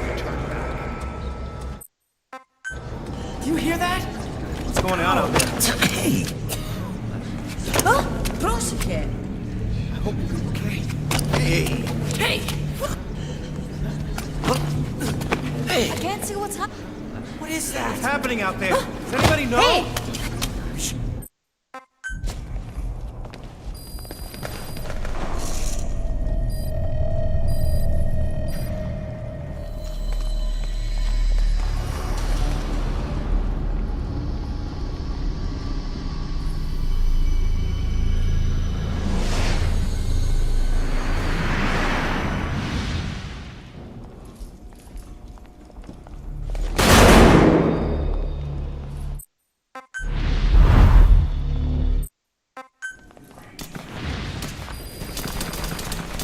We're sitting ducks. Blend in with the bodies. Get down on your stomach and crawl. If you move, we're done for. Play dead.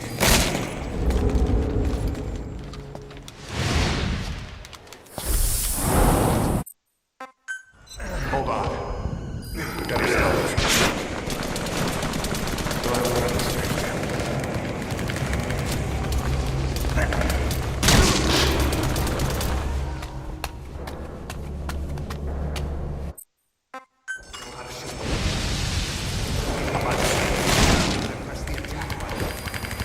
Strike. Calm down. You can do this. Hurry up and get with the program. Calm down. You can do this. Hurry up and get with the program. Hold up.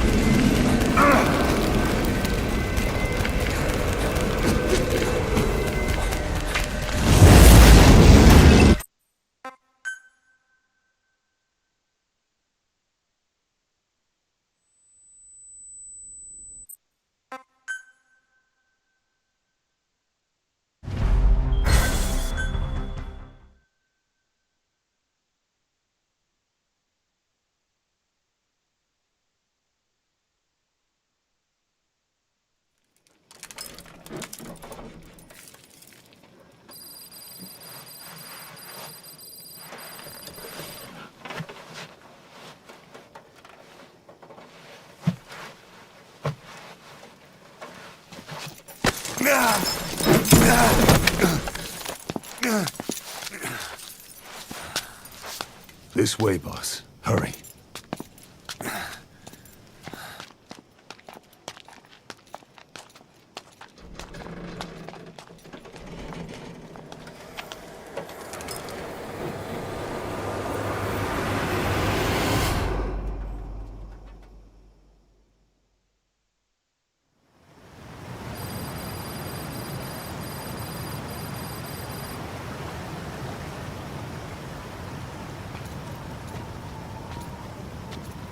Use that bike. It's tuned up and ready to go.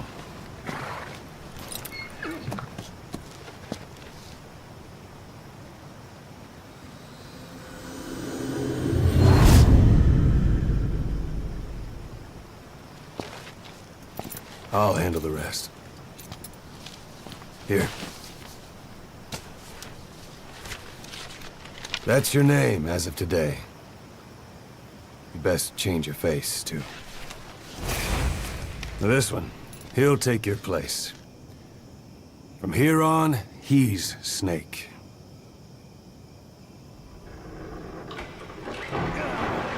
He believes it, too. My very own Phantom, huh? Boss, the whole world wants your head. Don't worry, he can handle it. Move now, quickly. Aren't you forgetting something?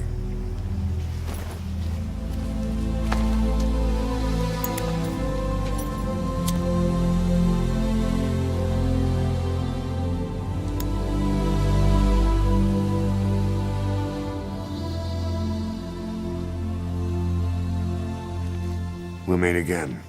Right.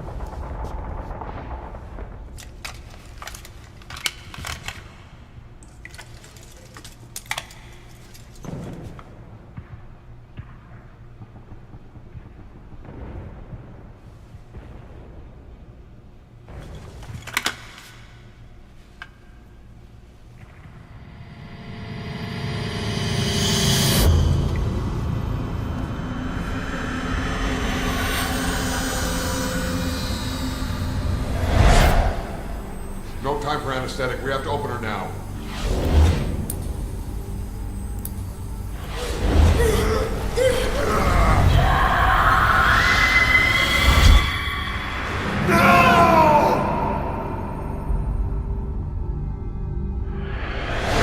Boss.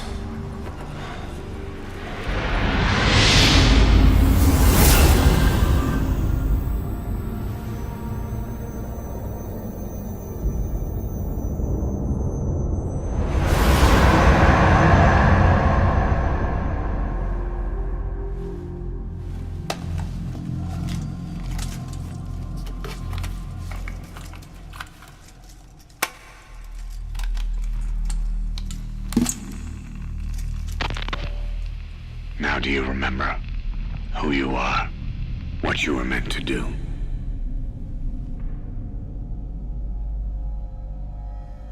I cheated death thanks to you. And thanks to you, I've left my mark. You have too. You've written your own history. You're your own man. I'm Big Boss. And you are too. No. He's the two of us together. Where we are today, we built it. This story, this legend, it's ours. We can change the world and with it the future. I am you and you are me. Carry that with you wherever you go. Thank you, my friend. From here on out, you're Big Boss.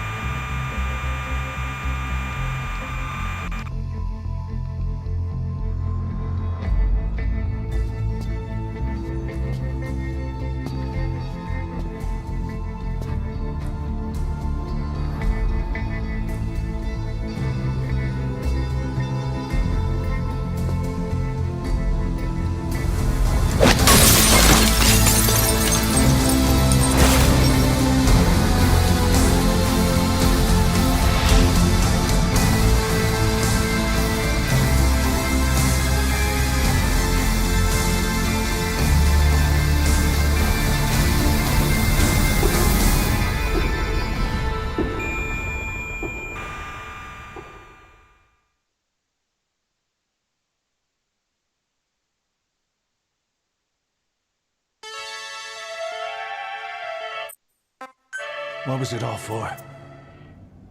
If the boss has some plan, what is it?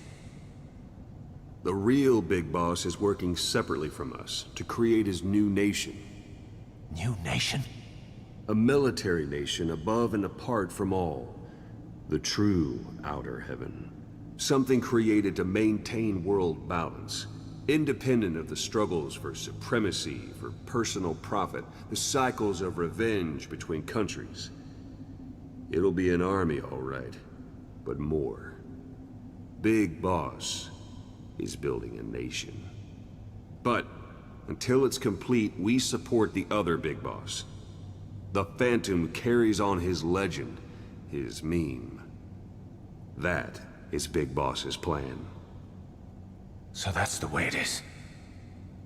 9 years ago, I thought everything had been taken from me. But now I really have lost it all. The boss, and the future we were building together. One day, the age of Big Boss's sons will arrive. They'll likely want to settle the score with him.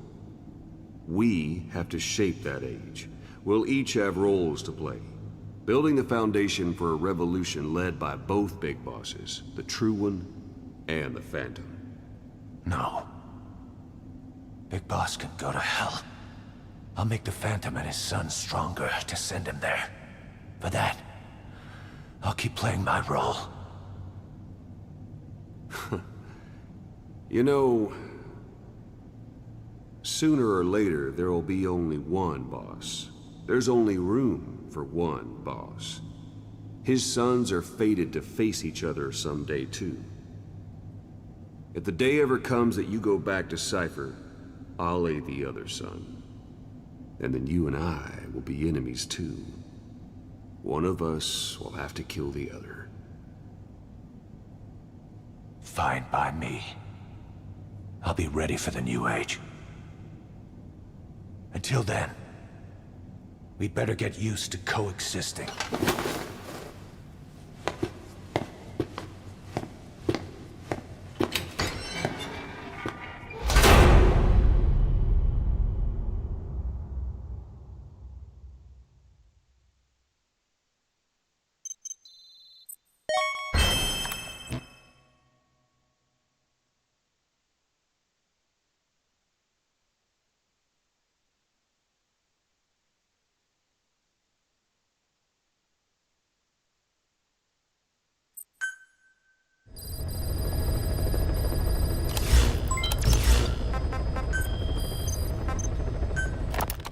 Boss, how are you back on your feet so quickly?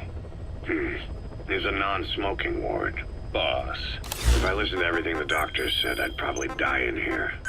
No point waking up after 9 years for that. Well, having you out of that bed makes things a little easier. Bad news, huh? Things are looking worse. Go on. They found out about you waking up. And the man on fire picked this time to wake up too. We'll have to move forward ahead of schedule. Miller already has the preparations underway. We'll have to wake up your neighbor too. So he's not... He seems awake now. No. Well, he's not actively conscious yet, at least. He was a doctor, too. In his mind, that past no longer exists. Your past is his past now. He's going to be your phantom, not some simple diversion. He'll act as the new big boss, and the act just isn't for Cypher. He'll be your face on the world stage, until the time comes for your resurgence. You make it sound easy. We've been busy over the last 9 years. His altered state of consciousness has helped us implant powerful suggestions through induced hypnagogia. He's experienced all your missions on record and shares all your knowledge and experience to make him believe that he is the one true big boss. No one around him will doubt that he's the big boss they know. So, is he the real big boss or a stand-in? What does that mean to him? Nothing. The human brain is capable of many illusions. Of pain, of the future. What happens from here depends on his skill. You can vouch for that. He was always the best man we had. But 9 years ago in that helicopter, he threw himself between you and the blast. In that moment, the man you knew died. He died protecting you. And now, by becoming you, he protects you again. This is just a detour in his journey to hell. And don't forget, it's what he wanted. He's in his dog days now. It's not just him. We'll be putting the people in this hospital in the line of fire. They'll be your shield and necessary diversion to buy us some time. And you? I'll be right by his side. Can you keep it up? It's a hell of a lie. It won't be a lie. I won't know his secret either. I'll believe that he's the real big boss. I'll have no conscious knowledge of you. Where's the lie in that? Self-hypnosis. It's nothing new in my line of work. Manipulating memories, the past. But that's not all. When the time is right, I need to remember that you're the real boss. In a world, it's double think. In this year, 2 + 2 = 5. And I want you to do the same. Right. His bodyguard? Correct. It won't be long before this hospital comes under attack. We'll wake him up right away, but he won't be back to full health in time. You'll need to take him through his final paces. Yeah. I want to see his face again. All right, John. I've never forgotten you in these 9 years, but I have to forget you now. Adam, I'm counting on you. What's up? About the 1972 project. Les Enfants Terribles. You never did like the French. All that Catherine the Great aristocratic pompousness gets to me, that's all. Palace talk. They can keep it. Les enfants terribles. The terrible children. That madness Zero started. Or the start of his madness. You found out something new? The plan itself was abandoned in '76. ATGC dismantled the project, and their account with DARPA was closed. So I was worried about what happened to you. Your sons. They're no sons of mine. And they're sure as hell not me. Just a bunch of cells grown in a lab? What they are is much sicker than that. Well, Zero doesn't think so. Eva doesn't either.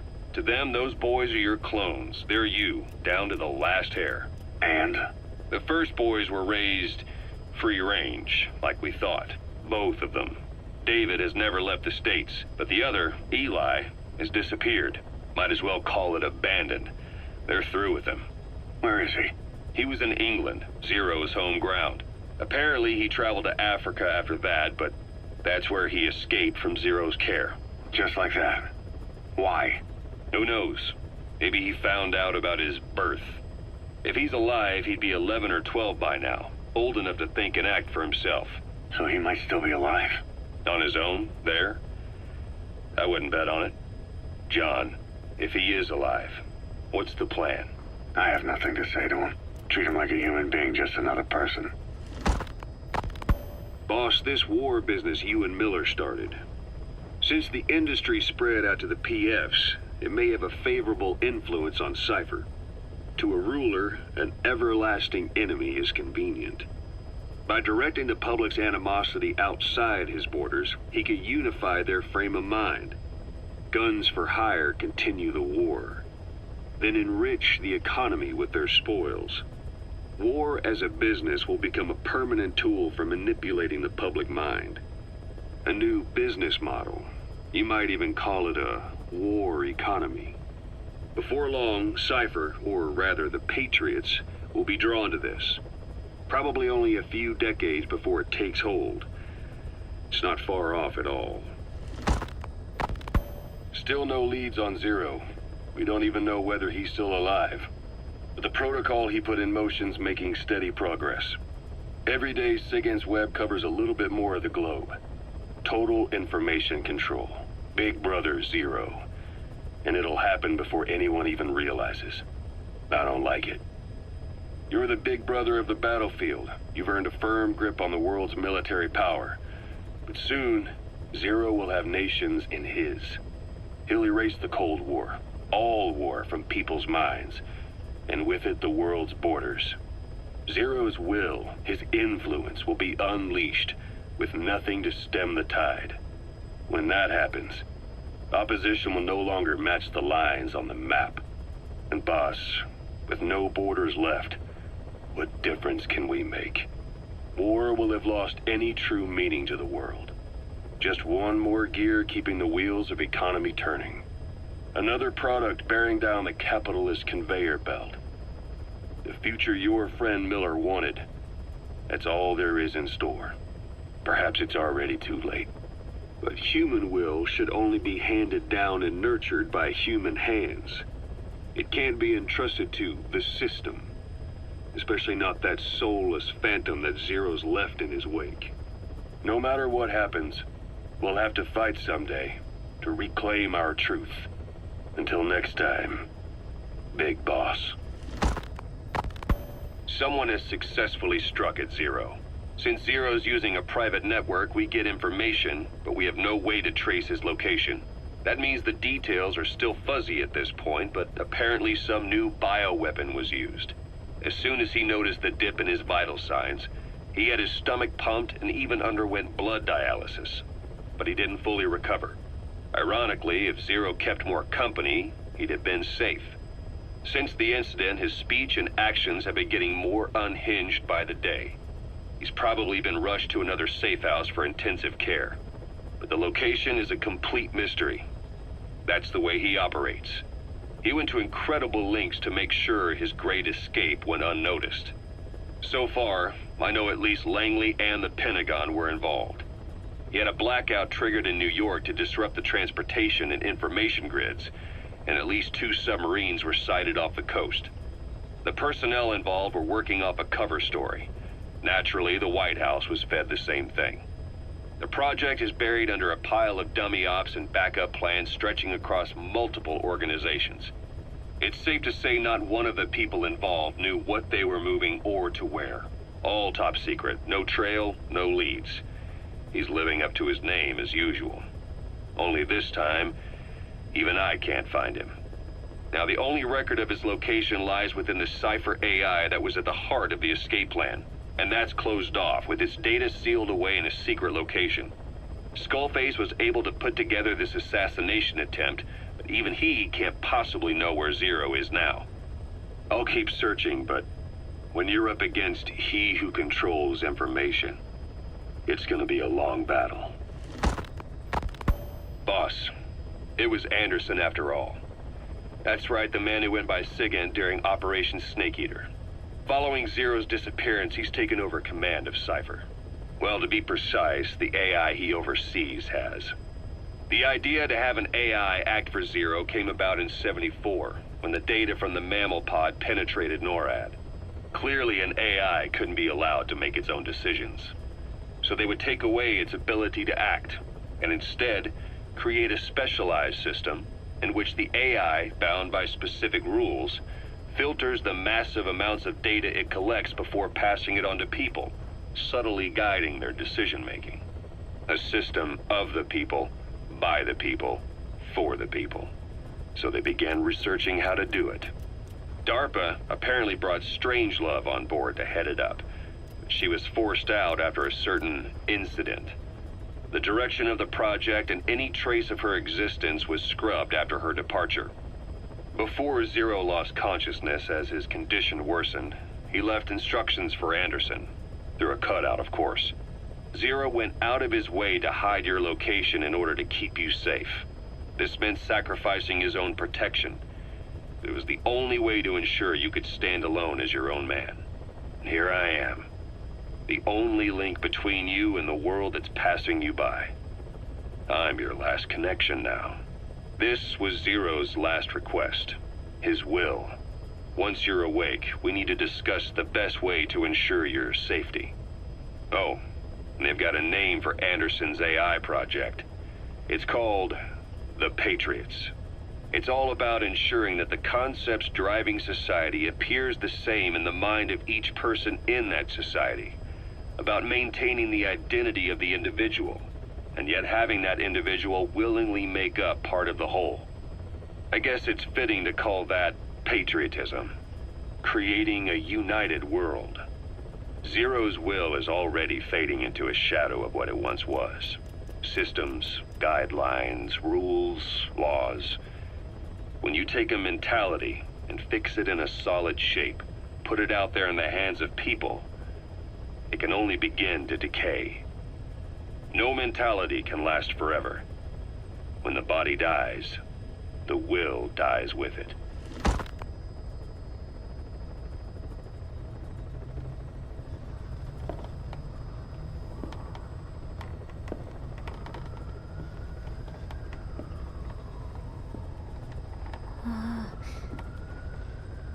Huh?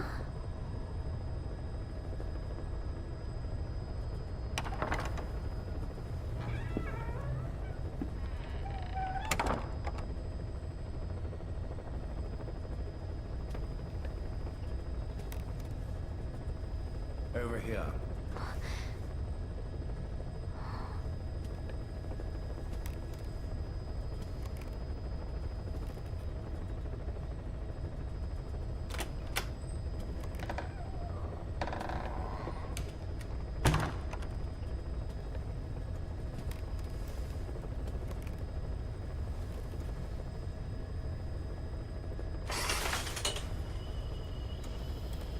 Hello?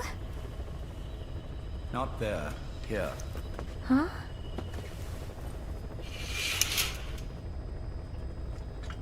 Thank you for coming. Please. You're... Is it that odd? I suppose the cuffs have gotten a bit loose. Although, truth be told, I have been spending more time in pajamas as of late. No, nothing. The tie, perhaps. Not the most fashionable pattern, I admit. No, it is very nice. How sweet. Will you take a little brandy?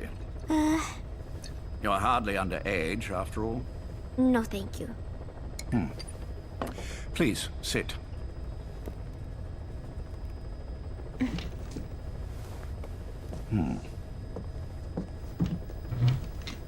Pacifica Ocean. What? Ah, yes. You've already begun. Not bad. A schoolgirl through and through. Even he won't suspect otherwise. Here you are.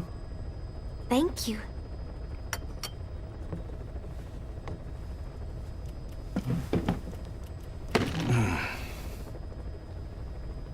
I heard you were sick? Poppycock. I just like to take a little time off work. You? You must feel that way sometimes. Well... Anyway, I could hardly greet my first guest from that damned bed. I, missed my chance to catch you snoring. Now I'm twice as glad I got ready in time. Drink, before it gets cold. English breakfast tea. All I have, I'm afraid.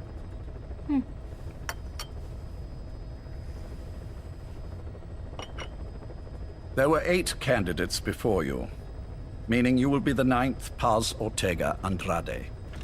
What happened to the others? They're in the next room. They've been taking it easy these past few months. They... Do you see any windows here? No? I've gotten used to it, this life. I am who I am, after all, and I've had my fill of cursing this bloody dungeon. Excuse me. But I can't help sometimes wishing I could see the stars. What should I do? Well, you could go outside, go up to the roof, wait for the clouds to pass. You would have a view of Manhattan, and a pretty one too. But once the wind blows, and the clouds pass, you can look up and see a sky full of stars, even here. You've had a hard time getting to where you are. Yes. Sewer rats lead better lives. I know. Extreme training, starvation, days spent without sleep. Abandoned, hurt, and all but killed in every way imaginable. Some of your compatriots died. Others betrayed you, left you for dead. And you did the same to them. But through it all, you survived, and you alone made it here. Just look at you. I can see everything you've been through. Yes. Consider this mission a reward for the mountain you've climbed. Thank you. Yes, well, you know what's next. Yes. And you are prepared? Yes. I believe you. That ever so slight tan. Not the type you'd get on the West Coast. If I didn't know better, I'd say you really did grow up around the equator. But it runs deeper than that. One look at you, and I see a wide-eyed student yearning for peace. Born and raised in Central America. I can see it all. How much preparation have you done? A little. You'll be perfect for this, to strike back at Snake. I'll share everything I know about him. But you mustn't forget who you're dealing with. If he were to get the better of you, well, I deeply regret having put you in that position. But beyond that, I'm putting my life in your hands. You can trust me, Cypher. None of my friends call me that. Tea's gone cold. Shall I make some more? I know we are the only ones here. There's no one in the other room. And how do you know that? You said I was your first guest. Oh, I haven't had this much fun in quite a while. All right, then. Cypher's been in hiding ever since his grand experiment. No one's seen him in years. All we hear are orders delivered by proxy. Except you. You met with him, face to face, in order to contact Big Boss. Tell me where he is. Where is Cypher? Where is Zero? I've never known choice. Where I was born, the language I speak, I've never had the freedom to choose for myself. But you, right now, are free. Do as you will. This will save Big Boss. It may. Will you really kill Zero for me? Not for you.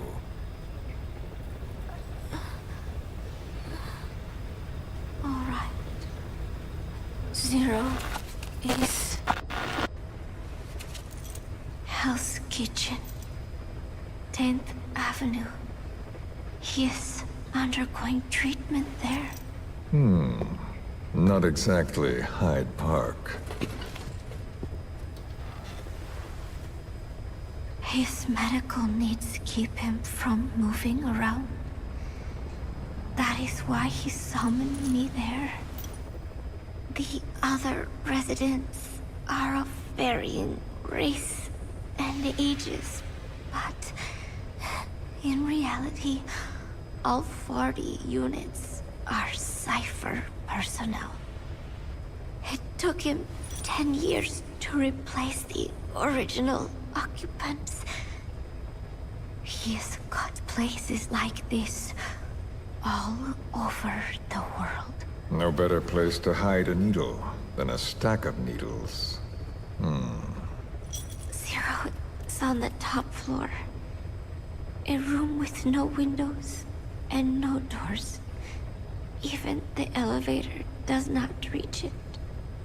Officially, the floor does not exist. The only access is by a secret staircase 1 floor down. Room 702. Shades of World War II. Nobody realizes the entire building is a setup. People go in and out all day. But they're all Cypher. The building blends right in with the rest of the city. They disseminate rumors that a gang operates out of the building. That keeps most outsiders away. And most of them are there as security, in case of an emergency. But even they don't know what they're really protecting. Foot traffic, goods coming in and out, phone lines, water and sewage. It is all monitored remotely by satellite and cameras inside and out. Should he need it, there is a sealed-off water conduit that can be used to escape to the Hudson River, and from there to the sea. But from the outside, it is just another building. A perfect disguise.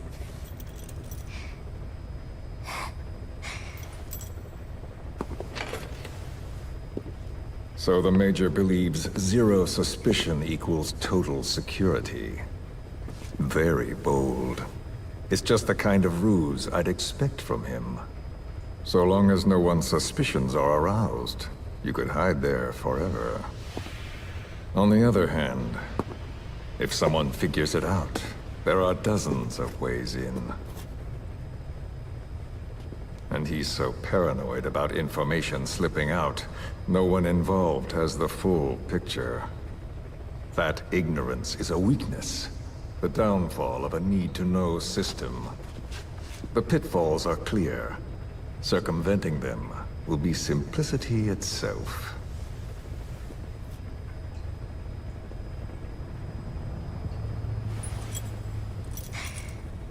You hate him, don't you? Hate? He never left me to die. I owe him my life. I'm bound to repay the favor. Any way I can. But that's not what you really want to know. What you want to know is, do I hate Big Boss?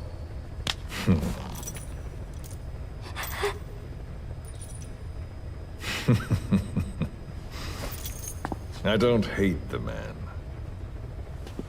I do deserve a little more of his gratitude.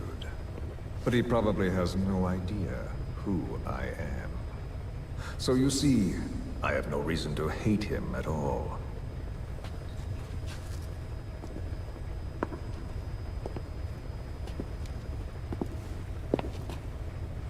I mean to have my revenge against Zero. It's not petty hatred or resentment. Nothing so personal. Even the hottest lava eventually cools, becoming a mountain. And that mountain becomes the land. Scalding steam comes back down as rain, forming rivers, draining into the sea. It's then that nature's order sets in. Now I'm merely a part of that cycle. Just like Zero. And you.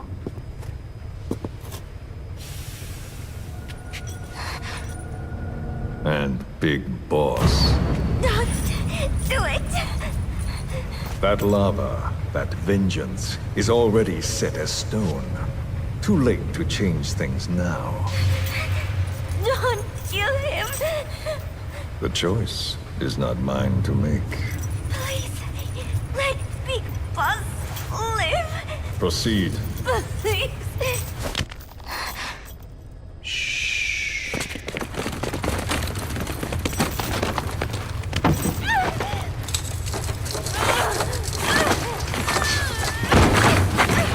Give her the shot already!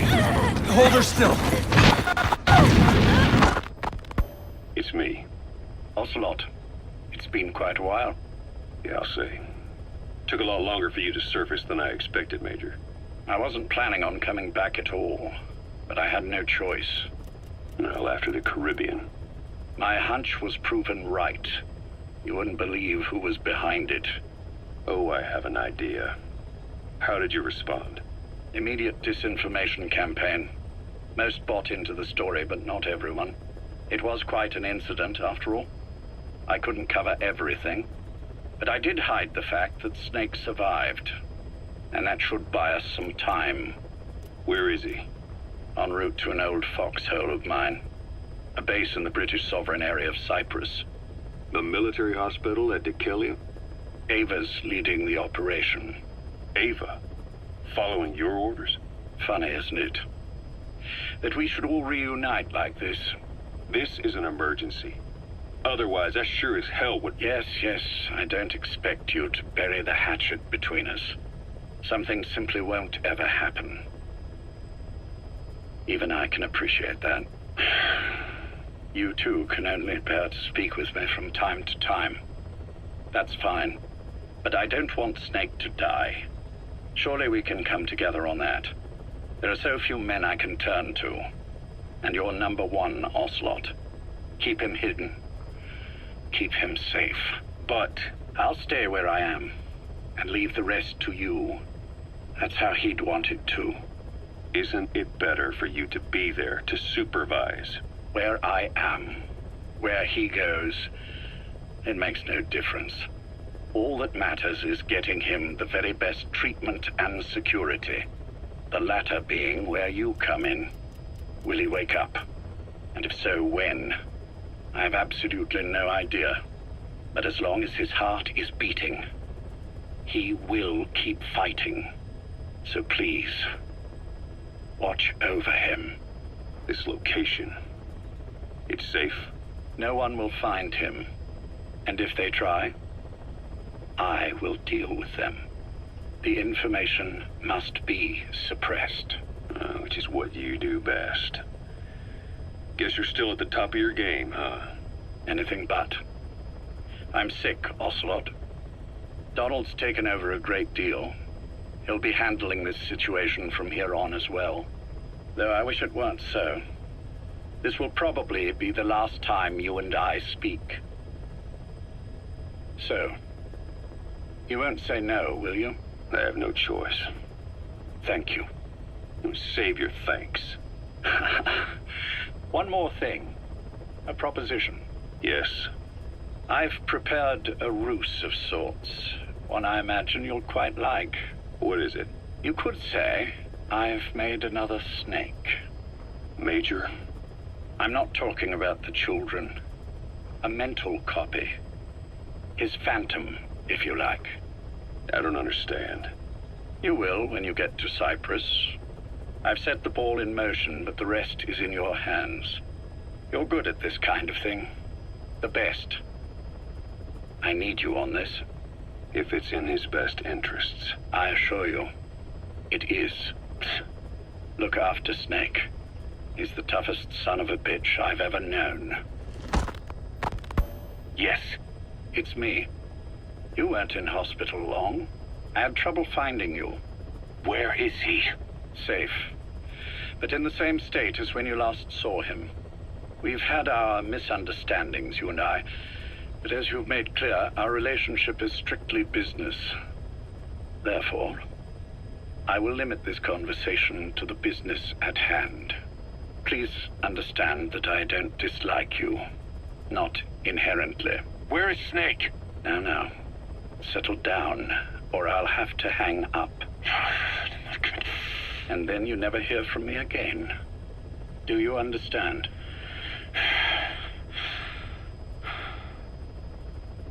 First, about your boss. I had him moved once he was stabilized. I'm sure it came as quite a shock to you when you woke up. You'll have to forgive me. I told him to stop putting me under. Surely you understand. Specialized medical treatment in places like that can be positively nightmarish. We couldn't have left him there forever. And to be honest, I wasn't entirely comfortable leaving matters in your hands. Don't take it the wrong way. Anyone looking for him would be looking for you. He needed to be as far from you as possible. In fact, I'm still not sharing his location, even now. Problems could arise. So instead, I'm giving you a point of contact. An introduction to a network of messengers who will lead you to a man. A friend to your boss. I'm sure he's mentioned him before. He knows Snake's location. More than any man alive, I trust him with this sort of thing. Keeping secrets, or men in the dark. He's known Snake quite a while. 10 years longer than you. Kazuhira, I don't care if you don't trust me, but I require your absolute trust in him on this. Snake will be brought back into this world, however long it takes. Understood? The only reason we're having this conversation is because you still have a role to play. Which brings me to the next issue. What happens after he regains consciousness? When Snake wakes up, and he will, he'll need your help again. So when he does, I promise you'll be the first to know. The code phrase will be, V has come to. I'll then mobilize all the necessary parties. Think of it as an overture to a prologue. Until then, do what you like. Just be ready when the time comes. But you don't need me to tell you that, do you? I know it's been hard on you too. But I can't imagine you're willing to just walk away. What are you talking about?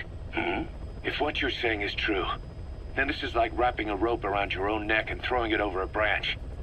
What's your play in all this? This is for Snake. So that he survives after he wakes up. Nothing more. After that, I don't care what you do. Then tell me something. Go on. I only joined you after I found out what you were after. To make the world one, you need Snake for that. And he's already done a hell of a lot for you. He has. So on some level at least, I think you're being straight with me. Then why'd you do that to him? I get what you were trying with Paz. You wanted to get Snake any way you could. But after that, what you did, how could you do that to him? After that wasn't me. You may not believe this, but I never intended for any of this to happen. My organization has many arms. It's just going to take a little longer before we're all on the same page. I admit I may have been lax in my supervision, but something like that will not happen again. Whatever. One day, I'll know the truth. Just as soon as the boss wakes up. And then we're coming after you. This ends with you begging us to put you out of your misery. Is that so? Fantasy can make for a powerful ally. But remember this reality, Kazuhira Miller. Big Boss will wake up. And when he does, be there for him.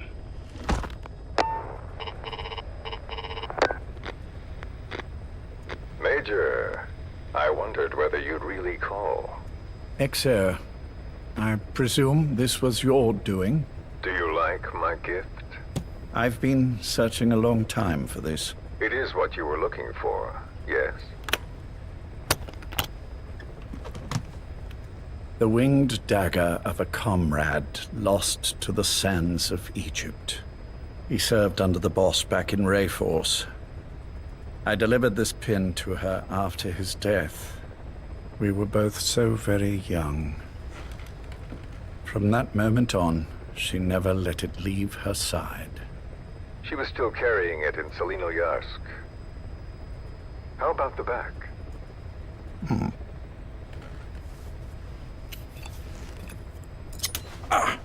Something wrong, Major? Nothing, just pricked my finger. The back. The scar is there, just as I remember it. And this white stitching on the back. From the white berets the SAS wore in the early days. Major?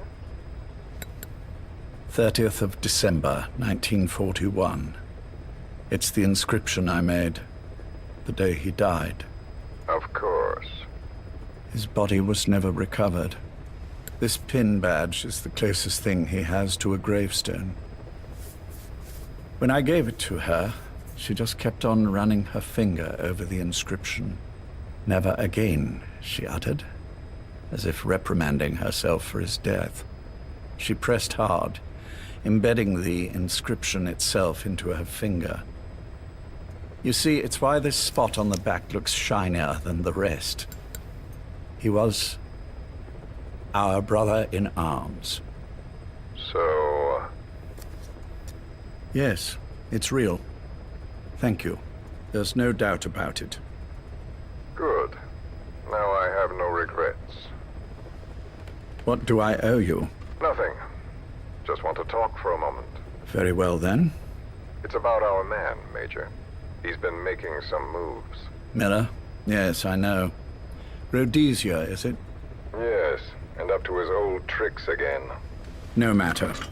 He'll stumble soon enough. Although he is under my jurisdiction now. And that's what you want to talk about? Not exactly. You see, my being here's made me realize I can still be of use to you. How so? This country is rich with biological resources. Bacteria, nematodes, viruses. I'm sure we can find something here to bring that plan back into action. Forget it. The Cleanser Project was just another one of my predecessor's daydreams. And the vocal cord parasites? Were an excellent test case for reverse evolution. Nothing more. What matters now is the genetics technology behind that work. With genetics, the clumsiness in targeting an entire race isn't an issue. We can target specific individuals. No need to breed multiple generations of parasite just to get results. But Don't be quaint, XO. Once the Cold War is over, our enemies won't be so clearly defined. Using humans alone won't be enough. An electronic network will span the globe, and our enemies will blend right into it. You may be right. But will people really settle for an enemy they can't see? Men want to feel righteous, need to see the evil in the enemy they fear. Without it, they'll turn their aggressions inward. Find an enemy inside. You know this is true. I see what you're saying. Just as those robbed of their parasites develop allergies and autoimmune diseases, a man robbed of his enemy develops self-destructive tendencies. And I know all the symptoms. Ethnic conflict, religious strife, terrorism. And with asymmetrical conflict, deterrence is a joke. That's why we must depend on information control. People need an appropriate context for their lives. A context that's stimulating without being destructive. That balance is the basis of equilibrium. You mean to say people will blindly accept your context without developing any allergies? If we're to unite the world, literacy must be suppressed. To suppress the information immune system, to borrow your metaphor. Immunity to information. But to ensure there's no allergic reaction, while the immune system fights off parasites and pathogens. It's done, Exo. This world will become one. I have found the way. The world that the boss envisioned will finally become a reality. Race, tribal affiliations, national borders, even our faces will be irrelevant. The nature of communication itself will change, and it will make mankind whole again. Some things can't be undone. My face was taken from me. There's no taking that back. A face means nothing when one's soul is able to communicate directly with another. I have no intention of hiding behind your technological veil, Major. I wear my broken visage, this skull, in the open, so that I may never forget what I've lost. You. What are you? The chain of retaliation is what will truly bind this world together as one.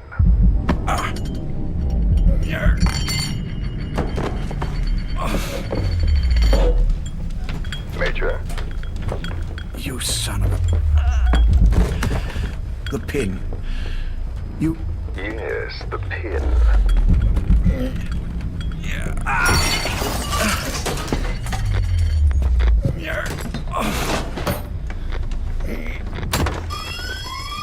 It's too late. They can't extract it. You see, Major, some things can't be undone. How did you find me? The girl. You made her talk. I'm sorry I couldn't visit or thank you in person, but it has been lovely chatting.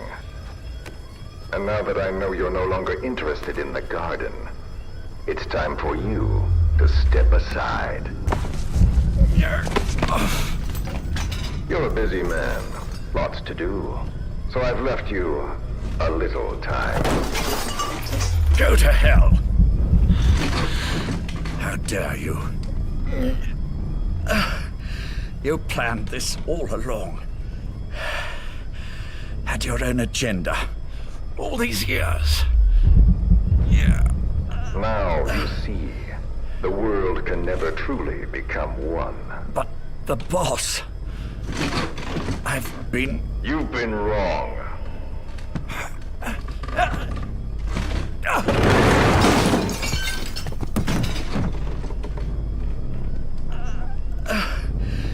You're no different. Just like him. None of you understand the world she saw. I would say the same to you, Major.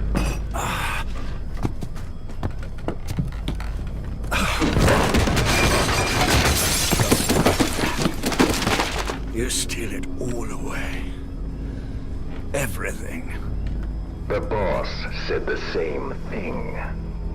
Only I understood what she meant. Major, I'll handle the rest. Oh, and one more thing. That pin badge, it was a fake. I held on to the real one. I'll take good care of it. And continue the boss's work.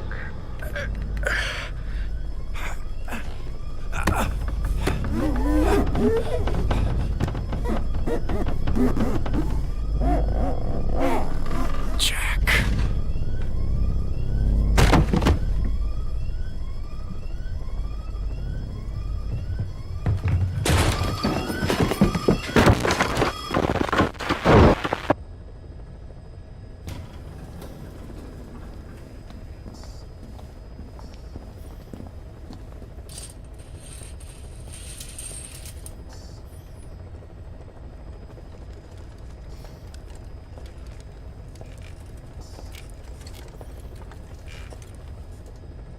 Go.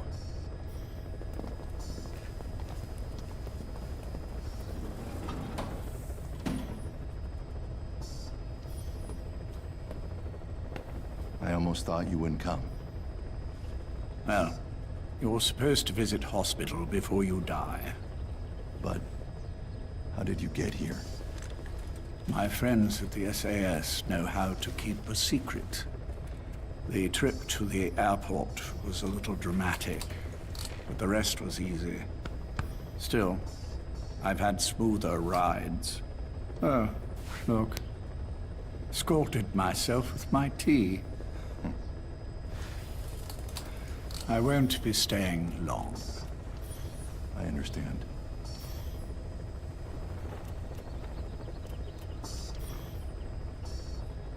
Which one is he?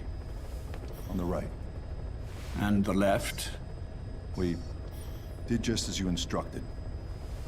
Has either of them woken? Neither of them, no. Not once? Not in 2 years. Their weekly EEGs show stable activity levels. There's been practically no change.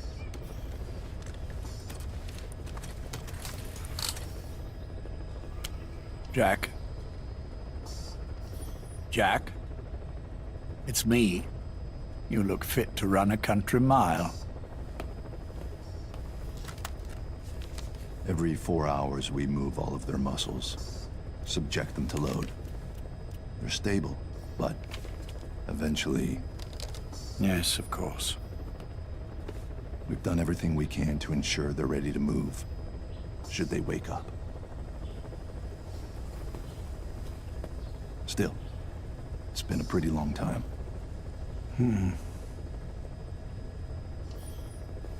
How long will they be here?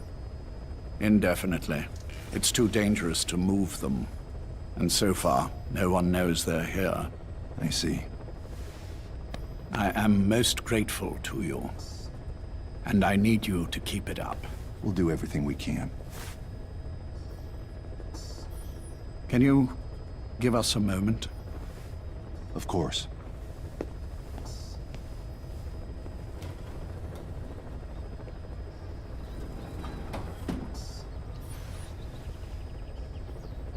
Jack, can you hear me?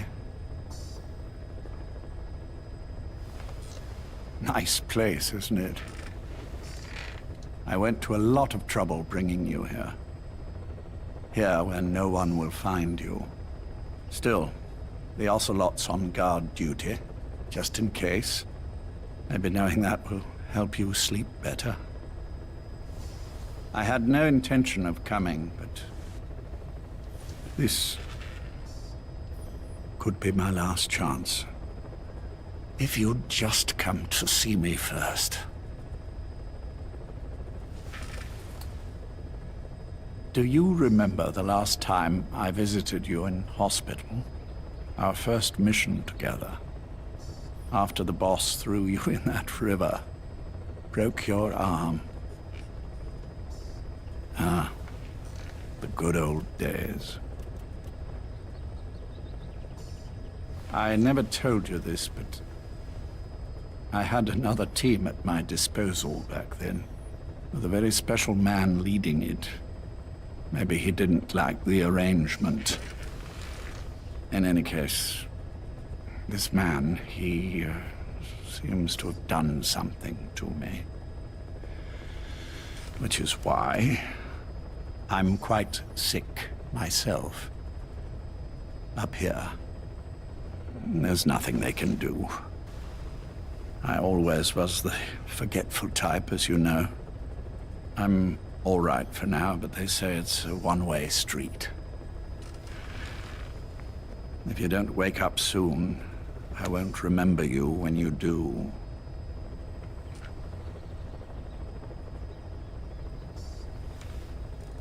I don't mind about myself, but what he did to you, I can never forgive.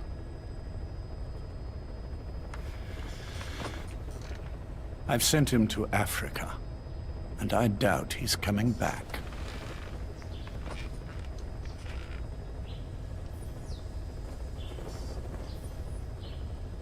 Jack, once your little holiday here is over, well, who knows when that will be. But anyway, I probably won't be around. I'll be somewhere even you can't find me. A tombstone chiseled into the code of a machine. That is all I leave to mark my existence.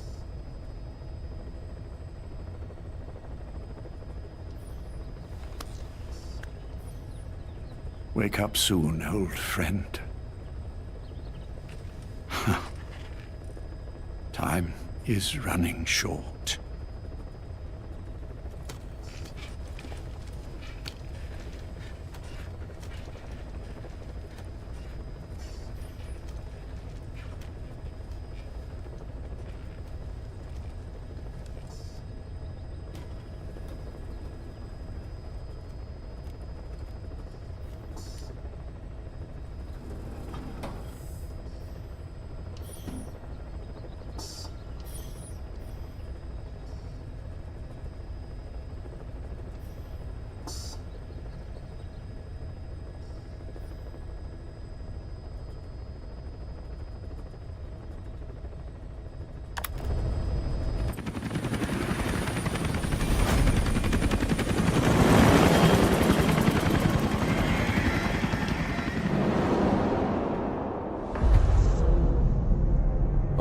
About Eli and his boys. You know where they went? We're still working on it, but the chopper pilot they had fly them out of here is back. And? He said once Sahelanthropus and the chopper got out to sea, they split up and headed in different directions. The chopper headed straight for Africa. They made it about 50 miles inland before running out of fuel. The kids used vines and duct tape to tie the pilot to his seat before they disappeared. He was almost dead from dehydration when the medics found him. They left him alive on purpose. Yeah, they're calling us out. They want to settle this. The intel team are using the direction Sahelanthropus headed and the direction the kids took off in to narrow down the search area. And with Hewick helping out, it won't be long before we know where Eli is. There's just one thing that bothers me. What's that? Apparently there are already men going around the nearby villages asking for witnesses of the giant in the sky. Damn it. Already. It's clearly business as usual for Cypher, even with Skullface gone. They must have been dying to get Sahelanthropus back ever since Afghanistan. And if they beat us to it, they'll be getting more than that. Eli's carrying the English strain of the vocal cord parasite. We've tracked down Eli and his men. They've spread the parasite across the island. It won't affect you if your voice hasn't broken, so they're safe, for now. Eli's driven all the adults off the island. Recess is officially in session. His own version of Lord of the Flies, only instead of a pig's head, Sahelanthropus. And it's swarming with something worse than flies. They presented one demand in exchange for the nuke. Big Boss's body. Those kids have got a lot to learn. Okay, boss.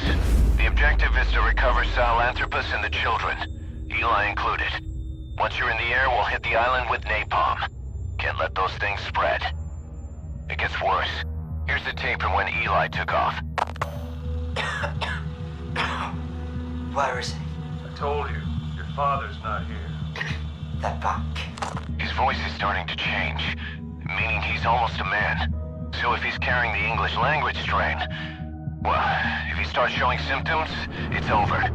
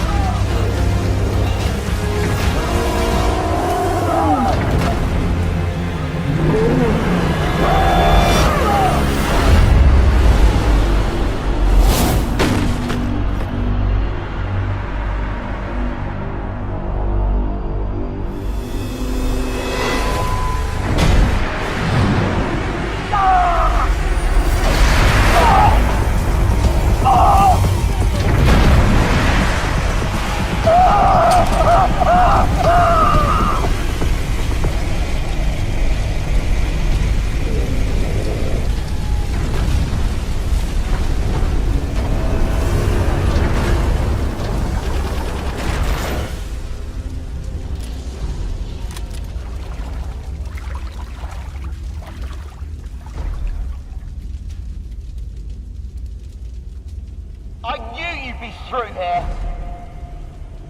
You're not a kid anymore. You can call your own shots. But at this rate, you'll be dead before you have a chance.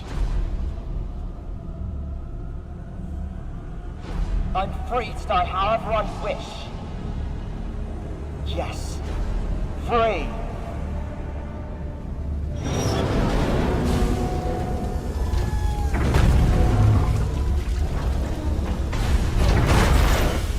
You don't get the last word, Father. I'll break the curse of my heritage. And to do that, first, I will kill you!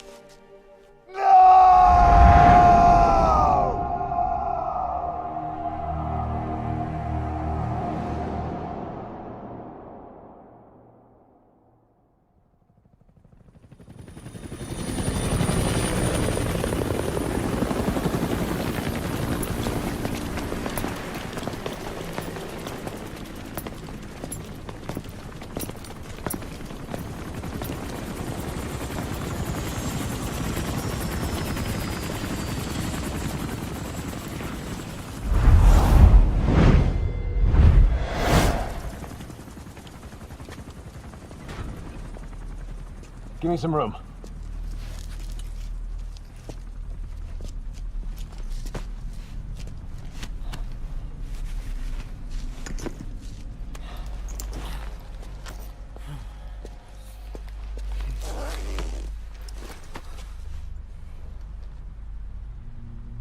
He'll be all right. The vest took the bullet. Get him on the chopper. We'll patch him up at base.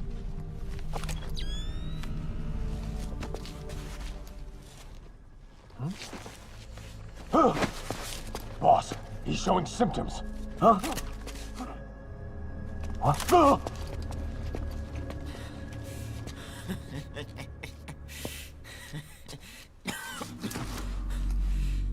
I was created by Cypher. And I was the flaw.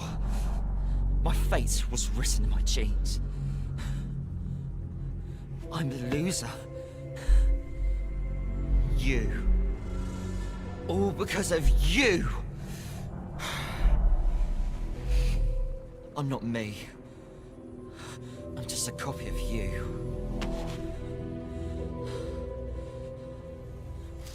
I will surpass my father. Destroy my father. Destroy you! I'll kill all of Cypher. I'll destroy your precious world.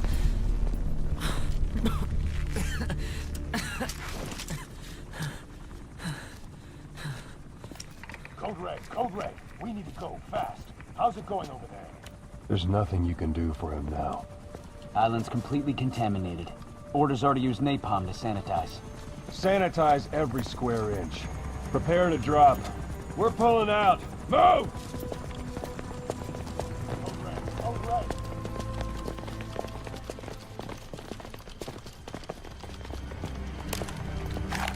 Live. Live.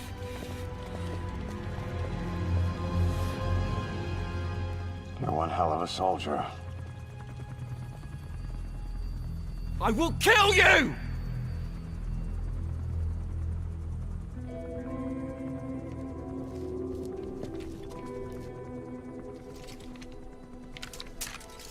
That's right. Don't blame yourself. Blame me.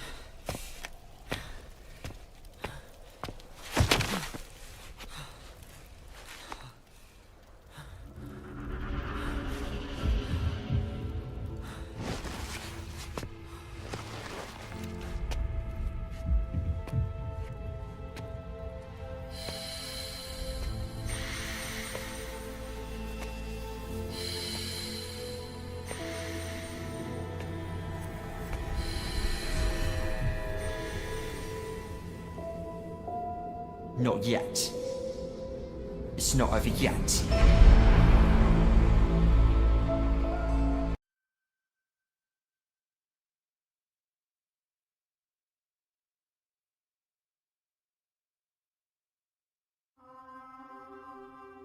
The last nuke's been decommissioned. It's over, boss. I thought this day would never come.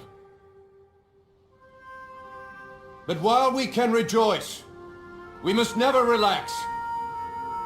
The last nuke was deactivated. That is a fact. But the knowledge that built it is still out there.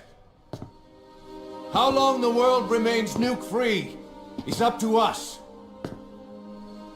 Will this moment persist? Or will human ambition cast us into the flames once more?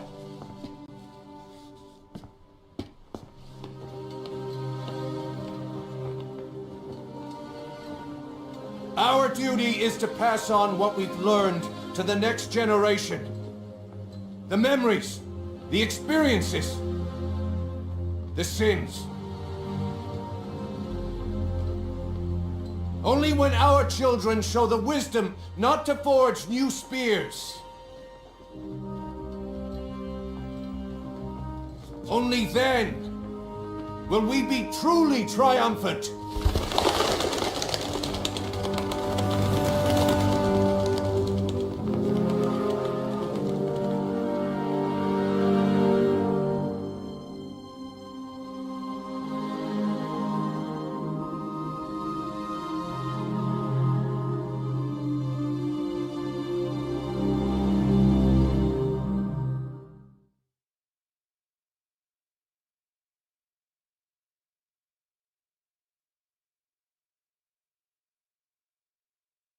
Humanity, every one of us, has chosen the path of nuclear disarmament. Out of ethics or desire, government policy, military strategy, whatever the reason. It's our path too. And each step forward makes it more solid.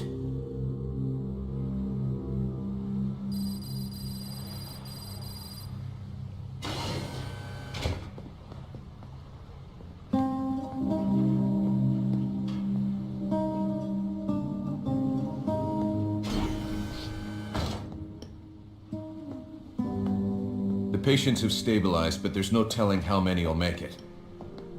The warhead we seized ruptured during transport. Recovering the leaked material exposed each of them to several hundred rads. Environmental contamination was kept to a minimum, thanks to their efforts. Heroes, every one of them.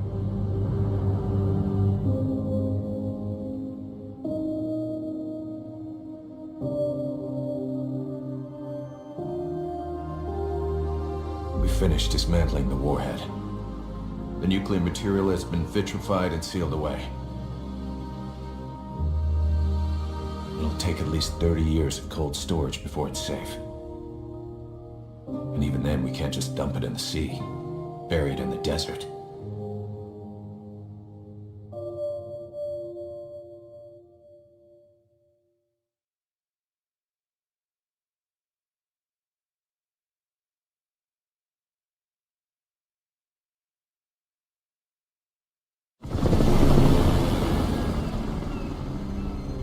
Nuclear disarmament. Boss, we can't let this achievement go to waste. And that means we'll have to get stronger.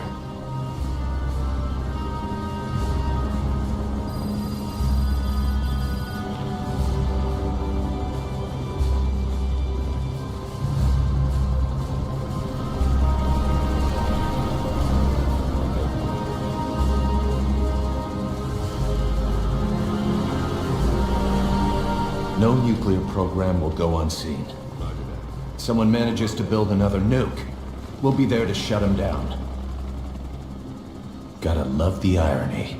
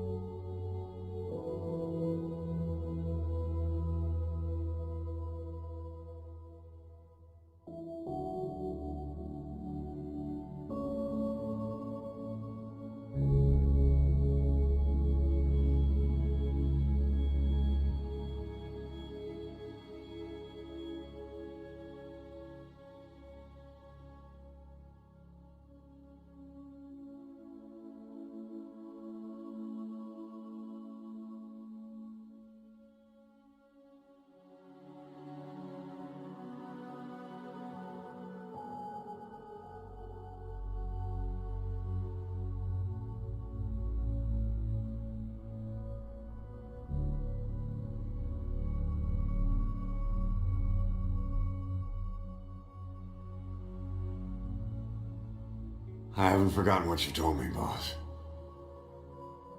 We have no tomorrow. But there's still hope for the future. In our struggle to survive the present, we push the future farther away. Will I see it in my lifetime? Probably not. Which means there's no time to waste. Someday the world will no longer need us. No need for the gun, or the hand to pull the trigger. I have to drive out this demon inside me. Build a better future. That's what we will leave as our legacy. Another mission, right, boss?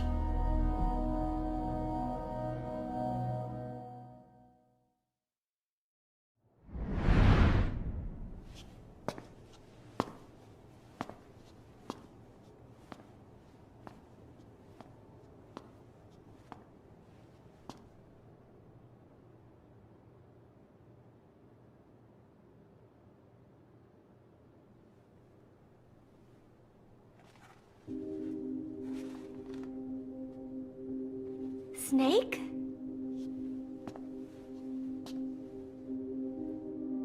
Boss. That's right. It's her.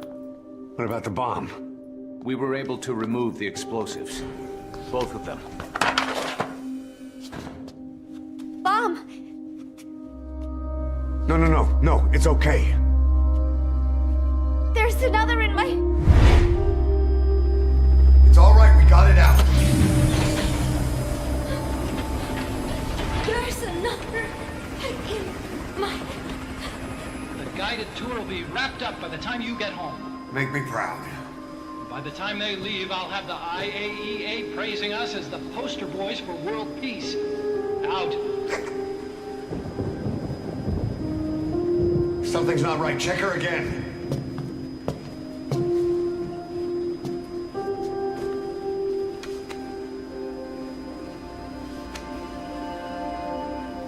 Boss?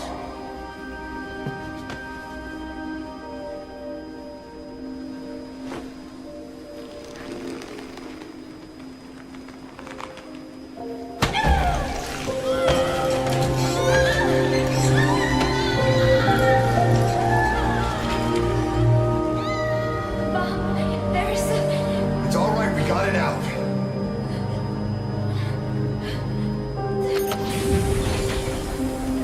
There's another in my... It's okay. The other bomb, we managed it.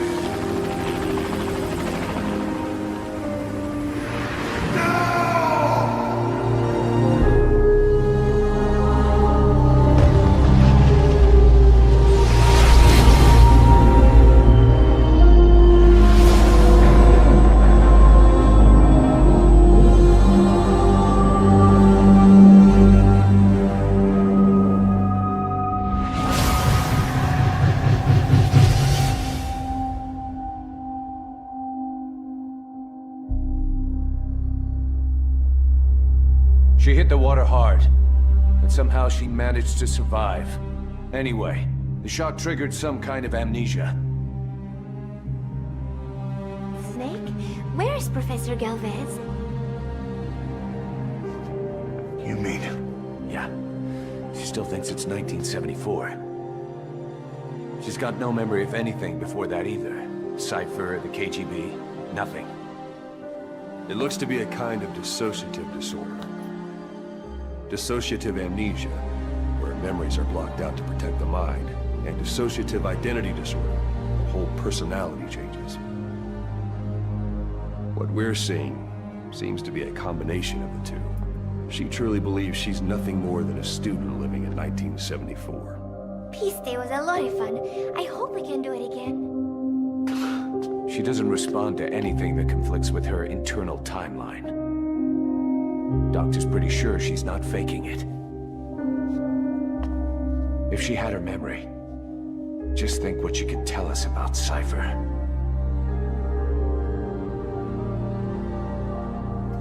The photo is from that guy you brought back the other day. From the old crew.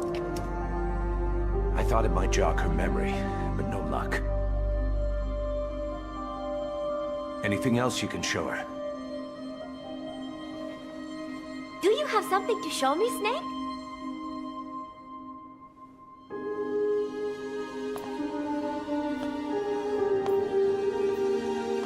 I give up. She's all yours.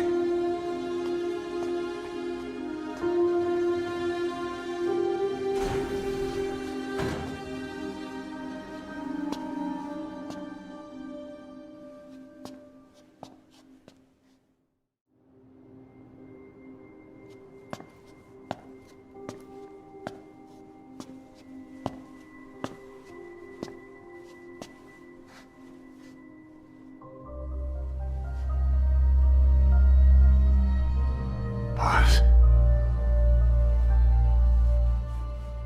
Snake? She's been acting differently lately. Before, she'd respond to conversation. Just as long as it didn't conflict with her timeline. But now, nothing gets a reaction from her. What happened? No idea.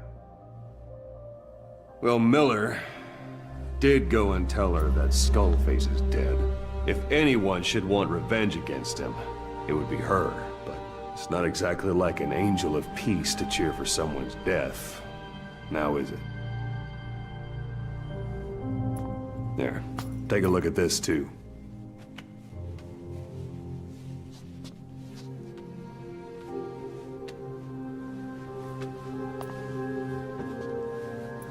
See it? Right there. The wound is open. Yeah, it was all closed up and then it went back to this. But why? The medic has no idea how it happened. He figures it must have been self-inflicted.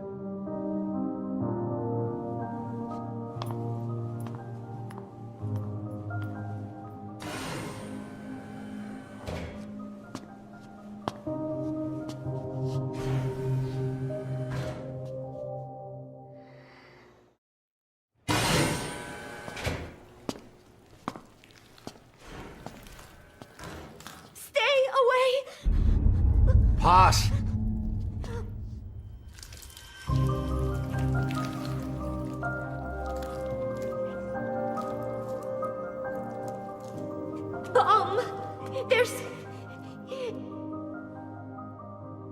There's another. Memes, Jack!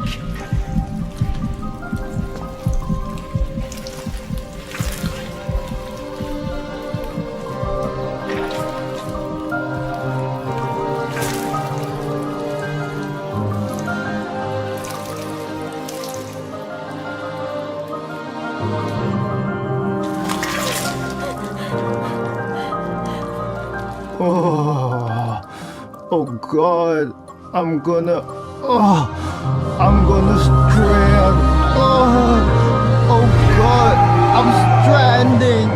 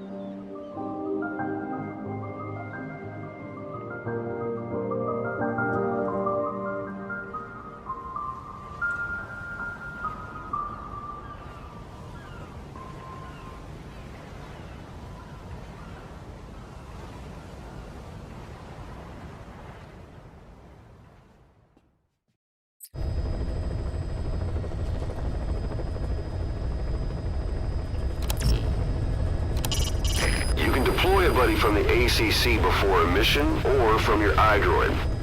Think carefully about the mission's objectives before deciding who you'd better take along. If you develop specialized...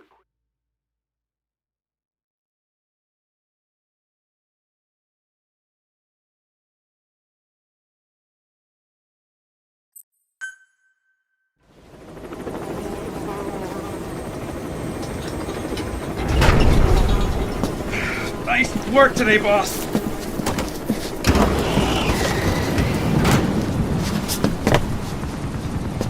Welcome back, boss. Another successful mission.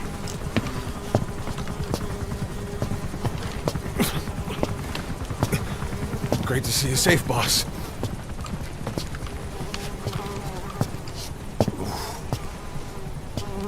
Snake, you stink.